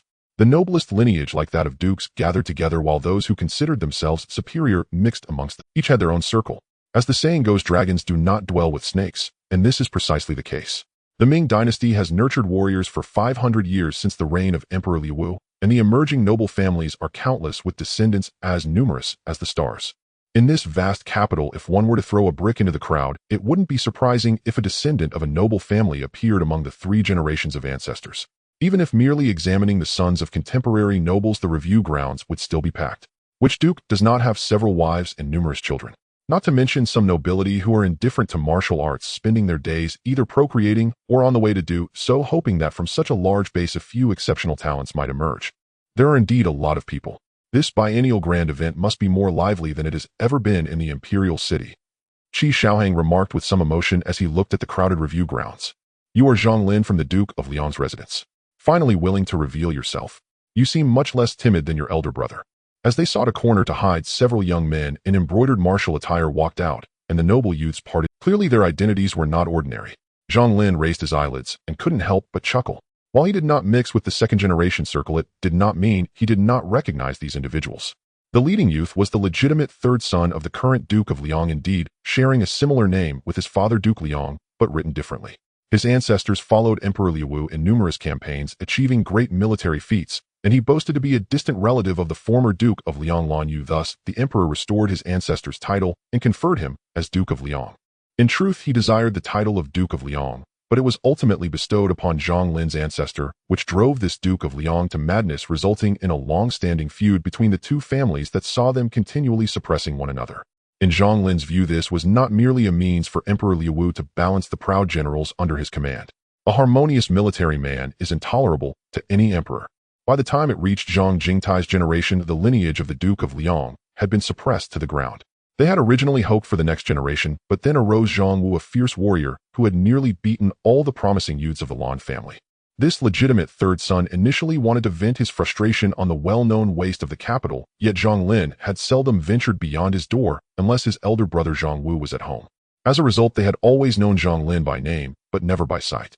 It was only after he forcefully took the heir Liang from the Duke of Ning's residence last time that Zhang Lin gained a bit of fame in this circle. As for the subsequent events of capturing the 6th-tier martial artist and 5th-tier Jiaolong, they belonged to the internal files of the imperial city and the Jinyiwei. Unless they were from the same generation, these second-generation youths could not possibly know. If I were truly like my elder brother, none of you present here would be able to walk out of this door upright. Zhang Lin displayed no signs of fear, retorting with a grin. Lan Jianren's expression suddenly changed, evidently recalling the days of being dominated by Zhang Wu, and he snorted coldly. Your tongue is sharper than your elder brother's, but I wonder how your skills measure up. How about we take this opportunity to have a contest in archery? This review ground was originally a training ground for the palace guards, complete with various weapons, arenas, and targets. Brother Lan, there should be a prize for this contest, right? We can't just do it for nothing. Oh, we're not children anymore. A young man beside him, having triggered a keyword at Lan Jianren's suggestion, exclaimed dramatically. Indeed, since it is a contest in archery, why not use the bow and arrow as the prize? I heard that the Grand Princess recently bestowed the Zixiao bow to young Master Zhang, which is quite fitting. Another sycophant followed suit according to the established script, but before he could finish, Zhang Lin interrupted, "Do you think you are worthy?" Not to mention whether he would agree to the contest. The Zixiao Bao was a divine weapon of unparalleled caliber. Could a mere legitimate third son offer a prize worthy of it? This is the token of affection between the Grand Princess and me. To dare covet it, do you not intend to destroy my engagement with the Grand Princess and disregard the Emperor's decree? No matter the situation, accusing them first was always a wise move. Sure enough, at Zhang Lin's intimidating words coupled with the spiritual aura he emitted, several young men turned pale and stepped back repeatedly. In the distance, a young woman dressed in a plain white palace outfit suddenly halted her steps, gazing intently into the throng of heads, her gaze landing on Zhang Lin as her rosy lips parted slightly. "Make sure to take good care of the legitimate third son of the Duke of Liang during the hunt later." Her voice was icy, akin to pearls dropping into a plate. "Sister, is this the kind of care I think it is, eh?" A young man lagging half a step behind, dressed in garments adorned with five-claw dragon patterns, blinked in surprise and asked. Lan Jianren and the others halted, feeling a surge of embarrassment as numerous gazes fell upon them. They were actually startled by a few words from Zhang Lin. He snorted coldly and said, "Enough with the nonsense. Do you accept the bet or not?" Zhang Lin didn't even spare him a glance, beckoning Qi Xiaohang and the others to walk away. "Look at your pathetic appearance. What do you have that I could bet on?" Zhang Lin was too lazy to waste time with such a fool whose only asset was a thick skin. With Zhang Lin's ridicule and indifference, and surrounded by many who were eager to watch the joke, Lan Jianren felt like a barking clown wishing he could find a hole to hide in. "You're just afraid of me. A waste of the Liang Guogong's manner," he shouted in fury. Someone beside him quickly pretended to advise Lan Xiao, "Don't take him seriously. He probably knows his place and is too afraid to accept the bet, fearing public humiliation. Indeed, when the time comes, we'll take action against him during the hunting event. Who's afraid he can escape? A monk may run, but the temple remains. Once in the Shangling Garden, where there's no oversight, we can deal with him as we wish." As they conspired, Lan Jianren felt a bit better and coldly snorted before leaving. "What do you think, young master?" In the crowd, a young man dressed in a bullfighting outfit with a Yulin army badge hanging from his waist looked to the side. He was a boy wearing a winged crown and a red five-clawed dragon robe, exuding an air of nobility. According to the Ming dynasty's ceremonial regulations, emperors, crown princes, and princely heirs all wore winged crowns and dragon robes, with the emperor's robe being yellow and the rest being red. Of course, the number of dragon claws and dragons on the robes varied. It was evident that this young man was at least, as for which prince it was, the current emperor had numerous half-brothers, making it truly difficult to identify without prior acquaintance. The young prince scoffed, "Am I supposed to lie down to watch? No one brings me a bed." The Yulin army youth seemed used to the prince's eccentricity and said to himself, "The rumors say Zhang Lin is merely a spoiled rich kid, but seeing him today, that's not true. His vitality flows like a dragon or an elephant, and his foundation is as solid as a towering mountain, with composure and brilliance radiating from him." He became increasingly awestruck, finding himself merely comparable to Zhang Lin. Having not noticed it before, it seemed that after the Shangling Garden hunting event, he would need to gather some intelligence about this spoiled rich kid to learn more. After casually finding a corner to wait, not long after the old emperor's dragon carriage appeared, Zhang Lin spotted the 6 steeds, their vitality as fierce as smoke, adorned with yellow umbrellas and dragon designs, the carriage itself encrusted with gold, silver, and jade, exuding extreme luxury. Upon the arrival of the emperor's carriage, the previously chaotic training grounds fell silent, with curious eyes turning towards the emperor on the platform. My Ming dynasty stands strong through martial prowess and governs the realm with culture, yet the northern barbarians eye us covetously. The southern demon race sharpens its blades, and the Buddhist sect from the western regions covets to spread their teachings in the central plains. You noble youths must not indulge in pleasure. You should wield your swords and achieve great merits. Today at the Shangling Garden hunting event, I shall personally observe, and those who achieve the top 3 will be heavily rewarded. Within the ornate canopy, the emperor's voice resonated with authority, like the sound of heaven, each word clear and distinct as it reached the ears of everyone in the training grounds. It seems the emperor is also a martial arts master. Zhang Lin's gaze shifted, feeling the overwhelming aura he emitted. His internal organs strengthened to their peak. Though he couldn't discern the exact realm, he could roughly judge that the emperor's strength far surpassed most present, even including the surrounding guards. To elevate his martial arts to such a level amidst busy state affairs, this old emperor's talent was undoubtedly exceptional. Let the hunting begin. Upon finishing his words, the nearby armored bearers lifted the dragon carriage, and the grand eunuch shouted, "Set off to the Shangling Garden." As soon as he finished speaking, the training ground erupted in a thunderous drumbeat, and the ground lit up with a magic formation enveloping everyone within. It's a teleportation formation rumored to be extremely expensive. The Ming dynasty has only carved 2 such formations within the imperial city, and I never expected one to lead to the Zhang Lin garden. Qi Shaohang exclaimed softly while nearby youths curiously inspected the formation beneath them. Despite being among the most esteemed in the Ming dynasty, they had never encountered such a formation. Naturally, the Zhang Lin garden is not only home to ferocious beasts. It's said that the most mysterious Yulin army tasked with guarding the royal family is stationed there for training. Zhang Lin glanced at him, his expression indifferent. There are 3 major camps in the capital: the Wujuan camp, the Sanxin camp, and the Xinji camp, all elite forces among the elite, even surpassing the border army. The Yulin army, however, is an even higher echelon of troops, said to consist of masters who have completed the 6th tier of blood transformation. Once their vitality surges, it can create a smoke-like phenomenon, making them the emperor's trusted elite. As they spoke, the formation activated. Amidst the collective gasps of the crowd, a blinding light engulfed them, and after a dizzying spin, the scenery before them changed dramatically. Lush, ancient trees soared into the sky, and hundreds of yellow horses were equipped with fine iron and wooden bows, each with a quiver of sharp arrows. Upon entering the imperial city, no one was allowed to carry weapons, and even the steeds had been detained before entering the training grounds. This hunting event was a competition to see whose spoils would be more abundant. As soon as they arrived, the youth with prior experience soared into the air, snatching a yellow horse, and simultaneously grabbing arrows from a nearby mount, galloping away. Damn it! The number of horses and bows is matched to the number of people. If these guys take the arrows, it means some will be left without. Someone noticed the situation and couldn't help but curse, quickly leaping onto a horse, mimicking the earlier youth trying to grab a quiver of arrows and speed away. Get lost! A nearby youth shouted, his vitality surging forth, his arms like steel swelling in the wind, and he struck fiercely towards the man. Damn it! Did your mother not teach you any manners? The man yelped in pain, realizing the situation, and immediately fled on the yellow horse. Others quickly came to their senses, and the scene erupted into chaos. In the Jinyiwei prison, Li Jianya, who had been imprisoned for several days, lay weakly against the wall. His severed arm was already bandaged, and thanks to the powerful vitality of a martial artist, he finally managed to recover. Now entering sage mode, as he replayed the events in his mind, fear began to swell within him, causing him to break into a cold sweat. He had mistakenly killed his father's concubine. According to the laws of the Ming dynasty, since the concubine had not borne any children, he would only be exiled for 3,000 miles at most. With some connections, he might even reduce his punishment significantly. However, resisting arrest could easily lead to being executed on the spot by the Jinyiwei. Fortunately, Zhang Lin's sudden change of direction with that knife did not strike at his neck, otherwise the outcome would have been severed limbs. Why did I want to escape at that moment? What? He murmured softly, a flicker of confusion crossing his gaze. Clang. The sound of metal chains clashing echoed, followed by the creaking of the cell door as a guard in black entered, saying, "You are Li Jianya, right? Come out, someone wants to see you." Li Jianya looked up as his eyes slowly focused, and a somewhat familiar figure appeared before him. "Young Master Li, long time no see." In the Zhang Lin garden, amidst the chaos of people scrambling, it was inevitable that fists and feet would collide, causing gusts of air to stir, startling the nearby yellow horse to struggle and flee in panic. Lan Jinren, quick and agile, soon seized a sturdy yellow horse with the help of others. "Ha! I shall take my leave first." Just as he finished speaking, a hand reached out from the side, fingers claw-like, pressing down on Lan Jinren's shoulder. With a crack, his joint was dislocated, sending him flying. "This horse will be temporarily taken by this son of the world. Thank you, young Master Lan."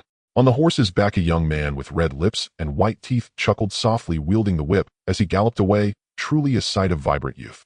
"It's the son of the Wenzhuang king." Immediately, several of Lan Jinren's followers surrounded him, protecting him from the crowd. The young man was indeed the heir of the Wenzhuang duke. Damn it!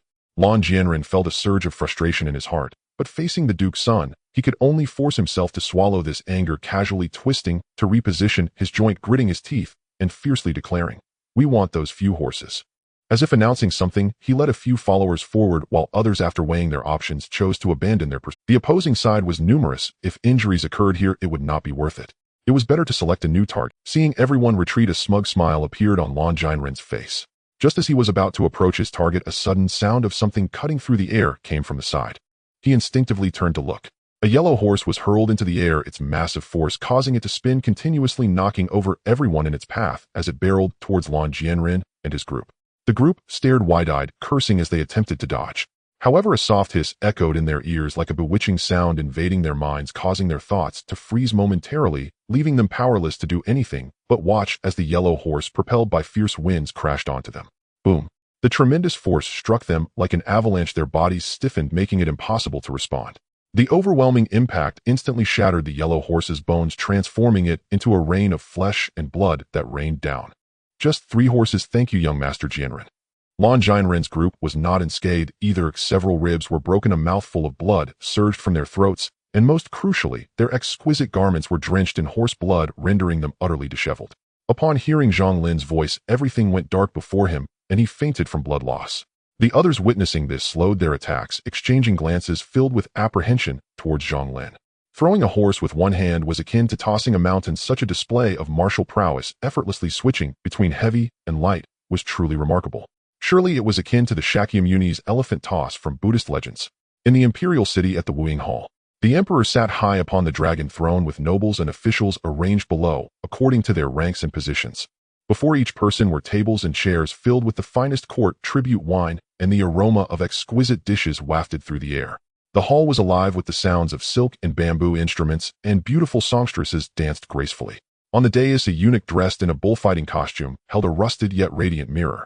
A beam of strong light shot from the tarnished surface, illuminating the void, as a painting nearly the height of a person gradually unfurled.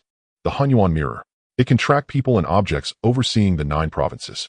It is said that it was this very mirror that had allowed the fierce emperor to seize opportunities and lead his troops to countless victories. Now knowing the situation in Xianglin Garden would be a piece of cake. As the triennial grand event of the noble clans, it was not merely a few juniors causing a ruckus. It gathered the current generation of lords in power, allowing them to observe the performance of their children and relatives, so that those who returned with a good reputation could also supervise their future. At first, everyone shared laughter, complimenting each other's children and nephews with phrases like dragon's stature and phoenix's grace and first-class appearance. They picked whatever flattery suited their ears. Duke Liang mingled among them, his face glowing, toasting and exchanging cups with familiar faces, feeling quite at ease. Every young master in your household has a solid foundation, strong and vigorous, clearly having put in considerable effort in martial arts.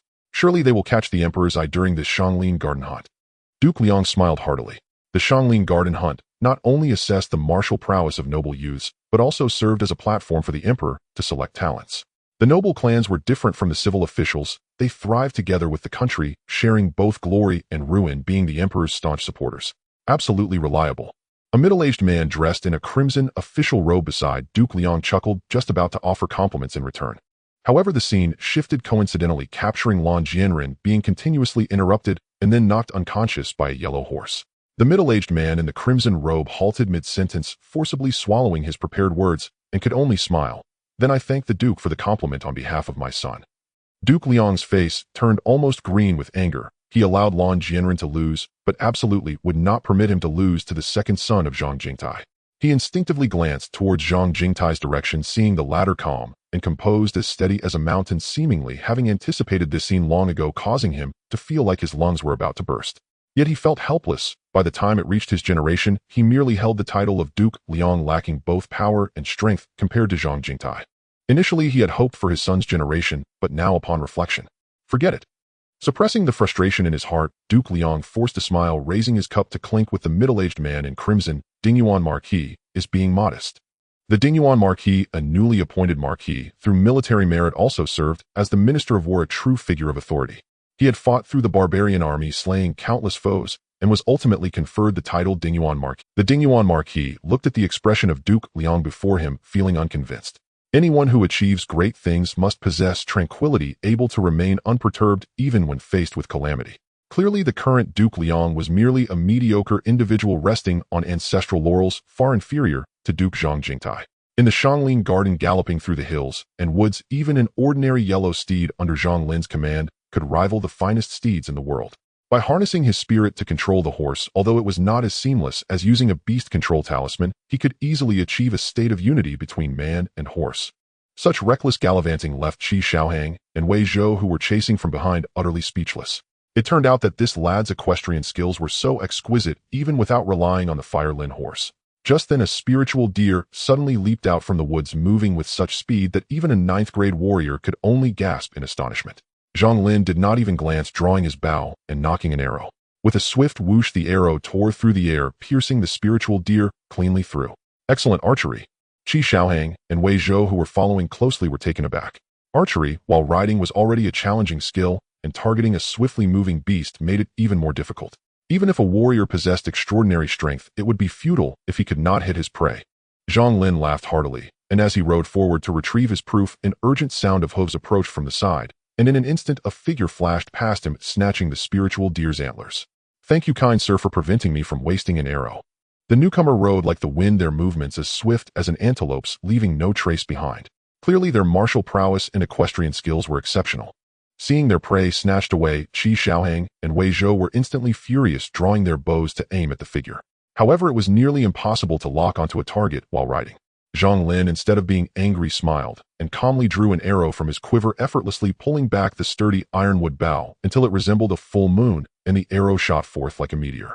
Song Letong rode his yellow steed at full speed, feeling quite proud of himself. What could a quiver of arrows do? Even if it could be reused, the back and forth would waste too much time. It was better to sit back and watch the tigers fight than swoop in to reap the benefits. These brutes only know how to show off their brute strength. A true master of warfare understands the importance of strategy. Whoosh! The arrow pierced through the rear of the yellow steed, continuing its deadly trajectory and emerging from the right eye socket. Screech! Song Letong was startled as his yellow steed let out a pained scream, its legs giving way as it collapsed forward. So fierce! Song Letong leaped from his horse like a hawk pouncing on a rabbit, quickly grabbing onto a towering ancient tree and scampering up it with the agility of a monkey, vanishing into the dense canopy. Once he believed he was in a safe spot, he couldn't help but pat his chest, feeling a lingering fear. That person's archery was indeed terrifying. From such a distance, they managed to shoot the horse clean through. If he hadn't practiced the Yuan Mo refining body technique with his agile movements, he might have been captured right then and there. Hee. These noble young masters were all so proud. They certainly wouldn't humble themselves like he did to climb trees. Most would probably just curse a few times and leave. If it were a contest of tree climbing, he would consider himself second. No one would dare claim the first. As for the yellow steed, it could be snatched by someone else. As he thought this, he suddenly felt the giant tree beneath him tremble, startling the birds that had made their nests there. Looking down, he nearly had his eyes pop out. Through the gaps in the leaves, he saw a muscular youth whose blood surged and whose strength seemed to swell, with arms so thick they seemed capable of carrying a horse. His palm gripped the tree trunk, causing leaves to rain down. What is he doing? Is he trying to uproot this tree? A somewhat absurd thought crossed his mind, but he quickly suppressed it. With only the 5 Zhang Lin technique, he hasn't reached the level of marrow refining like Mercury, and it's not like he's at the 6th grade of blood exchange. How could he possibly possess such immense strength? The pinnacle of the 7th grade marrow washing is refining marrow like Mercury, causing body weight to increase dramatically. Standing there, one would resemble a mountain, yet he saw no signs of such on Zhang Lin. Just as this thought was suppressed, the ancient tree shook even more violently, and then, boom! The ground trembled, the earth heaved as if a dragon was turning, and the thick roots danced in the air like long serpents, causing the ancient tree to tilt. Song Litong's face was filled with terror. Just as he was about to jump to another tree before it completely fell, a whoosh of air rushed past his ears. "Where do you think you're running, little thief?" Zhang Lin's face twisted into a grin as he dashed across the branches of the ancient tree, each step creating a loud explosive sound, leaving Song Letong feeling his scalp tingle, wondering why he had provoked such a fierce person. Ever since the incident at the Li Manor spread, he had received the reward of the Dragon Elephant Prajna skill in his mind palace. Although his training time was short, his martial foundation was solid. Coupled with the power of 2 dragons and 4 elephants, his strength quickly surged. He had gained the strength of an additional dragon and elephant. Before reaching the 4th grade, no one could match him. Anyone who brushed against him would be injured, and anyone who touched him would die. Song Litong's eyes twitched as he steeled his resolve. Plop. "Big brother, I was wrong." He shamelessly knelt on the ground, tears even welling up in his eyes. "I was blinded by greed, failing to recognize the formidable mountain. Big brother, you can hit or scold me as you wish. I only have one request." He looked up at the halted Zhang Lin, pleading, "Could you not slap my face?" Boom! The ancient tree fell, sending up a massive cloud of dust, and waves of air spread out in a circle, causing countless birds and beasts to flee in panic. In a stable kneeling position, Song Letong was as steady as a mountain thanks to his father's frequent discipline, which had trained his knees into iron.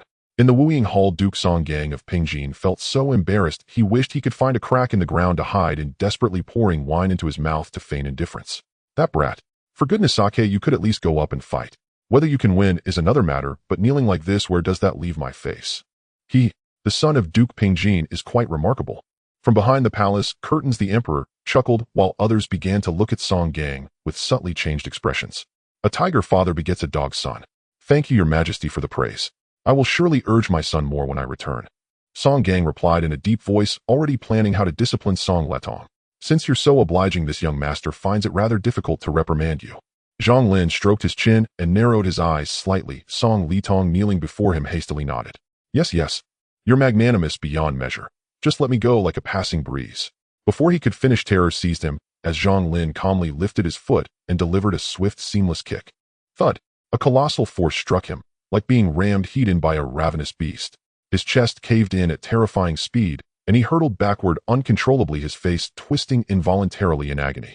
This fellow doesn't play by the rules. Tumbling through the air, Song Letong crashed violently into shrubs and saplings along his trajectory, finally landing with a jarring thud after several chaotic bounces. Before he could even draw breath, he looked up and found his vision swallowed by a looming shadow. Two horse heads lowered toward him, their heavy, scorching breaths washed over his face. Song Litong's body locked rigidly.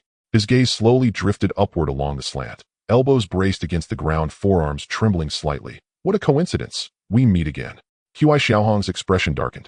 An arrow remained locked unwaveringly on Song Litong's forehead. One relaxed finger would send him straight to his ancestors. Elder brother, it was merely a grade 9 spirit deer I took.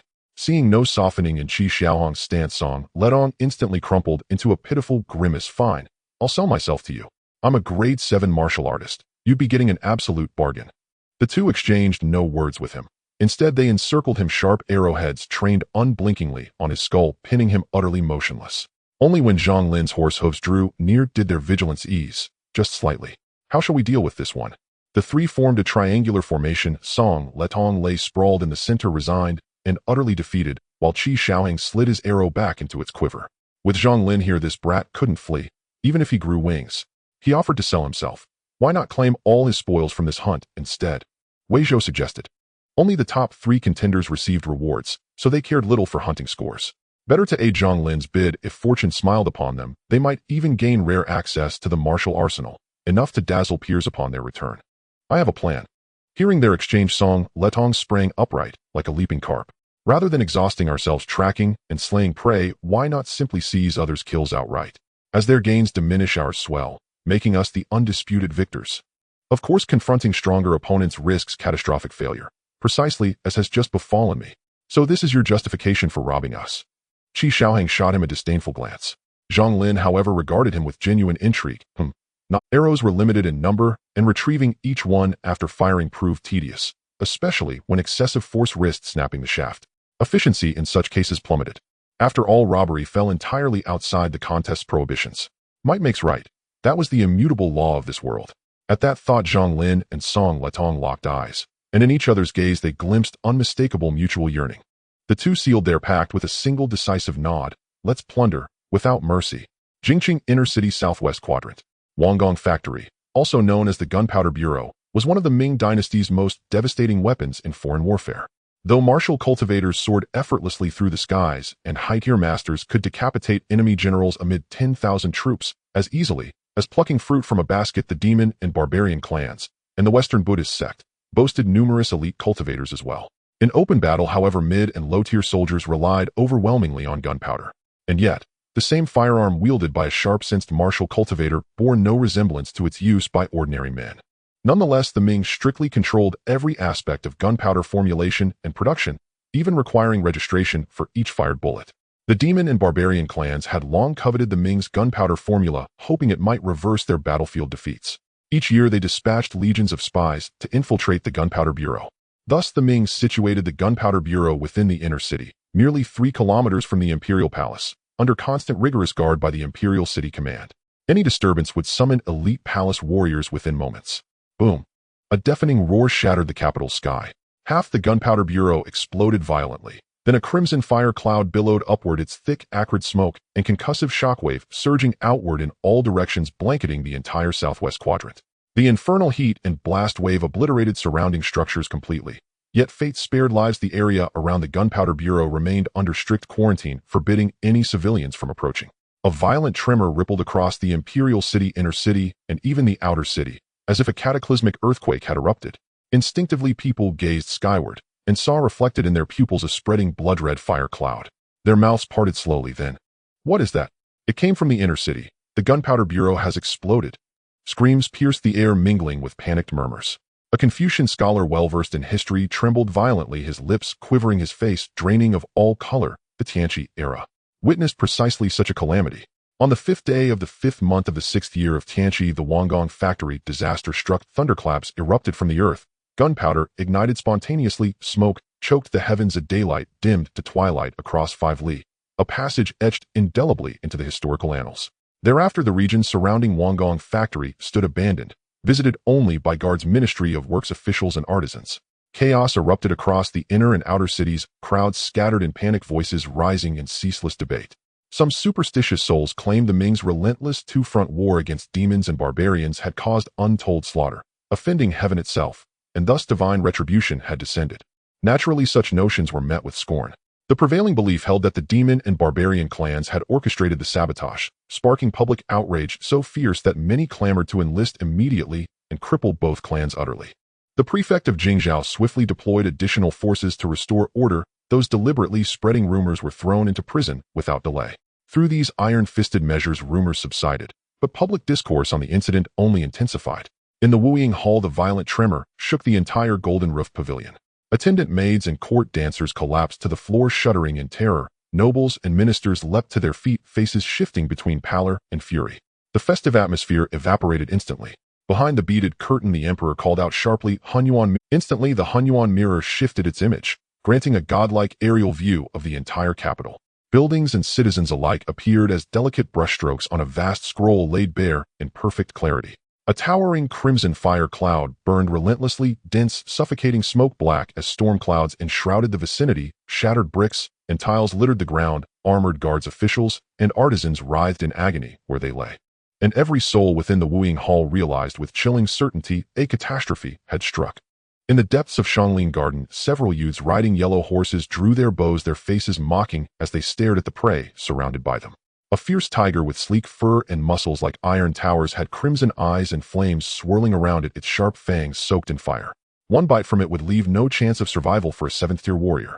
The fox-furred flame-toothed tiger is a naturally extraordinary beast possessing the potential to grow to the 4th tier, with its fiery powers being formidable enough to deter even the boldest challengers.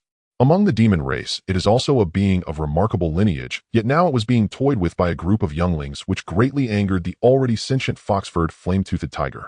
A 6th-tier beast, if it were a unknown battle, we wouldn't stand a chance against you. Unfortunately, it seems that the leading youth looked down at the fierce fox-furred flame-toothed tiger, shaking his head. As the saying goes, many ants can kill an elephant. Today, trapped in its lair, it's destined to meet its demise. With a wave of his hand, several arrows were loosed simultaneously. With a whoosh, the arrows pierced through the fox-furred flame-toothed tiger's eyes, nose, and mouth. The once majestic fox-furred flame-toothed tiger instantly became like a hedgehog collapsing in a pool of blood. These arrows were no ordinary projectiles, crafted from top-tier materials and inscribed with runes by experts in the realm of spiritual cultivation. They possessed effects such as armor-piercing and bloodthirst, and many other effects. If it weren't for the fact that the effectiveness of the runes would diminish over time, and with use they could easily be considered magical treasures. Break off its fangs and check its lair for any valuable items. The leading youth commanded, and immediately someone dismounted skillfully to collect the spoils, breaking off a pair of fangs and bringing out 2 tiger cubs from the lair. What a windfall! Fox-furred flame-toothed tiger cubs. If we raise them, we might just add 2 guardian spirit beasts to our estate. Among the creatures kept in Zhang Lin Garden, none are ordinary. As everyone rejoiced, suddenly a cold arrow shot from the shadows, embedding itself right in front of the person holding the tiger cubs, the fletching still quivering from the recoil. There's a cold arrow. The originally jubilant group immediately became vigilant, scanning their surroundings repeatedly in an attempt to locate the hidden assailant. Clop, clop, clop. After a long wait, the sound of hooves approached from afar. 1, 2. 4 figures appeared in the dense forest to the right, the foremost being a handsome and gallant youth whose ironwood bow had snapped in the middle, as if someone had forcibly pulled it apart. What a broken bow! It's utterly useless. Zhang Lin casually tossed the bow to the ground, causing the vigilant youths to twitch at the corners of their eyes. This ironwood bow was not the standard longbow used by the Ming army. It was made from a millennium-old ironwood, having undergone dozens of processes, inscribed with simple runes, and rigorously tested by martial artists from the Ministry of Internal Affairs before being deemed acceptable. It had barely been a short time, and this fellow had already snapped the bow.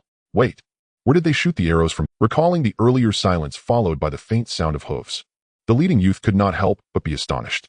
What kind of archery skill was this? Could it even cross through the dense forest to shoot arrows at them? Are you Zhang Lin of the Liang Duke's manor?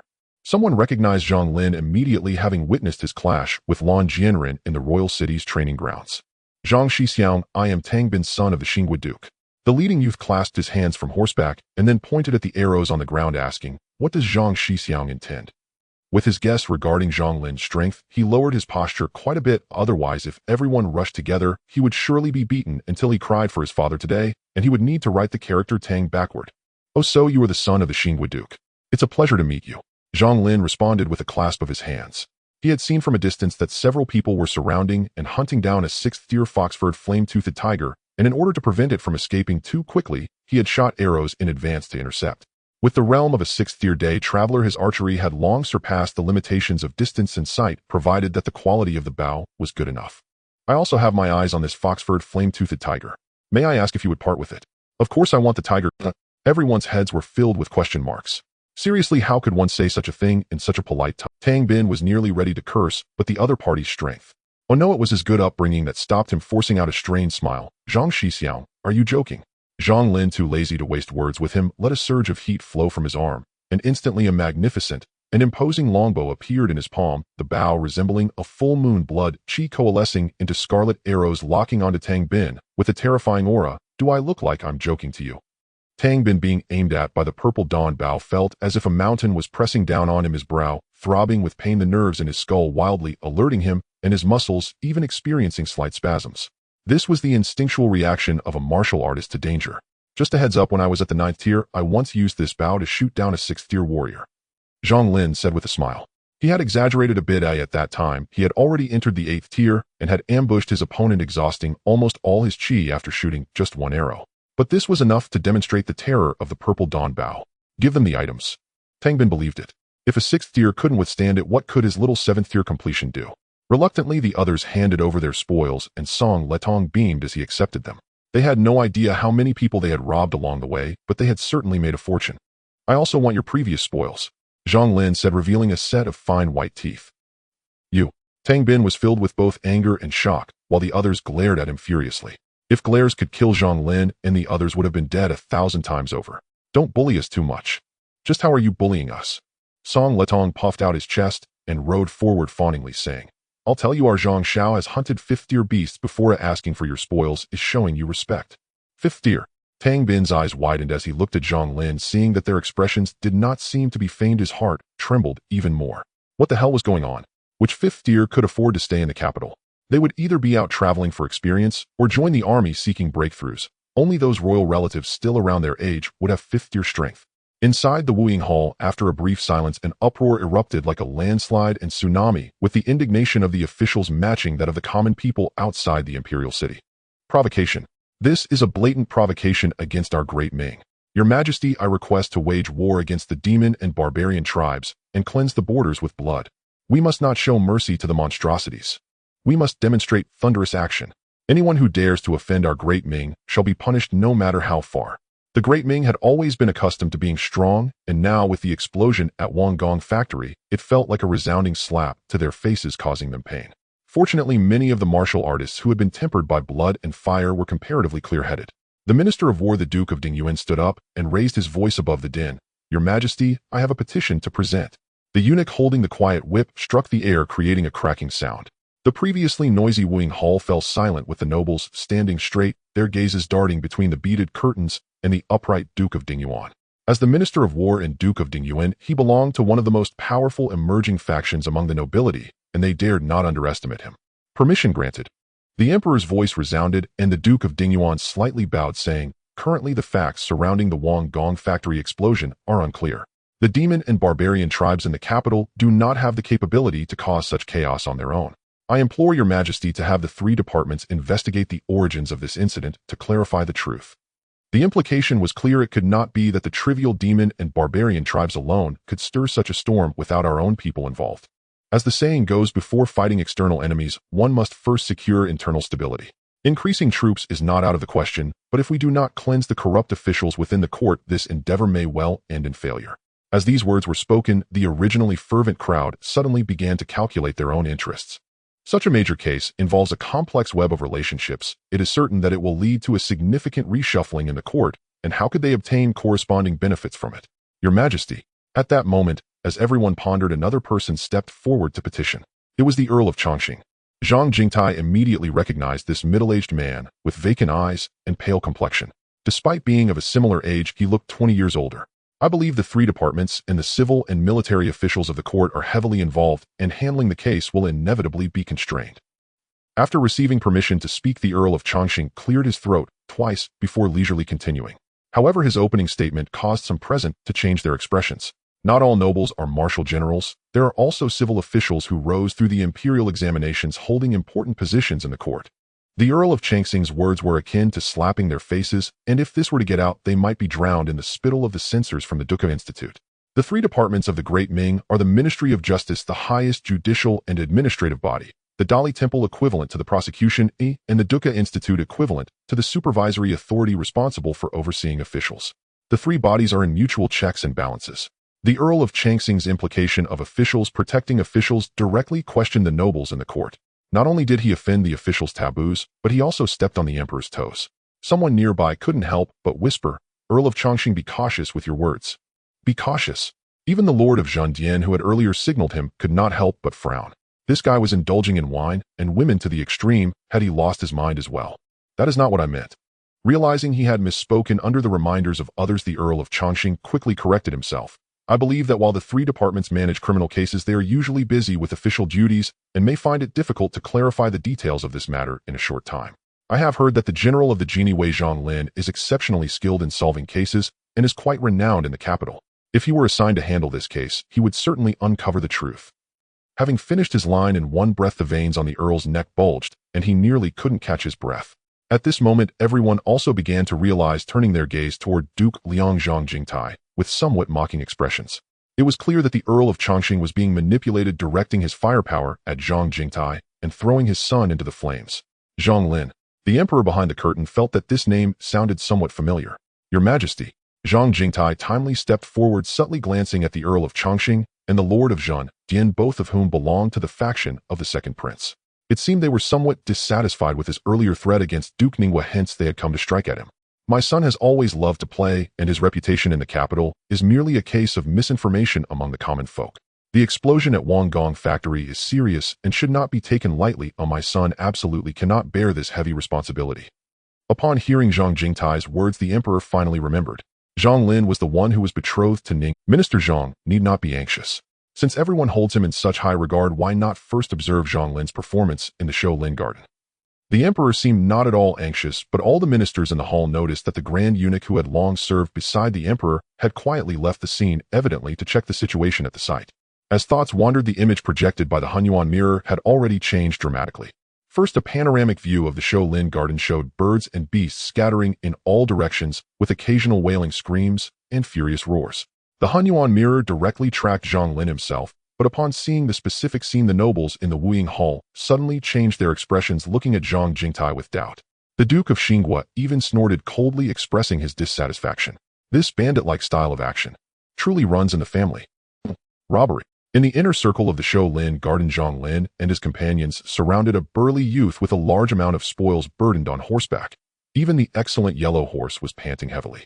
The burly youth was about to say something when Zhang Lin leaped from his horse like an eagle pouncing on a rabbit, arms spread wide like wings, envisioning the Avicii hell in his mind to suppress the opponent, and in a single motion knocked the person off their horse. Got it. After removing the bag from the horse's back, Zhang Lin and his companions continued to search for their next target. Charging through Zhang Lin caused half of the Show Lin Garden to be thrown into chaos. Any sensible person surrendered their loot, while those who did not were beaten up and then forced to surrender their spoils. Feathers plucked as the geese fly, skins left behind as the beasts flee.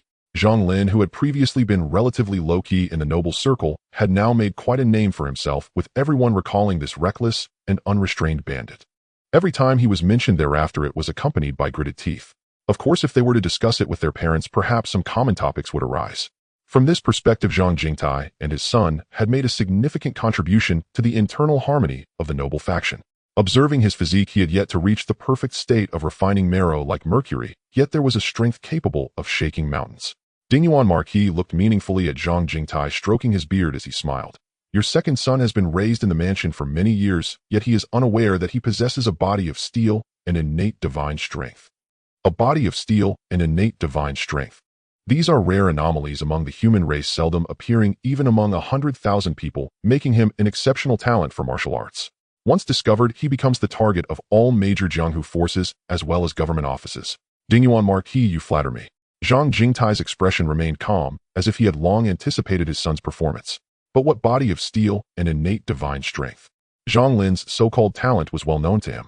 It took years of practice with their family's golden barrier jade-locked true martial body to barely refine his bones and muscles, so talent was hardly a topic worth discussing.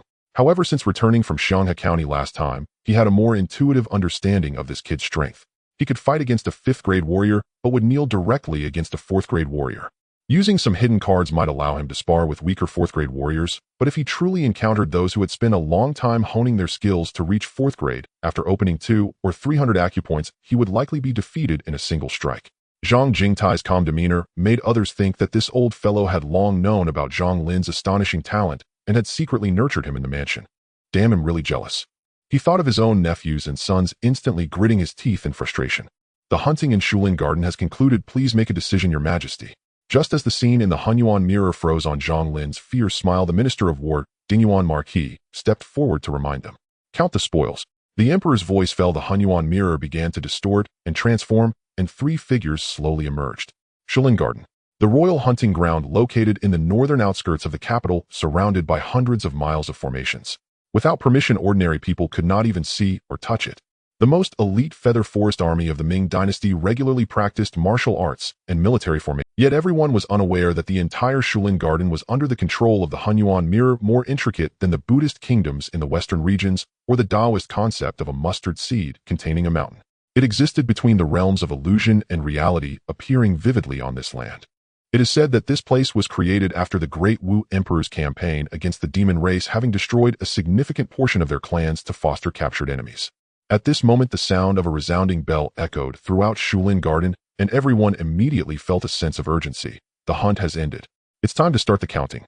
Several individuals handed all the spoils to Zhang Lin, including tiger teeth, deer antlers, and python. On either side, they held 2 clueless young fox-furred flame-toothed tiger cubs, their upright ears twitching curiously as they gazed at the descending white light. The white light enveloped everyone, and just like when they arrived, everyone felt dizzy. When their vision returned, they found themselves back in the training ground of the royal city.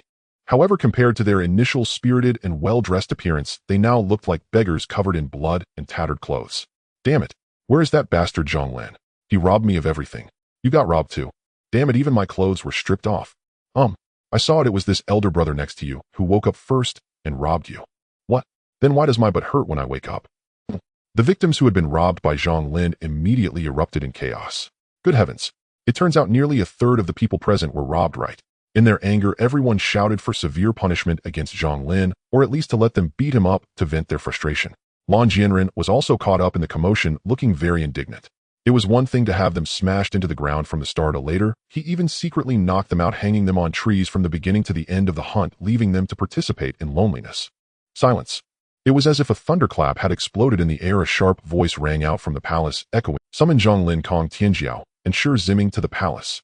Kong Tianjiao, the heir of the Wushuan king, after the death of Emperor Chengzhen, when the northern barbarians launched a large-scale invasion into the central plains, the northern Kong family immediately submitted.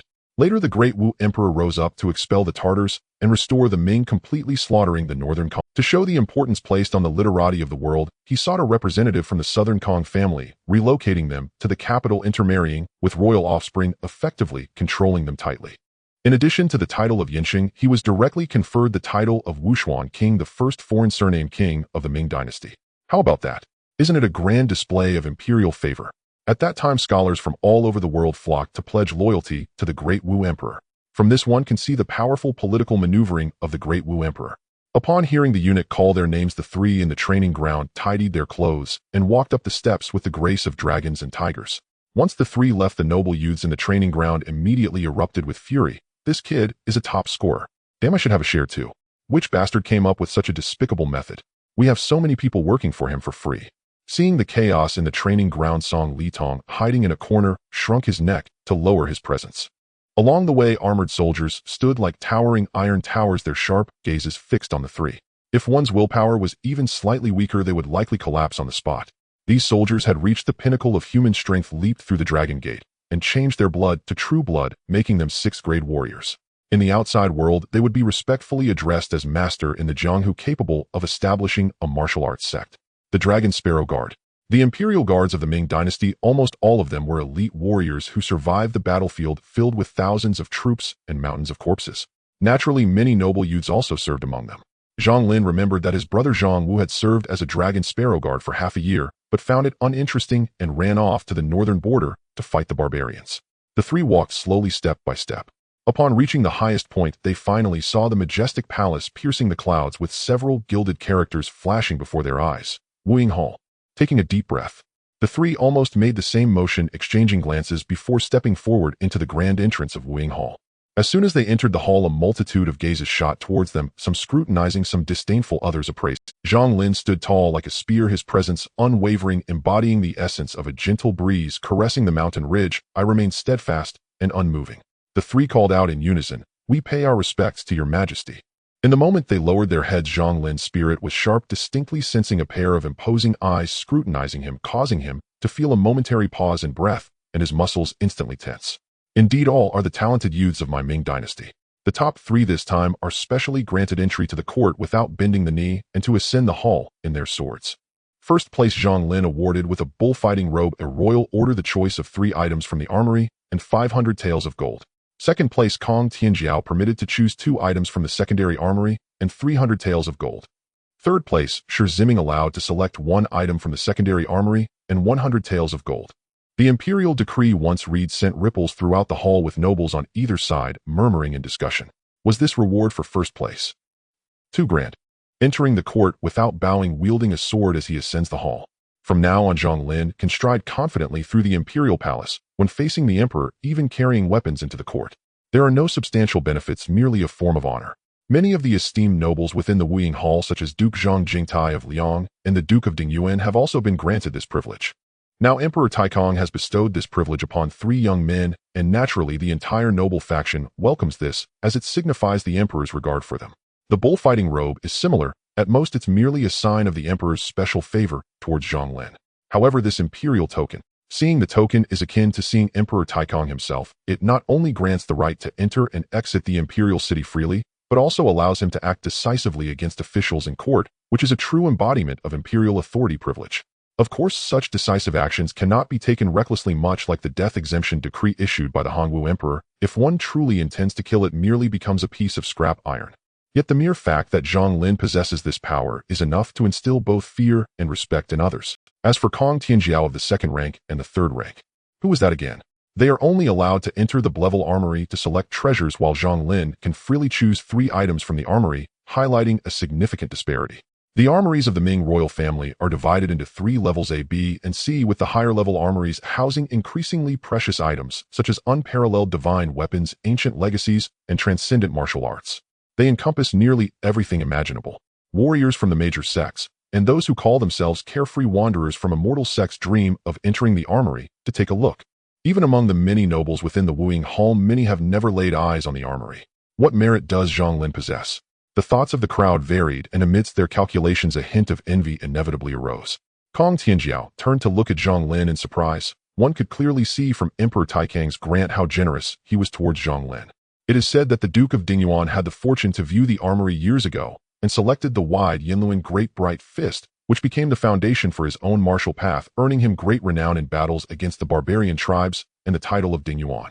However, Zhang Jingtai's expression grew dark and uncertain, and a hint of worry crept into his gaze as he looked at Zhang Lin. "Thank you, Your Majesty, for the bestowal."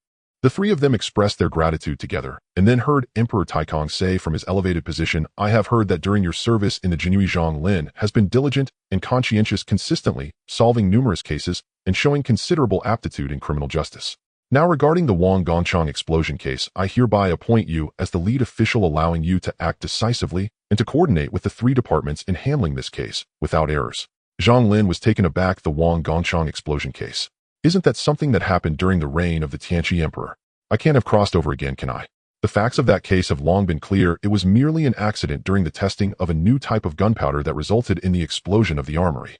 Back then, the civil officials even claimed it was a divine warning and insisted on issuing a self-blame edict from Tianqi Emperor, ultimately leaving the issue of gunpowder unresolved.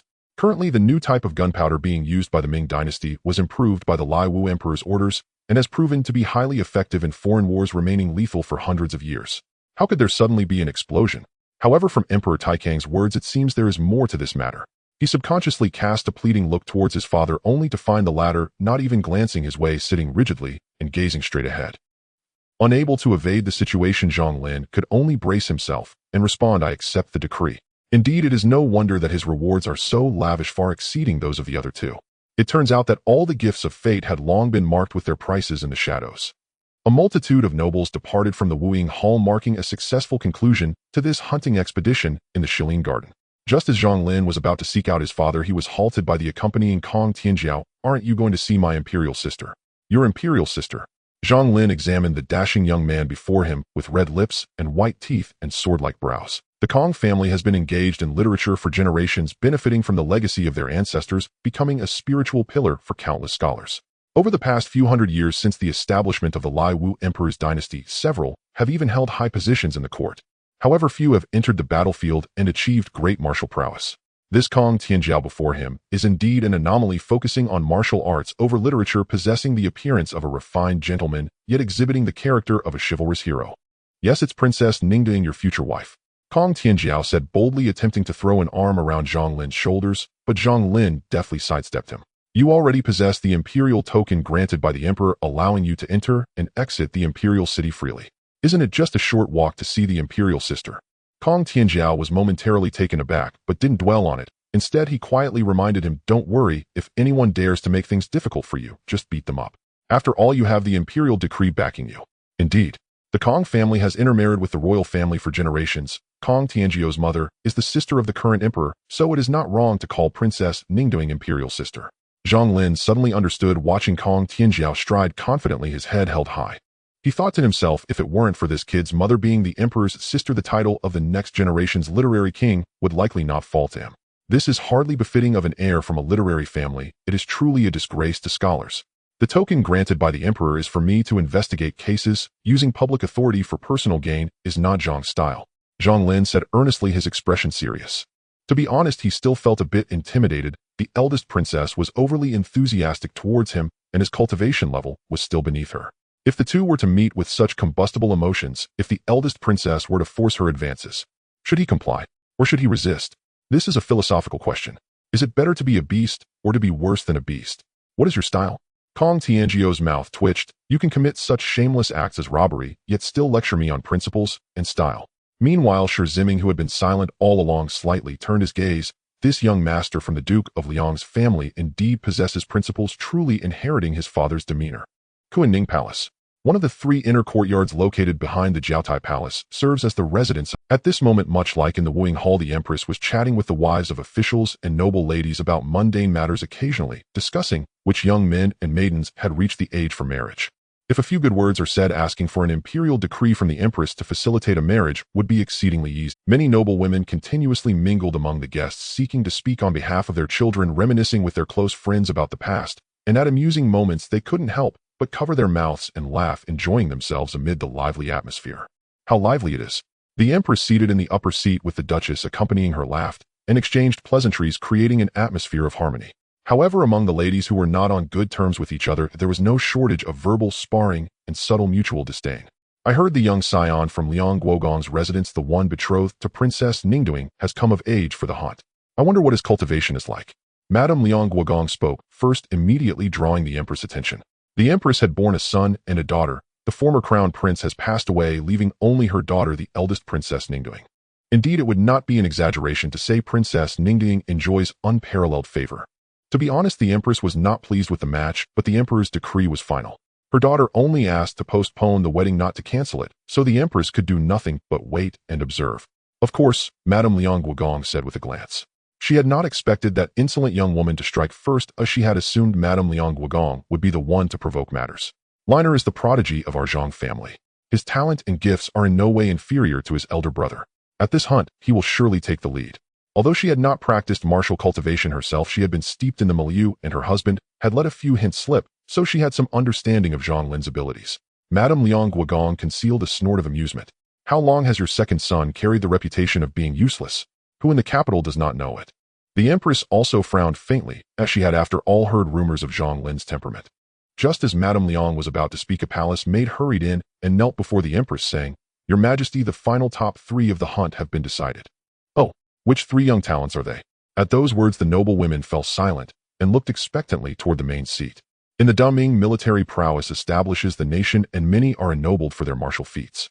To emerge at the top of the Shanglin Yuan hunt marks a man as outstanding among his peers. If such a man were offered to one's daughter, she would live in glory for life.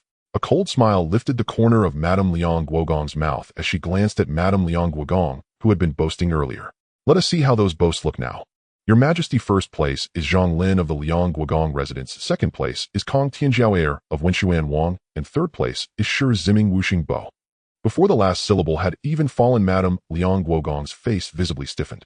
She opened her mouth in disbelief, yet no sound came forth. A buzzing filled her ears as though 1,000 flies circled about. It could not be possible. The ladies at the table began to whisper. They knew the Liang Guogong residence's second son was betrothed to the eldest princess, and that the Wenshuan Wang heir was destined for an imperial marriage beyond their schemes. As for this Wuxing Bo Shi Ziming, who was he to have inherited a title so young? A woman nearby with connections explained, Wuxing Bo fell in battle against the demon tribes 10 years ago, leaving behind a widow and 3 children. Shi Ziming, as the legitimate eldest son, naturally inherited his father's title. He later joined the Xiantai Pingyu sect, and is said to have reached the 5th grade realm. That's not bad. He has both talent and lineage. Marry him, and as long as she bears heirs, the countship will surely remain in her family. To marry the legitimate eldest son was of course best. Maternal honor follows the son. A son who inherits the title secures his mother's glory. Someone looked around and asked, "Is Wuxing Bo's mother not present today?" The mother of Wuxing Bo passed away a few years ago along with her husband, leaving Shi Ziming to raise his younger. At that revelation, many of the women fell silent. All being mothers themselves, they felt a pang of sympathy at Shi Ziming's hard life, and when they thought of their own son's careless ways, they grew suddenly indignant. How did the young master of Liang Guogong's household perform in the hunt? The woman at the high seat saw Madame Liang Guogong fall silent, and seized the moment to press a sharp question. The empress, pleased to hear of Zhang Lin's success, naturally sided with Madame Liang Guogong. "Well, I do not know, Your Majesty," the palace maid stammered, kneeling to beg forgiveness. Madame Liang Guogong smiled and said, "So he is unknown then, with nothing of note." Madame Liang Guogong's face went deathly pale. She glanced at Madame Ning Guogong, who remained as mute and demure as before, and her anger only deepened. The spectacle within the cunning palace was beyond reach for many of the Emperor Taikang's younger princes and princesses. The empress had long since sent them elsewhere to socialize. "Ningding, would you like to know the final results of the Shanglin Yuan hunt?" The third prince was clad in a crimson round-collar dragon robe and a purple gold crown, carrying himself with regal poise and striking handsomeness. He strode to the edge of the pavilion, while behind him the banquet lay spread, princes and princesses laughing, toasting, and jostling. The eldest princess stood with her back to them all, leaning on the red balustrade, her white gown fluttering as she gazed into the distance. Even as the third prince drew near, she did not turn, merely asking calmly, "Well?" The third prince smiled. Used to Ningding's cool temperament, he did not prolong suspense, and said, "Zhang Lin ranked first. Father has granted him an imperial token permitting him to enter the armory and select 3 treasures at will." At that, Princess Ningding's expression shifted. Father's reward is excessively grand. There must be an ulterior motive. Ningding truly is astute. No wonder she enjoys the emperor's favor and understands his thoughts so well, he murmured. He lowered his voice and added, "The emperor has ordered Zhang Lin to thoroughly investigate the Wang Gongchang explosion. It was recommended by Changxing Bo." Recommended by Changxing Bo. The thought struck Princess Ningding, and she quickly pieced together the chain of cause and effect. Changxing Bo is little more than a drunkard. Someone must be pulling his strings. Whoever struck at Zhang Lin either bears a personal grudge against him or holds a grudge against Liang Guogong. In either case, the second prince cannot escape implication. There is of course another possibility. Princess Ningding cast a cool glance at the third prince and said, "Thank you, royal brother. Ningding understands." The third prince felt a secret pleasure, but kept his face composed, continuing to recount Zhang Lin's deeds at Shanglin Yuan. Ningding is of the empress' own blood and deeply favored by Emperor Taikang. If she lends her support, the crown prince's position draws closer. Without it, his prospects dim. He added a few light words, and his cup drained, excused himself. He returned to the feast and resumed lively discourse with the others. As for the Wang Gongchang case, the emperor has ordered a full investigation. "Oh, will it be heard by the 3 departments? Who is the presiding official?" The other princes and princesses leaned forward with curiosity. The second prince said little and poured himself wine to drink alone. He too had cultivated supporters in court. News from Wuying Hall reached him no later than it reached the third prince, but he preferred not to seek the limelight. The third prince scanned the room, noticing that everyone's expressions seemed genuine, except for the second prince who sat alone, ignoring him. He immediately uttered a name: Zhang Lin, the second son of the Liang State Duke's residence. Zhang Lin. The unfamiliar name entered everyone's ears, and the royal princes and princesses were momentarily stunned, then quickly reacted. Isn't he the future husband of Princess Ningduing? There was a thought they did not dare to voice. Wasn't that fellow known as the Good for Nothing in the capital? Last time Ningduing even sent someone to pressure him, likely quite dissatisfied with this marriage. However, the well-informed princes and princesses had a different perspective. They knew that Princess Ningduing had gifted items to the future prince consort more than once, even bestowing the purple Danbao upon him. Their relationship might be entirely contrary to the rumors. Being favored by the prideful Ningduing and now entrusted with important responsibilities by Emperor Taikang, Zhang Lin must possess exceptional qualities. The perceptive ninth prince suddenly had a flash of insight. Did Zhang Lin rank among the top 3 in the hunting event at the Shilin Garden? Indeed, Zhang Lin secured the first place. The third prince nodded. Amidst the crowd's astonishment, they all turned their gazes towards Princess Ningduing, who stood some distance away, gazing into the distance. This eldest princess, so different from everyone present, couldn't help but feel a twinge of jealousy. It was one thing to be favored by the emperor, but now even her future husband, who had always been underestimated, had suddenly risen. This damned fate truly favored her. At the Liang State Duke's residence, the guards were rotating their patrols, the bodyguards were honing their martial skills, the maidservants were washing clothes, and the matron was sweeping away dust. The entire household was diligently fulfilling their roles while the martial training area was bustling with activity, seemingly dispelling some of the winter chill. Within Zhang Lin's courtyard, Qing He was playing with a stone lock that had been discarded by her young master, her small feet firmly planted on the ground like a rock. Her slender arms seemed to contain boundless strength, tossing the stone lock into the air and catching it deftly. She was engaged in the most basic training of the body refinement stage, a process to temper her bones and muscles. Refining the body is akin to forging steel, requiring extremely painful efforts to mold one's body into tempered steel through rigorous trials. Even with excellent aptitude and resources such as medicinal pills to lay a foundation, after playing with the stone lock for most of the day, Qing He felt utterly exhausted. She gently set down the stone lock, and as the pores on her body opened up, visible white sweat poured out her face, turning bright red with a hint of fatigue in her eyes.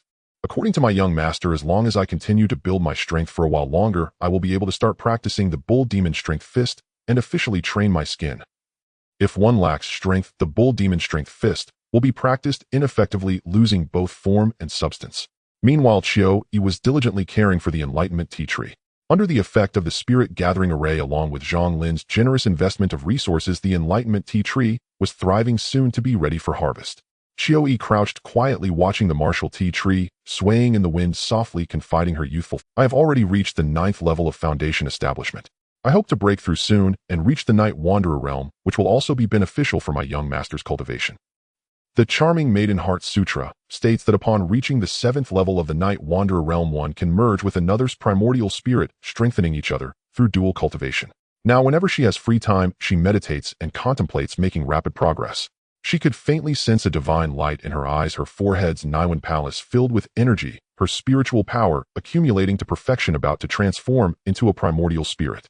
That time would mark her breakthrough to the 8th level. Dong dong dong. Just as the two girls were engrossed in their tasks, the door of the courtyard was knocked upon. They rushed to open the door and were greeted by a few maidservants from the main residence, all smiling. "Sisters, come out to receive your gifts." "Receive gifts?" Qiu Yi felt a stir in her heart, and Qing He boldly asked. The second young master secured the first place in the hunting event at Shilin Garden, and the emperor bestowed 500 taels of gold along with some silks and satins. "The madam instructed that you two should go and claim it, so I can have someone bring it to the courtyard." Moving things. Qing He's ears perked up as she stepped forward, clenched her fist, and said, "Let me give it a try. My newly learned martial skills will finally come in handy." A look of joy appeared on Qiu Yi's face as she nodded repeatedly. "Thank you, sisters. We will go right away. The young master truly is formidable, managing to secure the top spot in the hunting event." The maidservants nodded as well, feeling quite envious of Qing He and Qiu Yi for serving beside the second young master with a bright future ahead of them. Why hadn't such good fortune come to them back then? Outside the Wooing Hall, Zhang Lin and his companions followed the palace eunuchs to the heavily guarded Great Ming armory. Resembling the Wooing Hall, the architecture featured intricately carved beams and painted rafters with flying eaves and red walls topped with yellow tiles. A large gate loomed in the center, and as they approached, a heavy oppressive aura met them, making them feel as if they were facing an ancient mountain, causing a slight mental halt. With just one glance, Zhang Lin felt as if his primordial spirit was firmly pressed within his body, as if numerous chains were restraining his limbs, rendering him unable to move. This is the prison-suppressing stone excavated from 10,000 meters deep beneath the 5-mountain range. It is said to be a miraculous stone that suppresses the souls of hell. After being obtained by the founding emperor, it was fashioned into the gate of the armory, capable of blocking all primordial spirit probing. The guiding eunuch noticed the three's unusual reactions and softly explained. The three suddenly understood. The eunuch displayed the emperor's handwritten decree to the guarding soldiers, and 10 soldiers from each side stepped forward, placing their arms against the doors. With gritted teeth and exerting force, the veins in their arms and necks bulged, and the heavy gate was slowly pushed open, a chill seeping out through the door's crevices. "Please go ahead." The eunuch gestured for them to enter. "We will head to the great armory." Kong Tianjiao couldn't help but remind them. The eunuch smiled reassuringly. It already knows. It already knows. Who is it? The three couldn't ponder further as the eunuch was urging them, so they had no choice but to step into the armory. As their feet touched the ground, the surroundings transformed dramatically. The inky blackness immediately filled their vision, and the other two vanished in an instant. Zhang Lin couldn't help but frown slightly. The ground seems to be inscribed with a magic array. It should be the moment we stepped in we were redirected to different areas of the armory, so Kong Tianjiao must be headed to the so-called Great Armory. Just as Zhang Lin was pondering, a majestic and ancient voice echoed from the dark sky. "Choose any 3 items, take them based on fate, do not force it." As the voice fell, a streak of light flew from afar, brushing past Zhang Lin like a shooting star in the night sky, vanishing in an instant. Following that, more lights streaked across the luminous orbs, varying in size. Zhang Lin attempted to reach out, and at that moment a series of messages flooded into his mind. Blood Sea Buddha chant. Great Sun Red Palm Seal. Golden Bell Secret Formation Diagram. So it turns out that each orb of light conceals a lineage, a divine weapon. Zhang Lin suddenly realized, turning to look behind him. Once an opportunity is missed due to lack of choice, there is no turning back. Is this what that voice meant when it said not to force it, but to take what fate offers? He experimented again, discovering that the size of the orb correlates positively with the value of the item. Of course, the more powerful the orb, the more likely it is to possess a consciousness of its own. With Zhang Lin's cultivation, he might not be able to capture the orb, leading to a wasted effort. The time spent in the armory is limited. He must make a choice within the time it takes for a stick of incense to burn. The complexity of martial arts lineages is truly overwhelming. It is quite a dilemma. After all, Zhang Lin suffers from decision-making difficulties. Orbs of light flew by like a meteor shower, one of them blood red, as if mixed with the light of a demonic star, piercing the sky, instantly capturing Zhang Lin's attention. A faint sense of excitement stirred within his heart. He instinctively reached out to it.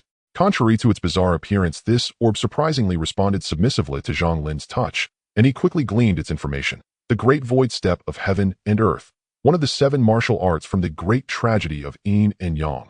Mastering it grants the ability to wield godly powers beyond comprehension.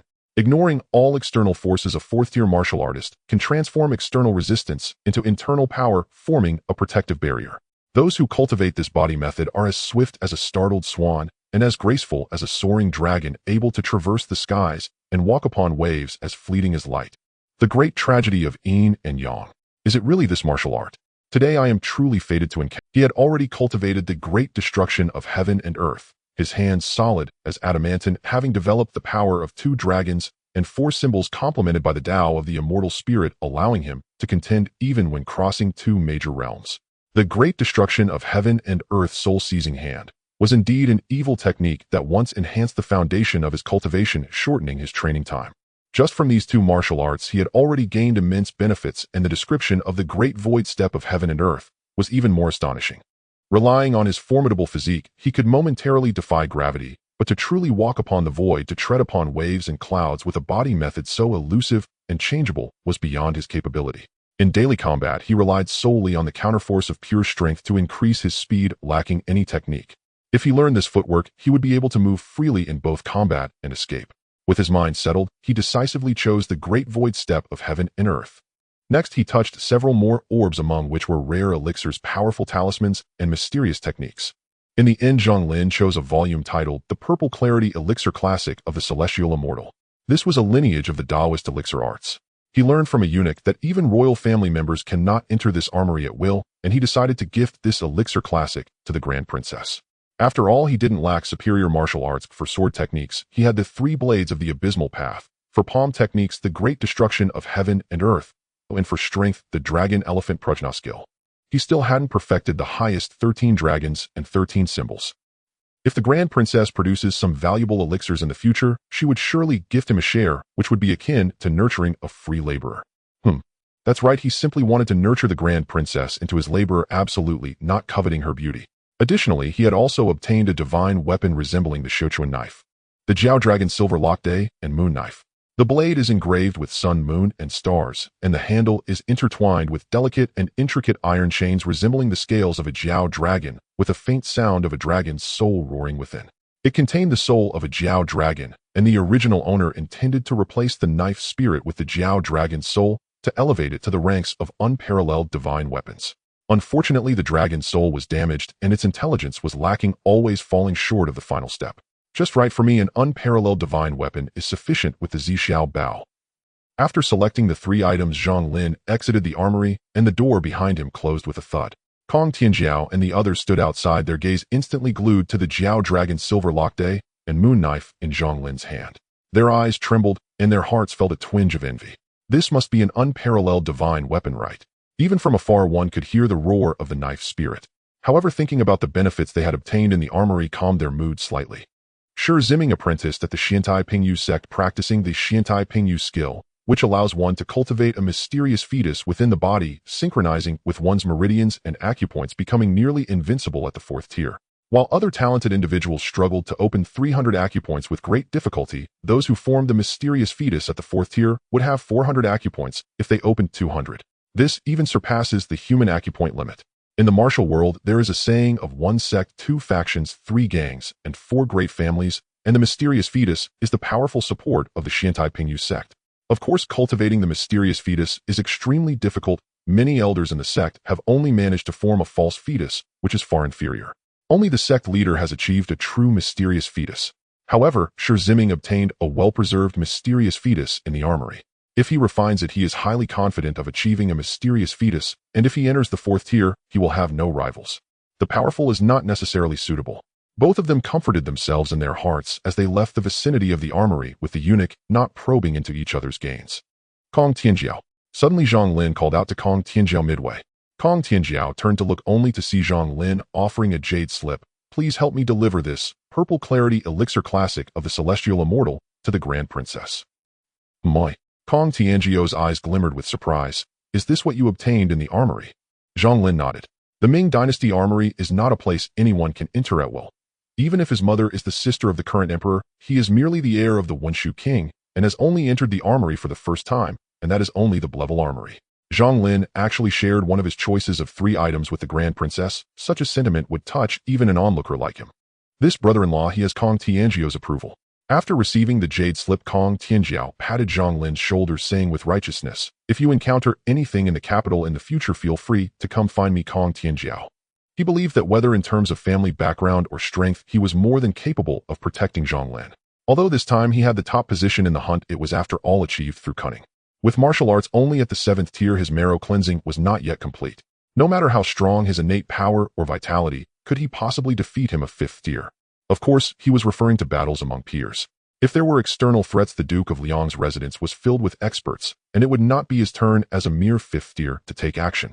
Human attention is easily diverted. Though envious of fate's favor toward the eldest princess, the topic of Zhang Lin claiming victory in the imperial hunt lacked sufficient weight to sustain their discussion for long.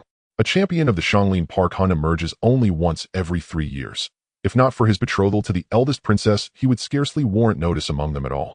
With a single offhand remark, the 3rd prince once again steered the course of conversation in the hall. The 2nd prince, however, subtly paled after a eunuch whispered 2 sentences into his ear. Casting a sharp glance at the 3rd prince, he turned coldly on his heel and strode away, refusing even the entreaties of his brothers with the terse excuse of urgent affairs. Enough, 5th brother, smiled the 3rd prince, chuckling lightly. You know well enough how the 2nd brother is. Let us instead turn our attention to the current situation along the northern frontier. His words, though genial, carried a subtle barb aimed squarely at his elder sibling. With the Chu prince commanding the northern frontier, his ranks teem with martial masters, while the Great Ming's firearms stand as an unshakable deterrent against the barbarian tribes. Thus outright incursions are rare, at most sporadic skirmishes flare between them. The 9th prince paused thoughtfully before offering his assessment. Precisely. Though the Great Ming commands vast wealth and resources, waging total annihilation wars against the barbarians or the outlands would provoke fierce resistance. Hence, since the reign of Emperor Shizu, our dynasty has pursued a strategy akin to boiling a frog in warm water, slow, precise, and relentless, gradually eroding both clans' strength slice by deliberate slice. Should reinforcements be dispatched now, we could deliver a decisive blow capable of shattering the barbarian tribes utterly. Alas, the Wangong factory is a tragic loss. Not only must it be rebuilt, but storing gunpowder has always been perilous. With Beijing unable to supply reinforcements, we can only hope that the northern frontier's reserves remain sufficient to endure until war's end. Other princes likewise offered counsel. All had received elite education and mastered classical histories. Though few possessed true command of statecraft or military strategy, they could certainly discourse fluently and persuasively on matters of governance and warfare. So you're all gathered here. I've been searching high and low. Just as the discussion reached its fever pitch, Kong Tianjiao's voice cut through the air. I happened to see His Highness the Second Prince on the way here, but for some reason he refused to acknowledge my greeting. As he grumbled, he strolled up to the table, casually peeled a fruit, and began eating without invitation or apology. The Kong family descendants of the sage were expected to embody ritual propriety above all else. Yet Kong Tianjiao, heir apparent to the Kong lineage, stood in stark contrast, indifferent to rites, unrestrained in speech and manner, and utterly unbound by convention. Fortunately, the assembled princes and princesses had long grown accustomed to Kong Tianjiao's eccentricities. Tianjiao, your timing is impeccable. You must regale us with tales from the Zhang Lin Park hunt. Though we've heard rumors, nothing compares to hearing it firsthand from one who lived it. The third prince clapped lightly, his amusement undimmed by Kong Tianjiao's flagrant breach of decorum. What is there to tell? I've barely stepped out of the martial repository. Waving dismissively, Kong Tianjiao stretched his neck toward the eldest princess across the hall and called out, "Elder sister. Brother-in-law Zhang Lin asked me to deliver something to you." Brother-in-law? So familiar already. The assembly froze instinctively, turning toward Kong Tianjiao, curiosity flickering in their eyes. What precisely had Zhang Lin entrusted him to deliver? Cease this nonsense. The eldest princess glanced back, shooting Kong Tianjiao a sharp, chastising look. Though betrothed, they were not yet wed. How dare he address her so brazenly before the entire court? Truly a reckless, lawless rogue, heedless of ritual and propriety. Here. Kong Tianjiao pulled a jade slip from his robe and tossed it toward her. The celestial immortal purple Qing pill cannon. Zhang Lin retrieved it from the martial repository. If you won't have it, I'll keep it myself. The jade slip hovered before the eldest princess. She cradled it gently in both hands, her earlobes flushing crimson as she shot Kong Tianjiao another scolding glance. You simply toss it like that. A collective breath caught in the throats of the princes and princesses, their eyes wide with disbelief. That was the Great Ming martial repository. Many among them had never even entered its hallowed halls, and yet this peerless canon of alchemical artistry was being handed over so casually. Beyond the imperial city, Zhang Lin reclaimed his Huolin horse and rode steadily toward the Jinyiwei headquarters. The public unrest sparked by the Wangong factory explosion had been quelled swiftly under the iron-fisted governance of the Shuntian prefect, but murmurs lingered stubbornly in alleys and marketplaces. Unavoidable given the sheer scale of the catastrophe. Nearly the entire capital within and without its walls had borne witness to the devastation. The last Wangong factory explosion occurred during the reign of Emperor Tianqi of the former Ming. The sovereign was compelled to issue a self-reproach edict. How then would the present Taikong emperor respond? Countless eyes turned toward the imperial city, some gleeful, others deeply anxious. Upon returning to the Jinfu office, Zhang Lin was met by Qi Xiaohang and the other two. Well, how did it go?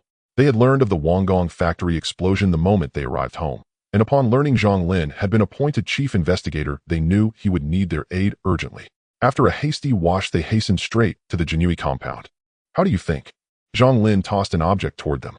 Instinctively they caught it, but before they could open it, his voice drifted lazily over, "We investigate the case, of course. First break through to the next cultivation realm, lest I find myself distracted mid-battle, forced to rescue you from stronger foes." From palace eunuchs, Zhang Lin had gleaned fragments of intelligence about the Wangong factory explosion, clearly implicating both the Yao clans and barbarian tribes, and perhaps even figures within the Ming court itself. Only those of considerable strength dared tread such treacherous waters. The moment they opened the wooden box, a rich, intoxicating fragrance of pills wafted forth, so potent it drew astonished exclamations by Yu Qiang pills. Where in the world did you get these? Forged using solar gold essence, these pills vanished from existence centuries ago. Once ingested, they ignite a crimson sunfire within the cultivator's body, exerting miraculous effects for those below the 7th rank of marrow washing. The 3 pills in Zhang Lin's possession had tumbled loose from the palace vaults following the Zhang Lin Park hunt. That's none of your concern. I'll summon several Qianhu and Baihu officers. We'll need them to hold the line if we encounter formidable adversaries. With imperial authority in hand, mobilizing a few Qianhu was effortless. As for the Jinfu Shi, holding no less than third-rank cultivation, their presence remained elusive as Zhang Lin had seen one only during the Ningwu Duke's air case, and otherwise they operated unseen like shadows. Swiftly under the mandate of imperial decree, every available Qianhu within the Jinfu office was summoned, each bringing several Baihu in tow, including Zhang Lin's bald superior Wang Junlin. I trust you're all aware of the Wanggong factory explosion. Zhang Lin began, pausing briefly before flashing a grin. His Majesty has appointed me chief investigator, and I sincerely hope for your full cooperation, lest I be forced to exercise my authority to execute first and report later. At those words, a palpable chill ran through the assembly. Even the seasoned Qianhu stiffened, their expressions hardening. To rise to the rank of Jinyiwei, Qianhu demanded both exceptional martial prowess and shrewd political acumen. They understood the gravity of the moment perfectly. Zhang Lin, son of a duke and bearer of the Son of Heaven's personal edict, held the power to strike them down on the spot, and should they resist, their entire clans would vanish in a single merciless purge. Yes, sir. Several Qianhu voiced assent in unison, and the rest of the Baihu followed suit without hesitation. Even Wang Junlin, ever the affable superior, beamed broadly and pledged absolute compliance, his usual airs of authority entirely absent. Leaving the gates of the Jinyiwei, a group of people marched towards Wanggong factory. When investigating a case, the first step is naturally to examine the scene. Even though the area around Wanggong factory had been completely destroyed due to a massive explosion, this essential procedure could not be overlooked. Riding on horseback, Qi Shaohang and the others lagged half a body length behind Zhang Lin. They had just consumed the Baiyu Qiang pill, with Qi Shaohang and Wei Zhou breaking through to the 7th grade washing marrow stage, while Zhou Ming had reached the 8th grade inner strength full circle, achieving the thunderous roar of the tiger and leopard. Zhou Ming suddenly urged his horse forward and whispered, "The Li Jianya you asked me to interrogate did not seem to show any abnormalities before." Zhang Lin glanced at him as if he had said something, but also said nothing at all. Yet Zhou Ming felt his intelligence was being disdained. "Repeat his testimony verbatim." Without waiting for Zhou Ming to react, Zhang Lin interjected. Zhou Ming felt his face turn crimson as memories swirled in his mind. The entanglements with his concubine and the death of his father were indeed consistent with his previous statements, but when I asked him why he ran, he merely said that Lady Li told him to run, so he did. He looked terrified when he said it, clearly aware that running would result in immediate death for others. Impulsive at the time, Zhang Lin thought, could it be that I am overly suspicious? At that moment, he felt something was off. Although Li Jianya was adept at scheming as the son of an official, he should have been well versed in the laws of the Ming dynasty and could not have made such a basic mistake.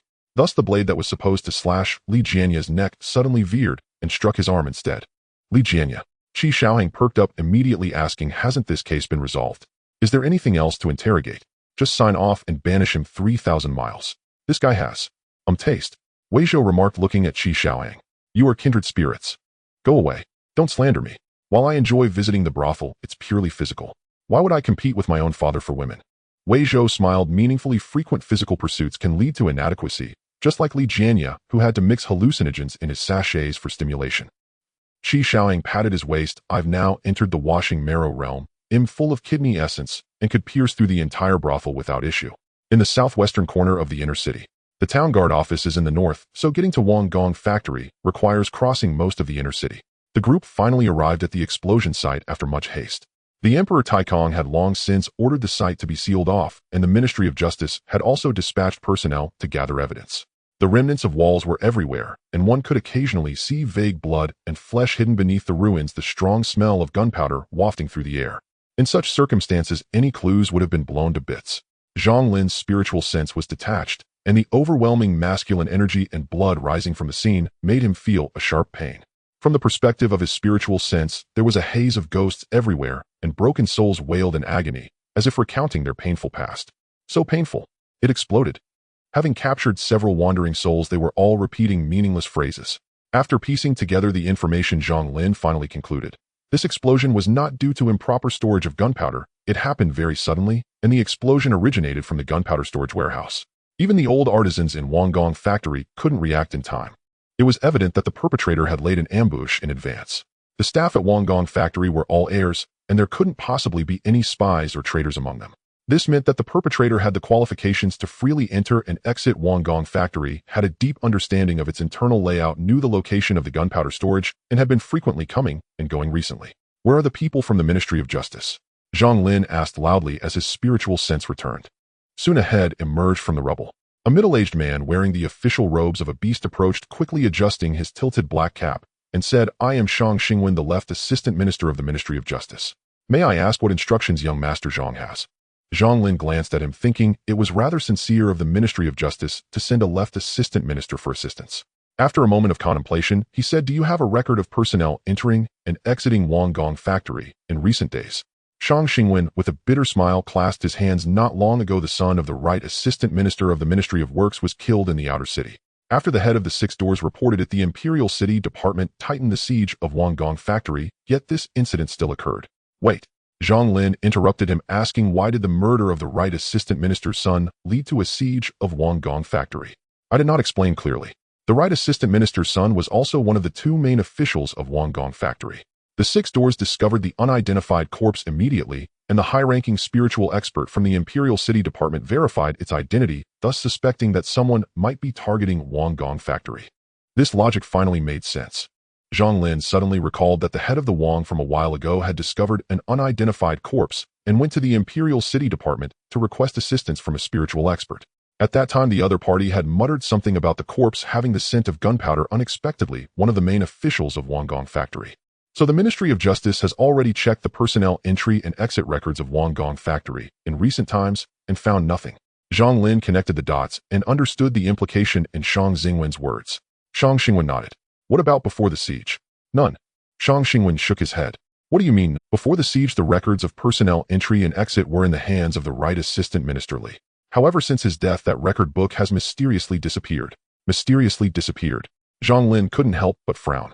Could such a coincidence exist? His intuition told him that any seemingly coincidental event in this world was in fact a carefully orchestrated design. However, with the person dead, where could he start his investigation? Open the coffin and capture the soul.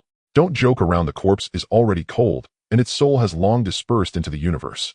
He mentally reviewed the death of the right assistant minister again. According to Li Jianya's character, he didn't seem like the type to take the fall for others, so the death of Li assistant minister. Is it really just a coincidence? He had also investigated the cause of death, which was indeed due to fright. There was no doubt about it. Let's go. Zhang Lin called to several members of the Jinyiwei. Let's return to the Jinyiwei prison. I want to interrogate Li Jianya once more. The death of the right assistant minister was too suspicious. It had just occurred, and the entry and exit records had gone missing coincidentally at the same time that an explosion case occurred at Wanggong factory. Zhang Lin wouldn't believe it was a mere coincidence. This indicates that there was something the perpetrator wanted to cover up in the personnel entry and exit records. And Li Jianya might be one of the breakthroughs. Seeing Li Jianya again, he was nothing like the elegant young gentleman he once was. He appeared emaciated, his eyes devoid of spirit, mumbling words that no one could understand. Did you torture him?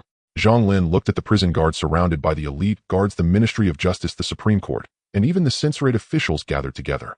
Faced with such an atmosphere, the prison guard dared not delay and could only plead. He signed and stamped his confession long ago and admitted his crimes without reservation. We are not sadistic lunatics who derive pleasure from torture, so there was naturally no need for further interrogation. Zhang Lin nodded. The prison guard was not lying. Li Jianya showed no visible injuries. Even the wound he had received from Zhang Lin previously had healed. It seems he is currently enduring mental torment, right? Young Master Zhang, may I ask why you have come to this prison? What does Li Jianya have to do with the explosion at Wanggongchang?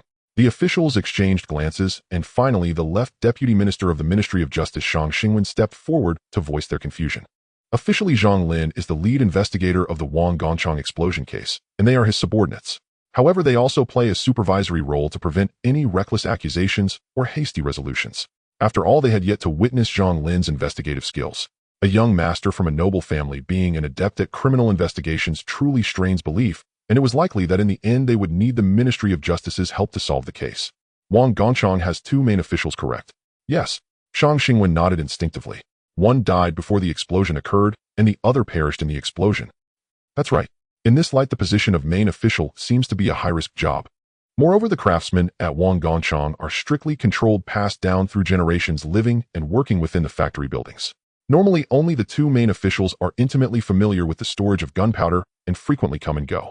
For the perpetrator to set up an explosion point, they must be familiar with the gunpowder storage location. To set up such a point without drawing attention requires multiple reconnaissance trips and actions. Wanggongchang has tight security, and entries and exits are recorded. I suspect the perpetrator is an official from the Ministry of Works possessing the ability to access Wanggongchang, but not being responsible for its operations. By identifying illogical names in the entry logs prior to the lockdown, we could certainly find the person who set up the explosion. Zhang Lin meticulously sorted through the case's doubts and articulated his conjecture clearly. The officials of the three divisions nodded in agreement, but Shang Xingwen frowned. Why specifically in the entry logs before the lockdown? Is it because they mysteriously vanished? This could also be the perpetrator's smokescreen. But there were no issues with the entry list after the lockdown. He felt his thoughts had hit a dead end, yet could not pinpoint a flaw in Zhang Lin's logic. The problem likely lies in the entry list before the lockdown, as it has gone missing, and the steward Li Yuanwei who was in charge of it suddenly died in a seemingly reasonable manner. Strictly speaking, it feels more like a silencing. The first scenario suggests that Li Yuanwei was an insider, or even the executor, which is precisely where the plan's flaw lies leading to his silencing. In the second scenario, Li Yuanwei was unaware, but he possessed the entry list that recorded the perpetrator's name, and in order to prevent it from being remembered, he was silenced. Regardless of which scenario, it is the most important task now, is to find out who silenced Li Yuanwei. Li Jianya, listening to the back and forth between the two, looked bewildered, pushing aside his scattered long hair to gaze at Zhang Lin. Young Master Zhang, what are you talking about? Wasn't my father frightened to death by me? On the surface it seems he died from fright, but there may actually be more to this, Zhang Lin succinctly stated. Li Jianya, however, was even more confused. He clearly remembered the day his father died, and there was nothing wrong with the cause of death. How did he suddenly get involved in the Wang Gongchang explosion case? Stop with the nonsense. Describe the circumstances of Li Yuanwei's death that day without any omissions. A captain shouted, his voice booming like thunder, causing Li Jianya's eardrums to buzz. Zhang Lin shot him a sidelong glance. With such a loud voice, do you want to scare him to death? The captain chuckled awkwardly and took a half step back. Li Jianya was in a daze for a moment, memories swirling in his mind, as if he had returned to that day after Qinya said that sentence. My mind exploded like a bomb, and I completely lost my reason, choking her by the neck. If I had known it would turn out that way, I wouldn't have been so impulsive. Now I wouldn't have ended up like this, and my father wouldn't have. He rambled on, occasionally interspersing with regretful remarks like Zhang Lin's wife. Did you notice anything unusual at that time? Zhang Lin grew impatient and interrupted Li Jianya's flow. Unusual? He looked up in confusion. There was nothing unusual, just that the room was too fragrant. I remember that when I was with Qinya there was a similar fragrance, but it wasn't as strong. Fragrance? Zhang Lin turned to Wei Zhou. Was it the scent from his perfume pouch? He remembered that Wei Zhou had mentioned before that Li Jianya's pouch contained aphrodisiac substances. Wei Zhou nodded. The pouch indeed contains aphrodisiac components. To be precise, its main effect is to stimulate and amplify certain emotions with a certain hallucinogenic effect. He is skilled in poisons and has a deep understanding of medicinal properties. As long as he glances at it, he can generally assess it accurately. By the way, this herb only grows in the bitter cold northern frontier and is often used as an aphrodisiac, but it is potent and can harm the body if overused. Wei Zhou added, that pouch was personally sewn by my mother. Li Jianya said, my father has one but we've worn them for many years without any issues. Boom. A sudden spark of inspiration flashed through Zhang Lin's mind, and he hurriedly looked at Wei Zhou. Would emotions like anger or fear also be amplified? Wei Zhou nodded. If it's severe, it could lead to hallucinations, and over time it might affect a person's spirit and temperament. He glanced at Li Jianya with sympathy. No wonder Li Jianya's appearance changed drastically in a short time, his expression unable to hide his panic, clearly under the influence of the substance affecting his mental state. No, he was just suffering from neurosis and hadn't slept well. Zhang Lin thought, looking at the panda eyes of the other man, feeling exasperated. Isn't this stuff poison? How could the people from the Imperial City Guard not detect it? Zhou Ming interjected. Wei Zhou retorted, is an aphrodisiac poison. Those who inhaled this fragrance for a long time under the influence of the mysterious method would certainly be subject to some level of mental control, right? Zhang Lin squinted, suddenly recalling Li Jianya's abnormal behavior at the funeral parlor. Li Jianya's eyes widened, and he suddenly realized why he had decided to flee without hesitation. Wasn't that my mother? Wait, did we miss something? How could a suspect be determined in just a few words?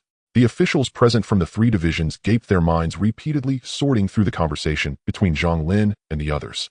Li Yuanwei was scared to death, and it was Li Jianya who frightened him to death. However, Lady Li also played an important role in this, effectively orchestrating everything behind the scenes. Evidently, that Lady Li intended to silence witnesses and destroy evidence, indicating she was undoubtedly one of the participants in the Wang Gong factory explosion case. Go to the Li residence and arrest Lady Li. Zhang Lin waved his hand, grandly issuing his first command in front of everyone. And then, she boldly sat in the town protector's office drinking tea. Although she played a minor role in orchestrating the Wang Gong factory explosion, there were likely larger fish hiding behind her, perhaps even a third-rank expert. Even a second-rank martial artist might be involved. He was only a 7th rank in martial arts at the 6th rank in divine consciousness. He would never engage in a death-seeking endeavor. For him, the town protector's office was the safest place. The people from the Ministry of Justice and the Supreme Court were very cooperative and agreed with Zhang Lin's deductions, immediately returning to the office to call for reinforcements, with several Jinyiwei Qiandu following. The Imperial City Guard moved surrounding the Li residence tightly in the nighttime silence. The leading Qiandu of the Jinyiwei kicked the door open and drew his embroidered spring knife, shouting, "Everyone stay where you are. Don't move." The roar echoed through the 3 courtyards, and the Jinyiwei and the Imperial City Guard surged in like a tide, subduing the panicked servants. "Where is your lady?" The Qiandu seized a maid and ferociously interrogated her. "Why are you making such a fuss?" Just as the maid trembled in fear, the well-dressed Lady Li arrived, gracefully followed closely by a few personal maids. "What is it?" The Qiandu sneered. "Your actions have been exposed. I do not know what crime this humble woman has committed. Are you trying to bully me while my husband's bones are still warm?" Lady Li's face was frosty, showing no fear of the Jinyiwei. Creating a disturbance in front of the Jinyiwei, the Qiandu's knife radiated true energy, and with a slash a blade of light shot toward Lady Li's hairpin. Buzz! In the back courtyard of the Li residence, a tremendous surge of fist intent suddenly erupted, the wind of the punch roaring like a blaze. As the blade of light approached, it was instantly shattered, the residual force of the punch racing toward the Jinyiwei and the numerous Imperial City Guards in the yard. A robust figure appeared beside Lady Li, gripping her shoulder. "Go. If we don't leave now, it will be too late." This was a middle-aged man with hair and beard tousled, a strange painted pattern on his face, clad in a beast skin dress, his bare arms filled with explosive power. A standard barbarian warrior attire. "Senior brother, what are you?" Lady Li wanted to say something, but the middle-aged barbarian directly lifted her up, intending to leave immediately. "This is the capital of my Ming dynasty. It is not a place where you barbarians can come and go as you please." The voice echoed above the capital, countless people looking up in wonder, the air buzzing as the middle-aged barbarian felt a tremor in his heart, as if the very heavens and earth were about to collapse upon him. The originally pitch-black moonless sky suddenly erupted with a blinding sun, as if to expel all the hidden demons lurking in the darkness, illuminating the night sky, as bright as day, dazzling and magnificent. The great radiant fist intent. The middle-aged barbarian's eyes widened in fear, instinctively shielding Lady Li behind him, and he howled, "Ding Yuan Ho!" Bang! A fist as transparent as white jade crossed the void, shattering the middle-aged barbarian's fist intent, his protective true energy instantly dissolving, and the weighty blood chi was smashed apart, flames igniting upon the fist, engulfing him within. Ding Yuan Hao's fist intent is indeed domineering. The middle-aged barbarian gritted his teeth and shouted loudly. But in the blink of an eye, the flames intensified, using his flesh and blood as kindling, completely turning him to ashes from the inside out. Was that just Ding Yuan Hao making a move? Is this the fist intent of a second-rank martial artist? It's simply not on the same level. The Qiandu nearest to them silently clicked his tongue. This middle-aged barbarian was only third rank, having barely formed his own intent, while Ding Yuan Ho had transcended intent to reach the Tao, his fist intent surging like a blazing sun rising. With a single punch, the third-rank martial artist was obliterated. "Senior brother." Lady Li stood frozen, her gaze fixed on the ashes on the ground, as if turned into a walking corpse, subdued by the Jinyiwei behind her. The Qiandu waved his hand. "Take everyone here back to the Imperial prison. We cannot allow any fish to slip through the net. They must be interrogated one by one tonight. The third-rank barbarian has shown up, so there's no doubt. Lady Li must have issues." As soon as the words fell, the Jinyiwei pounced like wolves, binding the crying maids and guards and escorting them to the town protector's office. In the Imperial study, Emperor Tai Kong, dressed in his ceremonial dragon robes, sat upright, with 3 piles of memorials on either side of his desk. In deep thought, he suddenly raised his head, as if his gaze could penetrate the thick walls, seeing the blinding sun hanging in the sky. The great radiant fist intent. Emperor Tai Kong frowned, calling for the eunuch outside, Zhao Rang. What happened in the capital? Why did it provoke Ding Yuan Ho to take action personally? Immediately, eunuch Zhao pushed the door and, sliding down in small steps to kneel in front of Emperor Tai Kong. "I was just about to report to your majesty that young Master Zhang from the Jinyiwei found out the culprit behind the Wang Gong factory explosion, revealing a third-rank barbarian warrior. That is why Ding Yuan Ho intervened from afar." He detailed the developments of the case to Emperor Tai Kong, while secretly observing the emperor's expression. When he saw the emperor's frown relax, he couldn't help but breathe a sigh of relief. However, the next sentence left him feeling as if he had fallen into an ice cave. "Zhao Rang, your news is quite well informed." Bang, bang, bang. Zhao Rang hurriedly knelt down, knocking his head 3 times heavily. "I do not dare. I am also anxious for your majesty. The Wang Gong factory explosion has caused unrest among the people in the capital. Enough, no need to explain further. Continue to monitor the case and report to me as soon as there is new progress." Emperor Tai Kong waved his hand, interrupting eunuch Zhao's explanation as if he had spoken casually. But Zhao Rang understood that as the saying goes, accompanying the emperor is like accompanying a tiger. One must never underestimate every word of the emperor. Countless predecessors within the palace have verified this with their lives. You may leave. Yes. The door to the imperial study was gently closed, and Emperor Tai Kong set down the memorial in his hand, chuckling. This has indeed surprised me.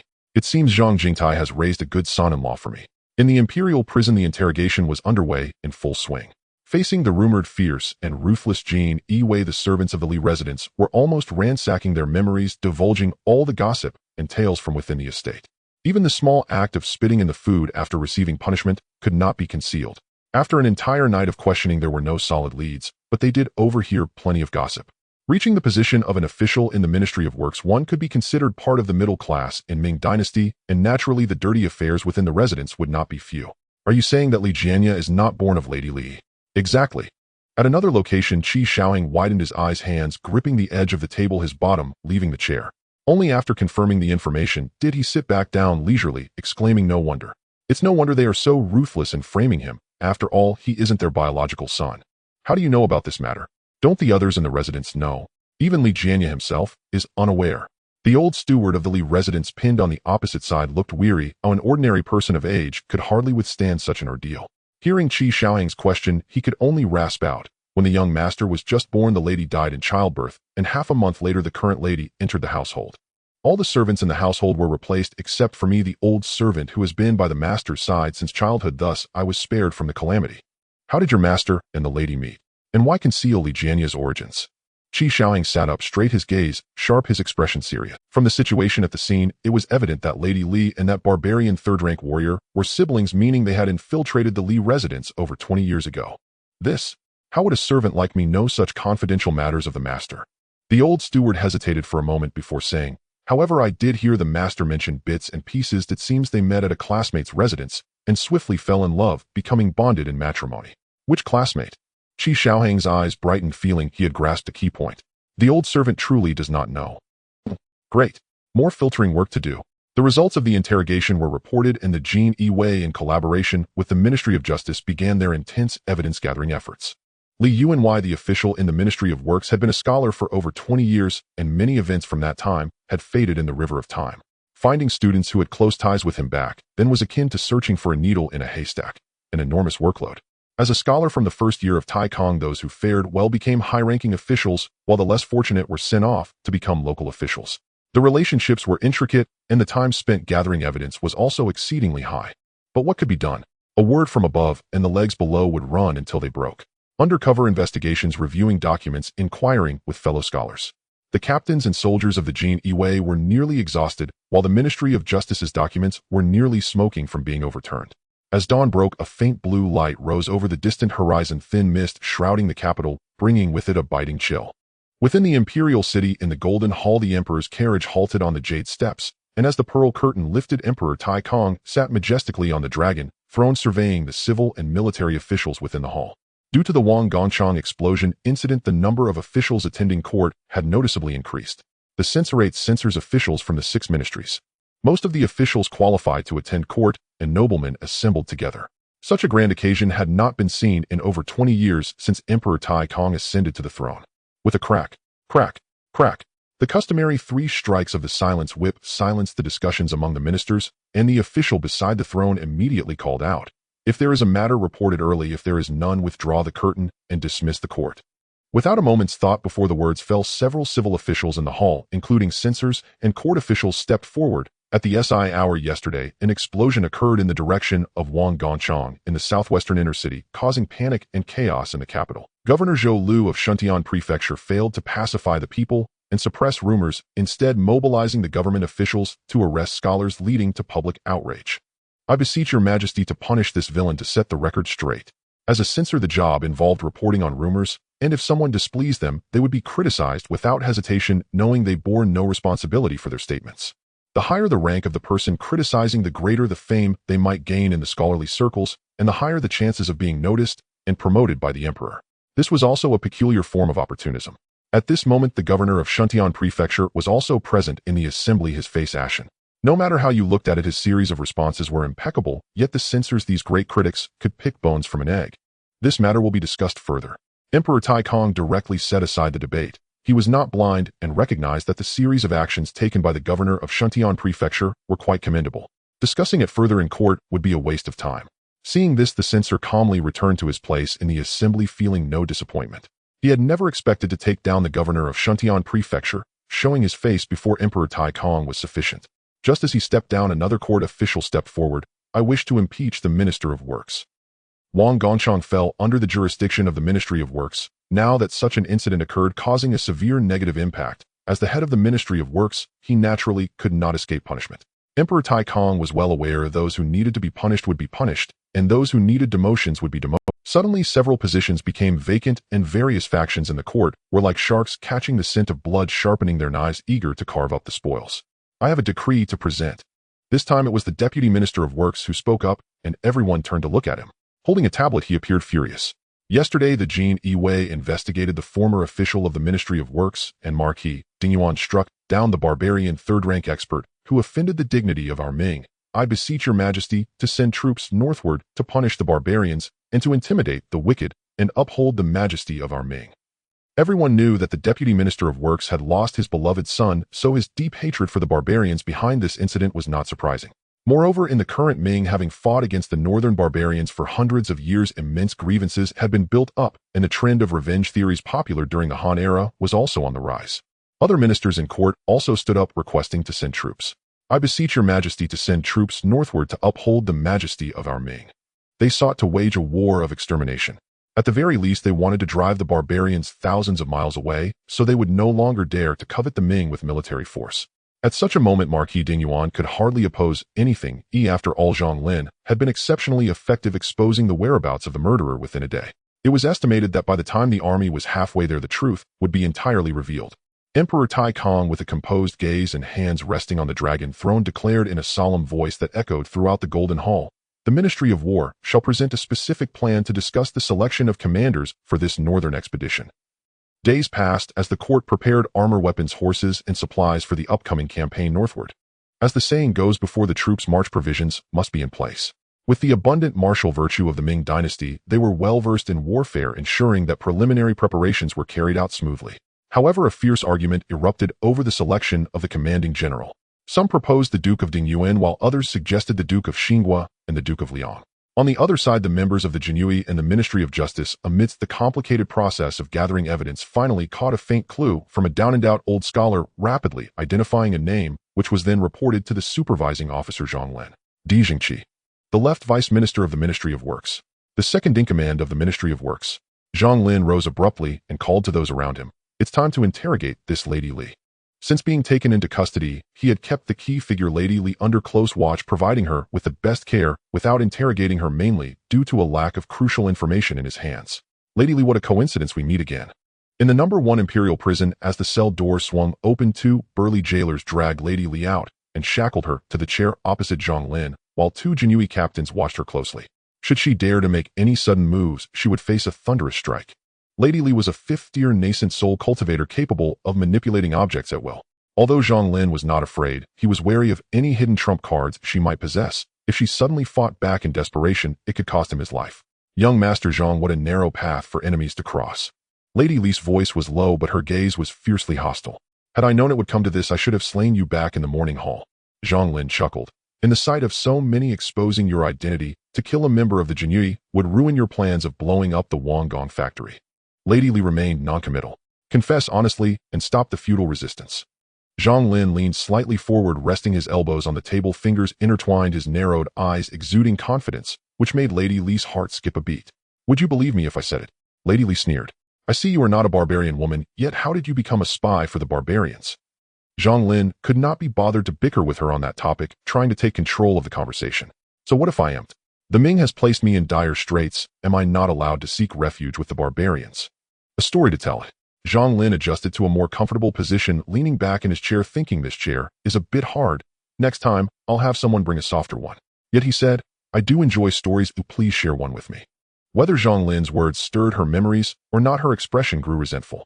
Back then, my father was merely a clerk in the Ministry of Rights, yet he was unjustly accused of colluding with foreign tribes during party disputes.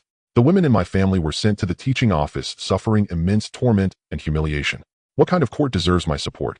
Fortunately, my master lent a helping hand, guiding me onto the path of cultivation. Otherwise, I would have long become an unnamed corpse in a mass grave. Zhang Lin could imagine the agony of falling from a noble lady to the mire of the teaching office. He pressed on Master. Who is the master you just mentioned? It's fine to tell you. Lady Li raised her chin. One of the 9 great shamans of the barbarians. If you have the ability, go to the barbarians and capture her. You think you can have her come to the capital? Let's see if my father doesn't beat her to a pulp. Zhang Lin smirked. So she rescued you from the teaching office. How did you meet Li Yuanwei? Lady Li fell silent, seemingly unwilling to answer the question. Zhang Lin was not about to give up. If you won't say, then I shall. Your master secretly taught you cultivation methods, and had you continued to lurk in the teaching office, then connected with another secret agent who nominally redeemed you and sent you to his classmate Li Run, who was also the deceased Li Yuanwei. After speaking, he stood up and walked in front of Lady Li. You speak of saving you from dire straits, yet in reality you were merely used as a pawn, your life manipulated by others. What difference is there between your so-called master and the flesh-eaters in the court? Now will you still conceal the person behind you? Lady Li's eyes flickered with a hint of struggle. Seeing this, Zhang Lin directly revealed Di Jingqi, the current left vice minister of the Ministry of Works.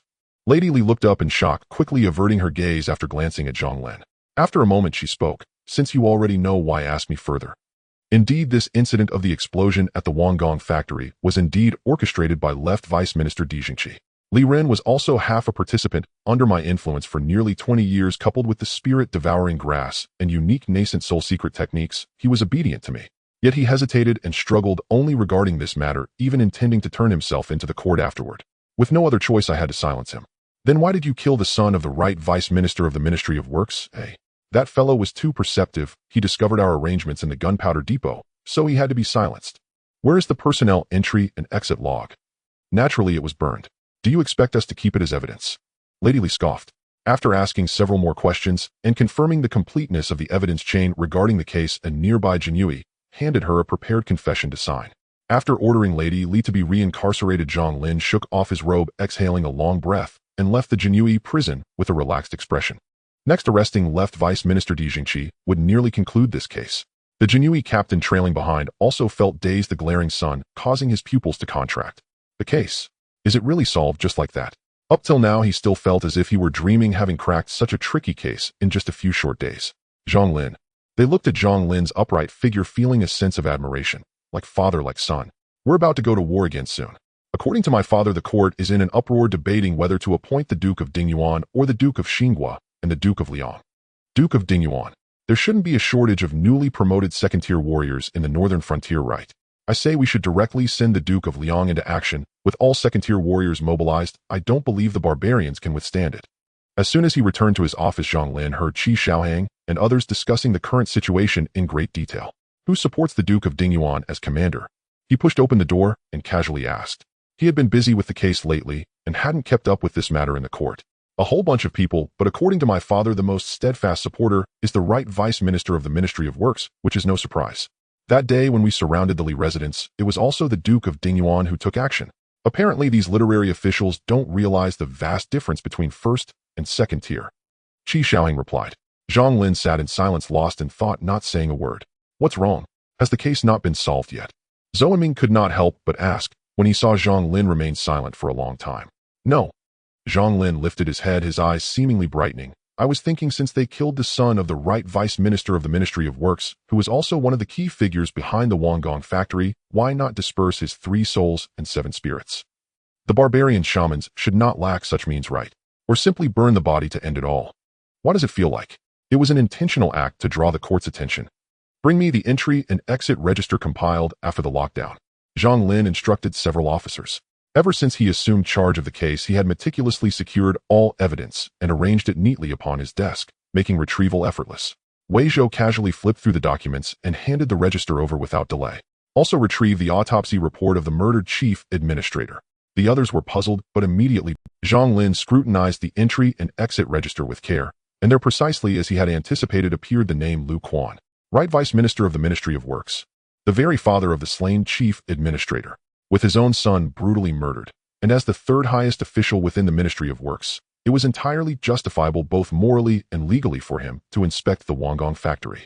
It was thus perfectly understandable that the Ministry of Punishment's investigators found no fault in this list. He accepted the autopsy report already proffered beside him. Cause of death, a single fatal slash followed by dismemberment. The remains scattered across the outer city. A conventional method of corpse destruction, yet its linkage to the barbarian shamans lends it an air of desperate obfuscation. Time of death coincided almost exactly with the funeral of Magistrate Li. No inconsistency there.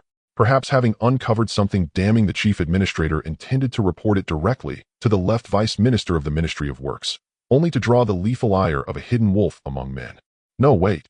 Zhang Lin shot upright, startling Qi Xiaohang and the other two. Something is wrong, profoundly wrong. He paced back and forth while the three stood utterly still, holding their breath lest they disturb the fragile thread of his reasoning. Finally, bang! Zhang Lin slammed his palm onto the table. It makes no sense. His own father is the right vice minister of the Ministry of Works, the third-ranking official in the entire ministry. Why would he bypass his own father and instead report to the left vice minister? Go. Immediately gather every scrap of biographical information on Lu Quan, right vice minister of the Ministry of Works. Zhang Lin commanded with a decisive sweep of his hand. A premonition surged within him. The truth lay but one step away. At once, the Jinyiwei archive should hold official records. Though highly detailed dossiers may be inaccessible, his general life history ought to be documented. Please issue us an official letter of authorization. Qi Xiaohang, sensing the gravity in Zhang Lin's expression, instinctively tensed and spoke with urgent. Armed with Zhang Lin's official letter, the three hastened to the Jinyiwei archival repository, scouring stacks until dusk bled into the western horizon, then burst through the door, shouting triumphantly, "We found it! We found it! Here, everything about Lu Quan is contained within. Is there something amiss with him?" The trio asked. Indeed, something deeply, dangerously amiss. Zhang Lin replied tersely, then took the dossier and began reading. Lu Quan, style name Wuk, native of Jiangning, born in the capital. His father served as former right censor-in-chief of the censorate and enjoyed an exceptionally close friendship with Prince Chu. In the first year of the Taikong reign, he passed the imperial examinations as a jinshi, later serving as provincial inspector in both Jiangnan and the northern frontier. The account was astonishingly thorough, reminiscent of modern encyclopedic entries, lacking only a record of his nightly conjugal affairs. Zhang Lin's gaze sharpened instantly upon one line: enjoyed an exceptionally close friendship with Prince Chu. He turned to Qi Xiaohang. How could the son of a censorate censor, a civil official, become so intimately entwined with Prince Chu, a martial prince? Civil and military spheres, utterly incompatible at first glance. Perhaps in their youth. Prince Chu, renowned for his martial spirit, rarely confined himself to palace walls. He frequently hunted and traveled beyond the capital. It is likely they met during one such excursion. But as years passed, their stations and statuses diverged ever more sharply, and with Prince Chu stationed permanently on the northern frontier, distance inevitably eroded their bond. Qi Xiaohang offered this plausible conjecture. Perhaps it was precisely due to Prince Chu's influence that the Jinyiwei even bothered to annotate Lu Quan's early life at all, otherwise who would have noted a mere young scholar before his imperial examination success. Zhang Lin's brow furrowed deeply. Rising abruptly, he declared, "To the imperial prison. I must interrogate Lady Li once more. But you questioned her this very morning. This woman has concealed something vital. No, she is not merely withholding truth, she is a discarded pawn, a decoy deliberately cast before us to mislead." Off. Lu residence. The official residence of Lu Quan, right vice minister of the Ministry of Works and a senior third-rank official of the realm. The reception hall. Having just finished lunch, Lu Quan sipped tea to cut the richness of his meal, then slowly lowered the lid upon his cup, his gaze settling sternly upon the uninvited guests standing rigidly in the hall, hands resting upon their swords. The air in the chamber grew thick and heavy. The vice minister, long accustomed to supreme authority, radiated an aura of formidable dignity, one that pressed down upon all present with palpable force. "We pay our respects to Vice Minister Lu." The leading Qianhu saluted with a formal fistapalm gesture. Qi Xiaohang stood behind him, face impassive. Were it not for his exalted rank and the strict prohibition against using force against a third-rank official prior to formal trial by the three judicial departments, the greeting would not be a salute, but the cold bite of a brocade uniform guard saber pressed to his throat, dragging him straight to the imperial prison for merciless interrogation. The brocade uniform guard, the Ministry of Punishment, the censorate. Lu Quan scanned the assembled officials, naming each institution in turn, then frowned. "Has the case been solved? I myself intend to demand an explanation from you.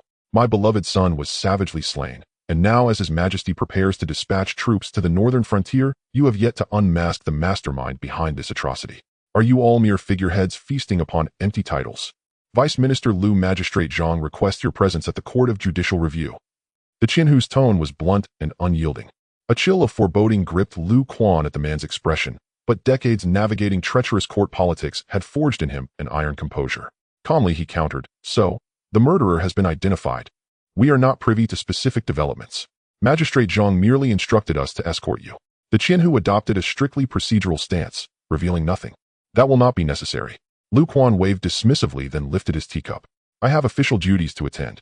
Once the truth emerges fully, please ask Magistrate Zhang to send word. Vice Minister Lu, this is not a matter of choice. The Jinyiwei's hand settled firmly upon his sword hilt, the gleaming blade half drawn, blindingly sharp, striking terror and fury into Lu Quan, who slammed his palm upon the table and rose roaring. Who do you take me for? A petty Jinyiwei of the brocade uniform guard dares flaunt power before me. My lord, let us avoid an undignified spectacle lest it tarnish your honor. The Jinyiwei ignored him entirely, the blade now drawn more than halfway. Lu Quan's expression softened, almost as if enlightenment had dawned. Smiling genially, he said, how fortuitous. I too wish to observe how Lord Liang Wugong's son conducts his investigation, and witness firsthand how justice shall be restored to my son. My lord, this way please. The Jinyiwei stepped aside, clearing a path. Behind him, the brocade uniform guards, Ministry of Punishment officials, and Court of Judicial Review magistrates likewise parted into two solemn ranks, watching Lu Quan in silent formation. The second-rank Grand Secretary suddenly felt as though thorns pricked his back. Straightening his robes and cap, he strode forward with deliberate dignity, only to find upon reaching the gate the brocade uniform guards converging loosely around him, forming a semi-encircling escort. They departed the residence, proceeding toward the Court of Judicial Review. There the tribunal hall had already been convened. Officials from the three judicial departments sat arrayed on either side, and a eunuch dispatched by Emperor Taikong occupied a seat nearby. A storm was gathering, silent, inevitable, and inexorable. Lu Quan was escorted by the Jinyiwei, crossing over two stone lions and stepping over the threshold to enter the courtroom. He saw a multitude of gazes directed at him, with colleagues he used to chat and laugh with on both sides, while the expressionless eunuchs watched him like hawks, and his political rivals looked on with gleeful malice. Among them was Jinyiwei, the left minister of the Ministry of Works, which left him somewhat disappointed. The most eye-catching was the young man sitting behind the court desk. With heroic brows and a face as fine as jade, he possessed a regal air and inherent authority. This must be the second son of the Duke of Liang, truly resembling his father. While he thought this, he showed no sign of fear on his face. Instead, he held his head high and walked boldly forward, noticing that no seat was reserved for him, so he simply stood in the center and locked eyes with Zhang Lin. Bring Lady Li up. With a thud of the judge's block, the courtroom erupted like thunder, and several Jinyiwei brought the calm-faced Lady Li to the stand. Lu Quan's expression changed slightly, a hint of malice flashing across his face. Upon seeing Lu Quan, Lady Li revealed a look of bewilderment. I wonder what play everyone is planning to perform. Lu Quan finally couldn't help but speak. Zhang Lin replied with a smile. Naturally, we are here to uncover the true culprit and ensure justice for you, young master. Each word pierced the heart, making Lu Quan's eyelids twitch uncontrollably. Lady Li, you are one of the many disciples under the great shaman of the barbarian tribes who has been lurking in our Ming dynasty for decades. What have you done, and how did you orchestrate the recent explosion at the Wangong factory? Confess truthfully. Zhang Lin's voice boomed like thunder, startling those without cultivation to feel a sense of guilt, wanting to follow his lead, but upon opening their mouths found themselves at a loss, akin to drawing a sword and looking around in confusion, only to suddenly regain clarity. Lady Li, being at the 5th tier of the nascent soul realm, was naturally not affected by such tactics, yet she still confessed truthfully. Having been exposed by Zhang Lin in the imperial prison earlier, she was merely restating her account. As the gentleman said, I am a pawn sent by the northern barbarians to infiltrate the capital. Back then, I was merely a lowly courtesan in the Ministry of Rights, but I was fortunate enough to be noticed and redeemed by the current left minister of the Ministry of Works, Jinyiwei, who later passed me on to Li Ran. Hearing this, Jinyiwei, who had been specially invited, was taken aback. Upon further reflection, he realized it was indeed true, and he was immediately drenched in cold sweat. In the past 20 years, things had changed drastically. Former friends had become strangers, and with so many concubines given away over the years, he had almost forgotten about this matter. Others also looked at the only official from the Ministry of Works present with surprise, and they instantly understood. No wonder he was invited to this tri-judicial session. Li Ren listened to me completely. He quickly elevated me to the position of the primary wife, and I used soul-devouring grass combined with secret techniques to control his mind. For the past 20 years, things had been peaceful, and no one from the barbarian tribes contacted me until recently. I received an order which broke my peaceful life. Lady Li spoke eloquently, and everyone in the courtroom listened attentively, afraid to miss a single point, while the eunuchs wrote quickly, recording all her statements. Assist in blowing up the Wangong factory, someone chimed in. No, it's to kill a person. Lady Li smiled and said, that person is my husband. It has to be done quietly, while leaving obvious clues for the Ming court to know that this was the work of the barbarian tribes. Buzz. The crowd was in a daze, completely unable to comprehend this operation. What confidence did those barbarians have? What capital allowed them to brazenly provoke? They turned their gazes to Zhang Lin, waiting for a reasonable explanation. Originally, I was also puzzled. This plan seemed meticulous, yet it left a rather significant flaw, as if intentionally providing clues for me to follow step by step toward Lord D. The logic is sound, almost flawless. Zhang Lin looked at Di Jingqi, the left minister of the Ministry of Works, and said, "It was you who redeemed the person from the Ministry of Rights, and it was also you who passed her on to Li Ran. It's hard not to suspect that you, Deputy Minister D, are in collusion with the barbarians." Di Jingqi's face turned pale. "That's right, at first I also thought that Deputy Minister D was a barbarian and had become a pawn in the plan like me. But thanks to Lord Zhang's reminder, I realized." Lady Li turned to the right minister of the Ministry of Works, Lu Quan, and said, "Actually, the one truly colluding with the barbarians is you. You were present at the Ministry of Rights, and you were also the one who facilitated the connection with Li Ran. The reason I never suspected you was that I did not expect someone could be ruthless enough to harm even their own son." Boom. A stone stirred up 1,000 layers of waves, and everyone in the courtroom erupted instantly, especially Di Jingqi, whose eyes looked at Lu Quan as if he wanted to tear him apart, as if there were a vendetta. No, it was no different from a vendetta. If he were to be framed for colluding with foreign tribes, it wouldn't just cost him his head, it would bring doom to his entire clan. Facing the finger-pointing crowd, Lu Quan's expression remained emotionless, or rather he had run out of expressions to show. No, he is not a barbarian spy. Zhang Lin shook his head, denying this accusation, leaving others in a state of confusion. No, the atmosphere had escalated to this point. "Are you joking with us? Strictly speaking, he merely has common interests with the barbarians and is temporarily cooperating with them," Zhang Lin added, but Lu Quan's face changed drastically, looking at Zhang Lin with horror. Zhang Lin's eyes glimmered with mockery as he said lightly, "You thought you were foolproof, even going so far as to kill your own son, yet you didn't expect to fail at the last moment, did you?" "What do you mean? Lu Quan, does he have other plans?" The gazes of others in the courtroom floated between the two, their minds churning with storms, anxiously longing to know each other's complete schemes. They felt there must be something monumental involved. Returning to the explosion case itself, Assistant Minister Li Ran did indeed participate to some extent. Halfway through the arrangements, he was discovered by Lu Quan's son, one of the two main officials who, being timid and fearful, immediately stopped and intended to confess. Thus he was silenced by his wife. The so-called personnel entry and exit log was merely a flaw you all intentionally left behind. Expendable. After Lu Quan's son discovered the anomaly, he naturally sought out his father, the minister, to report it. However, he fell directly into a trap. I am not sure if the father and son disagreed, or if Lu Quan wanted to show loyalty to his backers, but he unhesitatingly dealt a fatal blow to his own son.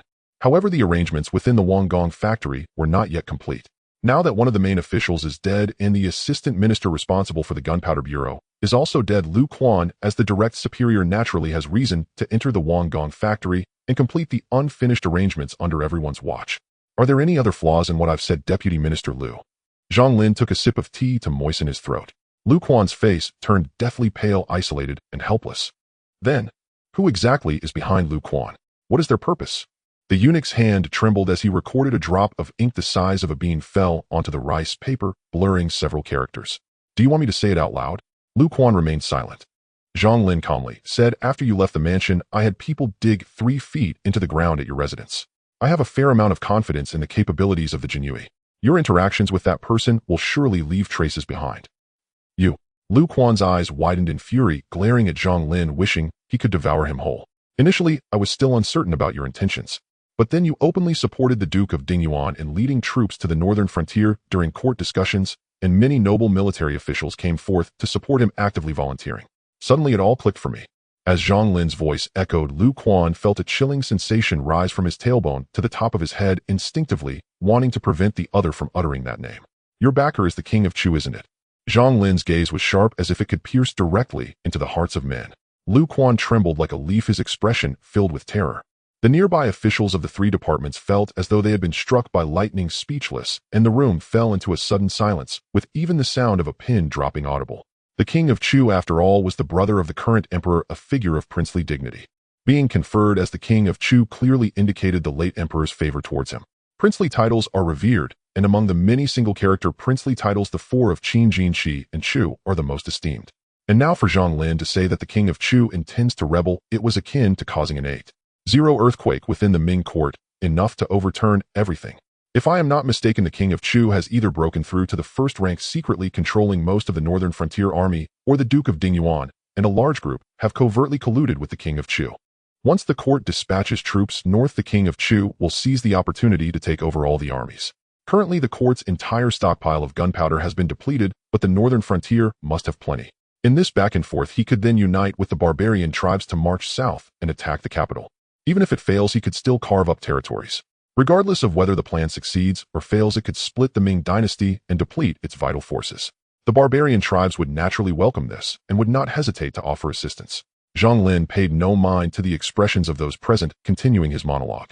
Lu Quan at this moment had a wooden expression, his legs giving way as he knelt on the ground, muttering, "It's over, everything is over." Before coming to the Dali temple, he thought that the other party had merely seen through his scheme to frame the left minister, and at worst, he would just be labeled a barbarian spy, allowing the king of Chu's plans to continue. But now it's all your fault.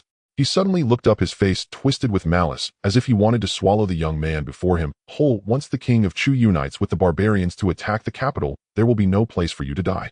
And I, as the vanguard for the king, even if I die once the king of Chu seizes the imperial seal and gains fortune after issuing a decree to confer divinity, I too can live again. Zhang Lin scoffed. What right does the king of Chu have? I bet the current king of Chu is still waiting eagerly to receive the imperial troops, isn't he? Moreover, he looked down at the other with punishments of 1,000 cuts and soul extraction. Do you really think you'll have a chance for divinity? After saying this, he ignored the hysterical Lu Quan and cupped his hands towards the officials present, turning to the closest eunuch. I would trouble this esteemed eunuch to report today's events in full detail to the emperor. My case has been solved. How to handle it will depend on the emperor's decree. Upon hearing Zhang Lin's words, the crowd finally snapped out of their daze and nodded in agreement. Soon the sound of chairs and tables colliding filled the hall, and the once stern court officials began to show signs of panic. The eunuch sent to record the events dared not delay for a moment, scrambling out in haste. The king of Chu is plotting rebellion. This was monumental news. If the opportunity for battle was missed, and the emperor held him accountable, he feared that even 10 heads wouldn't be enough to pay for his mistakes. Zhang Lin ordered the Jinyiwei to rearrest Madame Li. Several hundred households rushed forward, stripping Lu Quan of his clothes, and then, like lifting a chick, they carried him away. Officials from the Ministry of Justice, Dali Temple, and the censorate hastily bid farewell, indicating that they needed to return to draft memorials to impeach the king of Chu. In truth, they understood deep down that the chain reaction triggered by this incident would be even more terrifying. The power dynamics within the court would undergo a new round of reshuffling. How many would be classified as part of the king of Chu's faction, and how many innocent people would be implicated?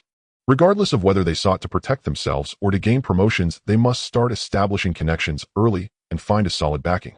As the left deputy of the Dali Temple approached the door, he suddenly realized, isn't this the Dali Temple itself? Then he hurriedly returned. Zhua Shilang Dijingqi, seeing everyone had left, stood up and slightly bowed to Zhang Lin. Young Master Zhang, if there's ever a need for me, due to the grace of saving my life, I will not refuse as long as it does not violate my principles. Slap. The sound of clear footsteps echoed. Dijingqi turned in shock, his face freezing. He saw the left and right deputy of the Dali Temple, just as one foot stepped over the threshold, then awkwardly forced a smile. You all continue. We must have taken a wrong turn. After saying this, he simultaneously retracted his right foot, inadvertently closing half the door behind him. Zhang Lin shook his head and chuckled. There's no need for you to be so polite, Lord D. Discovering the truth is my duty. D. Zenki's expression returned to normal as he nodded stiffly. Outside, the two deputies of the Dali Temple walked far enough away to dare to whisper, Lord D is still a third-rank official. He truly puts down his pride. What's wrong with young Master Zhang? The son of Duke Liang, the husband of the Grand Princess. Now also favored by the Emperor, I'd say he could very well lead the Jinyiwei in the future. Lord D is just casting a long line to catch a big fish. You make a good point. The two hurried on, their minds racing, both eager to get a share of the pie in the impending court struggles, perhaps even advancing to wear the scarlet robes. Now they were banking on this brief window of information disparity. Before long, snowflake-like letters were passing back and forth among the various mansions in the inner city, and sedan chairs were shuttling to and fro, while tables were smashed to pieces amidst furious shouts. At this time, it was likely that those selling tables and chairs were the ones feeling pleased. In the imperial study, having just finished reviewing a pile of memorials, Emperor Taikong was about to close his eyes and rest when the eunuch's announcement came timely from outside the door. He could only call for the person to enter while beckoning a few maidservants to massage his head. Your Majesty. The eunuch rushed in and immediately performed a sliding kneel, crashing directly in front of Emperor Taikong. Before the emperor could ask, he began to wail, the king of Chu. He intends to rebel. The thunderous news struck Emperor Taikong as if he had been hit by lightning, but in the next moment, he quickly composed his expression, furrowing his brow, and the imposing aura of an emperor radiated from him, causing the kneeling eunuch to tremble in fear. Is there new progress in the Wang Gongchang explosion case? The eunuch had been sent by Emperor Taikong, and returning in this state the emperor could guess the answer simply with his toes. Your Majesty, this is the testimony. The eunuch took out a stack of xian paper from his bosom, holding it high above his head. Zhao Rang, standing beside Emperor Taikong, immediately stepped forward to respectfully take the testimony and present it to the emperor. Emperor Taikong flipped through the pages one by one, examining them closely, fearful of any mistakes or omissions. However, the more he read, the more his brow furrowed, until finally he simply threw the stack of xian paper onto the table and fell into deep thought. In an instant, the atmosphere in the imperial study became tense, and everyone present except for Emperor Taikong held their breath, as if trapped in an ice cellar. The kneeling eunuch trembled all over, fearing that Emperor Taikong would vent his anger on him. Go down and receive your reward. After a long time, Emperor Taikong slowly opened his eyes, waving away the kneeling eunuch, his gaze sharp. Zhao Rang summoned those few from the cabinet and also summoned Duke Liang to enter the palace at once. Leaving the Dali Temple, Zhang Lin headed straight back to the Duke of Liang's residence. As for the turmoil in the upper echelons of the capital caused by his case solving, he had no time to concern himself with it. Second young master, you're back. As soon as he entered, he encountered the maid by his mother's side, beaming with joy, saying, the madam is calling for you, saying that the eldest young master has brought back some letters, and one is for you as well. According to the rules, as the legitimate eldest son, Zhang Wu should be referred to as the heir, but Zhang Wu has never allowed anyone in the residence to call him that, and they simply refer to him as eldest young master. Is there one for me? Zhang Lin smiled, and then asked, is my father also present? The duke has gone to the palace to meet the emperor. He just left the residence. He went to the palace? The maid replied respectfully. Zhang Lin was taken aback, but quickly realized that the news of the Prince of Chu's rebellion must have reached the emperor's ears. He was likely gathering the court's senior officials to discuss how to respond to this matter. In a feudal dynasty, rebellion has never been a novelty, but for an emperor, it is absolutely a matter of zero tolerance. Moreover, it involves a prince with a substantial military force. Historical lessons abound, the most recent and famous being the Yongle Emperor Zhu Dis Jingnan campaign. Of course, there is still room for maneuver in this matter. The Prince of Chu is unaware that the court has already learned of his intentions. Emperor Taikong could catch him off guard and minimize the losses. Let's go. Zhang Lin waved past the maid. Let's see what my elder brother wrote to me. Passing through pavilions and gardens, Zhang Lin arrived in the back hall and saw his mother holding a letter, reading it repeatedly word by word, fearing she might see something unfortunate. Mother, my brother is always one to bring good news, not bad. Besides, he writes to us every month. Is it necessary to be this excited? He stepped forward, boldly reaching out to take a letter, saying, it's rare for him to write me a letter. I must read it well today. The Duchess wiped her eyes, feeling both amused and helpless at Zhang Lin's words. Opening the envelope, the familiar handwriting jumped into view, and the writing was just as rough as Zhang was character. Second brother, I am doing well in the northern frontier, so don't worry too much. Take good care of our parents. As for this, just avoid trouble. If those young rascals in the capital dare to bully you, just hold on until eldest brother returns to settle the score one by one. I am already a 4th grade martial artist, so dealing with a few won't be too hard. By the way, I heard from father that Duke Ning bullied you. I don't know the specifics, but I taught his son a lesson as revenge for you. You shouldn't just enjoy yourself, you must keep up your skills. I hope that by the time I return for the new year, you have already reached the 8th grade in martial arts. Then I will test you, and if you are lacking, just wait to be thrashed. So it was eldest brother who beat up Duke Ning's son. Zhang Lin grinned, feeling a warm current in his heart. Then he picked up another letter from the table, saying, let me see what my brother wrote to father. Seeing this, the Duchess did not stop him. After all, it was a family letter, not a confidential document. It was fine. The letter addressed to father was much more formal, mostly mentioning Zhang Wu's achievements in combating the barbarian tribes in the northern frontier, detailing how many barbarian heads he had taken and the progress in his martial arts cultivation. What surprised Zhang Lin was that his brother had managed to advance to the 4th grade after opening all 360 acupoints, just after breaking through his true chi, was remarkably thick, comparable to a late 4th grade martial artist. Additionally, he had completed the accumulation of chi and the formation of the chi barrier in a short time, which could be described as miraculous speed. In the end, Zhang Wu also mentioned some current conditions in the northern frontier. Recently, conflicts between the barbarians and the border troops have decreased. The other side seems to be showing restraint. Even if there is an accidental encounter, those barbarians surprisingly flee, which is entirely unlike their usual combat style. What puzzles me the most is that they ordered us to gather the firearms. I don't know which fool issued that command. Without firearms, the soldiers at the lower level will only suffer more severe losses. Zhang Wu, although he noticed the strange aspects being in the military, many matters were not clear to him, and he would never think that the Prince of Chu was plotting a rebellion. Of course, if this letter had arrived a bit earlier, Zhang Lin might not have had to hesitate. He could directly deduce Lu Quan's intentions. In the imperial study, When Zhang Jingtai arrived, the civil and military officials had already divided themselves into two rows, with the civil officials all dressed in crimson robes, all at least of the level of Minister of the Six Departments. What struck him as odd was that the Minister of War was unexpectedly absent. Upon seeing Zhang Jingtai's arrival, the previously noisy imperial study fell silent, and a uniform gaze turned towards him as if they had seen their backbone. There are not many first-grade martial artists in the Ming dynasty, and the Duke of Liang before him is one of them. If one had to choose someone in the capital to lead troops to the northern frontier, it would undoubtedly be the Duke of Liang. Your Majesty, Zhang Jingtai bowed and saluted, finding his position in the ranks. Although he had been summoned to the palace in haste, he was not completely ignorant of the outside news. He had heard of the Wang Gongchang explosion case that had revealed the Prince of Chu's conspiracy. He was both proud and worried about his son's keen insight. Getting involved in court power struggles too early was not a good thing. His presence could indeed intimidate the unscrupulous, but one could not avoid being careless at times. As the saying goes, it is easy to dodge an open spear, but hard to guard against a hidden arrow. There is a saying that a thief can only steal for 1,000 days. There is no way to guard against a thief for 1,000 days. I believe everyone is aware of the situation, right? The Emperor Taikong looked down at the officials below, his face as cold as frost. The Prince of Chu intends to rebel. He has secretly placed numerous followers in the court, and Duke Dingyuan is also under suspicion.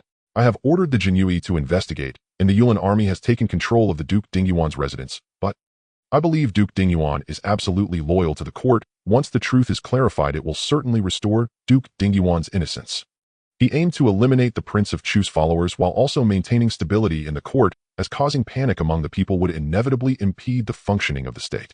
Others in the room also breathed a sigh of relief. It seemed the emperor had not completely lost his reason and was not about to carry out an unprecedented purge of the court. Your Majesty, Zhang Jingtai stepped forward. I request permission to lead troops northward to capture the Prince of Chu back to the capital. Granted. Emperor Taikong immediately agreed. This was part of the plan. A minister beside him couldn't help but remind. According to Lord's deduction, the Prince of Chu may have secretly advanced to the first grade. The Duke Liang must not be careless. It doesn't matter. Zhang Jingtai's gaze was calm, but his words revealed absolute confidence. I will let him know that there is still a difference between the first grade and the first grade. There is indeed a gap. After the 3 rituals, the army gathered. Under the proclamation of the imperial edict, Duke Zhang Jingtai of Liang rode on a tall horse, followed by a troop of elite soldiers, crossing the capital and heading towards the military camp stationed in the capital region. The imposing procession spread an atmosphere of foreboding. On both sides of the road stood common folk with simple meals, using the most earnest and poetic language to anticipate the victory of the court. Damn it. Let's exterminate those damned savages. How dare they create chaos in our Great Ming capital? We must smash their dog brains. The Son of Heaven is mighty. Those who offend our Great Ming shall be punished no matter how far they are. Upon exiting the city gates and crossing the moat, civil and military officials stood atop the city walls. A war drum stood not far away, and Emperor Taikong, clad in a bright yellow dragon robe, stood below, flanked by a group of armored dragon sparrow guards. The northern barbarians have long held a grudge against our Great Ming. Now they cause harm in our capital and endanger our people. As the ancients said, national grievances can be avenged over 100 generations. Today we sharpen our blades and prepare our horses to decisively repel the northern barbarians and uphold the glory of our Great Ming. After Emperor Taikang's stirring speech, he took the drumsticks handed to him by the nearby imperial guards and struck the drum. Dong! Dong dong! Dong dong dong! The drum beats fell like rain, thundering through the air and echoing over the capital, drawing countless cheers from the common folk. The soldiers beneath the city walls stood tall and shouted in unison, "Great Ming is mighty! Great Ming is mighty!" The third prince gazed at Zhang Jingtai at the front of the 3 armies and couldn't help but sigh. Father personally strikes the drum in support. A Duke of Liang truly holds a special place in Father's heart. He is indeed a pillar of the nation and a minister of great importance. Ningding, you have married a good husband. Other princes and princesses chimed in with flattery, but the second prince retorted sarcastically, though the son resembles the father, one cannot avoid the open and hidden arrows. Lord Chongqing and Lord Jindian appear to be his allies, but they were initially undercover agents sent by the third prince to infiltrate his ranks, and they actually betrayed him within the wooing hall. Not only did they disgust him, but they also brought him a formidable enemy in Duke Zhang of Liang. In the battle for the throne, the support or opposition of any duke carries significant weight, especially that of a top noble like Duke Liang. Even though the other side has long declared their non-involvement in the contention for the throne, it does not mean they can be easily offended. Now, witnessing Duke Liang march out Emperor Taikong, even personally drums in support, the second prince's anger deepened. The third prince pretended not to understand and had no intention of engaging the second prince. The Grand Princess, hearing their words, withdrew her gaze slightly, raising her snow-white chin. Zhang Lin will undoubtedly not be inferior to his father in the future. The princes shook their heads in quiet amusement. Indeed, while Zhang Lin is talented with commendable cultivation and intelligence, his ability to solve cases swiftly and uncover the plans of King Chu surprised them. However, compared to his father, he is merely a firefly beside the bright moon vastly distant. Ning Ding likely sees Zhang Lin through rose-colored glasses, overestimating him. Of course, these thoughts only lingered in their minds. Currently, Ning Ding stands at the pinnacle within the royal family, but whether now or in the future, her background and connections are formidable enough to make even the princes vying for the throne tread carefully and seek her favor. After the cheers, the three armies fell silent. Orders were issued and obeyed. The Grand Army set out along the official road, the neighing of war horses blending with the clanking of armor, forming a massive thundercloud moving towards the northern frontier, just waiting for the right moment to unleash their wrath. When that time comes, it will be a scene of 100,000 corpses, blood flowing like rivers. 100,000 troops moved north. Meanwhile, within the capital, the atmosphere was fraught with tension, and the upper echelons of the bureaucracy were in a state of anxiety. With Emperor Taikang's decree and the tacit approval of numerous cabinet officials, the Jinyiwei launched a massive purge of the court and even the capital. Regardless of whether they were noble generals or civil officials, anyone investigated by the Jinyiwei faced raids that night, with their families taken into custody to await their fate. Of course, whether there were any power struggles or wrongful accusations in the midst of this, that goes without saying, there certainly were. But these matters were beyond Zhang Lin's control. In the torrent of the times, the power of any individual is as insignificant as a grain of dust. Even a first-rank official is no exception. Thus, after witnessing the suffering and joy, the destruction of families, while following behind other Jinyiwei on a few raids in recent days, Zhang Lin's determination to grow stronger became even more resolute. Not for others, but to secure more protection for himself in this era where imperial power reigns supreme. As time passed, the faction of King Chu in the court was thoroughly cleaned out. In the Meridian Gate, every few days there would be reports of severed corpses, and other factions within the court quickly placed their own personnel in the vacant positions. The emperor was pleased, the ministers were pleased, and the common folk in the capital were also pleased. They knew not the reasons, only that there was a spectacle to behold, and that corrupt officials were being executed. Thus, every day someone would run around cheering, gradually diluting the sensationalism brought by the Wang Gongchang explosion. Amidst this grand celebration, news from the northern frontier also emerged. The barbarian tribes suffered a great defeat, and King Chu had his arms severed by Duke Liang, sealing his acupoints and vital energy. He is currently being escorted to the capital. Upon hearing this news, the common folk of the capital first rejoiced, then grew somewhat bewildered. They could understand the barbarian tribe's defeat, but what did it mean that King Chu was being escorted to the capital? Isn't he the prince stationed at the northern frontier? What crime has he committed? During the expedition, the court had used the pretext of subjugating the barbarian tribes and did not involve King Chu precisely to avoid alarming the enemy, nor did they disclose the truth about the Wang Gongchang explosion. Good. Zhang Jingtai indeed has not disappointed me.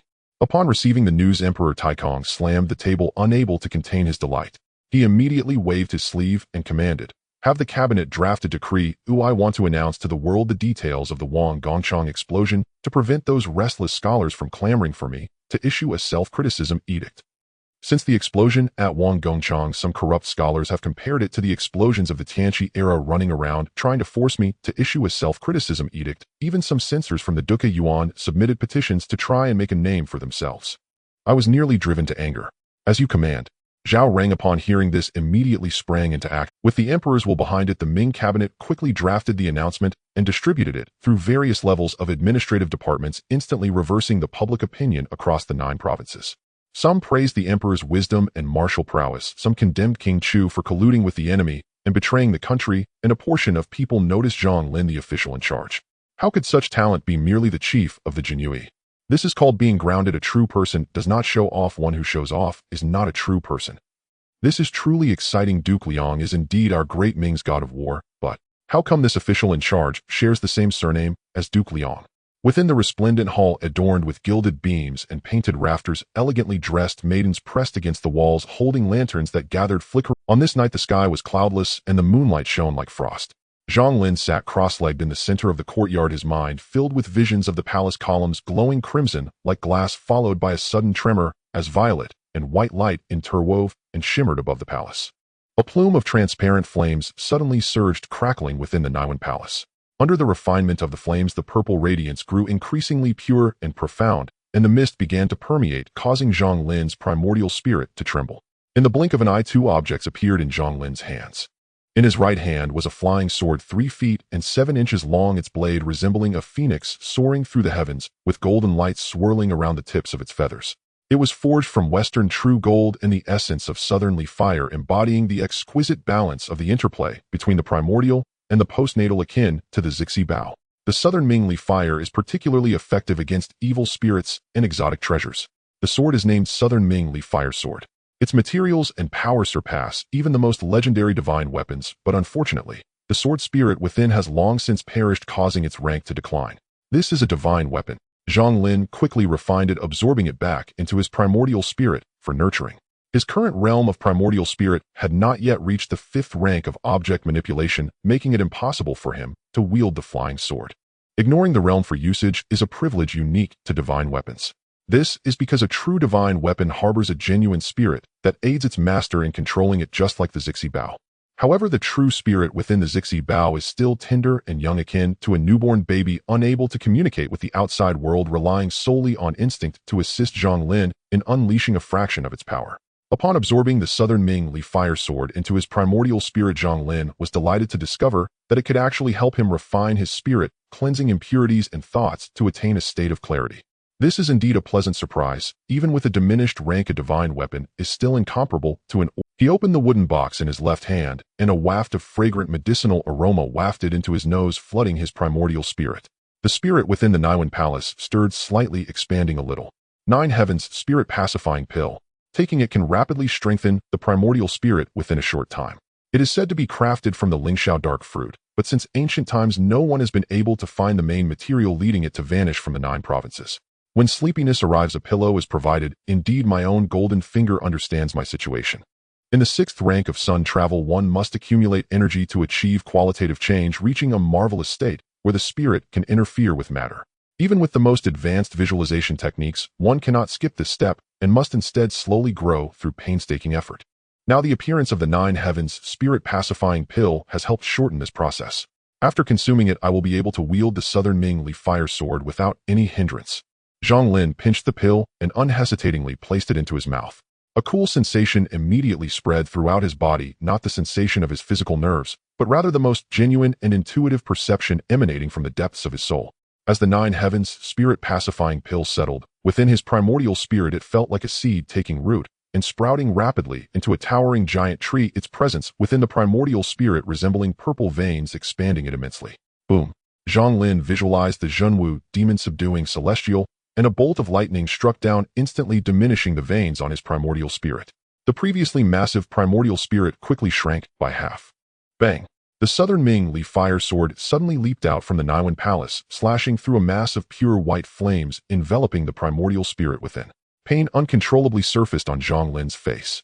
It is true that the Southern Ming Li Fire can refine the primordial spirit, but the process is also extremely painful, akin to being subjected to 1,000 cuts. Zhang Lin felt as though days were stretching into years, and finally, amidst the crackling sounds, his primordial spirit returned to its normal size, though its form was now more solid than before, as if it truly had flesh and blood. 6th rank perfection, just one step away from advancing to the 5th rank of object manipulation. Zhang Lin opened his eyes, carefully sensing the strength of his primordial spirit, and again lamented if he were to encounter that 5th rank flood dragon. Even with the aid of the Huanglong's mystic Yao Dan, he could easily slay it with a single stroke without resorting to any schemes. After visualizing for an entire night, frost and dew fell upon Zhang Lin, dampening his robes.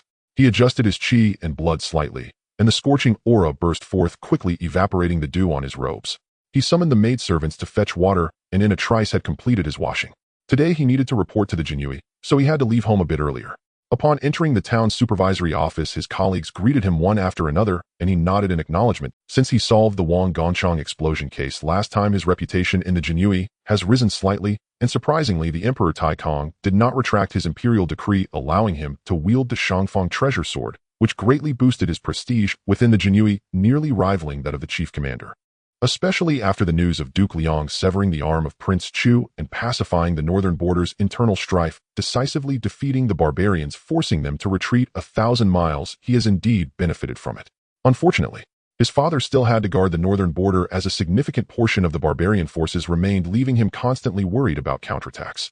Returning to his own office, Zhou Enming excitedly pulled in Qi Shaoang, both of them carrying a stack of bright red invitations. Upon seeing Zhang Lin, they began to shout, "In half a month, it will be my grand wedding day. Don't say I didn't invite you, you must come then." Zhang Lin was taken aback as he received the invitation and began to examine it, closely puzzled. "This fake invitation is surprisingly well made. When did you learn to be so unorthodox like Qi Shaoang?" "What do you mean by learning from me?" Qi Shaoang immediately expressed his dissatisfaction. "I am a serious person, only occasionally generous with my purse." "What fake? This is clearly written down. The date is already set." Zhou Enming rolled his eyes, placing the thick stack of invitations on the table. "These are all invitations for colleagues. Oh, I was the first to invite you both. Isn't that enough kindness? This kid has quietly betrayed us." Qi Shaoang jumped in to corroborate. Zhang Lin asked in surprise, "Is this the girl you mentioned last time that your father found a match for?" Zhou Enming nodded. "You brat." Zhang Lin shook his head with a laugh, never expecting that Zhou Enming would be the first among them to settle down. He immediately replied, "Rest assured I will definitely be there, and I'll bring you a significant gift." The mundane time spent drinking tea and reading the newspaper quickly passed. Zhang Lin let a horse, bought some snacks at the market, and also purchased a fine hairpin to take home as a gift for his mother. With his father not at home, he figured he should put in a little more effort to accompany her. Upon returning to the residence, as soon as he stepped through the yard gate, he heard the usually composed Chiu Yi exclaim in delight, "Young master, the enlightenment tea is ripe." In the month of Yihai, on the day of Kuomao, it is auspicious for marriage proposal and prayers. Today is the grand wedding day stated on Zhou Enming's invitation.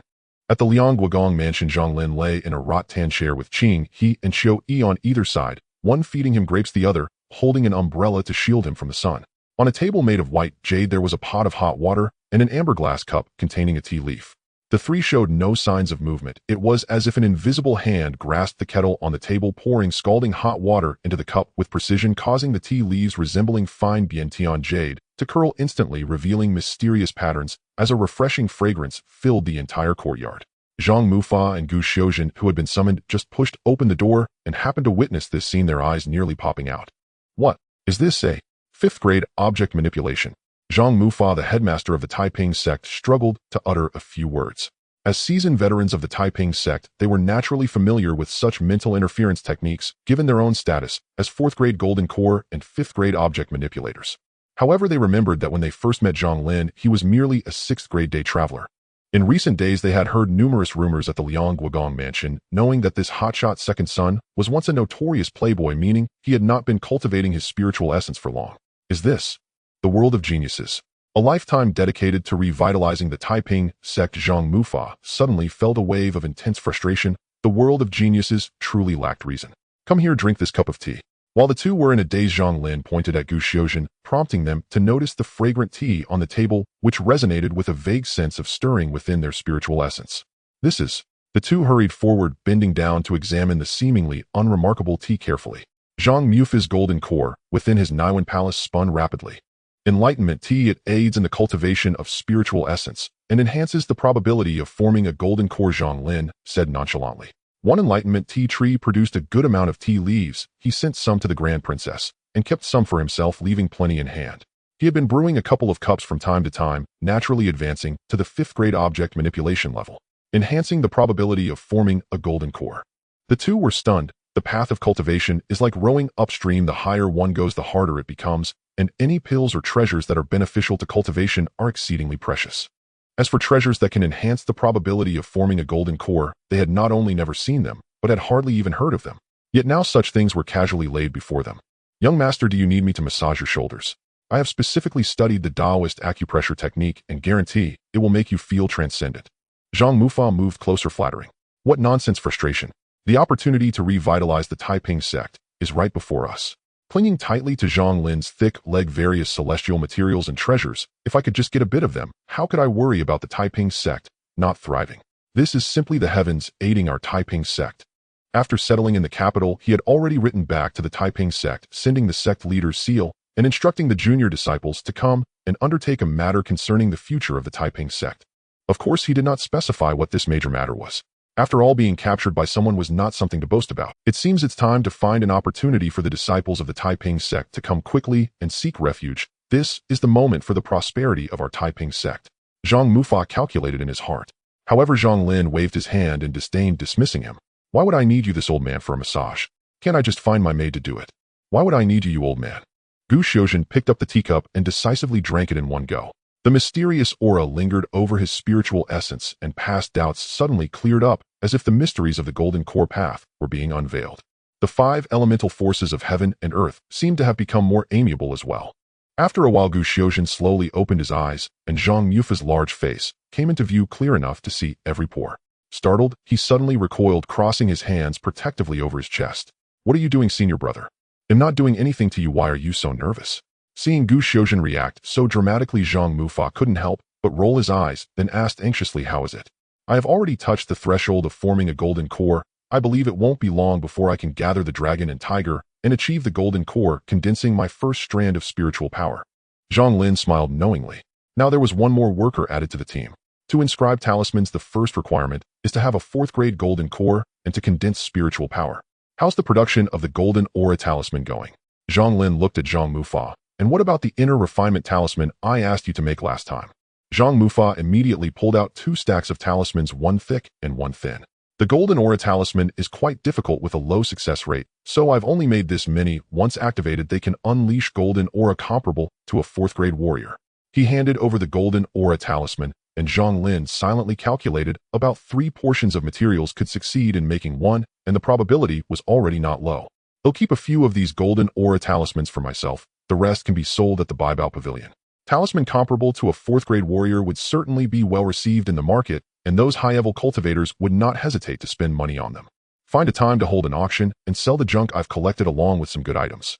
Zhang Lin calculated his business in the capital, while Zhang Mufa began to introduce another type of talisman. This is the inner refinement talisman. As the name suggests, using this talisman can assist warriors in internal refinement with a mild effect, and it does not require the warrior to use their own vital energy to ignite their internal fire, thus saving the resources needed for water-soft pills. The inner refinement talisman essentially refines the internal organs using spiritual power. While its effect is not as intense as burning vital energy, it excels in its gentleness, and some pampered young masters do not want to endure hardship and are very willing to pay a high price to buy such talismans. In other words, it targets a higher-end market. Of course, the internal organs refined by external forces are certainly not as strong as those refined by one's own vital energy. But some people just don't care. "Not bad," Zhang Lin praised. Zhang Mufa smiled. The difficulty of making such talismans is not high, and the success rate can reach 70 to 80%. It's just that it takes time and effort. Once the junior brother advances to a 4th grade golden core, he can familiarize himself with the control of spiritual power. The cheap labor Gu Xiuzhen looked at his senior brother with a resentful expression.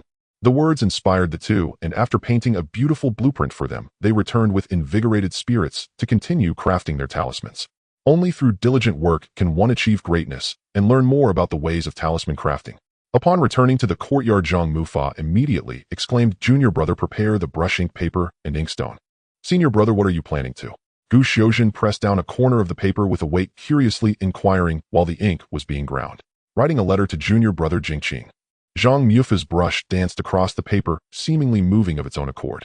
"Junior brother Jingqing, seeing this letter is like seeing you in person. It has been a long time since we last met, and I miss you dearly. I hope you are well these days."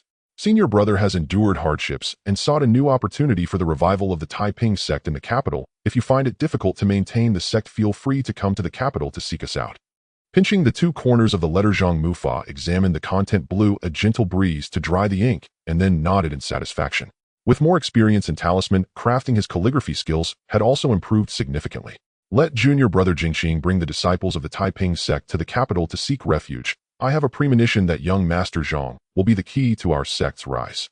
After speaking, he summoned 2 talismans. One transformed into a paper crane clutching the letter in its beak, while the other concealed the crane's form, drifting out through the window's crack with the breeze. In the Zhou family, a large red character for happiness was pasted on the door, and inside the courtyard the sounds of clinking glasses and lively conversations echoed. At the entrance, servants were loudly announcing a fine bolt of brocade. "Mr. Li presents his congratulations to the newlyweds." A lesser martial art Mr. Wu presents his congratulations to the newlyweds. Though Zhou Enming's father was merely a minor officer in the Imperial Guard, he was still a 7th-rank official, not particularly conspicuous in the capital filled with wealth and high-ranking officials. Not to mention the learned and accomplished guests, but definitely not a single ordinary person among them. The guests brought gifts of silk martial arts. These kinds of precious and rare items drew the envy and admiration of neighbors and onlookers alike. Families with official statuses are truly different. Their wedding banquets are far more extravagant than those of us common folk, and the gifts and announcements are from people I've never even heard of. In the front and back courtyards, over a dozen banquet tables were set up, a true gathering of distinguished guests with no empty seats to be found. The front courtyard was filled with the male side's relatives and friends, while the back courtyard hosted the female side's relatives and friends. Since the Zhou family had martial origins, most of their visitors were martial artists known for their bold and hearty personalities, making the banquet lively with rounds of toasts exchanged. In contrast, the female relatives in the back courtyard were much more reserved. After all, they prided themselves on being a scholarly family with many erudite members. Zhou Enming's father-in-law Lu Yongyan was a successful candidate in the imperial examinations during the third year of Taikong, who after multiple failures found a wealthy merchant as his father-in-law, thus settling in the capital. There were indeed some officials from the family residing in the capital, though their ranks were not very high and their positions were relatively leisurely, with little profit to be made. Hearing the raucous sounds from the front courtyard, someone immediately felt displeased. A group of uncouth warriors ignorant of the teachings of the sages, completely lacking in etiquette and refinement. The couple Lu Yongyan and his wife immediately felt awkward. The woman expressing her displeasure was the wife of the current vice minister of the Grand Ritual Department and the highest-ranking official in the family, used to being arrogant and quick to criticize. Though Lu Yongyan was a successful candidate and qualified to be an official, he had been waiting for years with many people ahead of him, and lacking connections and knowledge of the workings could only endure. Benefiting from his father-in-law's influence, the couple had a modest wealth, but it was far inferior compared to those with official statuses. Therefore, they usually defer to this woman and do not dare to speak much in her presence. On this joyous occasion, it was even more so. They could only keep smiling and trying to appease her. Truly, the unrefined hereditary military officers associating with nothing but scum and lowly characters, a collection of the lowest of the low. If it were up to me, this marriage should never have been approved. The woman muttered on, her eyes filled with disdain. Be cautious. The man in the brocade robe shot her a glance. Watch your mouth. The imperial guards are the emperor's personal army. How dare a mere woman like you slander them? For the ministers of the Ming dynasty, the imperial guards were both respected and feared. Though they were just a minor unit, their influence was no less than that of the vice minister of the Grand Ritual Department, which is why he agreed to this marriage. Such is the nature of relationships formed through family ties. When it comes to marriage matters within the clan, the parents cannot decide, but rather require the approval of higher-ranking and more powerful clan members. Hearing her husband's rebuke, the woman immediately became submissive, retracting her claws. Lu Yongyan and his wife quickly tried to smooth things over. The middle-aged man in the brocade robe said no more, and was even too lazy to apologize to Lu Yongyan and his wife. He was a core figure in the clan and had always been the one to call the shots. The only value of Lu Yongyan and his wife was that their daughter had married a minor officer of the Imperial Guards, adding a bit of strength to the family, so he naturally did not need to overly consider their feelings. Esteemed elders, thank you for your patience. Just as the atmosphere grew tense, the radiant Zhou Enming, dressed in the groom's attire, lifted a wine jug from the table, intending to pour himself a cup of wine as an apology, when he heard the announcement from outside. Young Master Zhang Lin from the Duke of Liang's residence has arrived, presenting a 4th-grade golden talisman and an internal refining talisman as congratulations to the newlyweds. Lord Qi Xiaohang from the Chengyi Marquis residence has arrived, presenting a statue of the Jade Guanyin and a pair of amber mandarin ducks as congratulations to the newlyweds. Prince Wei Zhou from the Uyghur Kingdom has arrived, presenting a youth-restoring pill and a bottle of holy oil as congratulations to the newlyweds. As the last words resonated, the guests in both the front and back courtyards stopped their actions, instinctively turning to look towards the entrance. Prince from the Uyghur Kingdom, Lord Qingyi, Duke of Liang. Their statuses were increasingly astonishing. The vice minister of the Grand Ritual Department trembled, nearly dropping his cup, losing his composure in front of everyone, and cautiously asked, "Young, do you know these distinguished guests?"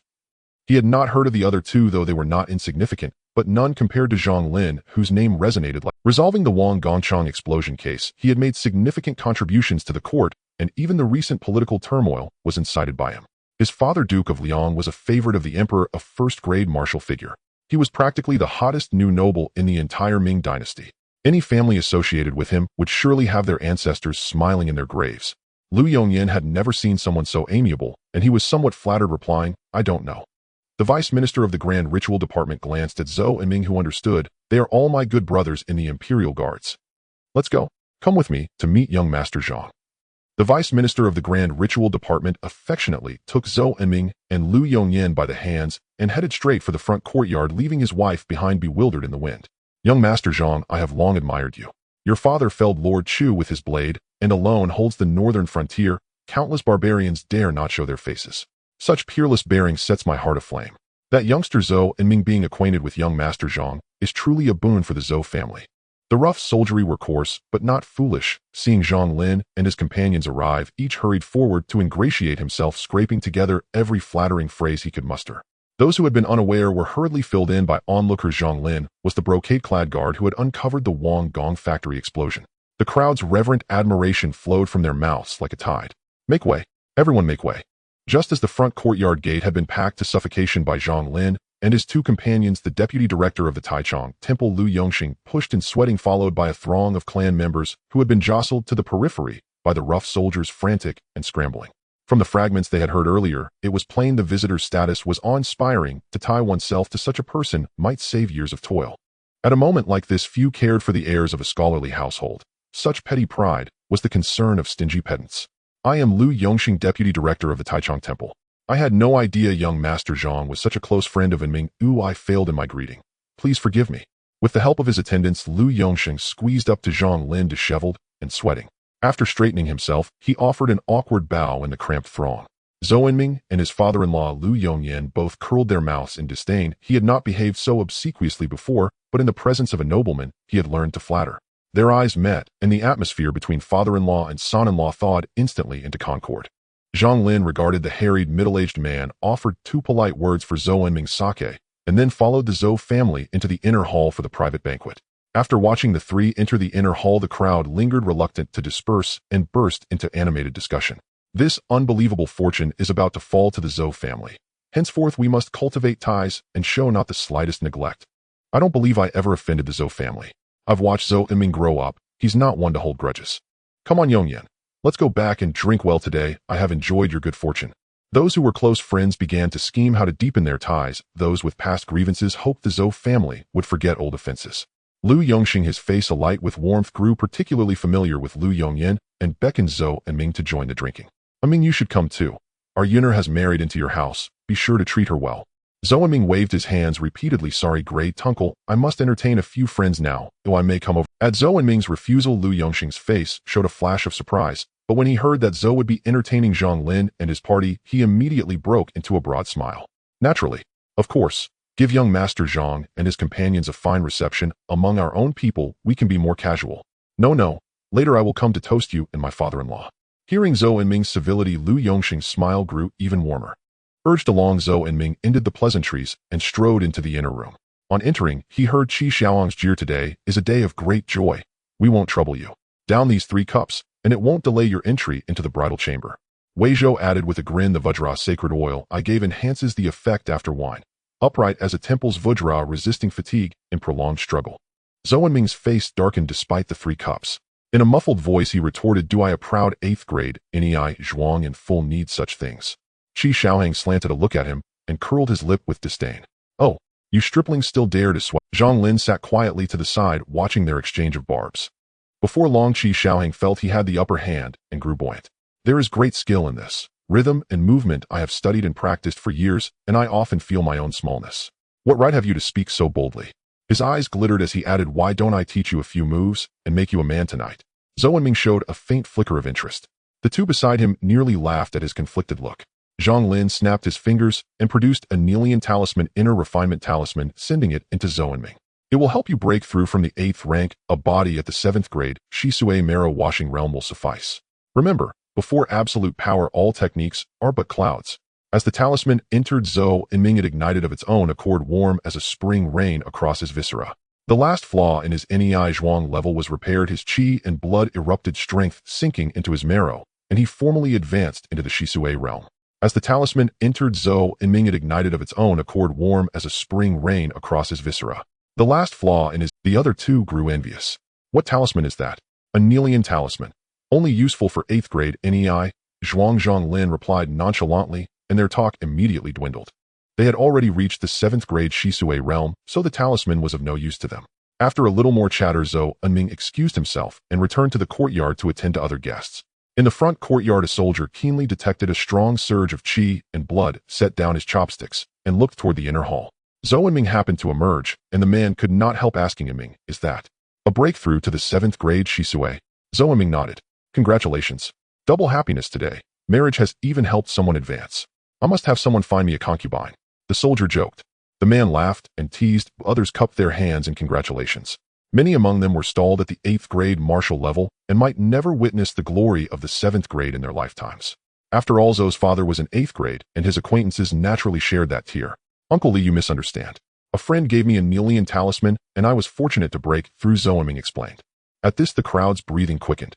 The first soldier stepped forward eagerly and asked, by Nilian talisman, do you mean it can temper the 5 internal organs? Zhou Ming nodded. A stunned silence fell before the courtyard erupted like a kettle boiling. Chairs overturned, and people surged forward. Nephew, is this true? Don't jest, brother Zhou. I've been trapped in the Nei Zhuang realm for so long, daily tormented by the fire in my organs, I nearly failed. Where does one obtain these Nilian talismans? I'll buy 20. Faced with the crowd's burning enthusiasm, Zhou Ming took a step back. He suddenly remembered Zhang Lin mentioning an auction and announced loudly, everyone do not rush. The Wanbao Pavilion will hold an auction soon, and all who enter will be given a Nilian talisman.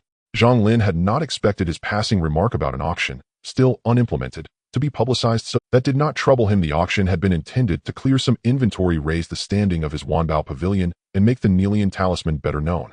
As for the specific planning, that would be handled by his subordinates. As the chief patron, he only needed to steer the overall direction. The wedding banquet at the Zhou family was a joyous affair, with hosts and guests alike enjoying themselves. They had no custom of making a ruckus during the bridal chamber, and as dusk approached, they gradually left the Zhou residence, leaving behind a scene of empty cups and plates along with heartfelt blessings. The next day, Zhou Ming did not attend the morning roll call.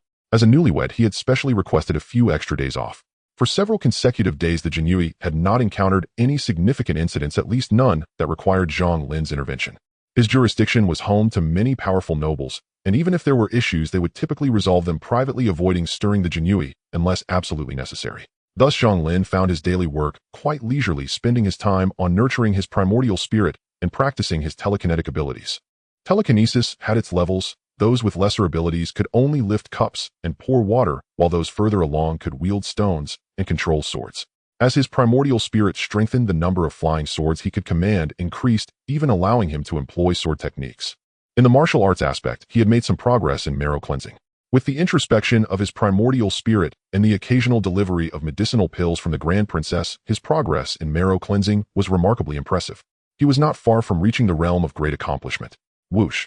Zhang Lin activated the inkstone brush documents and even the tables and chairs in his study, causing everything to float in midair as if gravity had ceased to exist. If outsiders were to see this, they would surely think he had encountered a ghost. Just as Zhang Lin was having fun controlling the scene, the main door suddenly creaked open with a squeak from the outside. Qi Xiaohang and Wei Zhou walked in one after the other, and upon witnessing the chaotic spectacle, they were momentarily stunned. What are you doing? A ritual? Zhang Lin returned everything to its original position and shot him a glare. It was Wei Zhou, well versed in such matters, who quickly recognized the technique. This is the 5th tier of primordial spirit telekinesis. Of course, I know, I saw those 2 Taoists perform it before. I just wanted to mess with him. He was referring to the 2 Taoists from the Taiping sect who had previously used telekinesis to clean their horses. All right, enough with the chit-chat. What's the matter? Why aren't you patrolling the streets properly? Zhang Lin waved his hand, interrupting him. I was just tired from work and came back to grab a drink. Qi Xiaohang chuckled as he leaned closer. Moreover, I heard some news related to you, so I couldn't wait to rush back and share it. Related to me? Zhang Lin looked surprised, glancing at Wei Zhou, who still wore a smiling expression. He asked nonchalantly, what's the matter? Qi Xiaohang glanced at the teapot beside him. Zhang Lin immediately understood, laughing. What? Am I supposed to serve tea to my superior? Though he said so, he still used his telekinesis to pour tea into a cup, which then moved gently to Qi Xiaohang's front. Such precise maneuvers were also a considerable exercise for his primordial spirit telekinesis. Watching this fluid display, Qi Xiaohang marveled. The primordial spirit techniques are truly extravagant. Once you reach the 4th tier golden core, you can communicate with the elements of heaven and earth and cast spells. How utterly cool. Stop rambling, get to the point. Seizing the moment, Zhang Lin poured another cup of water for Wei Zhou. Qi Xiaohang, seeing this, immediately stated, the Eastern Japan envoy is about to arrive in the capital. The Eastern Japan envoy? What does that have to do with me? Who has anything to do with those Japanese devils? Don't you remember? Last time you were assassinated by a swordsman from Eastern Japan who was later wiped out by the Jinyiwei and the Royal City Guard. Then Duke Liang wrote to the emperor, who issued a decree scolding the Eastern Japan royal family, which scared them into promptly sending an envoy to the capital to apologize. Qi Xiaohang smirked, raising his eyebrows at Zhang Lin, saying, do you think this has nothing to do with you? They probably heard about Duke Liang's crushing defeat of the barbarian tribes and are scared out of their wits. Is that all? Zhang Lin coughed lightly. The Eastern Japan envoy coming to the capital will be received by the Ministry of Rights. It has nothing to do with us, Jinyiwei. Besides, they are here to apologize to the emperor. They wouldn't possibly come to my residence to apologize, right? That makes sense. However, the soldiers escorting Prince Chu will be arriving in the capital soon. At that time, we Jinyiwei will need to be responsible for outer security to prevent anyone from attempting to rescue the prisoner transport. Qi Xiaohang and Wei Zhou were both taken aback, speaking in unison, rescue the prisoner transport. That's impossible, right? Who has the guts to do that? Haha, do you think all of Prince Chu's factions have been completely exterminated? Even the Northern Front has his loyalists. Even if you pull out a radish, some mud will come out with it. There will inevitably be some who manage to escape. Some stubborn elements will certainly be daydreaming about rescuing Prince Chu and making a comeback. Zhang Lin analyzed carefully. Suddenly a thought crossed his mind. If someone wanted to rescue Prince Chu, why not ambush the prisoner transport halfway? Why wait until they were close to the capital to act? Or perhaps, their target is me. After all, I thwarted their plans, and it would be reasonable for those who survived against the odds to seek revenge. Could it be that Emperor Taikong wants to use me as bait, luring them out alongside Prince Chu? At this thought, he was suddenly shaken, but quickly calmed down. Currently, his father was in a position of power, a high-ranking minister in the court. Emperor Taikong would never recklessly offend him to the point of causing discord between the ruler and his subjects. This means even if he were to use him as bait, he would secretly send people to protect him. Moreover, his father would certainly not remain indifferent. The most ruthless of all is the royal family. How anyone can be their pawn. Zhang Lin gazed towards the direction of the royal city, lost in thought. It's probably going to take some time. The Eastern Japan envoy should arrive in the capital first. By then we might not even get a chance to take the stage. Qi Xiaohang understood that this mission was exceptionally perilous and could only comfort himself this way. Wei Zhou nodded in agreement. Under Zhang Lin's strategic guidance, the auction hosted by the Wanbao Pavilion, jointly established by his medicine and weapon shops, finally commenced ticket sales. In the early phase, they made ample promotional efforts using the internal refinement talismans as a gimmick, and with the support of various water armies, the newly established Wanbao Pavilion had firmly established itself in the capital. After all, many had never heard of an auction as a selling format. However, there was a concept of singing clothes among the temple and Taoist establishments. Watching the surging crowd in front of the Wanbao Pavilion, Zhang Lin couldn't help but feel emotional as he stood across the street in a tea house. In my past life, when reading novels, the protagonist would always stir up trouble at auctions, often finding hidden treasures. I hope nothing bizarre happens at the auction I'm hosting. Within the resplendent hall, adorned with gilded beams and painted rafters, elegantly dressed maidens pressed against the walls, holding lanterns that gathered flickering lights, illuminating the surroundings. The steps and tables were crowded with people, their heads bobbing in fervent discussion, all gazes inadvertently drawn to the crimson curtain at the center. This novel experience inexplicably stirred excitement among all present. Who was the owner behind Wanbao Pavilion? How could they conceive such an innovative method? I don't know. It emerged suddenly, and it is said that it has the support of several medicine and weapon shops from the capital, boasting great strength. This auction format is not new. It has existed since ancient times, merely under a different guise.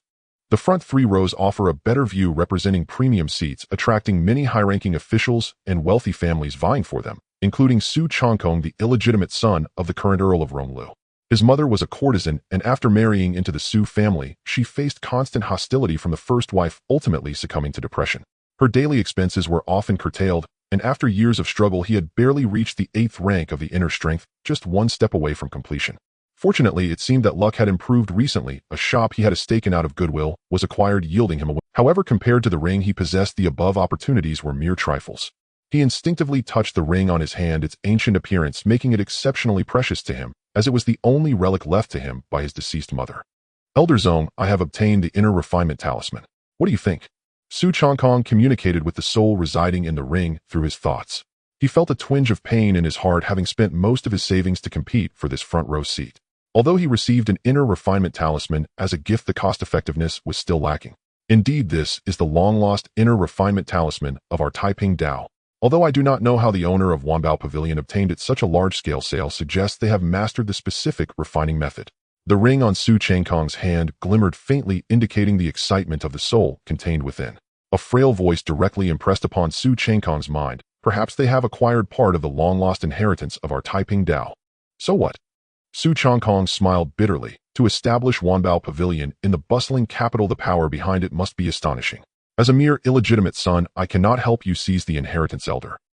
Elder Zong seemed momentarily choked, as if a bucket of cold water had been poured over him, and his excitement instantly subsided. Your martial arts talent is limited. Reaching the 7th rank in this lifetime is already your peak.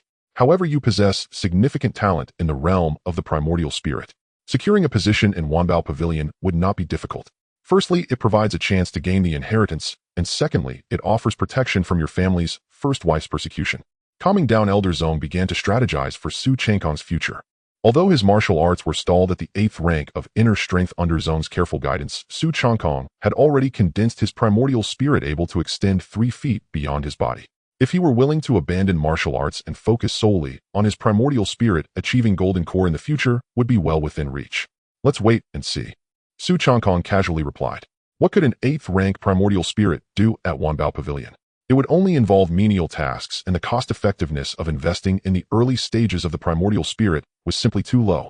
Talismans are high-end items requiring at least the power of a 4th rank Golden Core to infuse into them. Elder Zhong sighed inwardly, knowing Su Changkong had not taken his words to heart and could only find another opportunity to persuade him in the future. Dear guests, I am the host for this auction at Wanbao Pavilion. As the audience whispered among themselves, the central crimson curtain slowly parted to reveal a beautiful woman in palace attire standing gracefully, while a servant beside her held a wooden tray covered with a layer of red cloth. Thank you all for your support of Wanbao Pavilion. I won't take up your time any longer. I now announce the auction officially begins. Please welcome our first auction item. In Huainan, Dao Minqing Prefecture, the streets were bustling with activity, filled with a cacophony of voices as vendors called out their wares. A makeshift stage had been erected on the street, surrounded by a crowd of onlookers, all curiously watching a middle-aged man in a Taoist robe and 3 youths on the stage. One of the youths held a soft sword, opened his mouth to the sky, and just as the crowd was perplexed, he began to inch the sword into his mouth until the hilt disappeared completely. Finally, he did not forget to burp and twirl around on the stage. The onlookers were instantly dumbfounded, stretching their necks and widening their eyes, eager to see where the soft sword had been hidden, and some even threw small silver coins onto the stage. Great performance. A reward for that.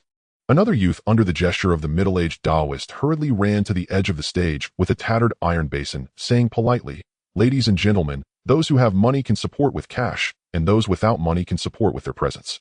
Thank you all in advance." Some audience members, feeling a bit embarrassed to mooch, still contributed a little. By the end of the circle, the iron basin was half full of copper coins and silver, making the youth beam with joy. The middle-aged Taoist also broke into a smile. Just as he was about to signal the nearby youth to continue the next performance, he suddenly heard a sound in his ear, reaching out as if something were resting on his sleeve. Instinctively listening, his face twisted into a grimace. One after another, like fools, they were deceived and took away all the sect's savings, and in the end they quit their position as the sect leader. Now they're saying they're lurking in the capital, and they want me to rely on you. Are you planning to sell our Taiping Dao to the aristocracy as guardians? He cursed under his breath, his expression alternating between blue and white, unpredictable. The 2 youths beside him noticed the middle-aged Taoist's unusual demeanor and turned to ask, "Master, what's wrong?" The middle-aged Taoist glanced at the 2, then fixed his gaze on the youth approaching with the reward money. Gritting his teeth, he said, "Pack up the stage." Upon hearing this, the 2 were immediately anxious. "Master, are we not performing today? How will we manage our food and lodging for the upcoming days? I haven't eaten for several days." The middle-aged Taoist was momentarily speechless. "I have a few emergency fasting pills that can last a few days. We must head to the capital immediately to find your unreliable masters," he said coldly, while the 2 youths were overjoyed. "Did you get news about our masters? They're in the capital." But the youth carrying the reward money paused, looking at the middle-aged Taoist eagerly. "Master, are we still going to the no perform?" The middle-aged Taoist's face darkened, and he remained silent while the 3 youths could only apologize to the onlookers, quickly packing up the makeshift stage. If things don't go well in the capital, perhaps they might still be of use. With master and uncle together, they should be able to, the 3 youths thought happily. The auction was in full swing. Everyone was excited about the inventory that Zhang Lin had thrown out, frequently raising their bids, especially for some elixirs and rare treasures, causing the auctioneer's smile to grow ever wider. She could earn a commission from every transaction as promised by the host. Although the commission was not high, the more the items sold for, the more she could earn. The next item up for auction is a defective formation diagram. Wanbao Pavilion has already tested it, and it can purify the divine sense to some extent. Those who enter this formation will feel like they are accompanied by the sound of a great bell, unaffected by external disturbances. The auctioneer introduced with a smile, then called out the starting bid. The base price is 50 taels of silver, and each bid must increase by at least 1 tael. The formation diagram is still defective. Upon hearing these 2 tags, the crowd immediately lost interest. A formation diagram is not like a talisman, it cannot be used just by having it in hand. It requires an expert to set it up, and unless it is a rare grand formation, its value is not high, let alone a defective one. Yet within Su Changkong's divine sense, a voice filled with excitement echoed, "Changkong, hurry, get it. This is the Little Thunder Sound formation, and it is not too incomplete. I am confident I can restore it. You are now at the 8th level of divine sense, and once you leave your shell you will face external evil disturbances. The thunder sound is most effective against in and evil, and it can also refine your divine sense. It is simply tailor-made for you at this stage." Su Changkong's eyes flickered, and he immediately raised his bidding paddle, 51 taels of silver. His mother had poor nutrition during her pregnancy, resulting in his congenital deficiencies and slightly inferior martial talent. However, cultivating the divine sense not only enhances learning and comprehension, but also allows for finer control of the internal qi and blood, enabling him to forcefully push his martial realm to the 8th level. Thus, he was well aware of the supportive role of the divine sense in the early stages. Even though he currently struggled with dual cultivation, he was still unwilling to give up either. "I bid 52 taels of silver," a voice from another area called out. Su Changkong instinctively looked over, and a familiar face immediately came into view. Su Peisheng. He gritted his teeth, cursing inwardly. This guy came from the main family. As he was not the eldest son, he could not inherit the title of count. Feeling superior due to his legitimate status, he often looked down on these illegitimate sons. Su Changkong, due to his mother's background as a courtesan, was looked down upon by Su Peisheng, who particularly enjoyed seeing Su Changkong. Looking over Su Peisheng's beefy face revealed a sinister grin. Unwilling to back down, Su Changkong made a throat-cutting gesture and then turned to shout, "I bid 100 taels." After saying this, he shot a provocative glance at Su Peisheng, instantly infuriating the latter. Just as he was about to call out a bid, a thought crossed his mind. Does this kid want to provoke me? 100 taels for a defective formation diagram. Does he really think I'm a fool? He had to swallow his words. Seeing that no one else was bidding, the auctioneer smiled and asked 3 more times before finally striking the hammer. "Congratulations to this young gentleman for securing this formation diagram for 100 taels." Originally expecting it to be unsold, he did not expect someone to take the bait, purchasing it for 100 taels. The auctioneer couldn't have been happier. Su Peisheng likely thought the same. After watching a few more items at the auction that he could not afford, Su Changkong decided to exit first and went backstage to retrieve the Little Thunder Sound formation diagram he had auctioned. On the main road of the capital, a crowd gathered to watch the excitement, sending off several foreign envoys dressed in kimonos, unable to refrain from pointing and discussing. "From which country are these envoys? Why are they so short? What did I say? You woman with your long hair and short sight, these are envoys from the Eastern Sea nation, the very ones you called pirates before. So they are pirates. How dare they come to our Great Ming capital, disturbing the borders, plundering wealth? Why doesn't His Majesty send troops to destroy them? Pirates are from the Eastern Sea, but they are all wandering samurai. The Eastern Sea nation does not officially recognize this group, and we don't even know why they have come to the capital this time." Amidst the buzzing discussions, several Eastern Sea envoys trembled, following closely behind their leader, a samurai, not daring to stray a step, especially one pale-faced young man who nervously clutched the hem of the samurai's clothing. "They won't attack us, will they? Your Highness, we are envoys from the Eastern Sea, representing the face of the Eastern Sea. Please display the grace of our royal family. Oh, why should we fear these commoners?" The samurai rested his hand on the hilt of his sword, looking proud. "Moreover, with me the greatest swordsmanship genius of the Miyamoto family present, who can touch a hair on your Highness." During the reign of Emperor Liu, he was dissatisfied with the Eastern Sea, claiming to be emperors, and once sent people across the sea to defeat them, ordering them not to call themselves emperors, but to be titled kings of the Eastern Sea. Thus it has been passed down to this day. The pale young man nodded, feeling somewhat relieved. "Your Highness, you may need to stay in the Great Ming as a hostage this time to demonstrate our submission from the Eastern Sea," a nearby envoy reminded him in a low voice. The pale young man grew increasingly anxious. The main road of the capital was long, and after walking behind the officials of the Ministry of Rites for a long time, they finally arrived at the guest rooms of the Huitong Pavilion. Huitong Pavilion is where tributary envoys are received. The officials of the Ministry of Rites had settled everyone in and were about to leave when one envoy grabbed him, took out a piece of jade from his bosom, and smiled ingratiatingly. "Sir, this little token is not a formal gift. What do you take me for?" The official of the Ministry of Rites glanced at him and after a cold snort turned away without looking back. Immediately, leaving, the envoy stood awkwardly in place, clutching the jade. The pale young man said softly, "I've heard that the civil officials of the Great Ming have integrity, but Sir Chichuan, you are too straightforward." "What integrity?" Chichuan replied, displeased, as he put the jade back into his bosom. "It's nothing more than the price not being right. It seems this trip will require quite an expense." The main purpose of their visit to the Great Ming capital was to appease the anger of the Great Ming Emperor, hoping to prevent the other side from harboring thoughts of sending troops to the Eastern Sea. These ministers were the primary targets of their campaign. As long as someone spoke for them in the court, the chances of completing their mission would increase. "That is your business. I am only responsible for your highness' safety and witnessing the swordsmanship of the great. The samurai from the Miyamoto family maintained a calm demeanor. In a few days, I will set up a platform in the capital to challenge all sword masters below the 4th rank of the Great Ming. Are you crazy? Chichuan frowned heavily. If you provoke those Great Ming people, it could negatively impact our objectives. That is your concern. As long as I defeat all those below the 4th rank with my sword, I believe the Great Ming Emperor would not dare to retaliate. Don't they always pride themselves on being the celestial empire? I believe they will not discard their long-maintained dignity with hosts and guests.